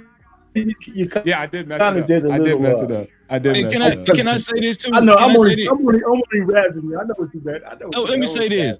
Could y'all stop telling me about these damn kids in Kenya and all that shit? I don't give a fuck about. Listen, man, them kids got parents. A lot of them kids, their family structure still be intact. I don't give a damn. About the poverty. Okay, the poverty shit. Okay, but can somebody please tell me this? Why them same damn kids come to America and act like they better than Freezy then? If they so impoverished and shit, why they get their ass on the plane and come way over here and act bougie and act like they better than Freezy? Say that shit when you get over here to America, how poor you was and how hard it was and all that shit there. Say that same shit. Somebody said something in the comments or something, Freezy? No, I'm just like they always be talking about the kids in Kenya, they don't Freezy. That's excuse, man. Okay, so tell them damn kids when they come over here to America, stop acting like they better than Freezy and shit. Around here sitting in the back of your house and shit, and then you want to come over here and act like you better than me. Well, I think what I was trying to say in my message, man, and I'll reiterate just in case people didn't hear me in the background. Look, man, you've been through struggles. That's facts on City. What I'm trying to do is not be like that coach on Remember the Titans. Coach Boone had to tell him what it is. The world don't give a dang about your struggles, and you ain't doing nothing but hurting yourself. You think these people, I'm coming from your narrative now. You think these other groups really care if you crack and all that? They don't care. When they tell the cops to come in there and flatline it, they just mean flatline it. They don't care about, oh man, your story, and it was hard for you, and the infrastructure wasn't there. So what I'm trying to tell y'all, and do it the hard way, in the harsh way, but it's the real way. The world doesn't care about your struggles. They don't owe you compassion. Nobody does. Just like Freezy just said, dang these kids in Kenya. The kids right around the corner in different communities are like, dang those kids. You have a problem community, and we need to solve for it. But obstacles, so I get that. Go ahead, I know the world doesn't care about. You don't think black kids in impoverished neighborhoods, you don't think they are the main ones that know that the world don't care about their struggles? Like you don't think. Listen what I'm saying. I'm gonna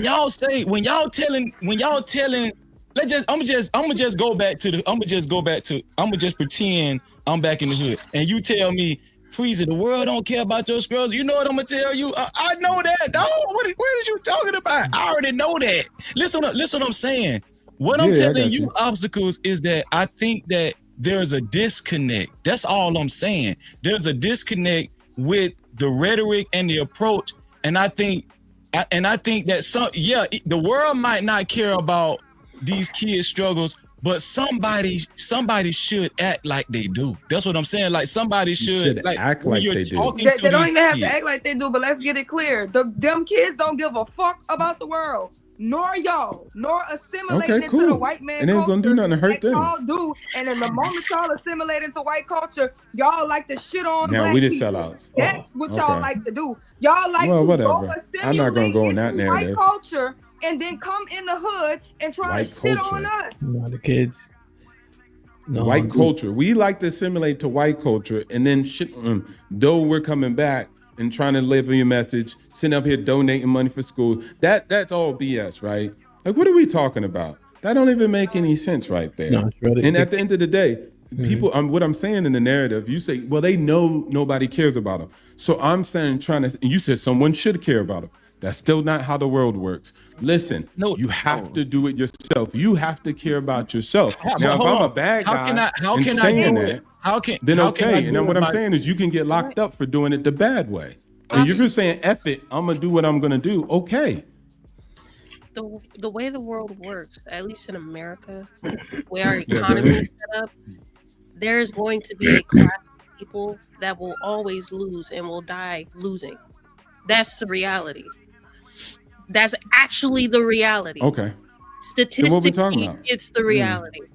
So sitting here saying it's cool if we only save one or two impoverished children, we're already doing that. I thought the goal was to get the word out to save these children in mass, not just one or two, because we're already doing that, right? We already saving the one or twos, the minority. Because if it's a crab how do you save the mass? I want to hear this. Listen, if it's a crab in the barrel mentality, we all understand that there will be a few crabs at the top who get to jump off and then turn around and be like, everybody can do it. But we all know the crabs at the bottom never stood a fucking chance. That heat hit their ass first. They good as cooked. Somebody about to put some garlic butter on them and get the snapping their legs off. Okay. That's our situation. Until y'all get big enough to knock the whole pot over and make sure everybody get out of this motherfucking bucket, stop talking that shit. So I'm not talking that commie stuff, so I can't help you with that. Hood kids know it's a lottery pick. The idea that the dream that y'all try to sell us, like all of us could just somehow fucking make it out, nigga, then we would have made it out if it was that easy. You think we dumb? We ain't slow. Yeah, we bring it back to what PJ said. How do you get a message out in mass if half the people who hear the message is going to tell you you're going down the wrong path, and the other half? I mean, what's the mass message you're talking about? My point is, if we're going to sit here and acknowledge reality, the actual reality is most of these children will not make it out of those circumstances. No, okay, yeah, but most of these children will die in poverty. But we're sitting here telling them to bring themselves up by the bootstraps. No, I didn't say that. I'm asking you a question. I'm not saying you did. I'm talking about what's been I'm spoken saying, about. Can we move past the bootstrap thing? What's the mass message? Yeah, what's your message? Because mine's is wrong. What is yours? You can make it. I'm not. What? What would your message be to the kids? My message would be that, honestly, at the end of the day, you possibly will never get that dream that you've been dreaming about. However, if you can make it out of that survival mentality, you are successful. You made it. That is enough. You don't have to be this 6-figure millionaire type person. But if you make it out of that struggle, you made it. Damn. Don't let nobody tell you differently. Okay, so there's no baseline. What they say, if they subjectively make it, or what's the? How do they know they've made it? If they don't have, if they're not sitting in a house with their lights off, if they can afford to pay their bills, if they're not living their life on payment arrangements, if they're not living check to check, all this debt they can't pay off, just all that poverty shit. If they can make it past it, they made it. So I have a different. So Jay, let me ask you: does practice make perfect? Does practice make perfect? Yeah. Yeah. Not in my opinion, but sure. Well, it doesn't. Right. Yeah. Perfect practice makes perfect. Right. And so, when I'm coaching the kids, they do it perfectly in practice, because then they'll do great in the game. If I let them just practice it and I'm like, oh, okay, that's decent. How does it go in the game? Even worse, because you got real opposition. And so, yeah, are we going to tell everybody they should be president? No. But with obstacles, we'll tell them, nigga, I ain't no better than you. I come from shit and piss too. And if I could do it, you can do it. Now, do we know everybody's not going to make it? Of course. But there's one rule I had when coaching: don't cuss them if you don't love them. So you really got to pour into them. And then if they do win, and if they do fail, so be it. But you got to put your best foot forward. So in other words, there's got to be an expectation. There's got to be an expectation. Hold on. Before y'all run it over. No, I agree with what you said, but that's see not what I'm saying, Jay? I just want to be about. careful, you know? Go ahead. I get it. We were saying that with the messaging, but his message wasn't your message. It was the same thing. No. I say it differently. You can tell me about my message. I know what my message is, and I do it every day. I got over almost 500 YouTube videos free. I'm not asking for no snap, nothing. I'm not asking for nothing. I'm out here all the time. Hamp, ain't I? I wake up dumb early. I come on here. I got my own channel. I got a bunch of videos out. I give out the game and information for free. I don't be like, hey guys, hit me up. I want some money. I don't ask for that. So what I'm saying is the same thing that he was just saying. That's my choice. You get me? I'm not gonna come in here and say Freezy life ain't real. He ain't go through this. He BSing. I'm gonna say that's his message. He can do what he do. He's a free man. He out here trying to help. I think he's genuine. So he's out here trying to help, and that's his perspective on it. But as Payne said, I'm not gonna criticize and say you can't relate and that's bad. Nah, that man is out here trying to do something and make it happen. So keep doing it, keep hustling, keep grinding, keep rolling. We all trying to crack this nut and figure it out. Nobody made me God. I don't know everything. I'm just a man trying his best. You're on mute, Sherelle. It's hard, man. It's hard though. We know it's hard. Oh, she know. I think she's chilling. Yeah. She's just chilling. And I think we know it's hard, man. And you know, when you really mentoring the kids or coaching the kid, you know that the majority of them ain't gonna make it. You know that while doing it. But I don't convey that message. I'll be irresponsible doing so. Mm-hmm. Facts. These kids raising the parents nowadays, man. You be hopeful that they get to an age where it's all understandable, man. That they don't have a kid out of wedlock by the time they're 14 or whatever. Because most parents nowadays is the same kids that was raised in the same neighborhood that they complain about. So it's just a recycling thing, man. You know what I mean? It's repetitive. It's repetitive. Yeah. We were talking about. Yeah. My bad. Go ahead. My bad. I was just saying, by the time you get ready to try to stop it, it's already. By the time that is, it's too late. The kid had a kid by 14 or whatever the case may be. They getting stopped in the street by police that they ain't got shit to do with shit, but just from the neighborhood they come from, they getting interrogated by no reason. You- Just little you- shit like that throw the whole thing off, because, you know. So because Fo, you know why? Because the mediocrity is good enough. Sherelle and I were having a conversation about they literally telling the little girls, have a baby, you get aid. Have another baby, you get more aid. I'm on Section 8. You can't be grandfathered in technically, but you stay in that house, right? Under that tutelage. Like Mr. Payne had a different type of tutelage, staying in the same house. This is Section 8 housing. The mindset doesn't change. And it's a perpetual hell because of what's being taught, right? So and it's called a split voucher. So split if voucher, my right? mom got it, I have kids, I could split. I got 2 kids, they're gonna separate the voucher. Nah, I'm got You my see, my own. hands are still up. I was about to say something. And so we know it's the mindset thing. So in order to impact, you have to make an impact. And of course, when we used to go do the mentoring, there were different brothers from different walks, and the kids would gravitate. But everybody had a good message. Oftentimes, what we would have to do is, if I was able to resonate with the kids, I could break through, and then the other brothers could teach. Right. And then if I trust the brothers teaching and the kids trust me, now we can group it, right? You can't be doing that shit by yourself. You know? Right? Like people, for instance, you ask the little boys think that most of our money comes from playing sports and music. It comes from real estate. Right? Like we don't even know like how our black people actually become successful. We think it's all shooting a hoop or you know what I'm saying? Or rapping, you know. So I want to say I think the majority of life is more mental, right? This is my humble opinion. I think life is more mental than physical. And so this is what I'm speaking to when it comes to children in impoverished neighborhoods. If I was to talk to these kids, I would just simply tell them, bro, you could do it, man. And this is how I did it. Right. And I'll actually give them actionable steps and stuff. I wouldn't just say, man, the world don't owe your ass nothing. That's me knowing where I come from. That first of all, you just wasting a bunch of time saying that. And I sometimes I get that it makes the messenger feel better saying that bullshit than the person that actually receives the message, right? It's like a grandeur approach, right? And so this is all I've been trying to say. I just been saying that, like, and it's only so much you could do from a YouTube channel, right?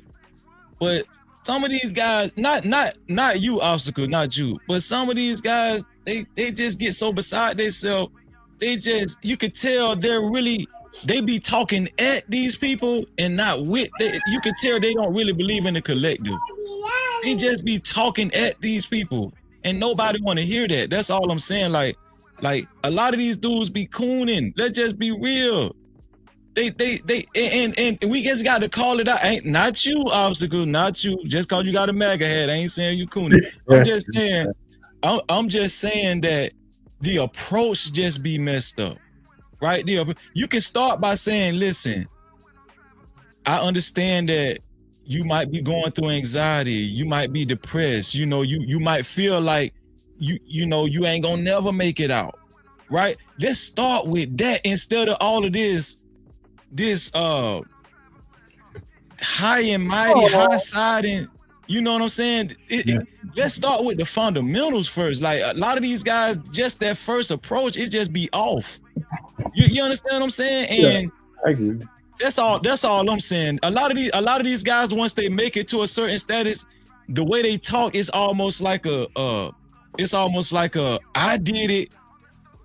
And if your black ass can't do it, you just sorry as hell. You ain't got no excuses. I did it. Nobody want to hear that. Nobody wants to hear that, bro. So Freezy, can I ask you something? As part of the talk, when you talk to them, right? Like I think we always should go in with high expectations for folks. But when you tell them stuff and you're at their level, you got to tell them the good, the bad, and the ugly, right? And you got to tell them the whole story. Like you said, if I made it, sometimes part of the story is like, this is the mistake I made, and this is how I got out of it. You know, Facts. and, you know, I'm telling you, so you don't have to. If you didn't do this, don't do this. But if you do, this is how you should think about it. So I think that's a lot of times we forget to tell people about the consequences when we're trying to warn them of something. But a lot of these guys don't even be compassionate though. They just the way they talk is just they lack empathy. Yes. Lack experience. Yeah. Y'all almost sound no like real knowledge of the hood, but let's they bark. start there. Let's start there. Almost sound like you know what I'm saying? you almost sound like, and I don't even care if somebody say, but not you, obstacles. Listen, y'all almost sound like the girls who used to go on Kevin Samuels and talk about tonality. Well, you delivered the message. You don't really like black women. Oh, it's how you say it. Like, bro, we talking to you as men, and we're gonna just talk to you straight. Now, other people have different ways they're gonna get the message across. As I keep saying, and it's okay. You get your message across the way you get it across, and the next man gets it, across the way he does. That's it. You can't be condescending when you do it, though. Some people. Well, once again, patronizing somebody's emotions, like Coach Boom said, you keep trying to be nice to this individual player because you're trying to deal with them kid gloves. I'm trying to deal them like the world's going to deal with them. So that's just a difference. Is there a difference? You don't think there's a difference between being condescending and being straightforward? He just missed my whole point. Can you give me an example? But hold give on, me an example. But Payne, you're this just is what saying I'm talking they're being about. condescending. Payne, this is the. You see, that's an allegation. You got to show me evidence that somebody's being condescending. That's why I put it in question form, brother. I didn't say. But this is the disconnect that I was talking about, because the way he interpreted what I said was baby and these kids. I ain't say shit about baby and these kids. What I was saying was, when you approach these kids, first of all, you have to if you're actually sincere about getting through to these kids, right? You have to make a connection. You got to relate to them, and you don't. You have to. So he's just going to straight up change what I said into actually babying these kids. No, I don't baby my little homies. I don't baby them. But I also make them understand that, listen, I get it, bro. You know what I'm saying? I get it. You be depressed. You might, a lot of these kids on perks. Listen, a lot of these kids is on hard controlled substances at 11, 12 years old, dog. And he's sitting up here bringing up Kevin Samuels. This shit is crazy. Because you keep talking about the tonality. Again, I'm not tripping about the tonality. I'm not tripping about the way you deliver. Relax. Look, I'm not tripping about the way you deliver the message, but I don't why are we even having this conversation? You're trying to tell me the message in which someone translates like this is not going to work. You don't have any evidence and proof of that. This so once again, maybe it won't work on some people. Wait, can I finish till you've been talking? Okay, a lot of guys like you, y'all be acting like y'all intelligent and smart, but I be questioning that shit because you can question it. Cool, okay. Listen, I never said anything about tonality. Never. All I said was, did anybody hear me say tonality or did I say approach? Because to me, that's two different things. Okay, approach. Our approach is wrong. What I'm saying is, your approach is not wrong. Continue to do it. I support you. Different things, my approach is effective. I'm doing me. You're doing you. We're helping. But now we having an argument. Man, my approach is better than yours, and I'm swearing I'm connecting. It's not that, bro. I mean, many people receive messages different ways. That's it. Bro, listen to what I'm telling you. I didn't say you wasn't helping nothing. I didn't say that. I said I didn't say you wasn't helping. I said the way when you say what you said today on this panel about pull yourself up by your bootstraps and the world don't owe you nothing, dog. That's to me that shit is non-effective. I'm sitting here trying to tell you that, and the way you interpreted that was tonality. And this is what I mean by you're not even keeping up with what I'm telling you, bro. I said okay. I said that's okay, guy. It's okay. You don't like my tone. You don't like what I said, the message, like pull yourself up by the bootstrap. I get it. Okay. But I just don't agree with you. We agree to disagree. We move on. That's fine. That's fine. That's fine. That's it. Yeah, we don't need to go back and forth. Go ahead. Somebody else can go. I think Joseph wants to go first. And can I go after Joseph? Yeah, Joseph, what's poppin', man? Same shit, different toilet. You know how it go. Mm-hmm. I tend to agree with Freezy. I grew up in the church. My dad was a pastor, right? And he had this ideology that, like you know, you're supposed to pull yourself up by your bootstraps. Nobody's supposed to feel sorry for you.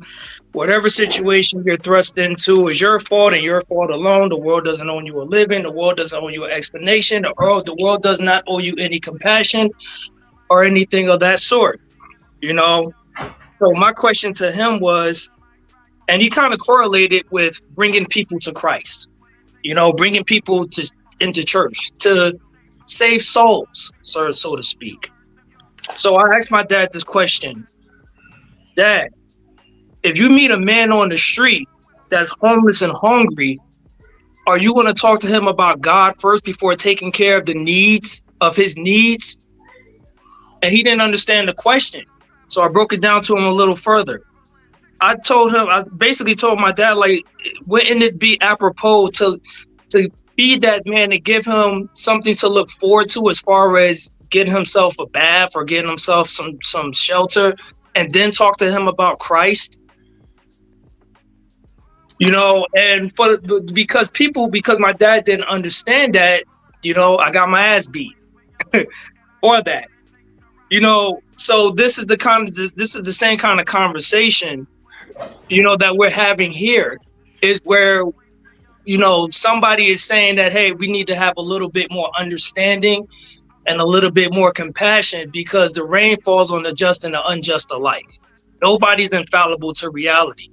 And what I really hate about these panels is that people come up here and they could pretty much be whoever the hell they are, what they say they are. Everything that you say is pretty much unsubstantiated and unverified. And you know where another place where that happens? In jail, where I just was at. Now, for the most part, a lot of those guys in jail. Right now, I'm in Oakland County, Michigan. Oakland County is one of the richest counties in America. I think it's in the top 5 in America. Most of the inmates that are in Oakland County are drug addicts and homeless. And I come to find out that was actually a serious problem, because have you ever heard of this thing called cheeking?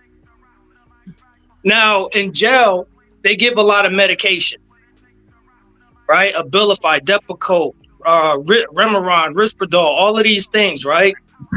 For the most part, the drug addicts in there, they're detoxing. So they don't really have the money or the facilities to actually give them an everywhere they detox. So you know what they'll do? They'll ask somebody like me to cheat their medication, which basically means hold it in my mouth and give it to them at a later time, so they can constantly stay high in jail. So Breezy is actually right. You know what I'm saying? And most of the guys that's doing that are mostly young guys. I'm 40 years old. Most of the guys in there are from the variety of 19 to about 27. And they're all dope heads. You understand what I'm saying? So for somebody to say, pull yourself out by the bootstraps, you're pretty much dismissing the kind of life that they live, and you're really not trying to give them help. It's basically like telling somebody, like, you're talking to somebody about your problems, and then they'll tell you, oh, I'll pray for you. The reason why they say they'll pray for you, because you know they ain't got shit and they not going to do shit. So they're selling you fantasies. This might be risky. AP put $10 on Joseph. He'll be back at 7:35. He said, please put my fish in the back. Slowing down the conversation. Damn it, son. Let me read these real quick while I got an opportunity. Did I read this one already? Yeah, you did, right, Sherelle? Yeah. HQ with the $2 says, look at married men co-signing the fuckery. Look, EBD with the $2 says, there's a very fine line between survive versus thrive. HQ with the $5 says, he says, HQ says, black men always talking about marry before you carry, yet we just heard an elder say they never got married. So the black community need never have kids. Make it make sense. Omar Smith with the $10 says, They don't even consider you a long-term inmate until you have at least 10 years to do. My children are way different than me. I can barely speak good English. Omar with the $5 says, Hamp, don't let Mr. Payne get away with saying he from the hood. LOL. I thought you needed 10 years practicing a skill before you know your craft. Aaron with the $2 says, I don't think black people want help at this point. EBD with the $2 says, everyone has quote unquote talent that can take them somewhere. Aaron with the $2 says, it's free big meats, but obstacles we got a question. Yeah, man, Rock's strong as shit. Perfect. She's strong as a motherfucker. Jonathan with the $5 says, we try so hard to prove each other wrong, like each way can't reach somebody. AP. What's poppin', man? I miss you. I ain't seen you in a month of Sundays. Hope all is well. With the 50 ball says, Freezy. With all due respect, my brother. Brother. If no one would have given me the message raw and uncut, I would have been another statistic. Single mom, living in the projects, dope everywhere. Shit like that. Already enough stats against me. This motherfucker was so real to me. Salute to my OG, the AP accountability partner with the first 50 ball of the day. And when I'm feeling broke, E and J by my side, Henny like $40. This shit like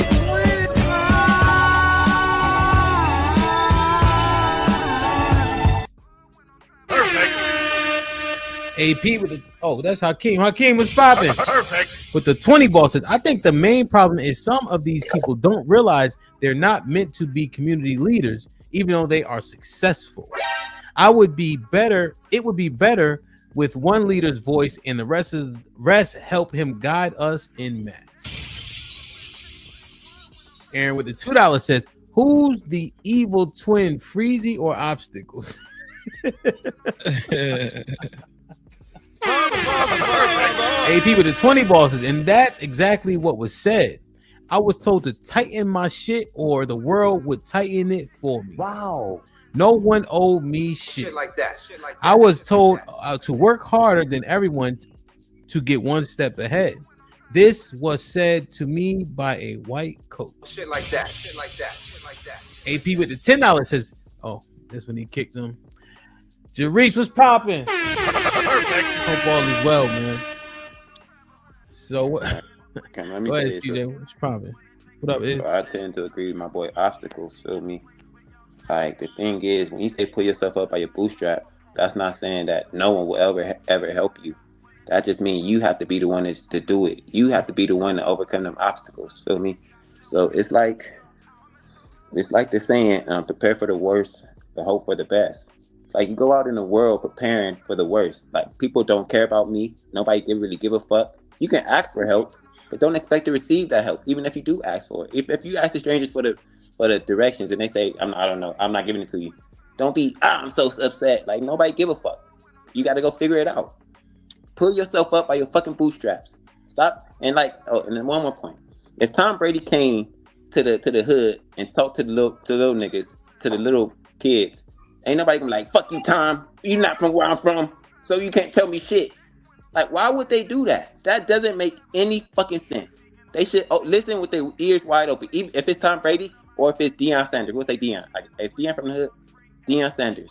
They should listen to both of them. Yes, you might be able to relate to Deion a little more, but both of them has valuable information for you.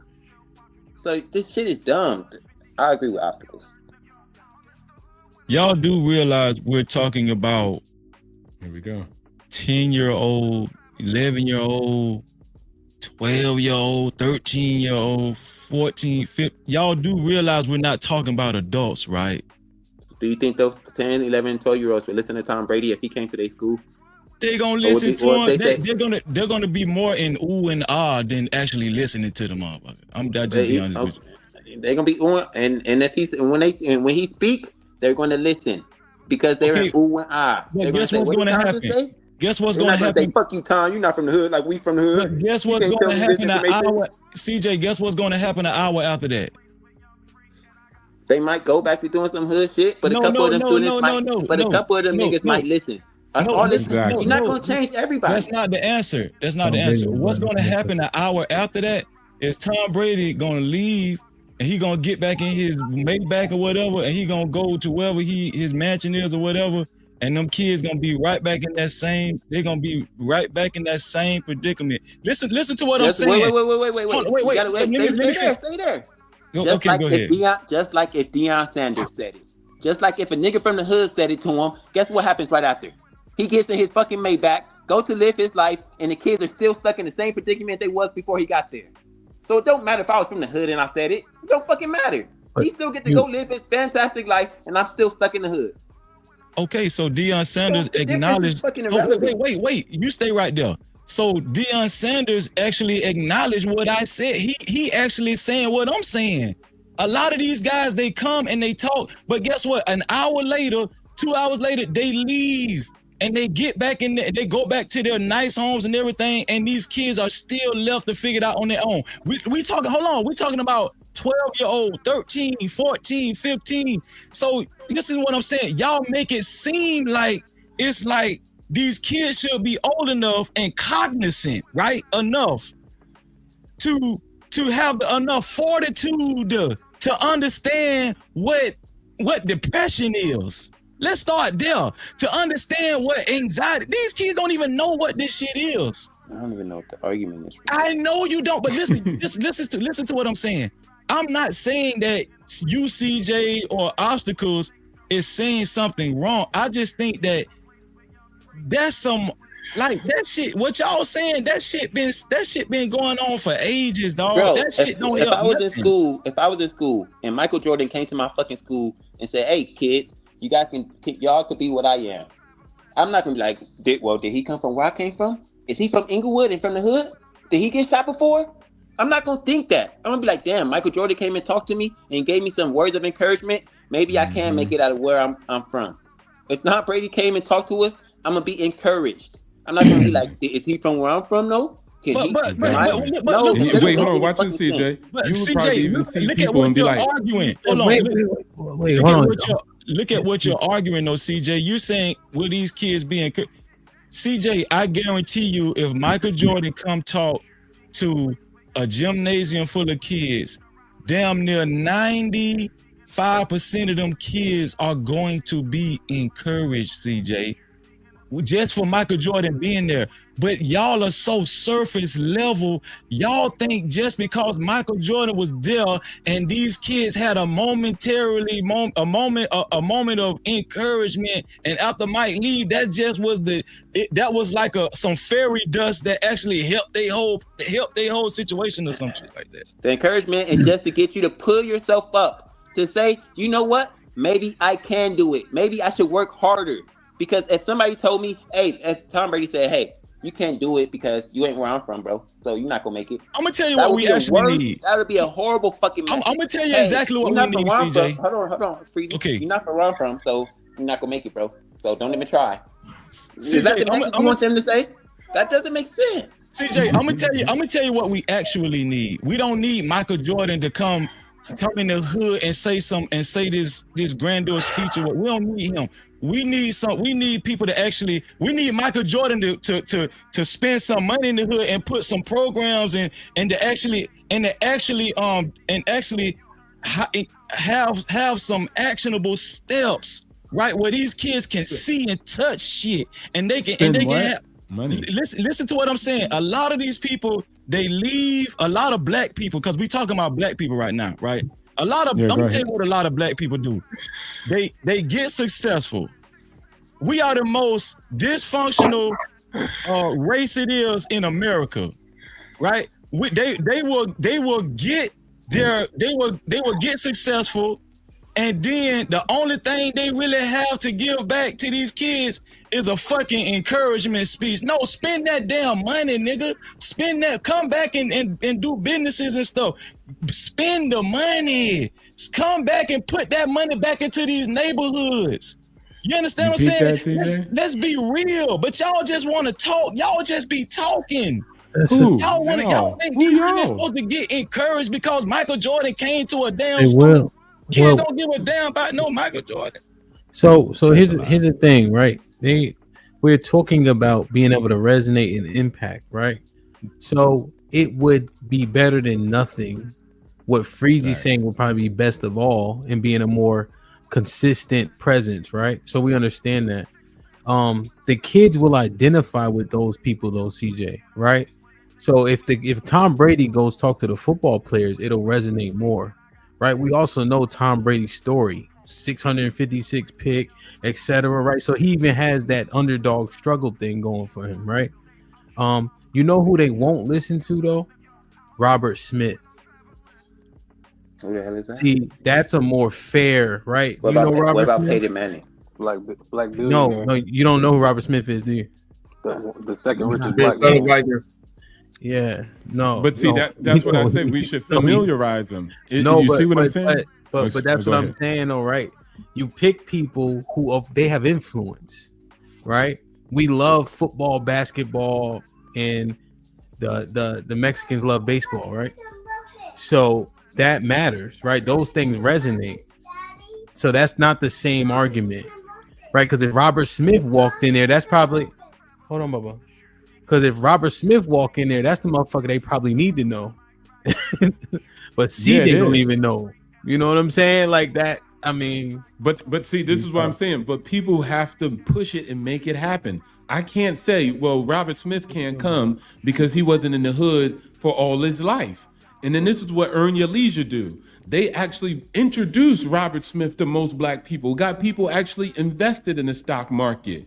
And so net, they didn't have to come from the hood. Them dudes is from Nigeria. But net, they're still pushing the culture and the promotion of that information and introducing it to an audience who's unfamiliar with it. Stuart David is the actual #1 dog. He runs the Worldwide Trade Technology Company. David Stewart. Yeah. David Stewart. And his, but they're neck and neck at the end of the day. But net, he could still come. Like, let's introduce all those guys, all the archetypes. Agree to disagree, but we can all make it work. But even to your point, right? When you look at Earn Your Leisure, people are looking for them, right? Because Freezy is talking about a demographic who is at where they at, stuck where they stuck at, don't think they see a way out, right? So that's the little bit of nuance I see. Earn Your Leisure, when whoever watches them, they seeking that. Mm-hmm. You know, it's like, and that's why the football player analogy works a little. But if you go talk to football players and you a football player, you automatically resonate. But so what do we do with a pool of niggas who's outside really getting it popping? Watch this. This is the beauty of 2024. I think y'all still living in the past. See, even though they have people who are relevant in particular ways of the culture, and when they have them on the podcast, they in conjunction follow Rick Ross. Now all of a sudden they're like, Earn Your Leisure, Rick Ross, what's this? Now they're introduced to the information. And so now they weren't searching for Earn Your Leisure and investments, but Rick Ross was there, but Floyd Mayweather was there. See what happens when you run actual government organizations in an actual leadership position, you know how communication works and how it can contact certain demographics, even though I think that's a good point. I just think that earlier you had shamed the Democratic Party for recognizing what's important. No, I said that was the reality of what they do. But I didn't shame them. It was a little bit of facetious nature. It wasn't like you bigged it up. Come on, like you could have put anybody up there. I think Kanye. Well, maybe people don't like Kanye, but we could have put Kendrick up there versus goddamn Megan Thee Stallion. Am I wrong on that? I think a lot of people would be like, yeah, Kendrick would be better. But even like the Raw shit, I know let me just make this point real quick, and then you can make a point. I guess I mean Ross. I guess you could talk trash about any artist if you really want to, right? At the end of the day, right? You could say, oh, Kendrick had the Bloods in the crib, right? People always do that, so I understand your point. Go ahead, CJ. I was gonna say, if you're using celebrityism to infatuate or to to pass around good information, that's different than using celebrities to, I would say, brainwash somebody to vote for who you want them to vote for. That's the key difference in that situation. You know, like if I'm using celebrities to come bring other people to valuable information that needs to be spread around, it would be different if I'm just like, oh, I got Megan Thee Stallion here, so you should vote for me. That's the biggest. Subjectively, you think they're using them for bad? Subjectively. Yeah, but it's subjective, right?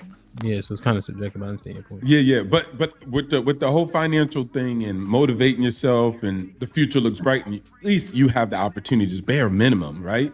I'm just trying to translate that message. I'm not big on, even though I got the mega, I really don't care about Democrats. Like I don't like when Democrats fight with Republicans and Republicans, you become black and Republican and then you fight with Democrats. I think it's stupid. Each people have their perspective and I get why they have their perspective. I don't really care. You have your vote, that's your choice, bye. But net, in the grand scheme of things, of translating this message, all I'm saying is the opportunities are there. And then I'm going to sit down with individuals and show them those opportunities. So I showed this yesterday, right? And this impressed me so much. This is an impoverished neighborhood. This the type of shit I be talking about right here. Let me see. Let me get to it. Hold on. Where is it at? Oh, here it is. This is what I be talking about right here. There you go. Easy. There you go. Mr. Smooth. Oh, man. Mr. Smooth. Good. Mr. Smooth. Yeah, you can use that. You can use that.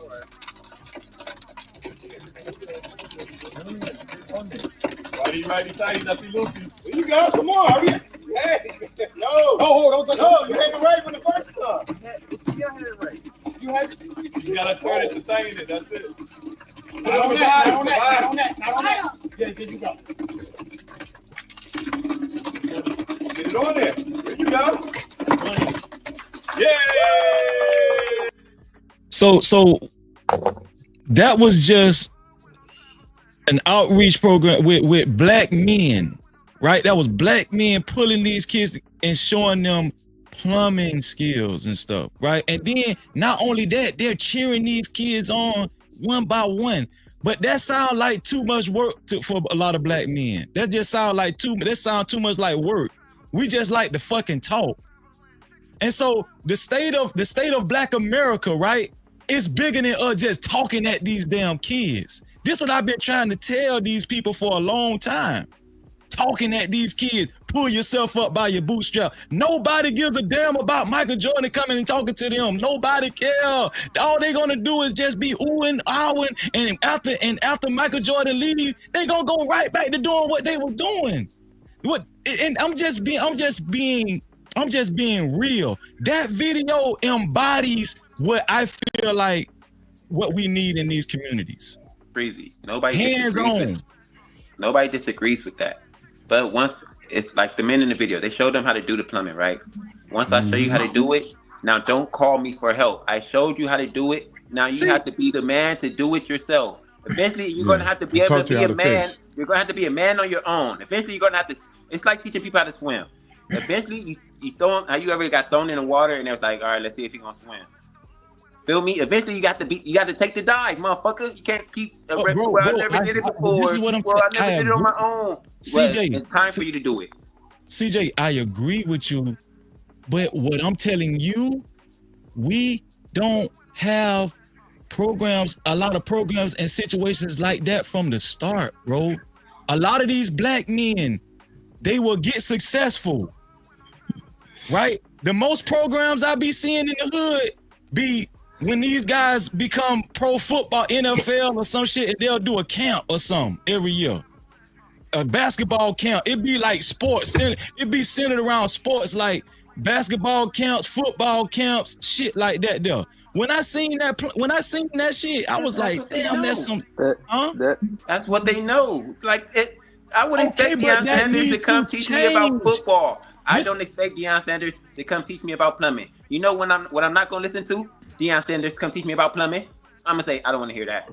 Deion, come teach us some fucking football. What I'm telling you is that needs to change. That narrative needs to change because we know that the majority of these kids is not going to make it into the NFL. They're not going to make it into the NBA, bro. That shit is a misnomer. That shit is pipe dreams and shit. We're not arguing that though. I think what we're missing. Oh, go ahead, AZ. Appreciate you. What's going on, panel? I think what we're missing is we're going in a circle. You're saying somebody needs to come in and help out. We have to do for self, which is pulling ourselves up our bootstraps. So you need to create the program that's going to teach the young men. I need to create the situation that's going to bring the community together. CJ needs to do what he's passionate about. We can't wait for Oprah to come drop $1 billion. We just saw Kamala Harris get $1.5 billion in very little time and spent that bag. So it's not that we don't have the money. It's not that the resources aren't available. We may not know what the resources are, or they might not be available to us. Either way, but if what we complaining about can be solved by somebody doing something, somebody need to do something. And everybody needs to do something. But as long as nobody does anything and we keep coming on here, and let me kill with this point. Freezy kept talking about we're putting the accountability on the kids. No, we're not. Let's be clear. This is where the man-woman war starts and really comes home at. Men are blaming women because all of these kids are in single-parent households, so a man who's not in the household can't necessarily be involved in that child's life and help uplift him. And women are complaining that these men are making these babies and leaving them so that no man can come in the household and uplift them and teach them and raise them. We're arguing for the kids, but we ain't talking about what's really going on.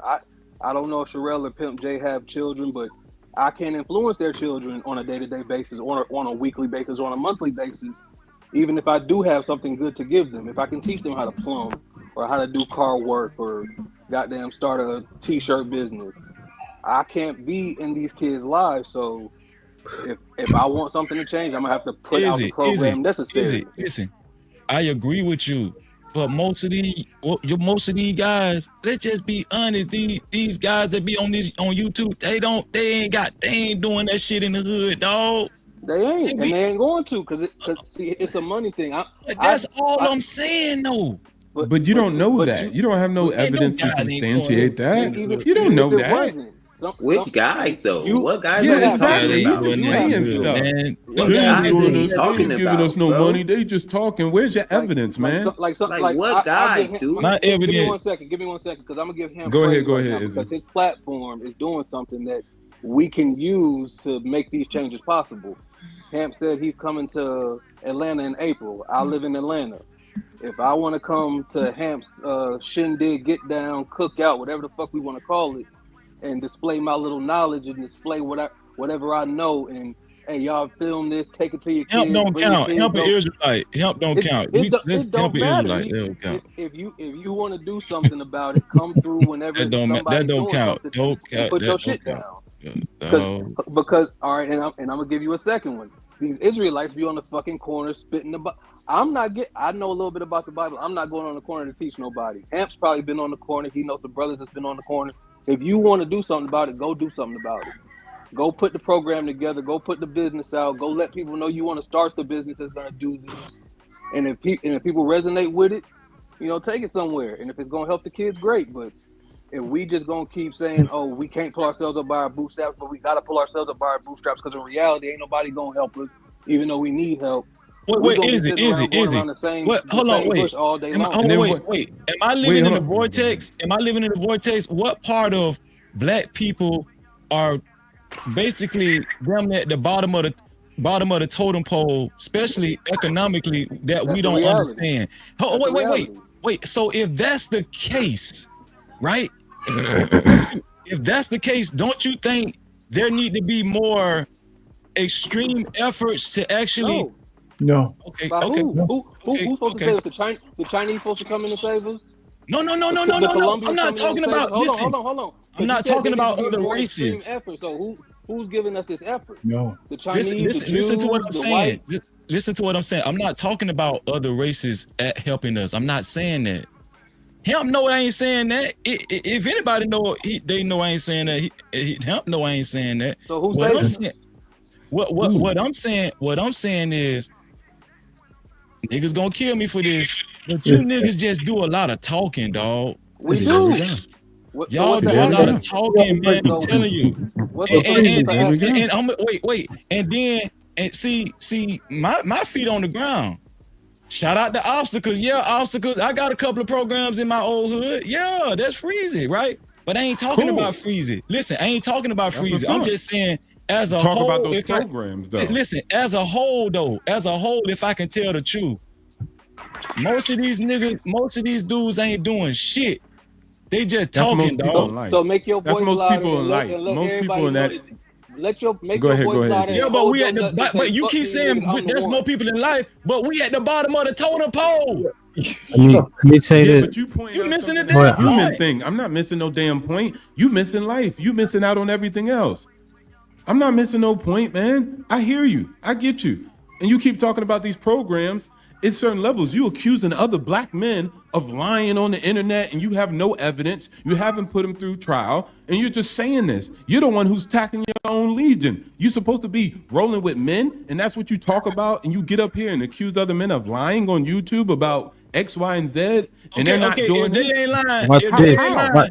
hold on, your if they evidence. ain't lying, Hold if on. they ain't lying, put them cameras in the hood. Put them cameras in. Hold on, put them same podcast cameras in them impoverished neighborhoods and let us see what you're About to doing. drop the mic or what? No, well, Go ahead, so Ham, because I think interestingly, this is really interesting. Go ahead. so interestingly, right? Yeah, I'm gonna move the topic. Interestingly, Oh, though, come on. We was just all right. I Go no, ahead, no, go no. ahead. I'm saying no. Somebody said we've been going around, right? LeDroit, but I asked this question before on a panel with 9 men that y'all would know, right? And you've heard them speak on panels. A few of them have channels and everything. I literally asked the question because they were essentially we were up there complaining about the little niggas not being shit. Niggas don't care. They'll shoot you. They don't fight no more. Just about the behavior. And I'm like, what are we doing to help them or change it? Out of the 9 up there, 10 up there, the 9 of us weren't doing anything. And then it was said that, oh, them niggas ain't listening. Them niggas don't care what we got to say. So it was like that type of response. I'm not doing it because it doesn't matter. And I swear this was on a panel 7 months ago. So when Freezy said it, I got all their faces in my head right now. Yeah. Who said they ain't doing nothing. And I'm just like, damn. Well, okay. Let me tell you the reality of life. No, this is the truth. Most people don't start organizations. I know you guys think white folks are Thanos, but they're not. Most of them are just struggling, middle class, and ain't doing nothing. They got a small few called like Elon Musk. They got a small few like Jeff Bezos, and they're outperforming, creating all these institutions and programs. Most white folks ain't doing no programs and creating all this generational wealth. It don't work like that. When they go to school, wait, can I most finish? white folk when they go to school and they learn history, guess what? They learn white history. And then Don't let nobody finish. Watch this. And then when I come and give the information and I'm like, I got this program, we got some people probably on this panel. We'll sit up here and be like, don't go to obstacles. He's telling you to get a loan in the application and that's how you get jobs. That's that white man system. That's that white stuff. He a sellout. He trading on his people. It's like, what are we talking about? Does that like literally had somebody up here talking about it's a white man system. If you go out here and get a loan application and you go out here and invest in the stock market and then now we all sellouts. And it's like, what are we doing? Instead of just passing a message of, hey, look, these are the programs. Freezy programs matter. It's not about you talking about what you're doing, Freezy. Your program is a program that helps multiple people. So that is something that needs to be promoted. That is something that helps multiple. You help that program exist. That's a good thing. Most people won't create an organization. Most people won't participate only in a donation status. That's about it. I appreciate that. I appreciate what you just. Go ahead, Mr. Payne. Go ahead. Before you go down again, listen. I think we keep missing the fact that there's multiple ways for people to support, but we got to be honest. We got a significant amount of black people who say this shit ain't our problem. Facts. Yeah. But that doesn't make them bad people. I'm just telling you. Yes, it do. It's a natural thing. There's a significant. Make you complicit. They choose to help. They're going to choose to help in the way they think that they will be the most effective. Some people might be talking. Some people might just be money. Right? Yeah, some people might have a private organization that they're going to fund. They're not going to tell you about it. And that's their contribution. Then there's going to have guys with boots on the ground.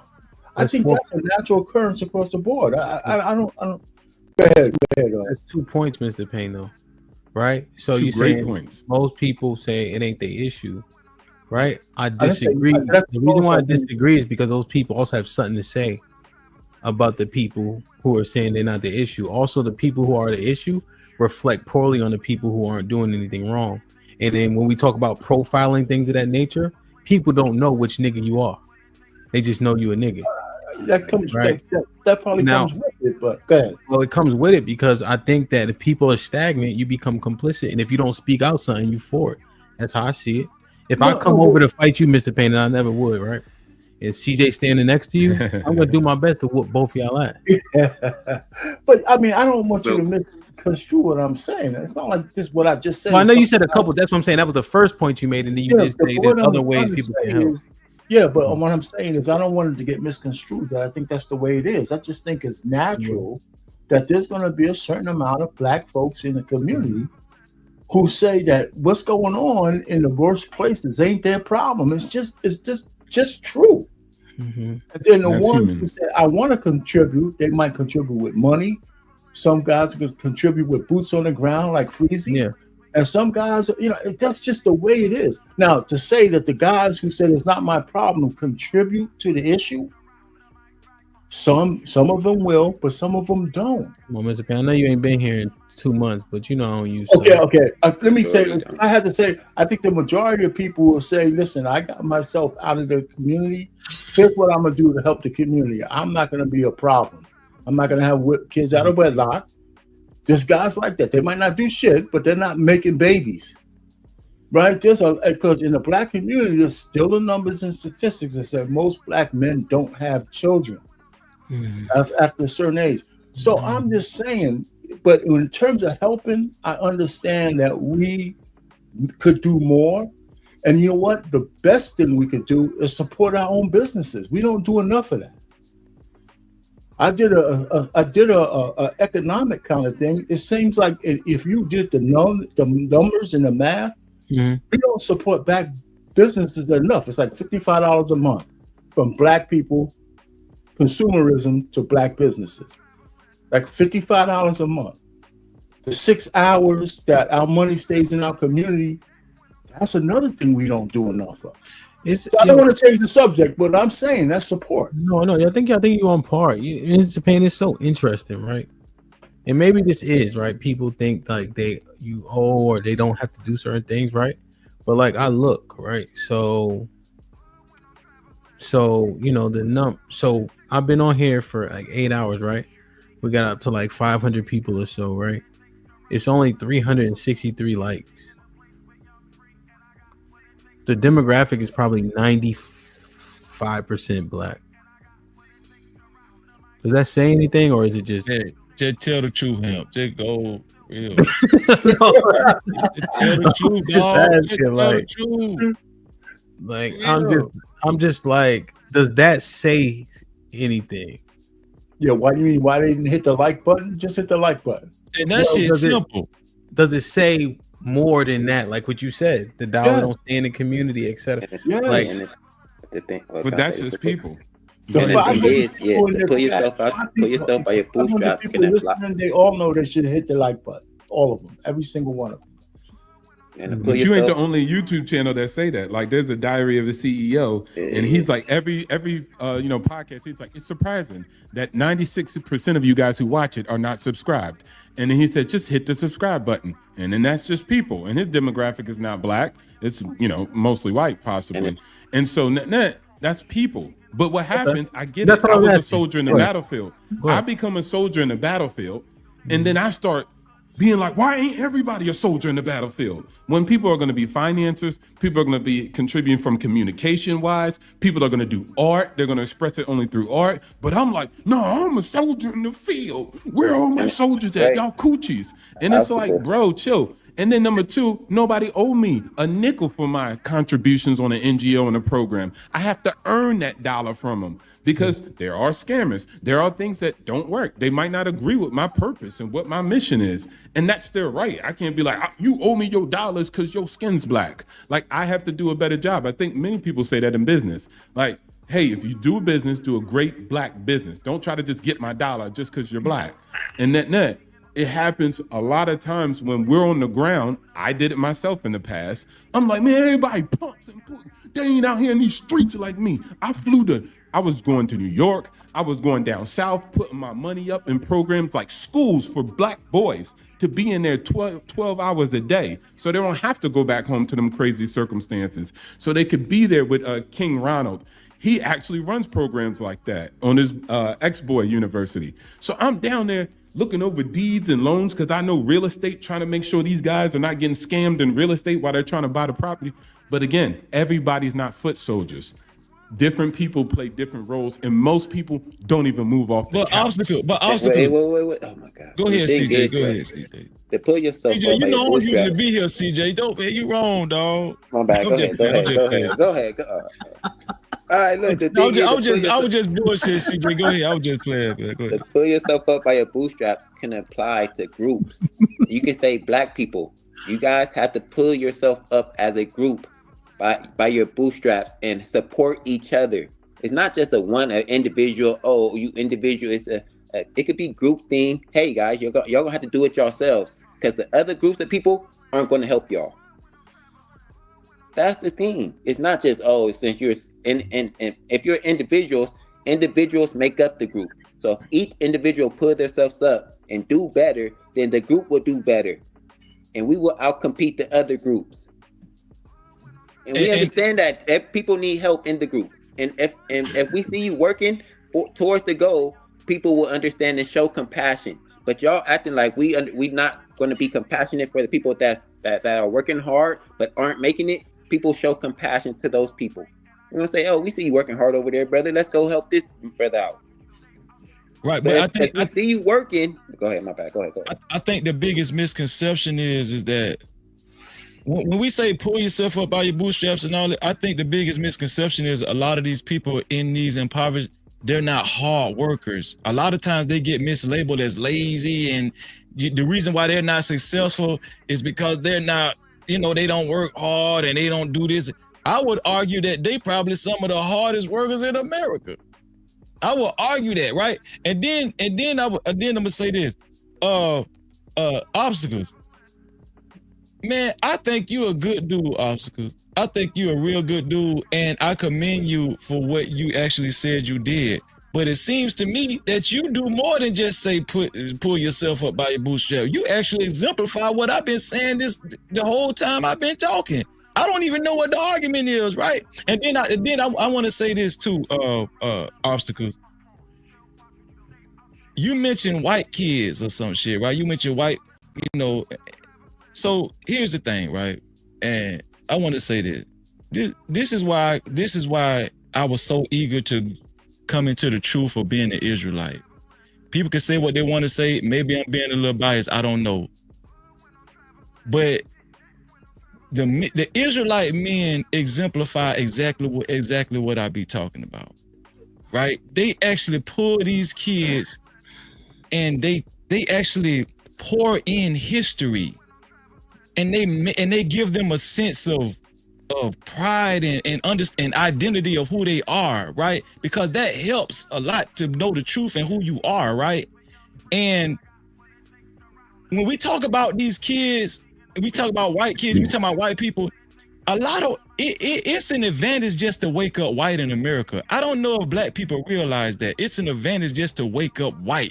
When you go to these public schools or whatever kind of school you go to, and you get taught history and all of this stuff, a lot of the history is Anglo-Saxon, European. A lot of this history don't look like these black kids. And this goes untalked about, but there's a lot of inferiority that's bred into these kids, these black kids in these public schools, right? So this is why I fell in love with the truth and the Bible and understanding that Jesus was black.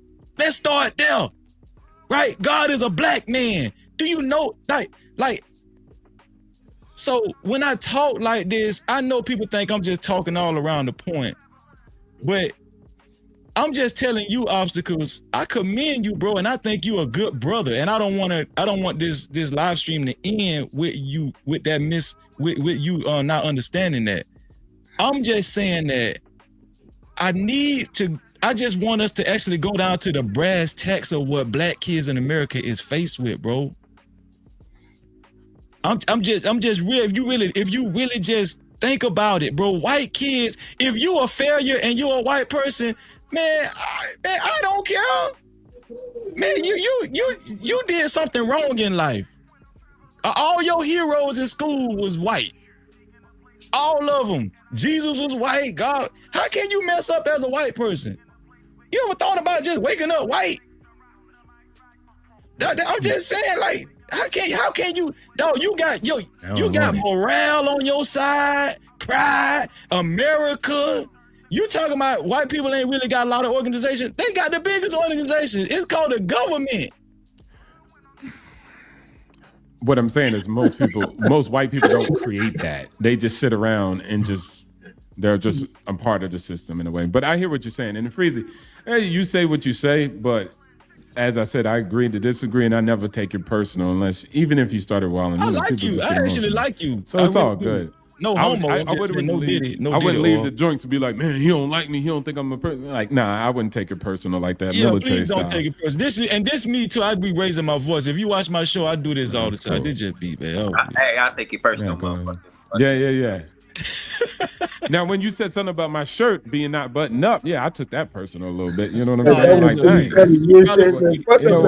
I gotta have a do-rag on or something. Dang, I got a chest. I'm fit, so I got my body out. Pause. So that no diddy. But at the end of the day, I think great conversation, man. Everybody contributed, and again, I think you said something about history, and all that stuff is valid. And I don't need to keep going. I want somebody else to talk. Yeah.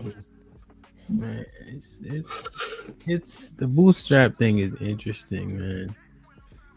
I just don't.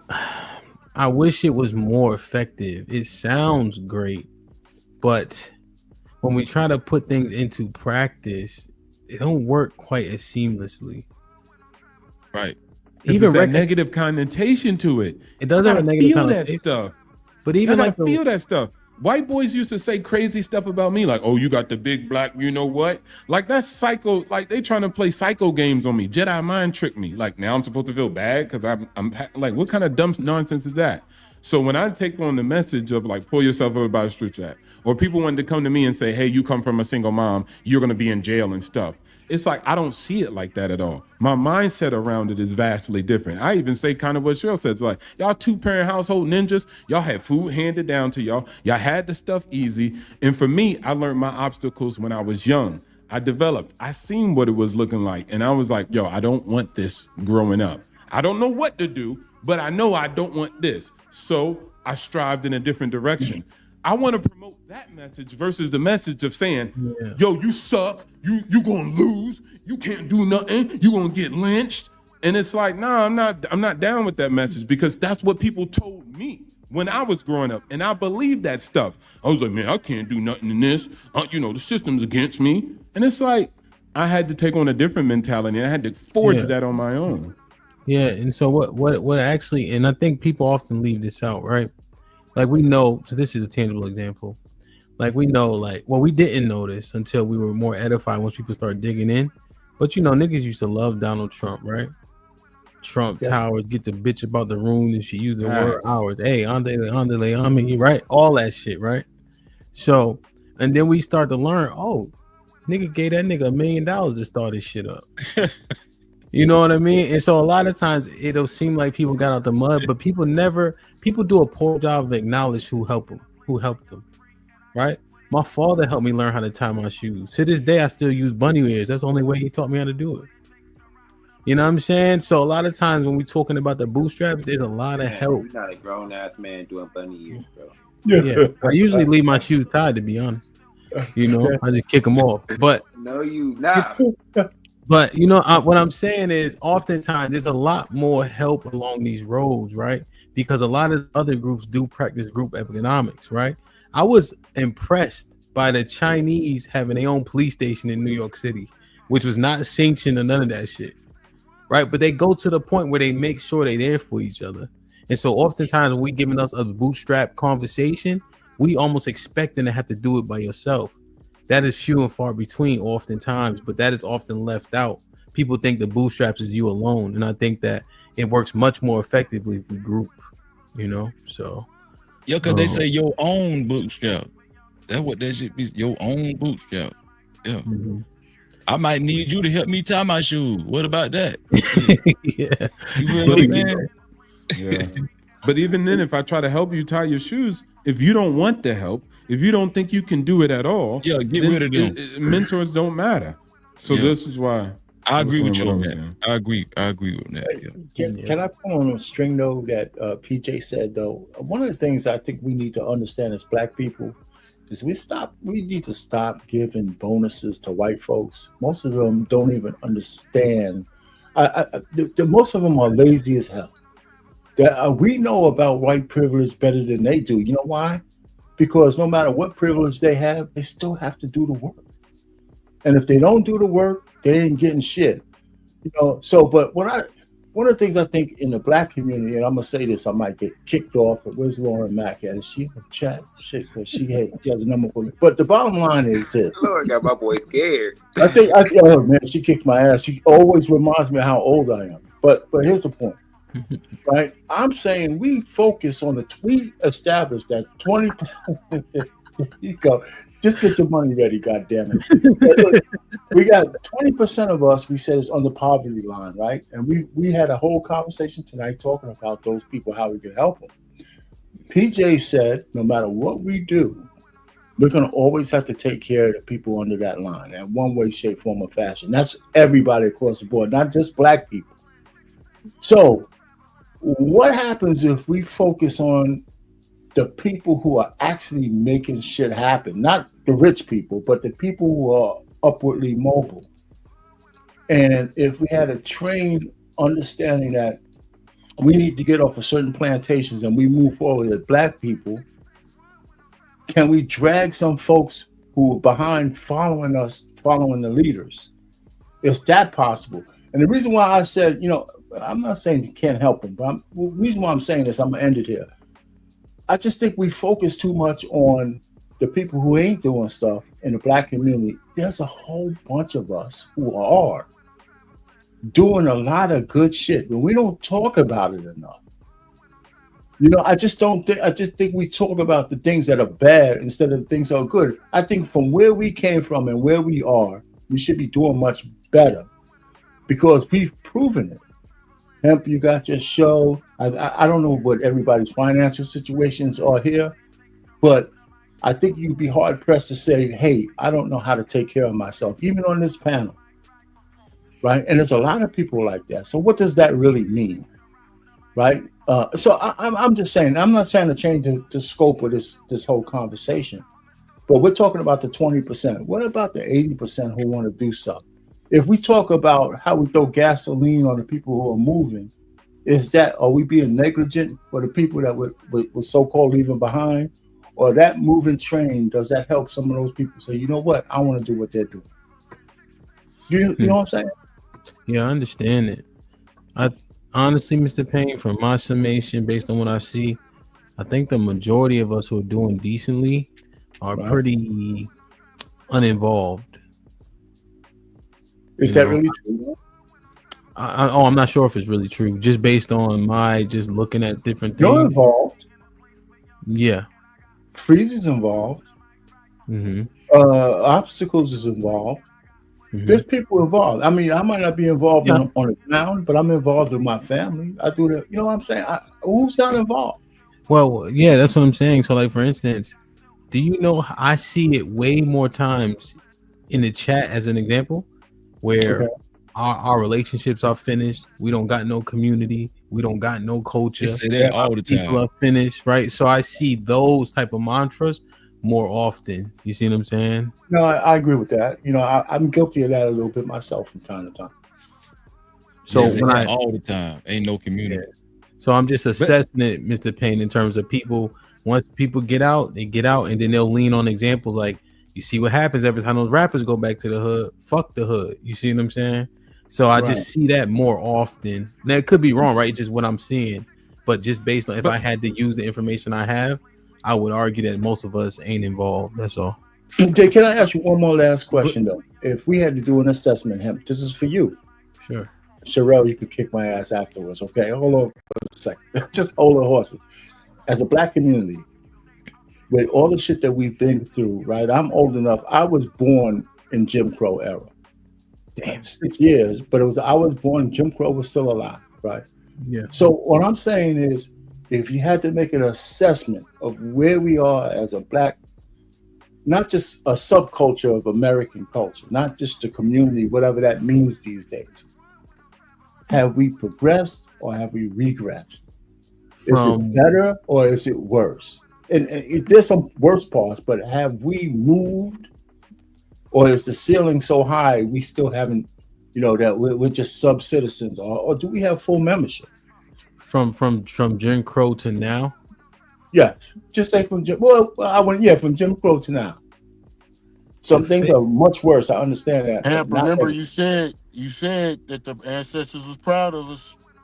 Say that again. I'm just telling Hamp, because you about to answer your question. I'm saying, remember you said the ancestors was proud of us. So the answer got to be yeah, right? Well, I guess if you answering for me, go ahead.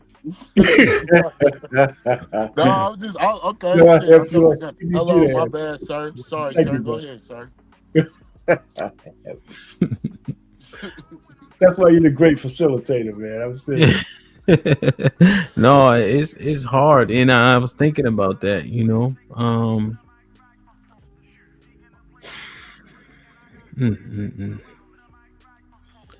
So I have a bite. More people are know the truth than ever before.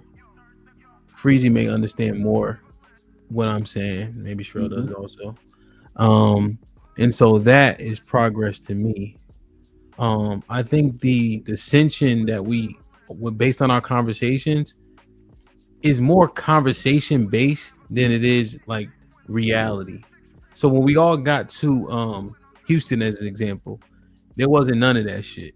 Everybody felt solid, held down, made sure everybody was good. But when we get into conversation, yeah, you heifers need to get in line. Yeah, you niggas ain't shit because of this part, right? But generally speaking, when we in the earth, everybody's solid. You know what I mean? Tiff is one of the most, I love her. Tiff be all over the fucking place. But in person, she cook for niggas. She makes sure you straight. She kept niggas so hydrated, she fucked up the podcast.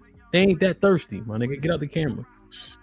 You know what I'm saying? So you see people's actions are a little bit different, but conversation to conversation, this shit seemed like it's just going to hell in a handbasket, So hey, yo, Hamp, you don't think that's a good question on this thing? God damn. You don't think, however it went where you was at, it didn't have a lot to do with you though, bro? What you mean? You know what I'm saying? Because like you a leader, you know what I'm saying, and people respect you. People respect what you got going on. You know what I'm saying? So the leader sets the example, and everybody falls in line. You know what I'm saying? So you saying like Houston was? I'm saying, basically saying what Mr. Payne said. He said, you was like when we was, I don't know where y'all was at, Houston or DC? Houston. Okay, Houston, right. And you said everybody was in person, everybody was cool, everybody was solid, everybody was respectful. You know what I'm saying? And everything went cool. But I would say, this is just my opinion, I wasn't there, but I'll be, tapping in on the panels and seeing how everybody conduct themselves. Yeah. I would say that the reason why it was like that wasn't because of how naturally it would have been. It was because of you. Because you are a leader of men. Everybody know that. Everybody can see that. You know what I'm saying? So the way you set the example on your panels is the way you're going to set the example in real life. So nobody going to come up and show up and start acting out because you're going to set them right. And then everybody else going to fall in line right behind you and follow in your footsteps. But if there was a subpar leader there, somebody unlike you, and that just wasn't really holding the shit down like that, I don't believe that everybody would have acted solid like that. Okay, I understand. I think they understand like what the expectation is, but all these people that are so dope made a decision, right, to comport themselves appropriately. I wasn't with them every step of the way, but I was inside talking to Coach. Right, we had a bottle, we drinking it. They outside. Sean got Remy and some Patron. He old, so he thought Patron was still cool, but it's not no more. And everybody was taking shots out of 2 cups. This how much love was out there. They was glass, and niggas like, oh fuck it, it's good. You know what I'm saying? Taking shots, like everybody just out there so solid. I'm not even around them at that moment. I mean, I'm in the building, you know, but it's not. But it just was mad love. But I guess to your point, they understand like how we try to comport ourselves. You know, Can I And they know have you a gonna mad check love. them. They Can I add know one you more gonna thing check them before I if they gotta get go? out of I'm pocket sorry, like that. Curtis. I was Yeah. just saying they know everybody's gonna check the attitude. If you bring some fuck shit over here Yeah, to Houston and it be on matters. that dumb shit, everybody's gonna It check you matters. because Hamp is the leader and we following in his example. But I, I mean, I hate to say names. I mean, I know you don't like me name dropping, but like, okay, I won't name drop. Don't do it. But if Yeah. there, yeah, I won't. But if there was some other type of you know what I'm saying, content creator that did the same type of thing, I know people on the panel could know a couple few. If they threw the same event, it would be a lot of fuckery because they're not, you know what I'm saying? It would be a lot of fuckery because they're not setting an example. They're not telling Yeah. females not to come up on their panels So without solid. showing To your, I think cleavage and all that. You know what I'm I so, think so saying? Hamp is can I just throw I one think more Hamp is bow more on right. what I I was think Hamp saying is before more I cut right out? than to his premise though, before y'all go, to his premise is this, right? If you win in Rome, right? So if you generally know how someone operates, you're gonna at least expect that, right? And so in an expectation, but the people, right, have to make a conscious decision. But I think so solid. I give it credence because if there's an atmosphere, right, and there's no sneakers, right, motherfucker, if the person running it got sneakers on, you be like, nigga, said no sneakers. I think you more right than I think Yeah. like in person people are going to conduct themselves in a more appropriate manner. I mean, but you are a great leader, so Right. it is some credence to that too. But I think It that has matters. more of an effect. That has more of an effect on the panels. You get to dictate and control, or not dictate, but control people. Stay in line, in line more. But in person, people are going to conduct themselves like people ain't trying to fight like that in real Right. life. Nobody trying to, like, especially people you don't know. People will do it to siblings, but strangers, they not trying to fight.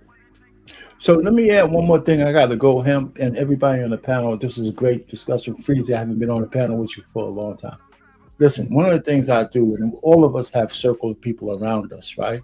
Mhm. And I'm in New Jersey. Most of the brothers that I deal with, they're all six-figure dudes, right? Mhm. Whatever is going on in their life, let me get to the point. Mhm. None of those guys could whine to me. None of them could talk racism. None of them could talk glass ceiling. None of us, because when they do, I tell them and I remind them, you and your family make more than 85 to 90% of the people in this country. So don't tell me no bullshit about the glass ceiling. How did you get to where you are? And what does that mean to you? And that's the stuff you need to teach, because from my beginnings, you know, I mean, I had help along the way, of course.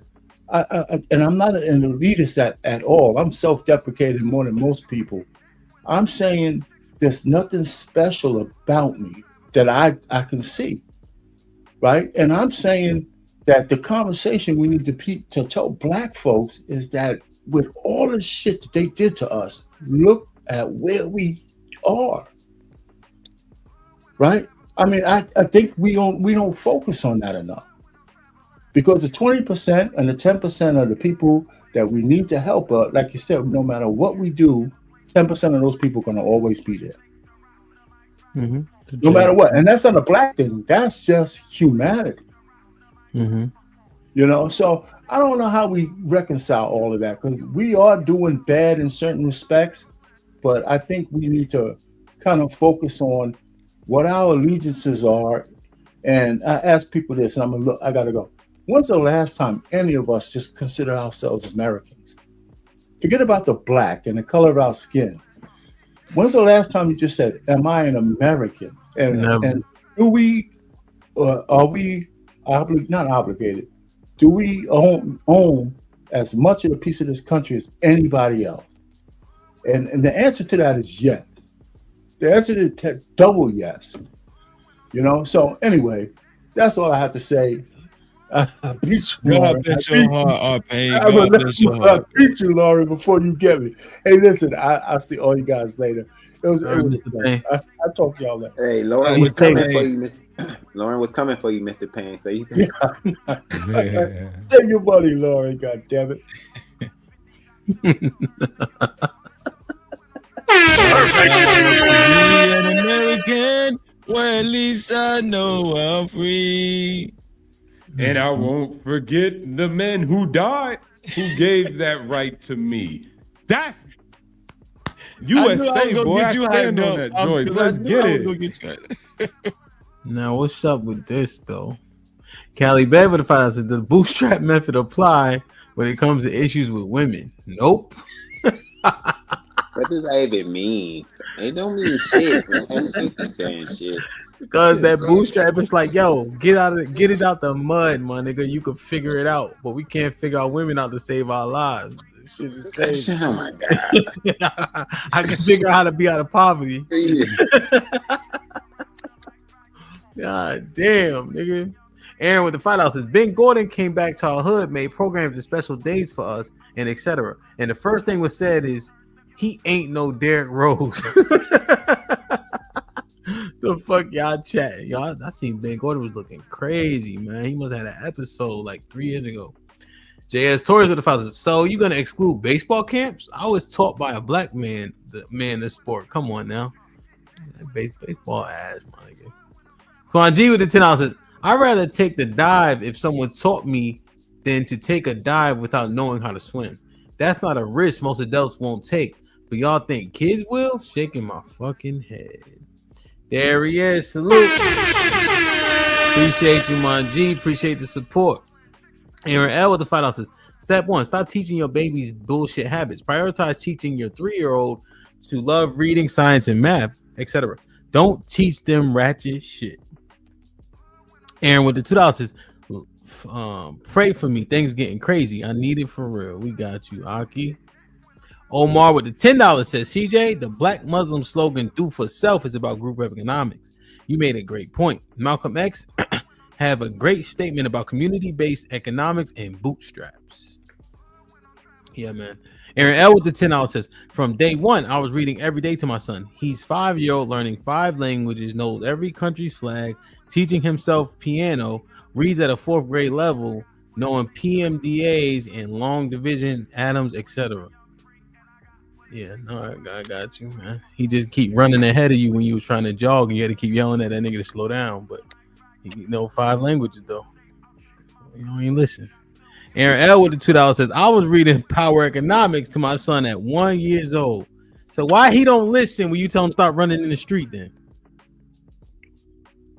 Damn it. Black Dawn with the $5 says, Jalen and Sherelle messaging each other. Like, dog's stupid as hell. Aaron L with the $2 says, my son volunteers with the bros every week.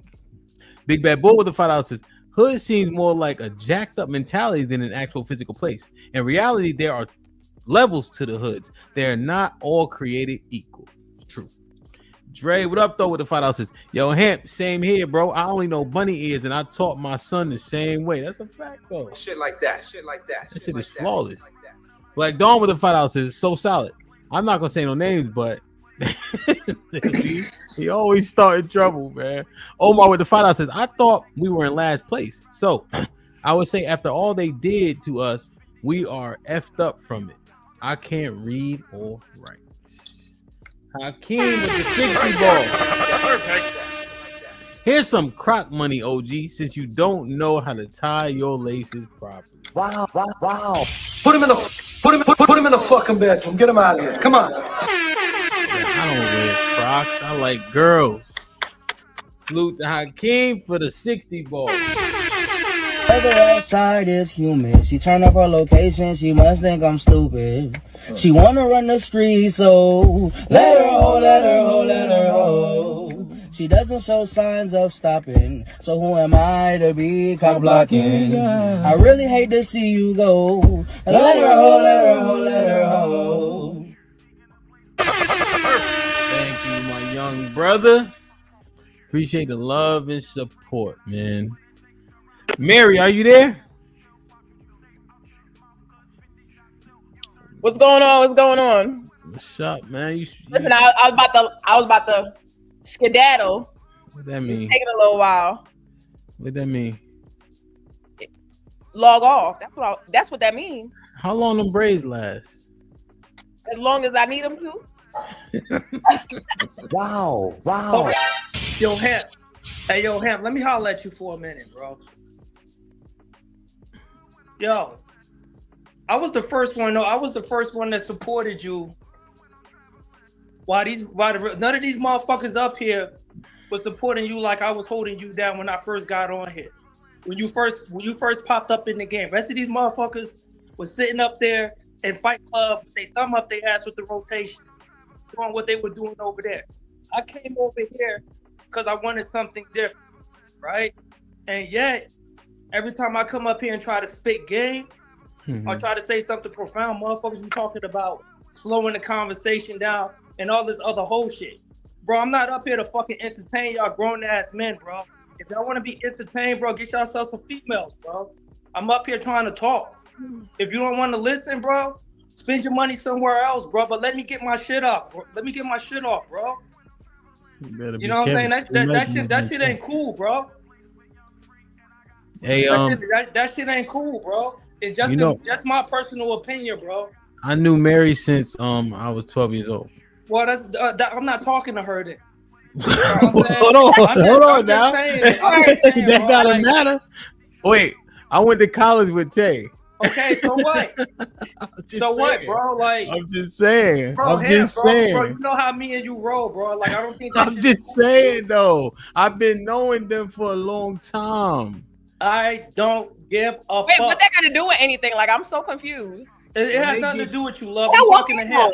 When they get kicked off, they don't be crying. Let me talk to him, yo. Like, You'll I be don't have fine. You'll be fine. You get kicked off from time to time. Bro, It ain't you the end of making the money world. off of me, dude. I'm not making no money off of this shit. You want me to send you down now so they don't kick you? Nah, bro, don't send me down, bro. Yo, I'm done with this shit, bro. You know what it is? Yo, Damn. just take me off of all of your shit, bro. Take Why me he off of all of crying? your shit. I'm cool on you, I guess he bro. got kicked off. Why he got crying?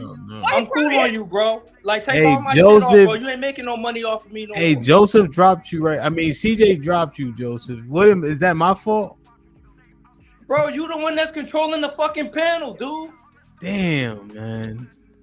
I used to get kicked off all the time. I don't give a fuck. I'm not talking to you. Oh. Damn, man. Yeah. All right, so they kicked Joseph off for 4 minutes, man. Joseph will be back at 8. Oh, hold on. Hakeem with the Townsend. Joseph, take the bass out your voice until you fight fantastic, bro. So Joseph got kicked off for 14 minutes. 8:33, 8:43, 8:44, 8:45, 8:46, 8:47. Joseph will be back at 8:47, man. Man. I don't know. You know how this works. And this entire show, I think I ran the show for almost 4 hours without turning the bounties on, you know. But they on now. So those who got kicked off, and you will not get deferential treatment. It is what it is. You just gotta hit the link earlier before the bounties come on. You know? Tay. Who's it? What's up, Tay? Hey, girl. How's What's everybody? goody? What's up with y'all? You looking good. Got the haircut. What's going on, bro? I'm trying my best, man. You know I've been working out. You feel Listen, me? we know you've been working out, beating people She up. said something about your haircut. She didn't say you look slim, my boy.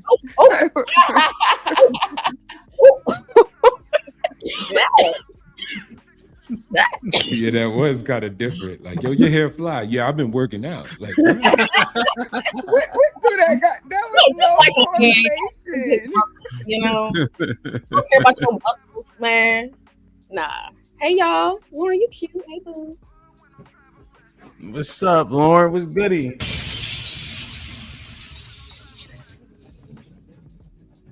We can't hear you. We can't hear you. Yeah, so Solid, I don't see you. Where you at? We can't hear you, Lauren. Put him in the fucking bedroom. Get him out of here. Come on. Put fuck. Put him in the fuck. Put him in the fucking. Put him in the. Put him in the fuck. What's popping? Hello, ladies and gentlemen. What's goody? What's up with y'all, man? Let's get late. I got my brothers with me. I got Freezy. I got Ops with me. I got my brother Fo with me, man. Y'all on the hot seat.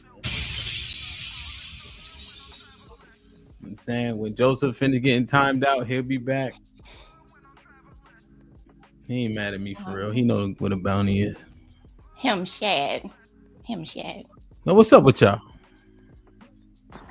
Huh? I know y'all try to put us on the hot seat about what a good man is and shit like that. But you know what? We ain't never asked y'all y'all ladies. Where you starting off on? My bad. I got a little carried away. Come on, Jalen. We need you. Come on. Ain't no snack breaks and all that. You know what I mean? Matter of fact, let me put Ops in the middle of y'all niggas. Ops, watch him, all right? Watch him. You know what I mean? Matter of fact, where's Sis at? We need her because you know what Sis gonna do? No, Sis gonna gets her in trouble. She gets us in trouble. Gonna get mad and say the wrong thing. Don't say what you gotta say. She'll be like, y'all giving the secrets away. I've been hanging around Hank too long, man. I almost said the H word, man. You know? I almost said the H word. Salute to Hank, man. Like, share, subscribe, tell a friend to tell a friend. Hit that like button right now if you can. That helps the channel the most. Should be here. You remember Sis told on y'all last week. But what makes a good woman, huh? Perfect. Freezy. Ro. Yes, sir. Who is conveniently not here tonight, said, Hamp, that's a terrible topic because we're all good women. I said, huh? But then she conveniently was too busy this week. Who you talking about, Hamp? Ro, she be on the show. You've seen her before. Right. I seen her before. Yeah. But yeah, so I said something ain't quite right. Y'all standards are in question. Y'all makeup is in question. Depend on what day, we don't know who hair you got on. Something ain't. I'm not feeling this, man.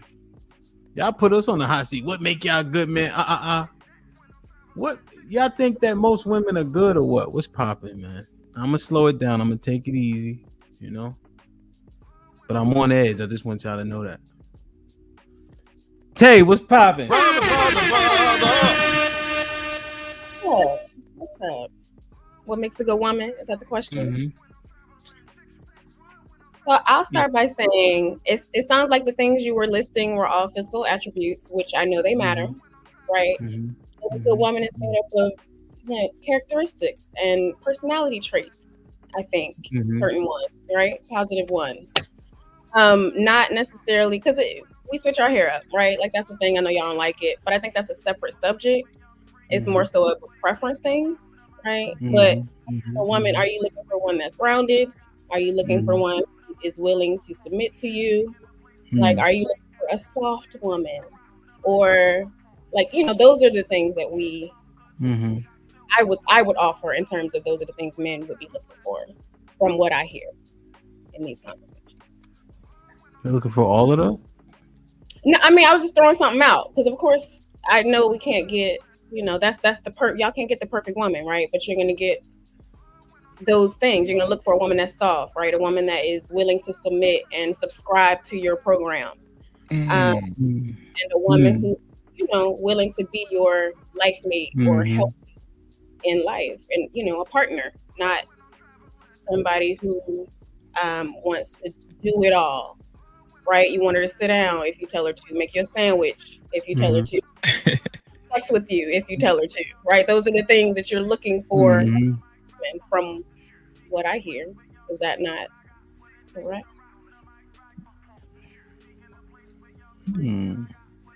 Okay. Do you think being a good woman is enough? Oh no, I think that's clear. You can be the best woman in the world, but you could still have flaws, and your partner can still have flaws, and y'all can still, fuck things up. But if you're committed, then that person. That's another thing. Loyalty. Like, men are looking for women who are willing to stay, I think. But I think a good woman is, or should be willing to stay and stick it out with her partner.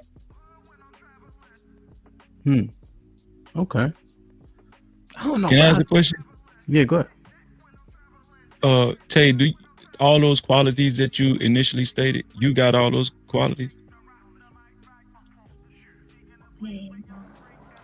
Were you saying you possessed all those qualities? I wasn't saying that. I was saying he was asking what would be the makeup of a good woman, and in my opinion, I think to me that would be some of the characteristics or attributes of a good woman.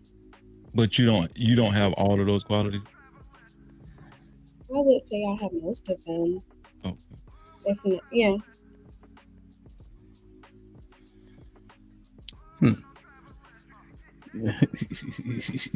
You got all them joints? I would say I have most of them. I ain't say all. Okay. What was the list? Give me the list again. I'm not perfect. What's the list? Let me see. Come on now, y'all. Nobody heard me. No, just list them out. The qualities, real quick. A woman who is, soft, feminine, willing to submit, willing to subscribe to the man's program. Right? Y'all, well, yeah. I don't know. Y'all go. Y'all list the things. Don't forget my favorite one you said now. What was that one for you? What was your favorite song? When he tell you to sit down, you sit down. Oh. You sit at that. Okay, yeah. You sit down. We tell you make a sandwich and have sex with them. That you do that. Right? Yeah, see, it's coming back. Yeah. Oh, coming okay. back. All right. Yeah. So, but no, I don't have that. I don't have those. Damn. Okay. I ain't say it. Tay said it. I see how Lauren looking and Jay looking. I ain't say it. They want us to stay on Tay, but we're not doing that. Pimp J. Look, nigga named Pimp. What makes a good woman, Pimp J? First of all, you gave me this alias, all right? Bringing up old shit. I don't know if you got. Second of all, being supportive, doing what's best for the relationship and the family, making that priority over her own desires, trusting, loyal, has domestic traits, like she could cook, clean, take care of the kids, educated. Like, Okay. Shit like that. Shit like that. Shit like that. Shit like that. Shit like that. What do you think about? So this is a disparity that I want to ask y'all about. Do women generally have an expectation that the man should take on more of the financial responsibility? Yeah. It's a broadcast. I think so. Yeah. Mary, you agree with that? Sherelle? Generally, yeah. Lauren? In general. And then, but it seems like an obvious disparity because emotional support should be given from both, right? The love, the affection, all of those things are seemingly should be shared evenly. But for some reason, it's like money is the one thing that the man should do more of, right? But good woman, why wouldn't you want to pour everything in that he pouring into you? Why is that disparity acceptable? Y'all want men that are emotionally available, the whole 9 yards, but yet you willing to give less? Why? I don't think that. I think there is still there's a different type of compensation there too, though. So yes, we do want men that are emotionally available, but do we get those men? No. So Why you say that? because they work. You know, if they are working Huh? so much, that's what they're focused on. We're talking about the financial. My thing is, men Wait. You can't wait. Hold on. Slow down. They work. No, what I'm saying is, men Well, what that are you saying? Yeah, what are you saying? Because you said they work, so therefore they're Right, not so emotionally available. men that are focused on financially providing Mhm. give less emotionally. So then why are you asking them for that and then complain at the fact that they give less? Why don't you contribute so that he's not drained, right?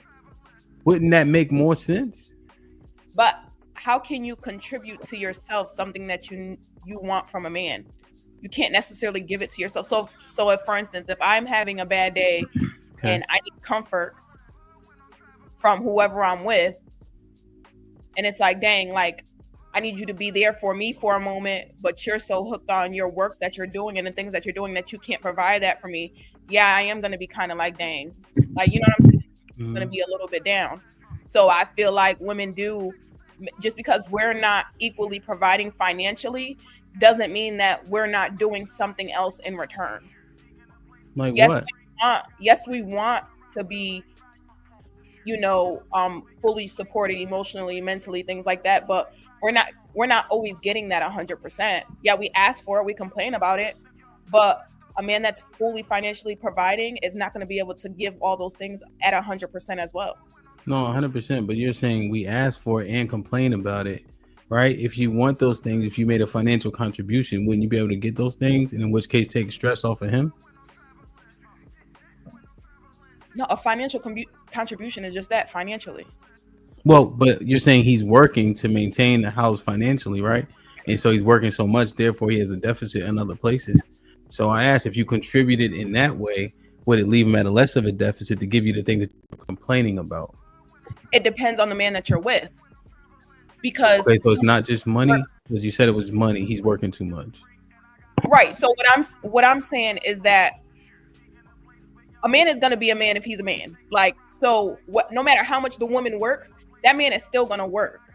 I don't believe that a man will cut back his hours or what he does for work if that's what he does, especially for men that run their own businesses. You get what I'm saying? So even though, yes, I could work and take off some of that financial responsibility, could that change anything about you? Possibly no. Well, you would by proxy if you contributed, right? You would take off the burden, right? So now, if he's a working man, at the very least, do you think his stress level declines? I think he would. So if I talk about my situation specifically, no matter how much I work, my husband would never stop working as much as he does. So he still would be at the same level of stress running, you know, our business, because that's what he does. Mm-hmm.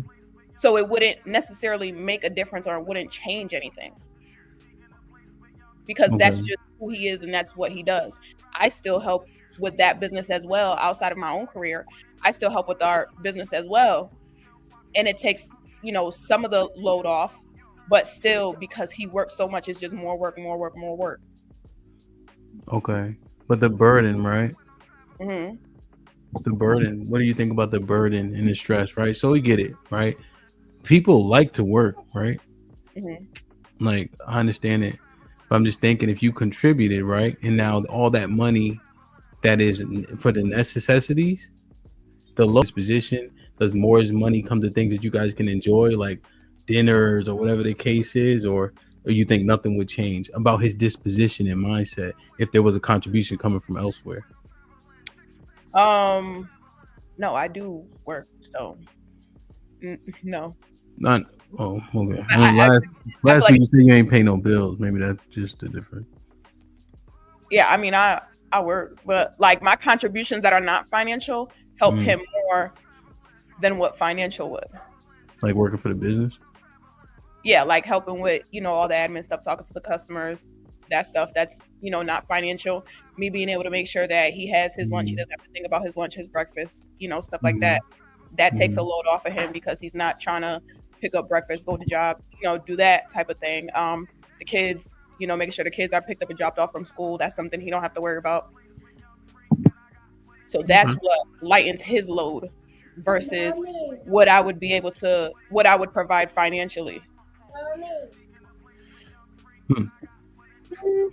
Damn. So you know, one of the counter arguments, like if you mentioning kids, niggas would be like, "Those are your kids too. You got to drop them off anyway."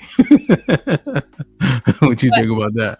But the fact that I have to arrange my work schedule around them so that he doesn't have to, that's a lesser load, because say if my work schedule, I couldn't, be there to drop them off or pick them up, that's something that you would have to contribute more to. Yeah, that's fair. Jalen, you unmuted? Yeah. Why? Go ahead. I thought you were gonna say something. Oh, I was gonna say, I don't agree. I think that helping with the financial load helps the man immensely, especially considering all the stress that a man who's a sole provider has to deal with, even working long hours like that. Health-wise, it's a strain. Mentally, it's a strain. Emotionally, it's a strain. Some of them don't even get to see their kids. By the time they get to see their kids, they're usually going to sleep. So they may miss important moments that they don't really want to miss out on for the betterment of the family. And I think if you can work, that would really take the load off of him. And he would be able to be there more for the kids and more for the things that you may want to do, like date night and shit like that. So if you had to do like good, better, best, like what's the best scenario for a woman to be a good woman? What's like the best scenario, would you say? The best in like relationship dynamic wise, I would say if she's requiring from him like attention and emotional support, y'all both are gonna have to work like a one pot type of family household. Lauren, you think that makes the most sense for everybody to be the most happy? No. No. Why? Why did you study? You good? Why? I was choking already. Where's your water at? You usually got your straw. I got water. Girl, drink it. No, I don't think that's how that works. Why? I don't think if a woman starts working and her husband's already working, I don't think that makes him work less. Like, I don't think that makes him be at home more. I think that just gives him more room to work more. Like, he can work on something else now. But that's not going to make him be like, oh, let me do some chores in the house to help her out. I don't think that's what the next thought would be. So I don't think working or helping with the finances would alleviate things from him, I guess. But I think a lot of black men, well, at least in my age bracket, a lot of black men are trying to be there more for their family than what maybe they grew up with. Oh, the involvement? They want to be, it seems like they want to be more involved. And they want their woman to work. Because that'll help him be more involved. Yeah, the fatherhood. I know, that's what I heard too. I heard that. I've never seen that happen.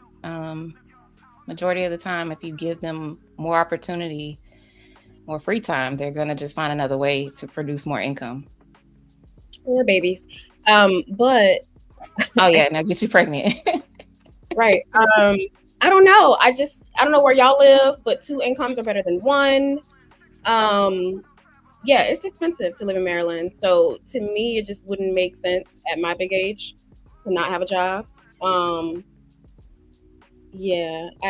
So in terms of financial, I just think everybody should be contributing. It might not be equal depending on who said career path or whatever the case may be.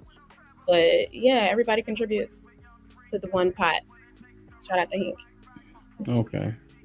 So is it so you think everybody contributes to the pot, or it doesn't make sense not to have a job?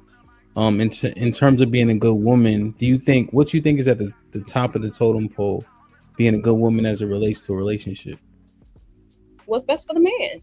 I mean, in the family dynamic, depending on if y'all got kids, the woman needs to do what's best for the family, just like the man's doing, at least like the man always does. Do you see yourself not working? I don't see myself not working, but that's just that's not my situation. Now, if that could change, and I'm open to it changing, let's be clear. But I just don't see it. I literally don't see it in my future, but I'm open to it. I would be happy for it to be my situation. Okay. Yeah. Okay. So you be open to not working. Okay. Nah, that shit whack. Listen, it would be an adjustment because I've worked out my life, but I'm open to it. Whatever's best for the Stay out family. home mom shit. I couldn't. Why does everybody keep saying that? It's Callie not, said that too. it's not what it's cracked up to be. Like, I'm not saying it's like bad, but when you're used to working and you've always been working and you enjoy your career and you want to be like in your career doing what you love, like you rather go to work and dealing with kids and stuff all day, like work can be a break. Yeah, I think sometimes we have to recalibrate our purpose when it comes to if it's a you get lost real quick. You'll get lost real quick. It's not it. Lost like what? Just lost in like just being a mom and a wife. Like you get lost in that shit. What's Like, lost mean though? As far as like losing like parts of yourself and things that you enjoy because you're so used to routine and just having to schedule certain things and do certain things, like you forget that certain parts of you that made you, which would have been work if you grew up working, you know what I'm saying? Or you went to school to get some type of degree that you're not using, or, you know, things like that. You kind of get lost in that a little bit. It's Okay. crazy we think like that though. That we could get lost in our kids, but work is a passion, you know, like a job is a passion, but our children is something we could get Damn. lost in. That's crazy. Think about that. I guess like if your spouse is involved, if that's the word they use, wouldn't they give you an opportunity to have time to yourself? But when you're a stay-at-home mom, like I guess it would kind of be like if the kids are at school or like out doing something, that would be your time to yourself. But do you ever really do things for yourself during that time? Like there's probably a million other things like on your list that need to be done. So it's like your day, when your day starts, you're getting kids to school for their day. No. But by the time the day ends, You're not answering her question. So you got your husband, you got your kids and all that, right? But you think when you get so enthralled in that, you're losing yourself. right? Don't sound good. But that's what happens. But If you ask a lot of stay-at-home moms, that's but what. wouldn't that? But that other shit is less important, right? Than your family and your family. So if you are engulfed by your family, wouldn't that be good? No, it's okay for it to be like, okay, like this is my family, yes. But to be somebody outside of that, like to be like what makes you, like that's still important. You get what I'm saying? Like, because when you're engulfed in your family, it's basically like you're a caretaker. So all you know is what you know how to provide. So I think what you're saying, what I'm getting out of what you're saying is like you losing the individuality versus being of service to your family. Whereas I get that because you know that's I guess your new purpose or your new passion is your family. But what I hear you saying is that I'm losing myself in these people, and I've heard people say that, so I know that happens. But what I think is really happening is that the prioritization of self-care versus every other task surrounded with the family and the family business, that is what gets out of whack. in my conversations with clients. That's a thing. So pouring, because you can't pour from an empty cup, a woman or a man, nobody can. So it is important to have something for yourself so that you can show up in those areas, be the best mother, be the best wife, be the best whatever your role is. But to show up, you do have to maintain some level of self-care, even if it's like hanging out with your friends. Like, I know in the midst of my stay-at-home time and things like that, like I lost connections with friends, or like contact. They were still always there, if I ever came back around. But it's like I missed a lot of things because it was always like my family. Like I have to do this. I don't have time to go out. I have to think about his work schedule, what he got to do. No, I can't show up for this event or that event, or things that I would have enjoyed, memories I would have made with people that still do care about me too, along with my family. So it's like sometimes it's like you have to think about, okay, what can I do like for myself in the moment as well? Like you forget about that because you want to make sure you're doing everything right for your family.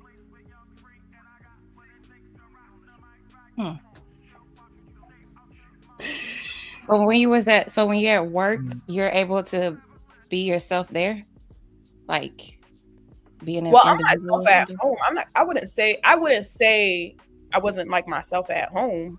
That was just a different part of me, still me, because I'm somebody that's genuinely a caretaker. Anybody that knows me, like I will feed you, I will take care of you. Like that's just who I am as a person. But that's just something that becomes a part of you. So at work, you get to do something that kind of fulfills you. Damn. So it's like not. The kid and them husband, man, them niggas is a burden. No, it's not even that they're a burden. It's just different. Everybody has different parts of them that are fulfilled differently. Like it's not like they're a burden. They just fill different parts of you. Like everybody is like a circle. You got different pie pieces to everything. And most of the time, the majority of us make up our immediate family that's in the home, but then there's still other things that you enjoy. For instance, I'm a behavioral therapist. So with that, I like working with other kids and teaching them special needs kids and things like that, and teaching them and things like that. So that fills something else that's in me. My kids are all good at home. Nigga, you ain't a behavioral therapist. You security. Nigga. Oh my God. Oh. No offense, so solid. What's wrong with security, man? No offense, so solid. My bad.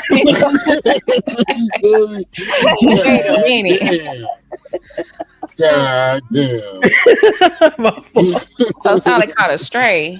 Man, you feel me? I'm just sitting here chilling and shit. On the job. Hey fellas, if you got any clarifying questions, I got a few more, but right now, man, I'm feeling a little disheartened, man. I think it's just keeping a piece of your individuality. God damn, I guess Jay is fellas. Okay, go ahead, Jay. You one of the fellas, I guess. No, I'm not one of the fellas. My bad. Y'all got anything, man? I guess they feel a void if they have to focus on us and their kids, man. It's not that you're right. I mean, I don't see it that way, Mary Berry. I hear what you're saying. Ham giving you a hard time. He feel the same way sometimes about his kids and his wife. I feel the same way about my kids and my wife too. Sometimes, you know what I mean. But it's no problem with wanting to maintain some kind of self apart from your kids and your significant other. Because I mean, if you're doing parenting right and you're doing marriage right, that shit is exhausting. You know what I'm saying? So, I don't see nothing wrong with what you're saying. I just see something wrong when the woman or the man tend to want to do the other thing more than be with their family or participate with their family and do stuff like that. I think if you want to be out there in the streets and you want to go to work or you want to be with your folks or you want to do shit like that more than you want to be with your family, then it's a problem. But, what you're saying, I don't see as a problem. No, see, so solid. I think you're right. But this is what actually is happening, it seems, right? Is that this manifests into an issue. right? To the point where they feel, feel like they don't get to do these extracurricular things, right? And then it turns into a contentious situation, right? Because the priority seem to be kind of like wrestling with one another.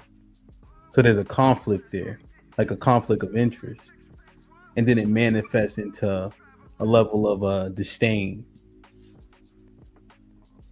Now, I hear what you're saying, because on the other hand, I feel like women as a whole are more selfish than men are. So they have to they can get caught up with that easier than us, for sure. Like I don't ever feel like I disdain my wife or disdain my kids or have ill feelings because of all the stuff I do for them. If anything, I might feel unappreciated sometimes or something like that, but it don't make me feel no type of way about what I'm doing. But I do see that being an issue with women more than men, though. I hear what you're saying. But that's also like, it's like all the men that always be like, oh, I'll work a 16-hour shift 8 days a week before I be a stay-at-home dad. Like, because it's a lot. Like, you know what I'm saying? Like, it could be a lot. Like, there's men out there that would never be stay-at-home. Like, how many would actually be a stay-at-home dad? And you get up and you make your wife breakfast in the morning and pack her lunch in the morning and make sure she walk through the door. Like, y'all really want to do that? Like, no, it's not. Let's see, but in order in terms of rebut that, right? I can do it though, right? But you can't go out and do what I do. Exactly. Like, you can't go out and do what you can't go out and do what P does. Like, you can't physically go out and do what he does. what do you mean? I know plumbing. I know you know, but to get it done with all that strength and them funny angles and getting in that shit is no joke. So that's all I'm saying, right? Like, you can definitely do it, right? But I think with the role reverse, Financial, and it could still be evened out. Like, it could be a different what job, now? bringing in the same financially. Say what now? I said it could still be even playing fields if we talking about bringing home the same amount of money financially. It'd be in a different job, yeah. Is that the case? What do you mean? Is that the case? Yeah, is that the case? No, I'm saying, like, if niggas wanted to be a stay-at-home dad. Yeah, I'm saying, is that the case? Is that the case right now? Yeah, like, are you saying like that's usually what the trade-off is? Well, let me just go work and make the same amount of money. I mean, it would be nice for some. Mm-hmm. 100%. Like, I'm just thinking, like, often? No, not too. Like, for instance, the majority of black men are in blue collar services, right?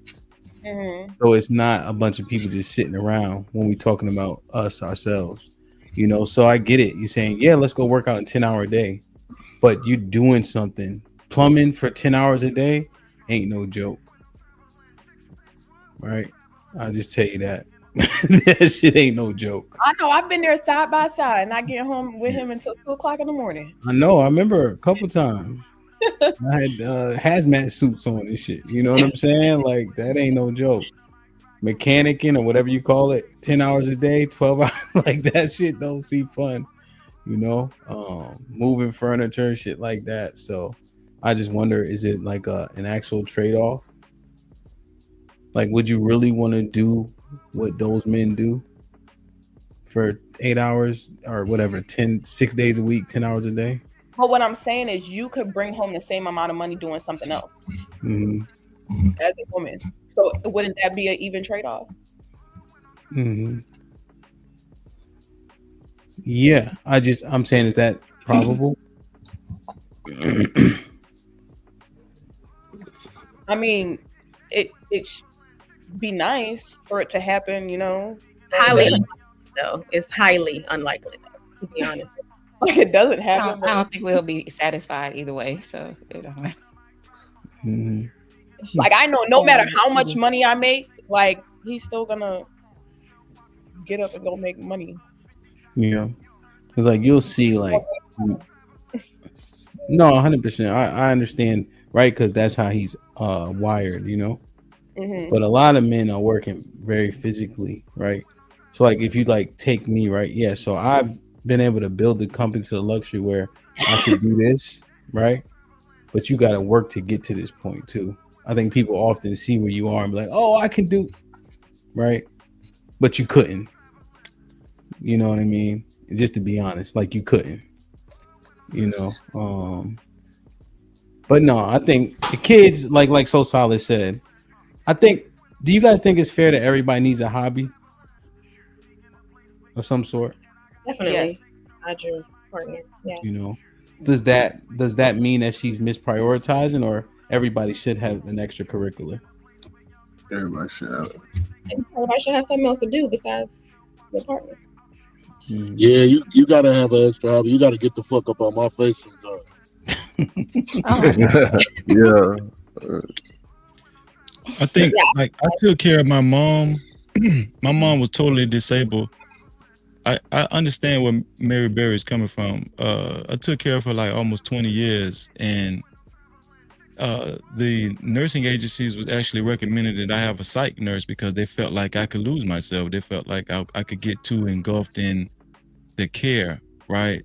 And they said most of the time they didn't usually see a man take on that position, you know, as a caregiver taking care of the mom. And it's mostly women that do it.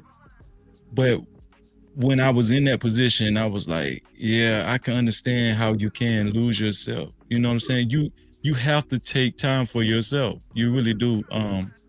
Because it's not that you don't care about the people that you're caring for. I'm pretty sure Mary Berry cares a lot about her kids.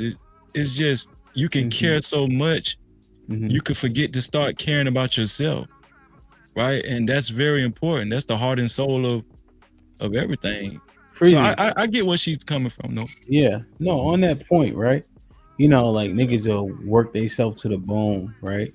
There has to be a reason why men die. What is it, like 10 years earlier than their wives or whatever the case is? Stress. Yeah, and it's like a selfless nature, right? Especially when you got kids and things. It's like your brain never stops. They gotta go to daycare, they gotta go to school, they gotta go to college, they need coats, they need clothes, you know? And like you said, the stress just from all of it, because the selfless nature of it takes a toll on you, to your point, huh? Hey, you stressed me out here just saying all that shit, bro. I was like, You be God, forgetting, they get old. I was like, God damn, bro. Shit. Four of them got right after each other. I gotta worry about this, worry about that constantly, man. Yeah. Shit is exhausting. That's why having kids, it works better under the umbrella of a husband and a wife that actually care about one another, and you know, and taking consideration that, you know, this person, especially women, right? Let's just be honest. Like, women love to be validated. They do. They want to feel special. They want to be pampered sometimes. You know, they want to have the nail day and all that stuff. They want to be pampered. They want to feel special. They don't want to lose that feeling that they used to have in their youth. And a lot of times, you know, if you're married to your husband, the women are looking for their husbands to provide this. And I think that is kind of like a husband's department too, to, you know, don't stop dating and all that kind of stuff. Make sure you date your wife and take her out and make her feel good, and, you know, all that kind of stuff, right? Yo, Freezy, to your point, right? Yeah. You know, it don't even take as much as we make it seem in our conversations too. You know what I'm saying? Like with the women, like it's not like you got to be busting out flowers and candy every day type shit. Right. You know what I'm saying? It could be little shit. Like you slap her ass every time she at the right. at the up, right? You know what I mean? Like noticing, feel me? You know, like I don't notice nails for shit, bro. It's all the same color to me. But you could motherfucking guess. Okay, she get her nails done every 2 weeks. I just guess. Damn, your nails look nice. The guess be right on point. Like, oh wow, thank you. You like, got it. It be like little shit, feel me? But it's just like, I think we make it seem in hyperbole like it's so much to do. You feel me? To give that level of like care. You know what I mean?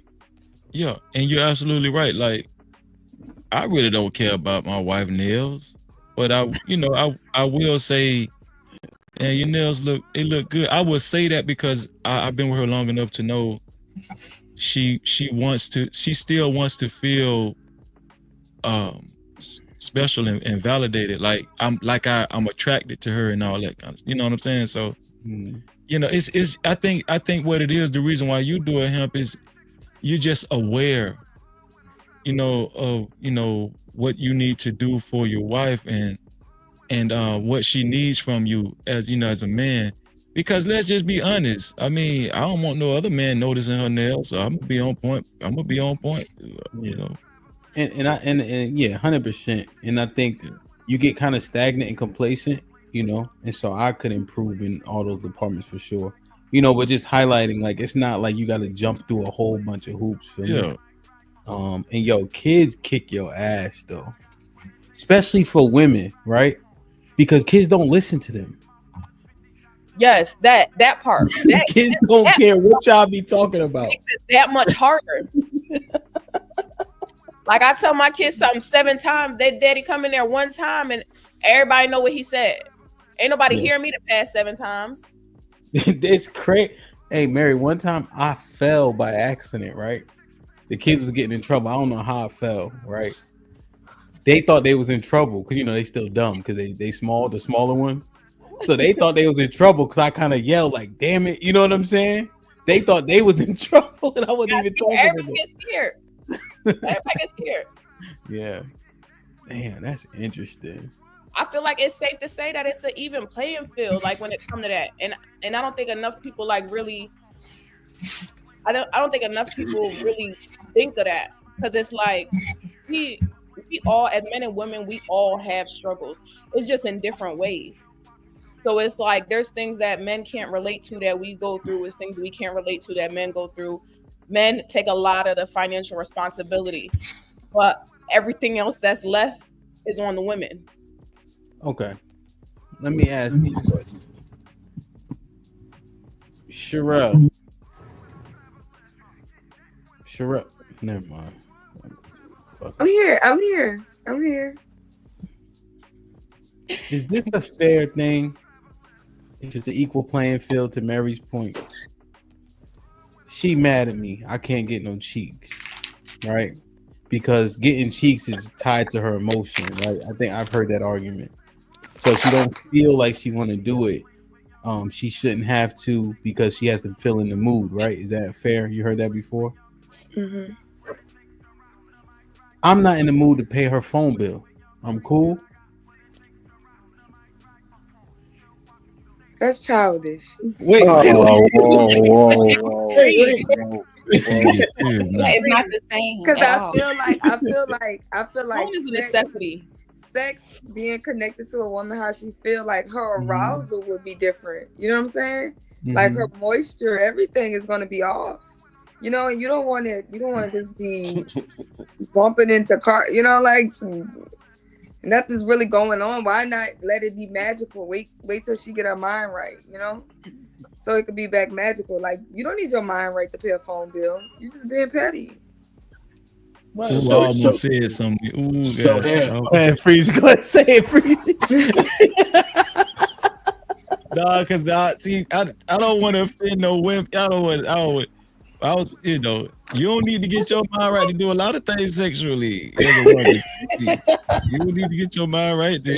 Shit like that. I mean, you could be like, all right, I'm not gonna get you that bag you want because you ain't give me no cheeks. But a phone is like, wait, cheeks are a necessity. Well, Hemp, I'm with the ladies on this one. That's not equitable, sir. That's not equitable. So if she say I don't want to give you no cheeks, then you get to say I don't want to do something physical in return. You know what I'm saying? Like, so you don't rub her feet the next time. No, not even that, Sherelle. Don't give her the back rub. It's like anything physical he do, like if he mow the lawn, or you feel me, or if he take out the garbage, or some shit like that. Because I don't blame her. You feel me? I'm not gonna force you to do no physical shit with me that you don't want to do. But we're gonna play tit for tat. You feel me? And if Why I don't y'all feel can't like just doing hold this, sex from her when she wanted? I mean, we could do that. We could do that, but it's most likely not gonna be equal though. You feel me? Hey, we cheating if we do that. You know, y'all go. Hold on, let me check your phone because you something going But she on. not giving you. What did you do? Like, what was the initial issue? If she not giving you no cheeks, what did you already do? Well, why is it transactional? Like it just. Well, you starting it. You starting it. You not giving me no cheeks. So you the one starting with the Turn on him non-transaction. so solid. Turn But on him so solid. You No, trying to no. agree with him so solid. No. When they- To Sherelle, I've got the intimacy coach talking now. To Sherelle's point, a woman's body is literally not ready for you if she's not aroused. So if your mind ain't in it, you and who wants mad sex anyway? It's not gonna be Hey, enjoyable.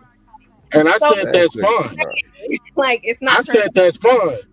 I'm just saying, That's when I like choose not to do something physical for you, you gotta have that Yeah, same that's energy. like What us do you mean trying to make choose y'all though? have She didn't sex with choose us. to not get aroused.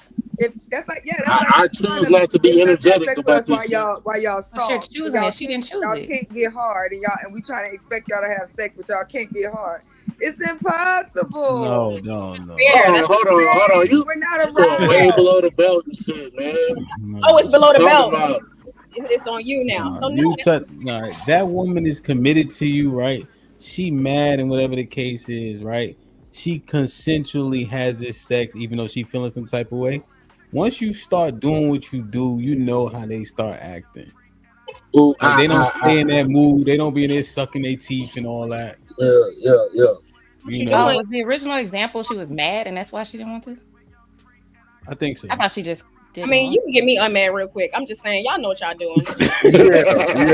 Real quick. No, that ain't a real. You can get unmad for 7 minutes, right?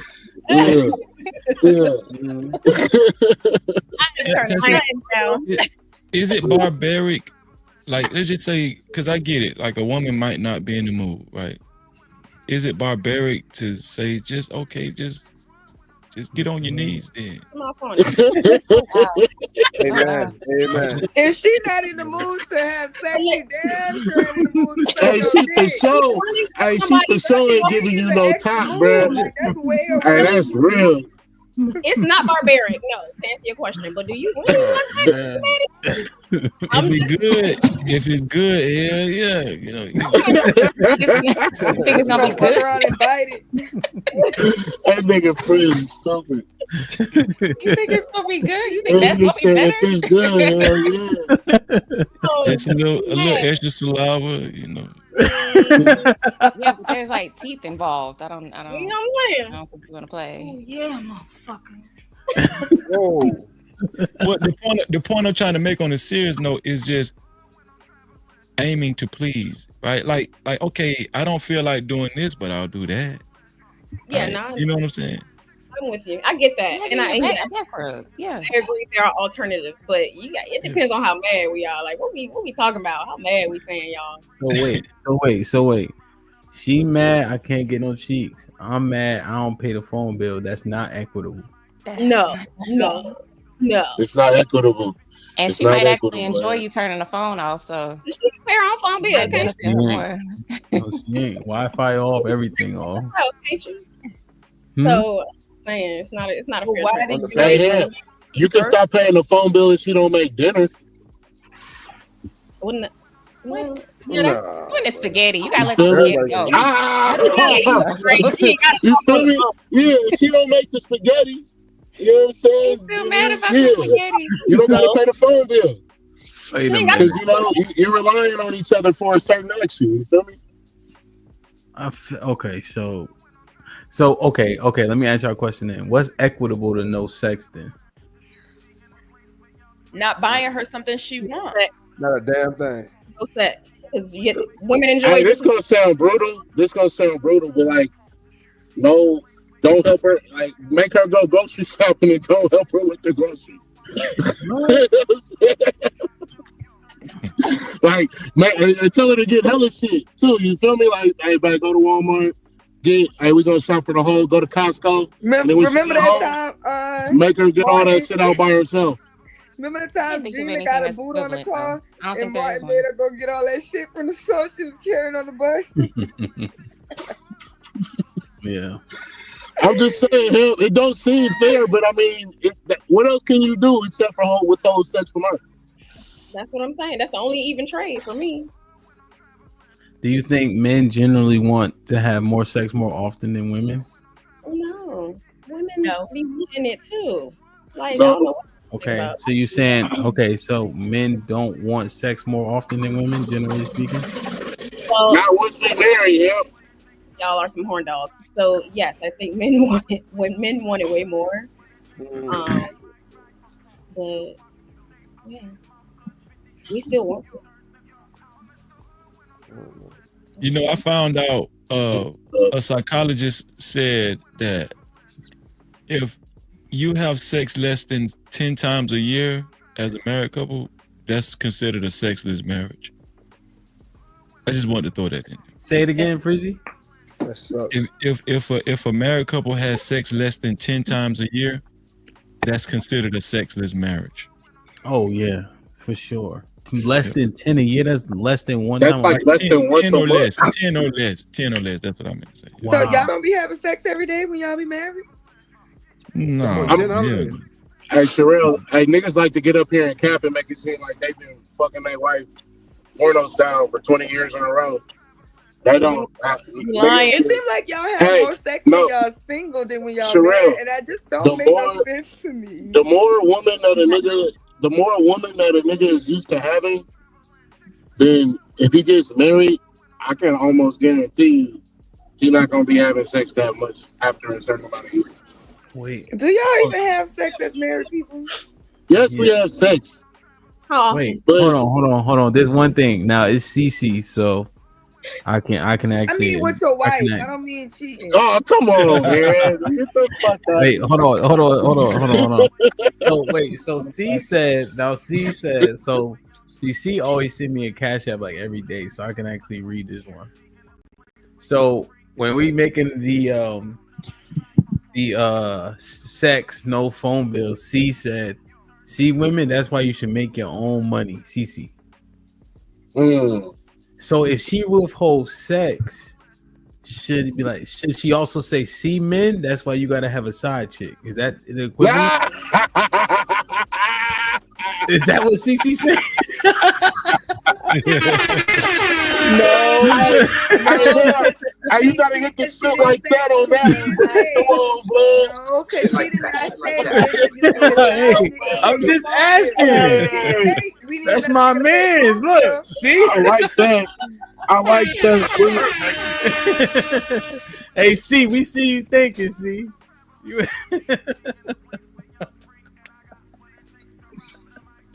Damn, man. See, this shit ain't. Oh, man. But do y'all think, let me ask the brothers this real quick. Do you guys think that men should really expect reciprocity? For going to work and paying the bills and stuff? Yeah, just like the whole, like what she gives you and what you give her. Should we expect that to really be equal? What y'all think? Nope. Nah. No. Do we expect to give more? Or what you think? I don't think we expect. I think we just we accept it. Like I think we expect to get equal treatment, but we just know that realistically that shit ain't gonna happen, so we accept it. Well, when though? Because we don't get equal treatment in the earth. So you think at home, you think that would switch? I mean, yeah, in a fantasy world, right? You would hope that the woman that you fall in love with and have kids with, this your whole half another is gonna give you the respect that nobody else in the world is giving you, right? You would hope that in a idealistic world, the perfect world, but that's Disney shit. You know what I mean? That's what I'm saying. So if it's Disney, I would argue it's delusional if it has to be a Disney-esque thing. So should we expect real reciprocity? Or should we say, I need this to be satisfied? Even if your give back ain't equal, I need this to be satisfied. Like in order to be successful, right? What should be happening? That's realistic, what you just said right there, Hank. When you said, I at least need this. Like, be realistic about it. Like, I need you to rock. I need you to at least do these things. That's how I am with my wife. I come up here and keep it real. You know what I'm saying? I'm not gonna sit there and down talk my wife, but I wouldn't be lying to you if I said she's perfect for me in every other way. But everything that I need, for sure, she do. So I'm good with that. She got hella shit I don't like about it. You know what I'm saying? I'm pretty sure I got hella shit about me that she don't like about me. But you know what I'm saying? I take care of everything that, you know what I'm saying, that she needs for sure, like the most. And she do the same for me. And we ain't living in no fantasy land, so it works. You know what I'm saying? I think most men that love their woman, they're protective of their woman. So you know, even if the woman say, "Oh, I don't feel like doing this" or whatever, you know, I think a man that actually cares about his woman will say, well, something wrong or something happened today, or what you going through, you know what I'm saying? So I think most men, they're happy if they get some. You know what I'm saying? They be happy. They be like little kids.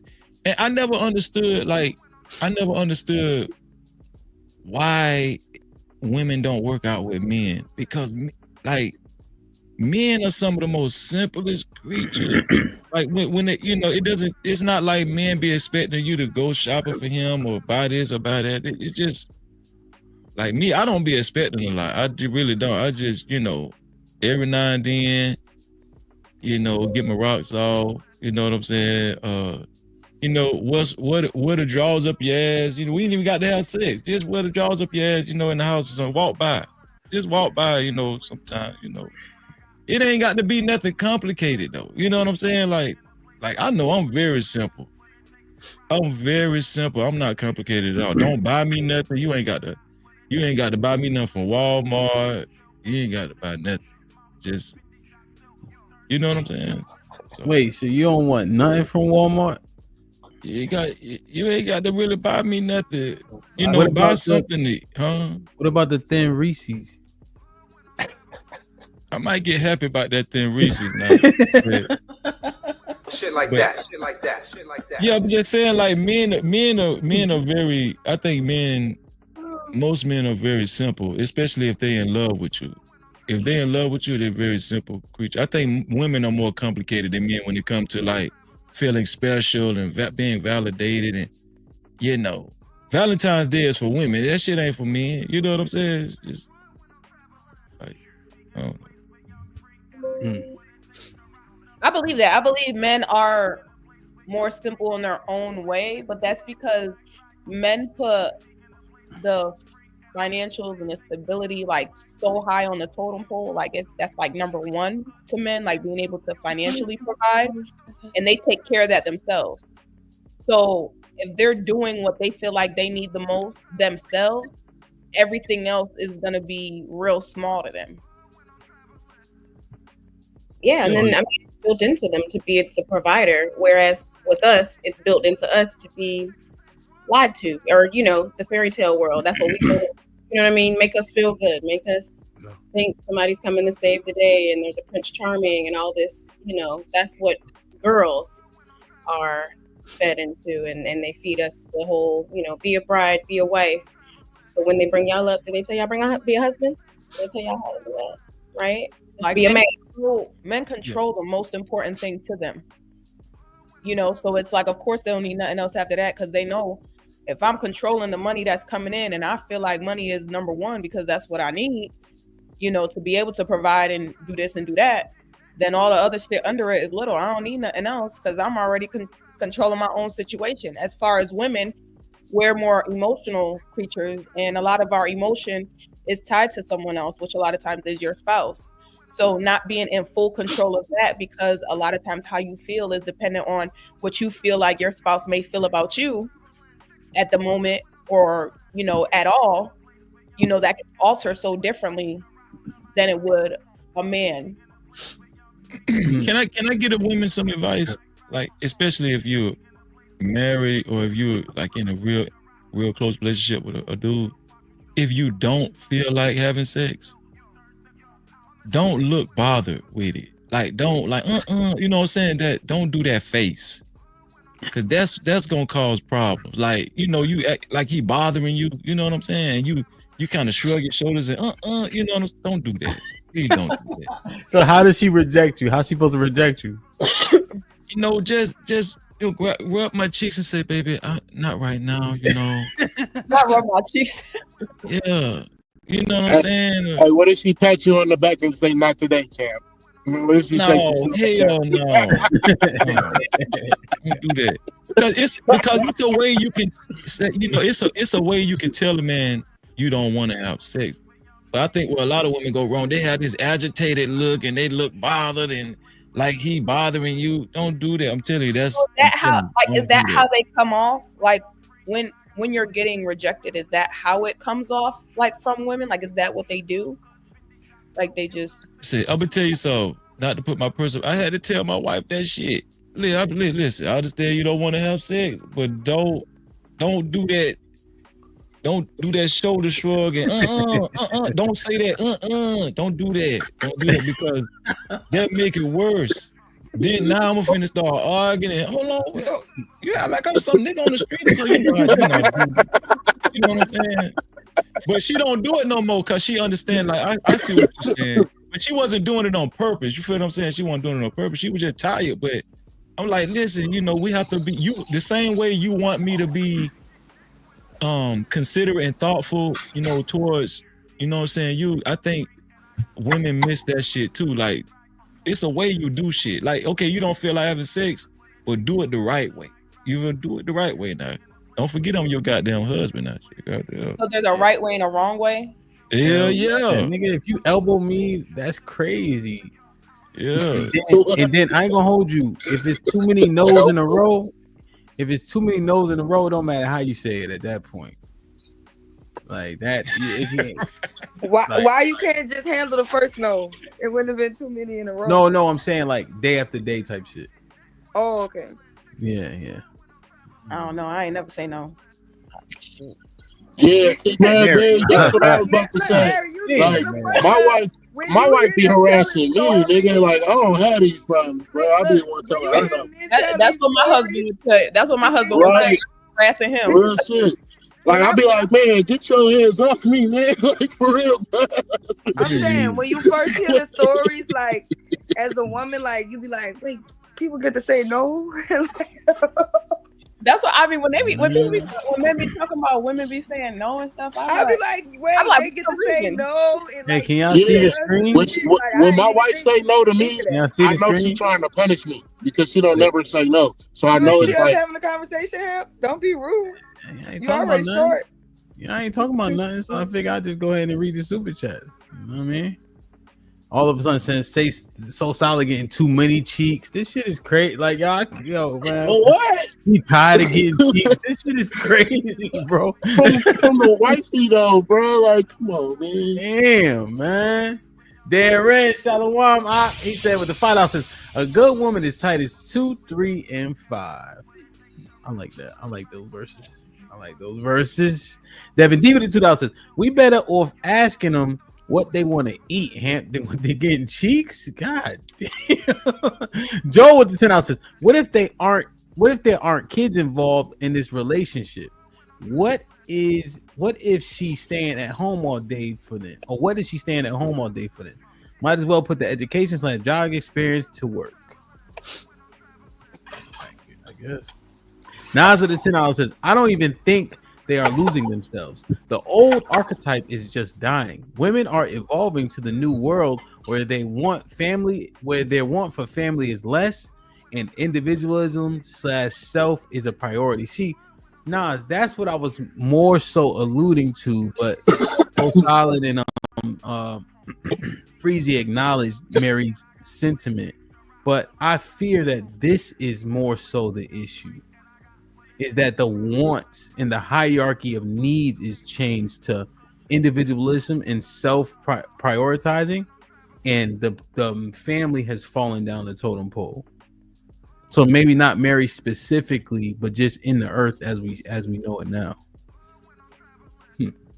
Hakeem with the $5 says, Mary should be a Catholic priest because she's saying fuck them kids. That's Nas. I mean, Hakeem. God damn, bro. Mel, what's popping? Hand pulling a double. Yeah, man. I was gonna turn it off, but I said, man, we might as well just roll on. Man. Nas with the fight. Appreciate you, Mel, man. So-called happy birthday, man. I know you out there doing worldly shit. Feel me? Make it home, nigga. Wear a condom. Nas with the $5 says, now it's more about maximizing your happiness based on freedom of options rather than staying miserable with limited ones. Hakeem with the $2 says, honk tour if you don't want to toot it. Omar Smith with the $5 says, I think the burden to always be this seems more burdensome than just lifting your leg up, isn't it?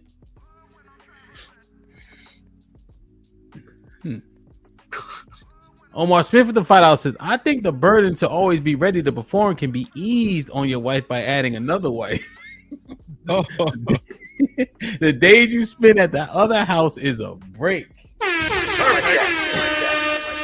Like, share, subscribe, tell a friend, hit that like button right now if you can. What you say, burdensome, bro? Burdensome, yeah. So I would assume that fellatio is more burdensome to her than lifting her leg up, right? I just ain't never heard. That's funny, man. Burdensome. Especially if she got to fulfill all freezy requests. I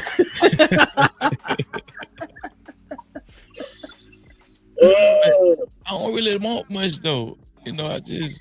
No, you said when you were talking about when she was doing that though. Oh yeah.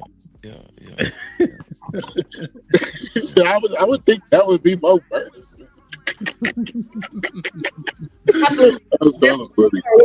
Yes, damn, it's way more work.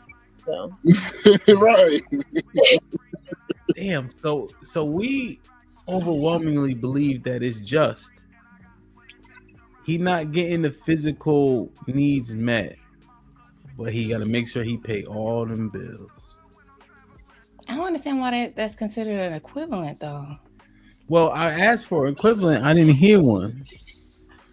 When her emotional needs are not being met, she still got to be supportive and still take care of the other shit too. So. What you mean? This nigga. What you mean? Like what? Like she still gotta do shit too. Like, what you mean? You still cooking this shit? Yeah, like she still gotta take care of her. Somebody time CC out.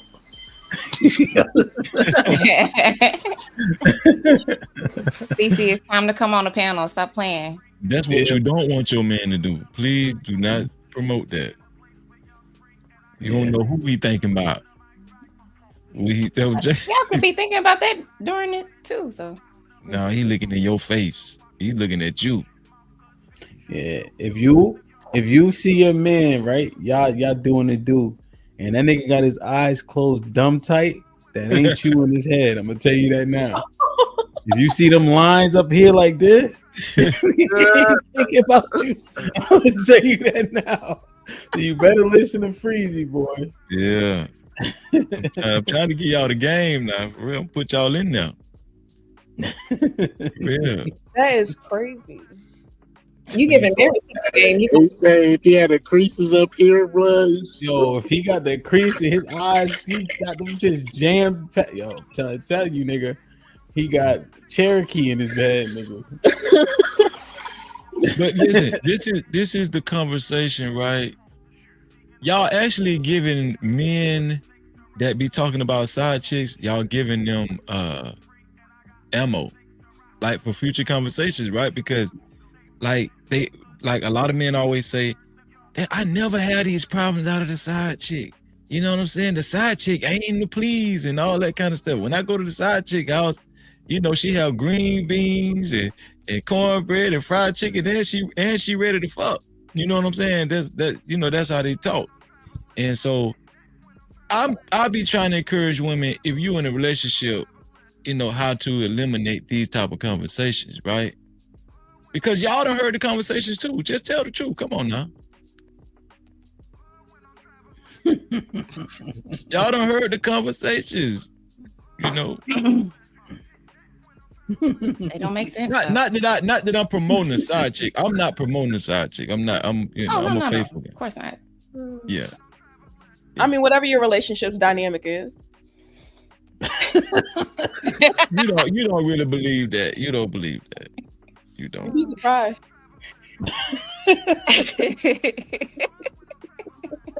Y'all wonder why I want to be single. Y'all wonder why it's safer over here. Because The like green beans kind of threw me off. Wait. But is it one person side chick or like y'all sharing a side chick? Like, I don't know. She might be the hood side chick, everybody's side chick. He all he knows is his time. He was allotted that time. He there for that time. He gonna eat. He gonna fucking. He gonna go home to his wife. well, would you let your side chick be her side chick too?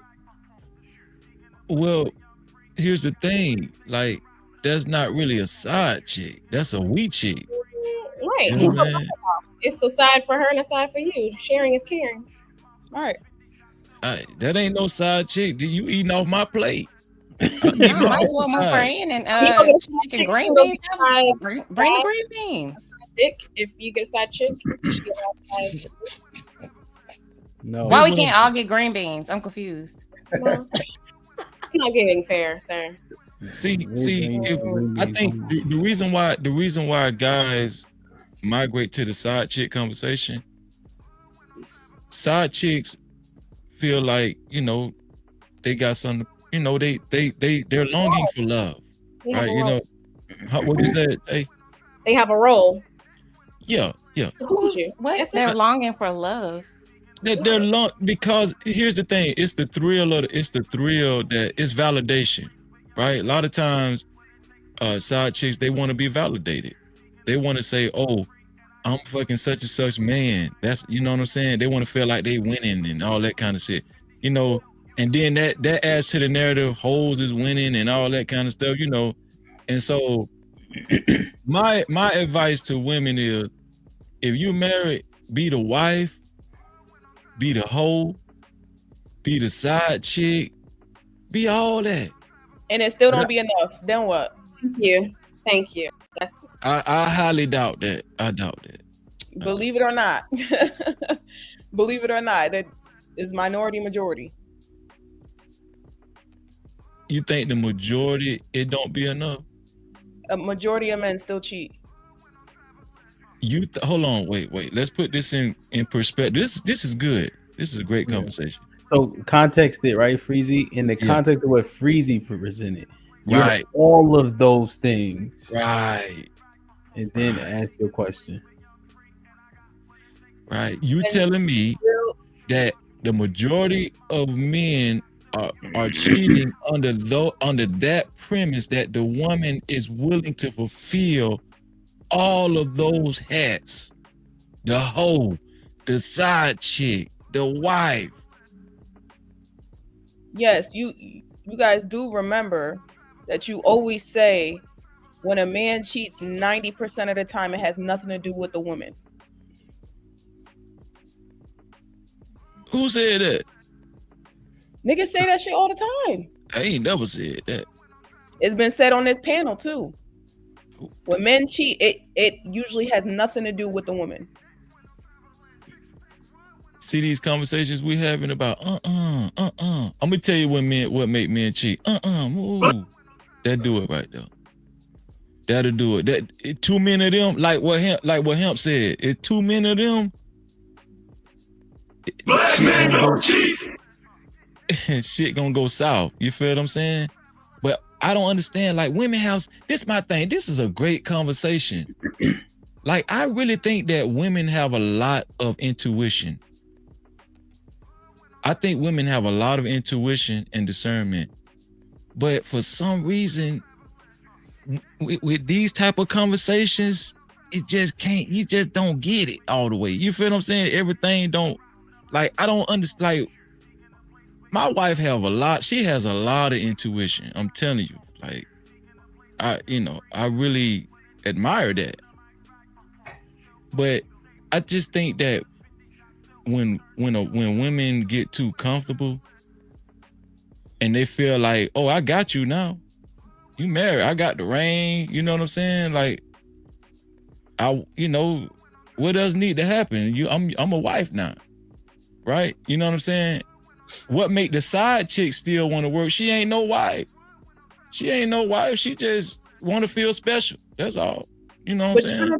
y'all don't think men do that? Like y'all don't see that side of the men that get too comfortable and they know that they're doing everything for the home, for the house, and then think that, okay, like I'm doing everything already, I could go do what I want. Y'all don't see that side of men? Well. Before you go on, Freezy was talking about one side, and then he's building the premise, and he switched it. So we can answer that question, but what about I can answer that. Yeah. What about what he's saying first? Yeah, what people get comfortable. They do. They get comfortable and they think they don't have to do the same things they've always done, or even try new things because Well, in terms of what he's saying, in terms of the women, because I think there was one thing that was key. When she got the ring, she switched it up on him.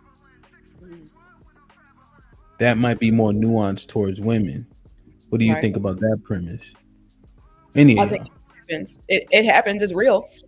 I think I talk about that a lot with my clients, the sense of familiarity and just being around that person all the time, every day throughout your day, versus, you know, the side chick where you see her every now and again. So it's still new to you, right? It's still exciting. But also on the other end of, you know, the side chick mentality, I don't really think it's necessarily of a need being fulfilled for her. I'm sorry, for you. Whereas the need for her is also fulfilled, where she doesn't have the full responsibility of being your woman. She can have fun with you and take you home, drop you off, like, you know, somebody else's child. It's the same premise for, again, in conversations I've had with other people, they like it. They like the responsibility, the idea of not having the responsibility of you being their They don't man. get the hard part. Like I said, they don't get the real you. Yeah. And that's for anybody, whether a female has a side nigga or whether the dude has a side bitch. Like, it's these people on the side don't know you at 100%, haven't seen different seasons. So when you get to the point where you're going out and you're, for instance, you could have a wife at home that do everything. Like he said, you got a wife at home that do everything, blah, blah, blah, blah, blah. You could have one bad day. And there you go. You get what I'm saying? Because it's going to seem like, oh, this person is this kind of way towards me, or brings me this kind of peace, or brings me this kind of happiness, because they don't see the things that troubled what was already going on. They don't see that part of you. So it's going to be glorified, and it's going to be like, oh, this is great, this is that, because again, you're now starting from the beginning, showing up as a representative. Okay, so you're saying the side chicks are like grandma. When you go to grandma's house, you eat all the cookies, all the snacks, all the candy, and she drop your ass back off. So you don't got to deal with it. When you got to come off that sugar high. Right. Listen, like, it's not the same. So it's, you know, it's, when I sit here, you know what? God bless the women's hearts. When I sit here, when I hear y'all talk, I be like, damn, they ain't got a clue. You know what I'm saying? Because it's some side chicks know more about this dude probably more than it's some things side chicks know about some men than the men's wife know. You know why? Because they don't care about this side chick judging them or whatever. You know what I'm saying? Sometimes it be so much pressure at the house, and a man be trying to keep up this strong image or this massage or this facade or whatever. With the side chick, it ain't even no pressure. Like, he could tell her anything. You know what I'm saying? You don't have to deal with it. It's a difference between a side chick knowing, like, your side chick could know what's going on, could know what's troubling you and all that, but ultimately she's not dealing with the outbursts, she's not dealing with the emotional roller coasters, she's not dealing with the neglect, like she doesn't have to deal with none of the stuff that comes with whatever you're dealing with. She may be there to listen to you, give you some head, you know, fuck you a little bit, and then you on your way. But even though she knows what's going on, she doesn't have to deal with it. So she doesn't have a response to it. She doesn't have to have a response to it. But when you're dealing with the same things and you're at home, you have to face that reality. You get what I'm saying? Because a lot of times you have somebody at home that's putting a pressure on you. Got to get done, or you got to see this, or you got to change that, or you got to do this. You know what I'm saying? And it's real different. It's just real different. When a dude got a good side chick, it actually has an adverse effect. The wife trying to figure out why this dude so quiet now. Like he ain't even got no complaints no more. He, you know, his time be more limited at the house.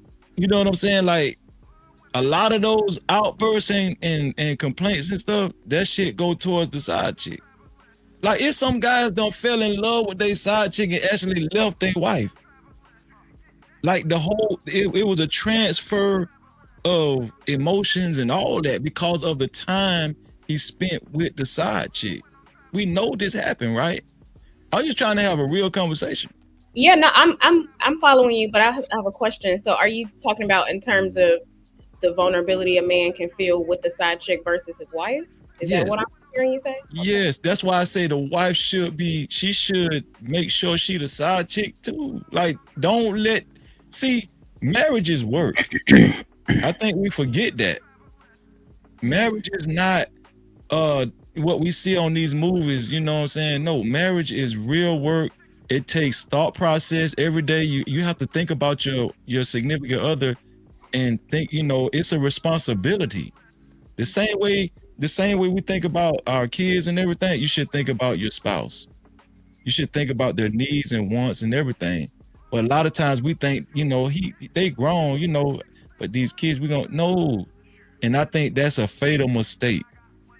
Your spouse is your responsibility too. Go ahead. I'm so confused. I mean, I like the idea of constantly being in service of your partner. I think that has a lot to do with the inability or the need, not needing a side chick, right? If you're saying she's playing all those roles, she's the host, she's the side chick, she's the wife, she's doing everything, then that eliminates the possibilities all the way. Is that what you're saying? So say a woman does all three. You're gonna stay at home. You're not gonna even think about cheating on your wife because she's everything that you need, right? That's what we're getting to. Is at the point. Well, okay. Well, me, I've never cheated on my wife, right? I'm not gonna cheat on my wife because I adhere to a higher power, right? And I want to hear why Lauren is confused too, because she says she's confused. But what I'm saying is, I do believe that if most marriages operated like that, it would be less infidelity. Mm-hmm. I believe that. And I don't believe that most marriages operate like that.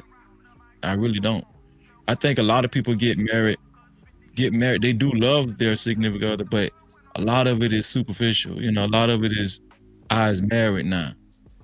You know what I'm saying? But a lot of people, I don't think a lot of people are prepared for what marriage really looks like. I really think that it needs to be like some type of certification to get married. It need to be like you need to pass a class or some shit. I don't think anybody really is. I don't think anybody would, no matter Mary, what.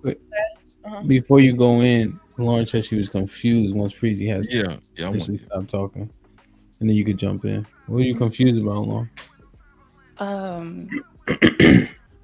So when you choose to marry somebody and they are what you were looking for, like they were your person, right? When did they stop being able to be communicated with to the point where you got to talk to somebody else? Like how does that evolve into that? Well, you're saying from a man's point of view? Yeah, like you said that side chicks are good at being like they're a sounding board, kind of like you can communicate with them, be vulnerable with them. Yeah. I'm trying to figure out, when did you get to the point you couldn't do that with your wife? Not you personally, but you know. Yeah. Well, I think that where it goes south is like, I think women, they stop being that woman that they were when the man first met them.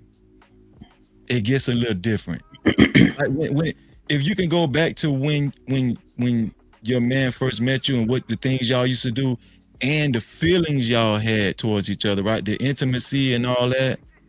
Like when he feel like what Hemp said, you know, just walking by, when he feel like he can, you know, feel on your butt and do that cute stuff. And if a woman is always acting agitated, because we talk about women go to work, I be tired, and like, you know, that's why I really want CC to come up here too, because she was saying like, listen, we do be tired, and use your hand. When the woman keep saying stuff like that, no, use your hand. I don't care if you're thinking about somebody. You know, I be tired, and you know, that type of rhetoric, it makes a man not feel comfortable with you anymore.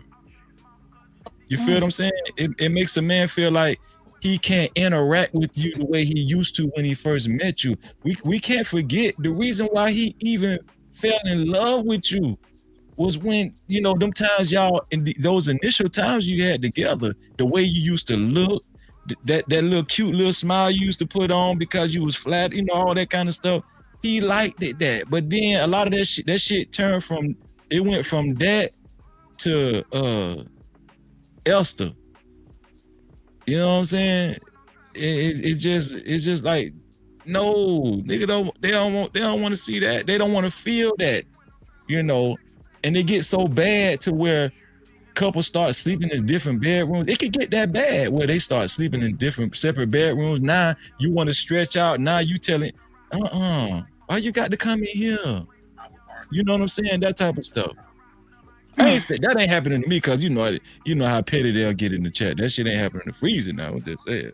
I feel like that's so unrealistic. Like, I feel like, especially if you get married, like, I think the reality of it is people are going to change, and that's the biggest misconception when it comes to marriage, is hoping somebody's going to stay exactly the same as when you first met them. That's realistically, that's not going to happen. Things change. You may have more kids, family starts to grow, you know, start doing other things with like you're dealing with somebody for every season of their lives. So it's not always going to be the same. And the fact that we as women have to stress ourselves out about being exactly who we first were when we met you just to make sure we don't get cheated on is crazy. You get what I'm saying? Like, there's got to be some kind of level of grace and understanding in regards to how we both evolve in the marriage and in your relationship. This is somebody you're going to be with for the rest of your life. You're going to go through so many different seasons with this person. There's going to be good seasons. There's going to be bad seasons. There's going to be so much miscommunication and misunderstanding. And the fact that women are supposed to walk on eggshells just to make sure a nigga don't cheat is crazy. Okay, but we're pretending that it's not the same on the other side with women. Let a dude stop acknowledging, you know, just like him said, you got your hair done. He just don't even say that no more. He used to do that in the beginning to make you feel special. But now he don't even look your way. He you know, when you come in, he don't even acknowledge that shit. Y'all married now. He don't even, you know what I'm saying? He don't put no effort in acknowledging you, validating you, making you feel it's the same shit. So the point, this is what I'm saying, marriage is work. This is why I acknowledge my wife nails. Even like I said, I was truthful earlier. I don't give a damn about her nails. I really don't. But guess what? I'm going to say they look nice when I see she got no bitches done, because it makes her. That's the same shit I used to do back in the day. You know what I'm saying? That's the same shit. If I could do it then, trying to, you know, impress her and make her feel special, I can do it now. There's no excuses. There's no excuses. We gonna still, you know, I don't know. I just feel like marriages work, and this is your partner for life, right? And so why not make sure you prioritize their feelings? Who else feelings you finna prioritize? Who else? You feel what I'm saying? You ain't got nobody else feelings to prioritize but your significant other, but your wife or your husband. That's how I see it. Do you think that in these situations where I guess the vibe or the energy changes within the relationship. Do you think that majority of relationships, they don't acknowledge it, they just go with it, and that's how it gets to like Yes, side chicks and stuff? that's beautiful. Yes, they do. They get lazy, and you know, Like and tit for there's tat. yes, and there's exactly, and there's a lot of like a lot of unsaid feelings, negative feelings that people might not want to say. You know what I'm saying? Especially men. Like men do it the most. That's why I be telling women to watch out for men, because men don't want to seem like they whining about, nagging and whining and stuff. But men want that shit too. They really do. That's why I was saying, at least like if a man try to grab you, and if your man try to grab you and try to get sexual with you, and he's kind of hinting that he wants some, at the very least, don't act like like he's bothering you. At the very least, just don't do that, because like Hemp said, too many of them, you're gonna be like, man, what? You know what I'm saying? Like, you is my woman. You is the one I'm supposed to be having sex with. What am Who I touching my girl? What you said, Hotel? Who touching my girl? Peace to the panel. How y'all doing? What's good? That's all. Yeah, that's all I'm saying. But I get it. I'm not saying a man should be unbearable and unthoughtful of a woman's feelings. All I'm saying is that both people want to be validated in a way to where, they want to feel like, they still got it. Men want to feel like they still got it. You know what I'm saying? And women want to feel like they still got it too. Now, if we want to just go on and ignore that and make it seem like that's not a big deal, then over time you're gonna see the little problems creeping in. Unless you're really disciplined.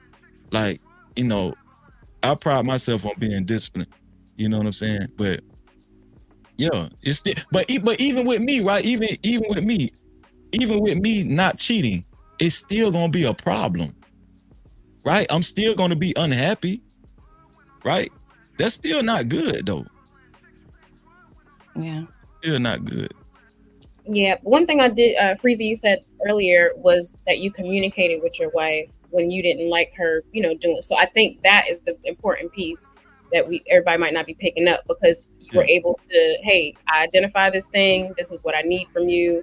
I need you not to, or to do this. And then, but that's what it takes. It takes someone like you or the man, right? Identifying like, hey, I just, there's a way to say it, right? I know you won't just be like, hey, stop doing it to me, or whatever. I don't know how y'all communicate, but you did it in a way that didn't make her feel, shamed, but still got her in line, right? Like she fixed it. Yes. So that was the important part. Yeah. You know what my wife told me? She said, baby, I want you to fix more stuff around the house instead of paying people to do it. I said, why? I got money. I ain't got to fix nothing. You know what I'm saying? But I took that into consideration. I sat and pondered. I was like, she really don't want me to fix it because she want me to fix it. That shit might turn her on. So guess what I did? I went out and bought me a motherfucking DeWalt drill, power drill, with all the tools on that bitch. Yeah. Okay. But it's crazy because like with you being able to communicate in that way, a lot of men are not able to communicate that way until they hit the point where they're already out. You get what I'm saying? So a lot of times we don't get the grace from men for understanding in regards to what they're going through, because again, men suffer in silence. So we don't get the grace of having the understanding of what's going on or what they're thinking about or what we may be doing wrong until they've already done something that's, tipping the whole shit over the edge. Yeah, you didn't ever know before that brother was, guarded with his, thoughts and emotions and everything. I mean, it didn't happen out of the blue. You know, he No, had because to it have was shown some before. signs. Sorry. I mean, he had to have shown some signs that he was a guarded individual and didn't, share his emotions before you invested all that energy into him. When people tell you who they are, listen to them. When we're in the dating phase, when we're in the courting phase, y'all talk a lot. Well, you're not that invested in it anyways. Y'all talk a lot. Y'all I know, share but a lot. what have you invested though, other than some time, which is equally Yeah, but then invested when by you the get man married, too? why do you stop talking? I'm not saying that you shouldn't. That communication should be. You shouldn't be married to somebody you can't communicate with first and foremost, right? And if Well, you're that's what I was asking Freezy. Like, how doesn't does it get to start the that point? way. It doesn't start that way. It doesn't always start that way as like somebody just not communicating. Like it really starts when somebody's expresses something to somebody, a problem or an issue, and they feel like that problem was not heard by their partner who's supposed to be on their side. So then there's some resentment that starts to happen that way. I'm not being heard. I'm not being listened. So, why should I even talk? It's like I'm talking to myself. So that's it. It all starts with having mutual respect with your partner and everything. So right. I'm just saying we can't assume that, oh, I shouldn't have married this person because I don't communicate with them. They probably were communicating before marriage, and things get different. Everybody, can I say one thing? Good. Okay, so I think one thing I have noticed, like,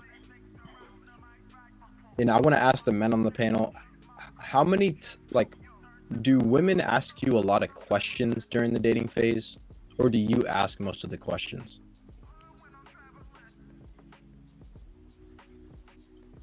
I ain't never thought about that. I never really thought about that. I'm usually it's an interview, definitely at the date, first date. I'm interviewing. I ask more questions. Everything. I think a woman should be as equally as inquisitive when they're on a date with a man too, to really find out about them if it's even worth having a second date. So okay. So your answer is yes, you ask more questions. Freezy? I think men ask more questions. I think I asked more questions, and my wife was just more observant. I think she just she was watching how I was moving and stuff. Gotcha. They're naturally better at that anyway. That's something innate in women. Women can can walk into a room and they can tell who's having sex with who's in a relationship, and will tell you all about it in the car home. Oh, you didn't know that they was? Oh yeah, they definitely. So, am I lying, ladies? What about you, Fo? I would say I'm more observant and less question asking to an extent. Yeah, but I'm more observant though. Okay. So what like I gain from that is like most of the times in my experience, like the men are asking the questions to get information about the person, and then if they ask the question, then the woman will most of the time mirror the question back, and then they'll gain information that way. But when you're actually interested in someone or interested in something, you're inquisitive about it. So a lot of the times in like these dating relationships, men may be asking questions, but women don't ask any questions back inquisitively to know about the person that they're dating. So that can They're grow. interested. I think they do. That can grow resentment in the man because he doesn't feel like you're actually interested in him, because you're not actually interested in learning anything new about him. You're just taking whatever he gives you. I don't think men care that much about what you like really think about them. Like, especially like in the dating phase. Like, I don't think men go into it like, let me ask her questions to know about her. I think it's always a sexual thing initially, if we being honest, because all they have to go off is your physical. women may seem like they come off not asking as much questions because they're going to believe that you're going to lie anyway. So what they do is pay attention to your patterns and what you do for them and how you react around the people around you to really figure out who you are instead of asking questions, wasting their time. Because 80% of the time, you're probably going to lie. So everybody shows up as a representative. So at that point, what's the interview for? You just got to watch somebody as they go. Most men are having that interview to see where they're gonna slot you in one or two categories: sex only or potential relationship for kids in the future. I feel like men know Honestly. the conversation. No, it's multiple conversations, but that's what they're trying to determine the whole time. No, I don't think men take that long to determine that. I mean, you're a man, I get it, but I think men ultimately, before they even ask you on a date, they already kind of know which side you about to be on, and it's not until after they start to get to know you that they be like, okay, well, maybe potentially No. such. We want to smash you regardless, right? whether it's for a relationship or it's just sex only. Just most men, okay? There's outliers, but by the most part, I think the men would agree with me that either way, we would like to enjoy a sexual encounter with the woman that we're attracted to, whether they're viable for a relationship or not. That totally determined by the conversation, reaction, and answers to our inquisition. I don't think I've ever been questioned like an interview by anybody. No, it's not like an interview, but I might ask you about your parents and how you were raised. I might find out that you were raised by a single mom, and all your siblings, your 7 siblings, are half siblings. So that's a red flag for me. I'm sex only, and okay. That's what I mean. We're having a conversation to see whether how we're gonna start. If you were attracted to you still, most men are still gonna try to have sex with you regardless of the intent, with no intention of a relationship because of those red flags we come across. Not all, but I if I'm being honest. I ain't got no kids and shit like that now because I was observant first instead of asking all them damn questions, because you gonna get lied to. You just gonna get lied to. But being suckered into some shit, that's some crazy shit. So I really take my chances just being observant, and you be like, why you not talking? Okay, cool then, whatever. Yeah, man, I didn't notice some shit anyway. That I don't feel like this gonna go no further anyway, so we can just whatever. We can still finish this little date up and have fun, but it ain't gonna go nowhere. But it's cool, So you still slaughtered her though, Rick. Every man has a different method of doing so, but one way or the other, most men are gonna slide a woman in the dating stages. So, in my opinion. So to that point, are you guys saying that you do communicate with said lady whether or not you're interested in the second date? Like, is there a way you let her know you ain't feeling her no more, or you just ghost her? Is that the general? I don't know. Honest, man. I keep it 1,000 with her and everything like that. I'm not at this point in time. I'm not looking to get into a relationship at this time. I just got out of one. Been whatever reason, but I do enjoy your company. I think you're beautiful. I still like to take you out. If you I had fun last time. Did you have fun? Damn. Okay. You guys more importantly than like it, you guys respect honesty. Wait, so you asked did you have fun? I mean, if we're talking about a second date, if we're if I'm being 1,000 with her about my intentions, she threw up a red flag. I might not tell her what the red flag was. That's like somebody like, but did you die? Like that shit. I don't know. I don't see myself like you have fun.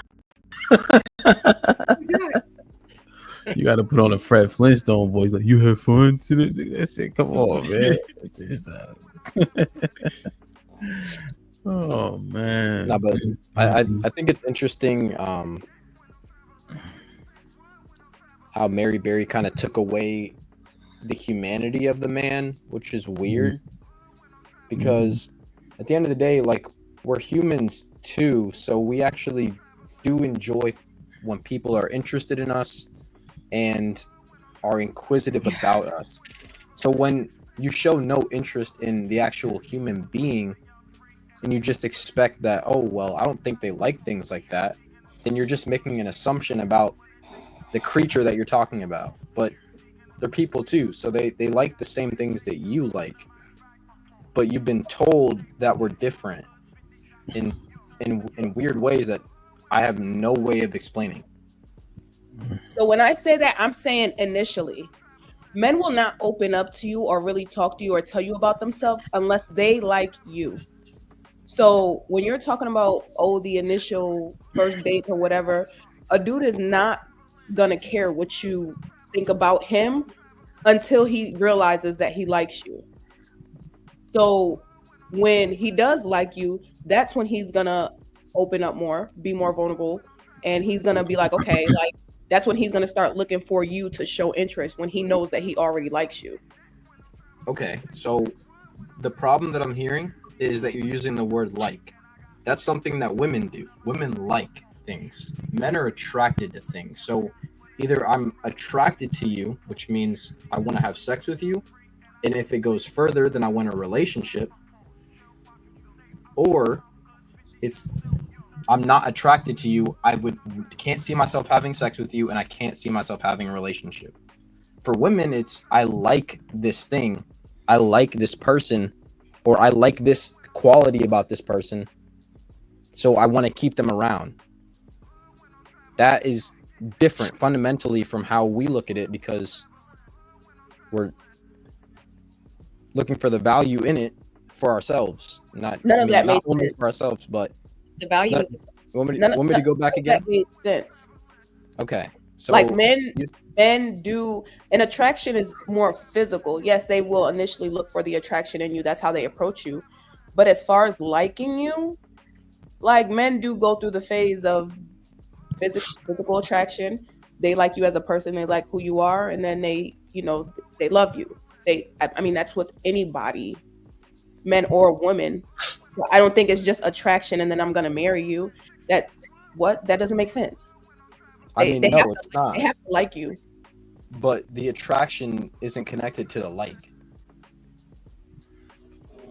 Yeah, I wasn't wasn't like saying you that. to want to fuck you.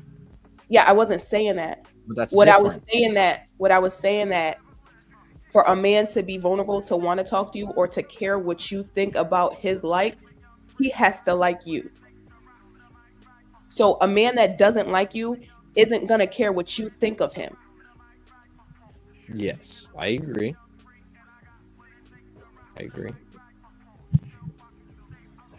But we're talking about a relationship, though. We were talking about dating. We're in dating. Okay. Dating. Yeah. Okay, yeah. So in the dating stage, I mean, who goes on dates with women that they just don't like? You don't know them yet. Nobody knows anybody yet on a date. I mean, again, that's why I think it's weird that you're using like, because if I'm attracted to you, yeah, I may take you on a date. Men could be attracted to you and not like you. Men could smash you and really not like you. We could be attracted to you. Crazy. I know this is the truth about men, that y'all. This is why we're different. We got 17 times the amount of testosterone pumping through our veins than women do. Right? That's not a smidget. 17 times. The best analogy I heard was from Michael Sartain. Imagine the horniest that you've ever been, ladies. Like, take a second and imagine it. Right? Remember the last time you were just the horniest you ever been? We walk around like that all the time. That's our even.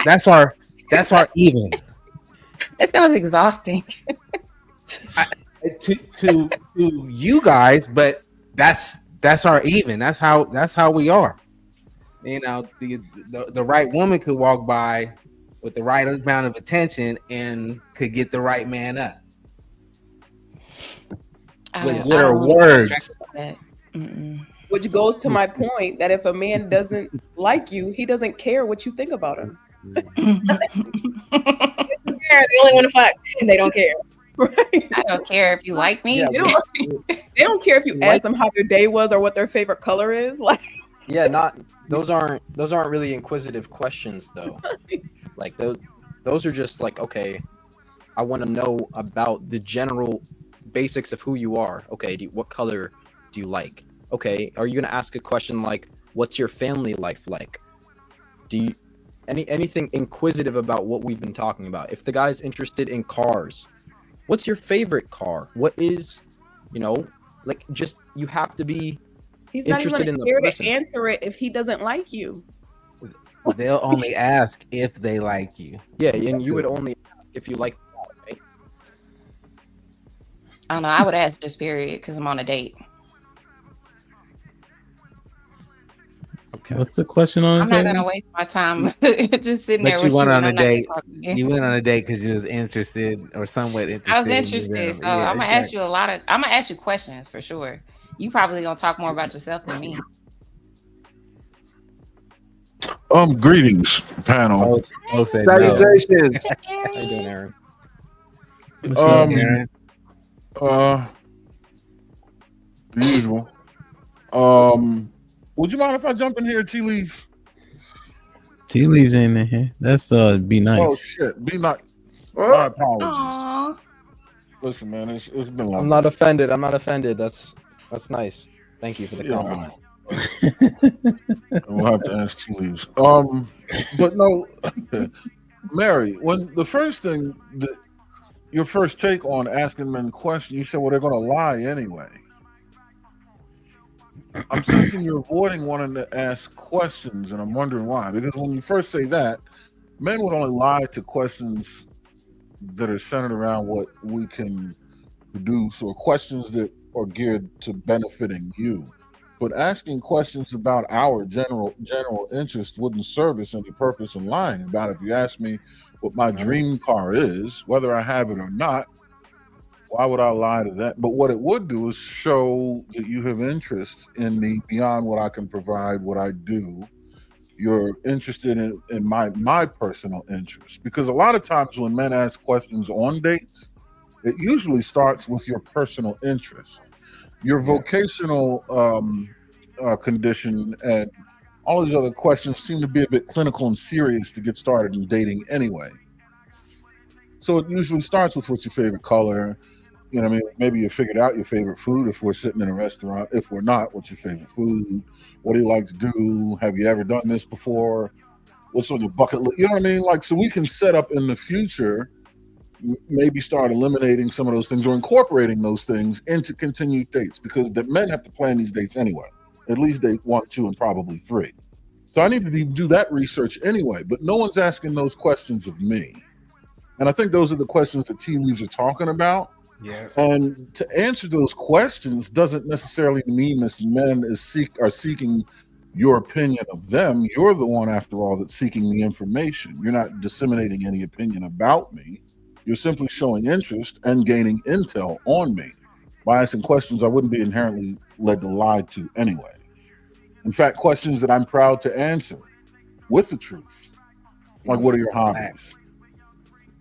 And then that gives you the ability to say, you know what? That's an interesting hobby. Never thought about that before. What's it like? And now you develop more entertaining conversation anyway.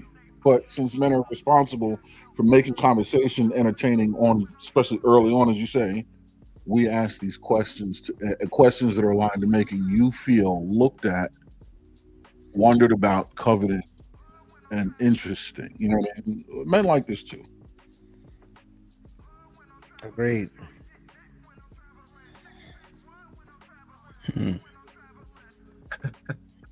Hamp, your thoughts? I don't know. I'm trying to think. If I was on a date, I usually spend a lot of time talking trash, so it kind of lends itself to kind of like being a little bit more open, a little bit more fun in a way. You know, I'll be serious in certain points, like about etiquette. You know what I'm saying? Like how you sit down, pushing in the chair, walking on the side of the road, whatever the case.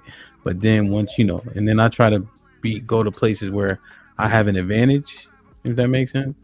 So like a place that I DJ at, right? So I know the bartender, I man, know though. the ambiance, you know, shit like that. To where I'm like, hey, give me XYZ, you know, whatever the case is, right? So trying to make the environment conducive to being successful.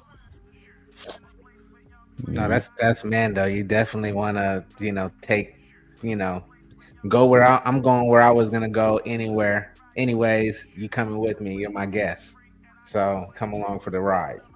You don't even know where we're going. We're going hopping place to place. Y'all do that even if you don't like her? No, I might just reduce it to, you know, that she may not get to the second spot. Yeah, depends on how the interview goes. You know, you don't know how to. She may not even know that she being interviewed, but she being I was interviewed. about to say, because I don't think I've ever had that experience on a date where a guy asked a lot of questions. I don't think I've been on a date in my adult life. Yeah, I've been the one asking most on my dates, but I do get guys that ask questions. I mean, it's like you guys were saying, But it's normally, it's normally questions I've already asked them though. Like they'll just be like, "And you?" I think it's so bored. Guys really asking. And that's why you don't talk to them. Yeah. So then I just start talking about people in there. I'll be like, "Oh, she looked bored on her date," and then we just start. That's People watching. we're gonna people watch. We're gonna do it together. We're not gonna do it because You know, that means we're not gonna talk. Like after this date, that's it. Thank you. I happen to find I don't know if I could discern who was asking the most questions. Whenever, like, I guess I can remember the successes. So in the success, it's much more of a fluid conversation. I never found myself be like, hey, so where you from? Now, what's your favorite color? Do you have a dog? You know what I mean? Like in the conversation, it kind of flows. Oh, you know, you got music playing, people walking in, you know them. Like it's a whole bunch of shit that should be happening. In theory, I shouldn't be sitting there like, you know what I mean? Like in an uncomfortable, damn, how long has it been since somebody said something? You know? The alarm should go off if you find yourself asking all the questions and talking too much. You should have the intelligence to know, hey, this isn't going well. Okay, I got to switch this up. We got to get out of here, do something different, you know. But unfortunately, men don't have dads to teach them this more often than not. So. Damn. I think it's just different in general. I guess for me, it just seems different because I'm more goofy. But when I think about like my dates, I don't think I've ever been on a date with a complete stranger. Yeah. Like all the dates I've been on, I knew them in some kind of way. So like all those bases. That's the way it should happen. All the bases were covered, so there was no. I don't know. I've never dated a stranger. I mean, it usually happens that way and should happen that way organically. It's weird that people do it though, right? Like that they go. Yeah, like when I think about it, like just like I don't know, just like completely not knowing nobody or not knowing somebody that knows that person. Right, like that is so weird. Like how else are you supposed to met make a guy? it? And I'm like, I'm gonna go on a date with this guy. Don't do that. That's kind of like Too many lifetime stories. different. I guess I watch so many Lifetime movies. I'm like, this is insane. People do this. I thought you asked people out to get to know them. They ain't been. I've never been on a date. I'm not dating. I'm I am, and it's not that Girl, fun. never been on a date, bro. Like, I'm married, but You ain't never been on a date. And women often look for, you know, social validation of their choice in men too. So, who knows him? Has anybody heard of him? What's the scoop? They created a whole app, you know, centered around it. You know, I forget what it's called. Are you sleeping with him or something like that? What's the app called? Somebody tell me about it. I know. You guys haven't heard of it? it could just be somebody that you got mutual friends with or that you've seen around. It could be somebody. If you grew up in the same city your whole life, then you know that's everybody know everybody anyway. You know it. So you've never been cold approached before? Like just a guy asking you for your number? Oh yeah. But I'm scared of strangers. I'm saying, have you given your number to a guy after he cold approached you before? When you were And went on single, dates. Mary. Yeah, when you were No, I single, went on not as married. Of course. Oh. I hope not. Why you? I just be trying to be clear, so I don't start that. I Like a hall probably pass? did, but never like did nothing with it. Like never like continued it. Like I They don't. don't. They Did you go don't on a know. date? They don't know. Did you get bro. the free food?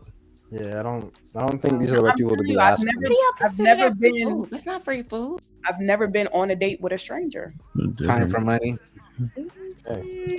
Shit must be different now then, cause that shit used to No, happen all the time. it's not different. It's not different at all. Actually, no. Now they cold These people approach are just not outside. Freezy, they cold approaches IG DMs. Oh, okay. Yeah, like people are on They social. don't approach in person no more.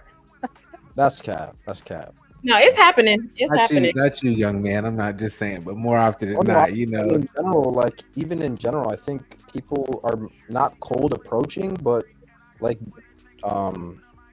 Mary said, they're meeting through mutuals or whatnot, and then the other half is doing cold approaching, like they're just talking to people. I don't think that social media thing is such a big thing as much as people say it is. I think that's just cap. Social media is big, bro. I don't think people will be shooting their Instagram shots is the like number that, one like dating that. app. Let me tell you. Even when we first got Facebook, you know how easy it was just to slide. Now we still used to be outside, but it's just like this shit was just easy. Yeah, I mean, You attack the inbox, you see what's what. You know what I mean, like that shit's nothing. And now it's not taboo. yeah, You know okay. what I'm saying? So there's just it opens the door. Wait, who said that? Why is Joel saying that? Joel with the $5 says, can we trash the narrative that every man that struggles with dating didn't have a father growing up? That's not always the case. What Who said happened? something? Who said that? Your father could not have game too. That could have been it. Yeah, that too. My dad got all the game. Yeah, my daddy had all the game. My daddy was one of them ones. Okay. That's a discredit to your. That's discredit to your daddy, man. Because you don't even date, you don't even approach women. You don't even know what game would look like. What? My daddy have 12 baby mamas. He have game. No, he has game, but I'm saying that won't transfer to you. It wouldn't transfer to me. Yeah, I you're thought not gonna have to use we it. was just taking the time to brag on our daddies. Yeah. No. Why can't I brag on my daddy? Okay. And then I never seen my dad ain't tell me nothing about no game. You just be outside. But I never seen that. I don't remember him being like, "Do this, son." That don't even make sense. My dad is a salesman.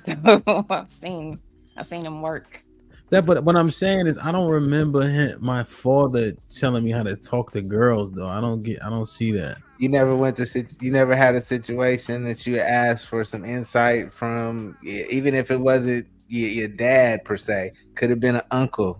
Could have been, I never seen my brothers. dad. I never seen my dad without concrete on any part of his outfit.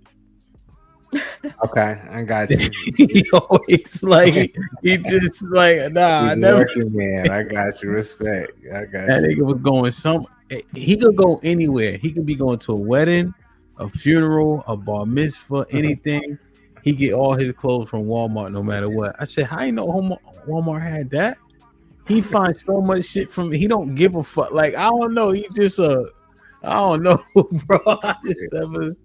Yeah, no, I say he don't care about nobody. What nobody We thinking. think- I like this shit. I'm rocking like, it. I'm telling you, man. He wears suspenders. This nigga's. I'm telling you, he just talk shit. That's all he. But I just can't remember him. I can't remember him like gaming us type shit. I can't. Maybe it's me. Maybe I gotta ask one of my brothers. I don't remember. We thought he was My dad corny. my dad had an afro and a Malibu. I seen pictures. Malibu. I dropped Malibu at that. Malibu was fire. Those years, them 70s and 60s. That was my first car. No, Look at him 67, with that. Lauren, not a Fire, not a okay. 98. My mom I had had a a 70. 2000. Thank you. So My wait, mom so had a y'all be 72 on? SS. Oh, my fault. Go ahead, Aaron. No, I was saying my mom had a 72 SS. But go ahead. Yeah, So y'all be on it. All right. We gotta, for old time's sake. I gotta. Yeah, you got a few OGs up here at your head. All right, be nice, man. Let me see what you got, man. No. Oh shit! I'm not doing this. I'm Here not we doing go.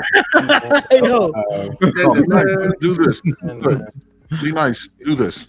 Yo, come on, baby. You got it. This nigga scared. all right. I'm not doing it right now. I mean, I All can. right, nah, you want me good, to. my nigga. This is how it work outside. Remember, you said y'all outside. Remember? I'm outside. I'm down, but Y'all talk to women, no problem. Remember, you told us that, huh? I mean, shit. You're right. You'll be fine. You'll be fine, or not. I want to talk to Sherelle. She said she hasn't been on a date yet. Oh shit! Nah. See, that's the thing. You want to talk to Sherelle because she don't know what she's doing. No. No, you can confuse Sherelle. She ain't been on a date. But Tay has been on dates. Okay. She went to HBCU too, so be careful. What's the situation? Where are we at? You, where you think the best place to approach a woman is? I mean, me, I'm a little different. I like the grocery store. I like,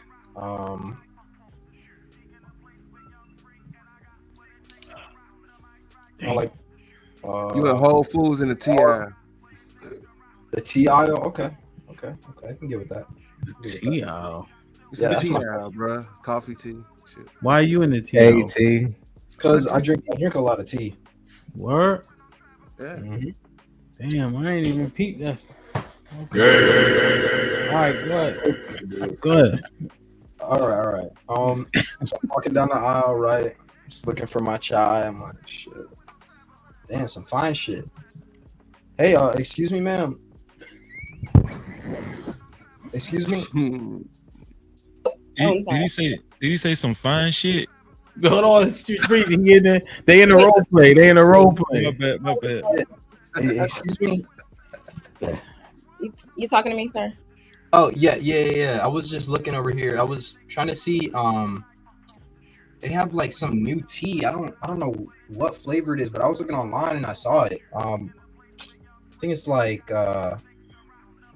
Beauty on aisle 3. Have you heard of that? I'm sorry, I don't work here. But I can. Oh, you don't work here. Walk by me. Well, I can show you.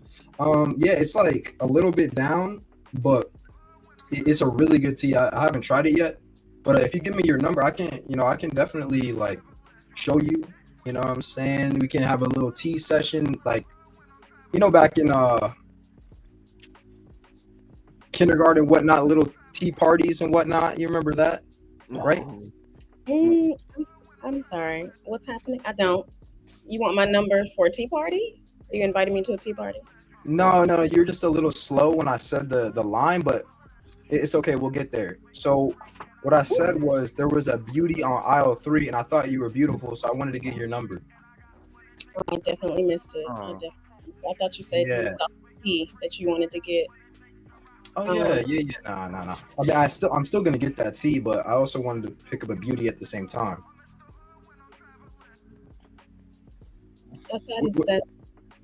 What's your number? Put it right here. That's okay. No, thank you. God damn, son. That was horrible. That's what it's like out there. Oh my god. Hey. It's worse. As a single person out here actually actively gets worse.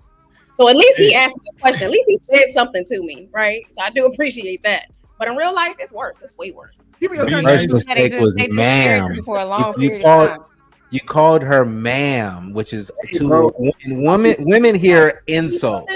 Hey, listen, man. I'm young. I know that's why I'm giving you that. I'm not ragging on you at all. I'm just trying to that's the first thing I heard. It was like, oh, don't say that. Was the ma'am thing? Excuse me, ma'am. No. What the fuck? I say ma'am because it makes them feel young. And then ma'am makes them feel young. Yeah, like I talk ladies, does ma'am make you feel young when Somebody calls you ma'am. I didn't At feel least you. he went. At least he did it. But At golly. least he did it. He did it. He A did lot of older ladies. Who told All you right. that? I need to know. I need to know who told you that. That man makes us feel young. All right, come on, Noble. Show him how it's done, man. All right, some of the old light skin nigga game, man. Let's get it, Noble. Same scenario in the grocery store. Yeah, let's do the grocery store. What aisle they in for? They over there by the grass fed meat products. He getting ready to have a barbecue, a shindig. All right. Oh, that's messed up. I don't even eat meat like that. So That's what she said.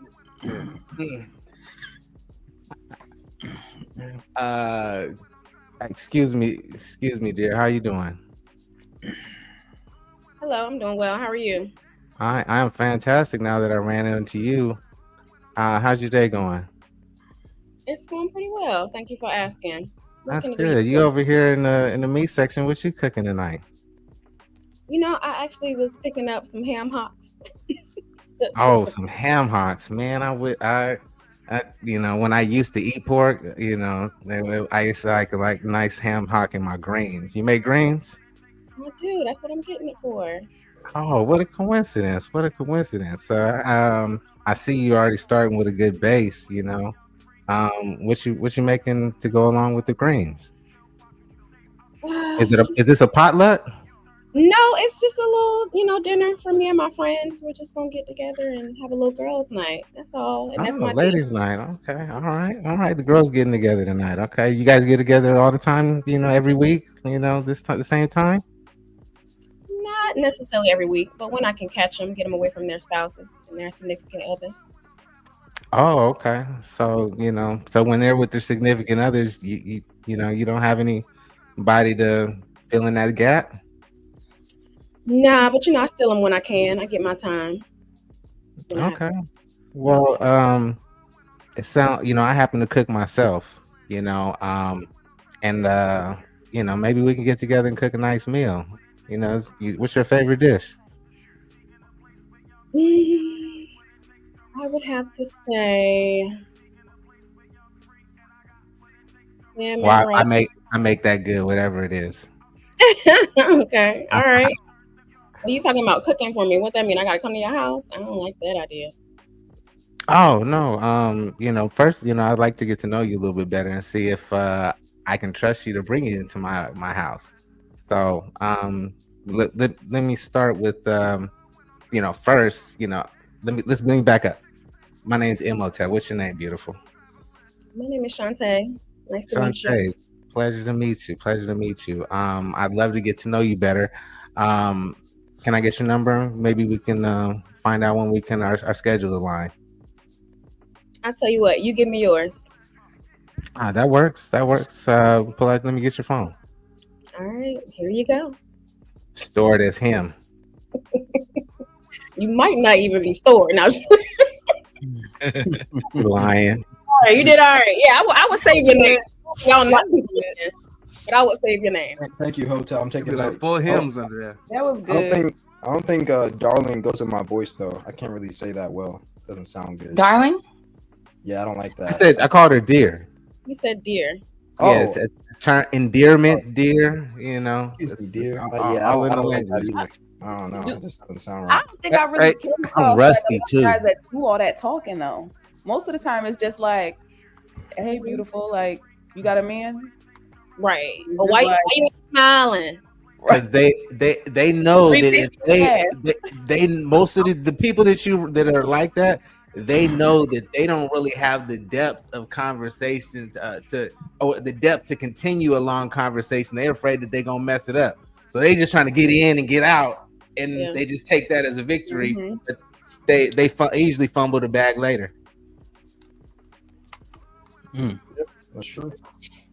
I appreciate that, Noble, because I took some notes. I'm gonna make sure that I add that to the repertoire. You know what I'm saying? So, Hey, look. I think I put you in the wrong aisle. Notes, man. It's trial and error. You miss 100% of the shots that you don't take, and you don't get good at shooting if you don't practice, and you can't practice behind the screen. So you got to get some interaction in front. It's the only way that you can develop the muscle to talk to, you know, beautiful women. And I'll add this as well. As a tea drinker, you had the advantage because we was on the right aisle, right? I'm looking at the tea, right? So you just You never asked her what her favorite tea was. not even that. I'm not even interested. I'm just kidding. And, oh well, what do you think about that? Or I was thinking about trying that. How you like? It's just Hey, anything. Aaron, I put him in that. See, I put him in the right. Hey, Yeah, you did. Yo, they both were given a gift. You both, MOTEP, you squandered your gift, but you still did all right. But yeah, shit, be nice, you squandered. Yeah, you both were given gifts though. Oh, as far as the aisles that we're in, the scenarios, yeah. Noble, all you had to do was go. I think you might be my lifesaver. I don't even eat meat, but I've been invited to this potluck, and a meat dish has been requested of me. I have no idea what I'm looking at. I see you standing here. Can I lean on your expertise for this? At the end of that conversation, I think this is a great choice. You have boosted my confidence. Would you like to go to this party as my guest? We can go get some tea or coffee before we go to get to know each other. But it's my homie and his girlfriend. They're having a shindig. And I think you chose this. I think you should be the beneficiary of it. It's a great choice because before I met you, I had no clue what I was doing. You out of there. Damn. This before. That was a Oh, listen, y'all missing it. I can tell y'all exactly what to do. Come on, Freezy. Huh? What you gotta Put do, me in there. Put me in there. Where they at, fo? It's still the grocery store? Yeah, we could be in that joint. Where we at? Silent Let's see. I'm scanning the perimeter. Hold on. Nah, make it quick. You at the gas station. No. No. It's cold out. Okay. Yeah, the flower area, the floral area. Another gift. Yeah. Damn, folks giving y'all You're making it easy, man. Not for real, but you gotta work. Come You over there still by gotta the work your Clorox. move. You still gotta work your move, but I'm just in the pocket. You know what I'm saying? You still gotta work your move. Go ahead, John. What about paper towels? Aaron, what I'm doing? So we in the flower area? Yeah, that's usually when you first kind of walk in, I think, for the most part. Man, Okay, this you shit, get in the you get in the basket, but she over there, she getting like a Hey, listen, floral giveaway area, too. that's all they need. That's all they need. Yeah, Floral alright, area. Hey, This anywhere in shit way too HEB, you're good. this shit way too easy. Hey, how you doing? Hey, I'm good. How are you? Do you know anything about flowers? Cause I don't really know. You know, I just pick out the pretty ones because I like to have beautiful things around me. Can you help me, please? Can you please help me pick out some flowers? Cause I'm kind of new to this. All right, well, sure. What you looking for? I'm looking for whatever you like, cause I'm finna buy them for you. Oh. And also, can you tell me what the lobster and shrimp at and the tomahawk steaks? Well, sir, I don't know where they at, but I'm gonna pick these flowers out that I like. She already gone. Take me out of there. Hey, the difference is that I didn't spend no money. Yeah, we didn't spend a dime, bro. Well, hey, it won't the money though, because I was there. But I didn't get shit either way. I lost. Thank you. I get it, Tay. I understand. I get it. I'm not taking nothing away from Freezy because that was smooth. That was some George Gervin shit right there. You know, like I said. So yeah, no credit. You know, they recognize Gabe. You know, like I said, real talk. But at the same time, my intent was to get in with the lowest investment as possible because in this market, there's a lot of siphoning, trying to go down. So, you know, men in this market right now are cautious about, you know, the women they engage with because intentions. So how much are the flowers at HBB? $100? Well, how much are they? They're like $8. How much money are they talking about? What's HBB? The HBB? I'm not saying it's a large investment, but we talk about 14. We talk about $14.99 at the boat. Yeah, at the I gotta start caring about stuff like that. I don't be giving a damn about no. Like I did be like an older lady in line or something. She moving kind of slow. I look at her. I said, "Okay, she got like $20 worth of stuff." Man, come on, let me I've get done that before. like, thank you. I bought grocery before. I did this shit But there big. was no romantic intention, at all in me buying the lady in front of me No, I groceries. got you, to but help I'm it just up. thinking a $15 flower, like she about to manipulate me for my house and car. Like, no, I'm just saying. But why do I gotta? I don't want men. I just don't want young men like my brother down there. Forget your name, brother. My bad. G-Leaves. I don't want him to get in the habit of, or even knowing to try to lead with their wallet, because men unfortunately fall into that habit and think that they have to really show a woman interest and get a woman's interest. It ain't tricking if you got it. But I don't even. But see, that's the thing. Like, I think we sending mixed bad messages because that ain't tricking. 15. No, I'm not saying it was. You no. broke a 20? Yeah, that ain't trick. That ain't that. That's, No, flowers aren't tricking at all. No, if you really like a woman, if you want to get her flowers, get her flowers. No, I'm gonna put my number on the car, on the little card too. All that. Yeah, she finna take this home and stare at them flowers, and she gonna think about me, and she gonna think about how long it's been since she done got flowers and all that shit. Yeah, she's gonna be thinking more about the flowers than the money. That Like- would have worked for me whether he paid for them or not. Cause say, Yeah. "No, I'm good, no thank you," right? And I still go home and I look at them flowers, I'm still gonna think about him. So the damage is done. You see what I'm saying? So it ain't about the money. About ya. Tell him, Jay. The thought. Tell him, Yeah, Jay. so It's, now it's not about the money in that aspect. Like, there's really men out there that lead with money, like straight up. Like, I've been approached crazy shit, like just with money alone. Niggas being like, "Oh, I got this, I buy everything you got," and da da da. Like, just shit like that. Like, that's crazy. I don't even know why. Howie, why you look like that? I don't even know why I said lobster shrimp. I don't. Yeah, I was like, he's trying to stunt right now. Hey, Hemp. Hey, Howie. Hemp, I alley-ooped all them boys. So am I a coach now, Hunte? I'm a coach there. Who asked me that? No, the big well, peace and tranquility gotta go again, cause that nigga said, All right, where you want to be at? You want to do you look old, but just because you missed my joke, here's what I really meant. I'm like, ma'am. Hey, bro, that's what I would say in real life. I ain't gonna lie. He was like, "Oh, slow" or some shit.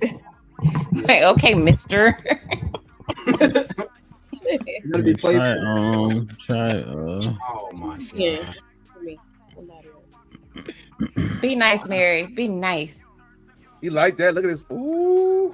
Nah, Mary used to. She married. She used to rejecting brothers already, so she It's gonna be already got a clip full of rejection ammo. Confuse them. You in Target looking at dog guys, food. let her go. Let them go. Okay, I'm in Target looking at dog food. Dog food? That's easy. That what you picked? That's easy. Okay. So I'm walking down, right? He's shopping for dog. Oh, hey, excuse me. Do you need help with that bag? I think it's like 30 pounds. You don't look like you can carry that, ma'am. Or you need some help? You don't look like you can carry it either. Oh god. You know what? No. Yeah, where's the sound effects? Where's the Mario sound effects? You look weak. You look weak. You look weak, and you need a strong man like me to come take that off your hands. Exactly. But you look like you can't carry it either. Pathetic woman. Let me see that bag. Yeah. Okay, let me reset. That was bad. You shouldn't have been over there. No way. Go in the arts and crafts pottery area. Man, you're not even a big shit, nigga. She get a 60-pound bag. You have to carry that shit together. House and appliances piece. You have to run outside and get a cart, nigga. You got to go to Home Depot. Right. Shoulder. Good one, Ham. Good one. Now go in the vinyl area. bad, Target. my Vinyl. Try vinyl. Go there. Vinyl. Yeah, Section. music. Okay. Vinyl. In the vinyl section. Mm-hmm. They still got that? Yes. Yeah, They got do. vinyl. Barnes and Nobles. I don't think they got dino. All right, Barnes and Noble. Giving gifts. Man, they better learn these okay. women, man. I'm trying to tell them what's going on. I'm trying to You giving gifts. It's the holiday season. All right, it's you in Barnes and Nobles in the music section, huh? All right. Dang, I've been looking for this new Deftones album. Where is this thing? Man. Excuse me. You talking to me? Yeah. I was talking to you. You're in the do you know who Deftones is? No. You don't? Oh, okay. Yeah, I was just looking for their album. Do you see like usually it's all in like letter category. I'm looking for a D. Is D near here? Do you know your ABCs or? Yeah, I'm looking for. I can't find it. That's why I'm asking. Oh well, let me move out your way so you can see more. Oh, there it is. Yeah, no, get me off of here. It's too late. I'm too tired. I already let out all my my energy at work today, man. I can't keep doing this, man. Let me ask you a question. All right, slow down for a second. Let me ask you a question. Yeah. Why is your excuse me so abrasive? Right. Because my voice doesn't carry it smoothly. That's why I try not to say it a lot. Man, you scared the hell out of me when you said that shit. I was like, oh, excuse me. All right, try it again, but soften up your excuse me. I can't, man. And stop walking up behind them so they got to do all this spinning. They don't know who you're talking to. They're doing that. You want it? Because it sounds like you looking for somebody who worked there. That's how you say. Cause you be walking by fast. You're like, excuse me. See, that's how I do it. I act like I'm looking for someone that works there, but I found something new that I want. You know, like that's the whole thing. Slow down. Just soften up your excuse me. You can do anything you put your mind to. That's a fact. Be nice. Can I hear you say one word? Yeah. Hello. I fucking hate hello. God damn. You don't have no room. You don't have no room to hate nothing. You're right. How about? All right, we hate what you're doing, so we in the same thing. Not my voice, I can just tell. All right, come on. All right. Man, where's this album, man? Hello? Damn, it just sounds like I just knocked on somebody's door, man. Like, nah. Yeah, you did sound like you answering the phone. Hello? Yeah, like I'm just. You got an ear pod in, like. Man. Try excuse me. Damn, so you're looking for your album, huh? Right? Yeah. She looking in the aisle with you, right? You looking for a particular album, you may know something that just came out. Right? Okay. Y'all looking in the same section. Okay. I see what you're doing. Okay. You could say something to the effect of, hey, you looking for that new Kendrick too, right? Kendrick. Oh, I wasn't gonna go that way, but yeah. Okay, I see what you're saying. Because it could be fluid because y'all both there doing the same thing. Gotcha. Questions. Look, the rule of thumb is whoever's asking the questions is in control. Ask her a question. What are you looking for? Okay. All right. Miss Barry, are you ready? Yes. Setting. Now. Okay.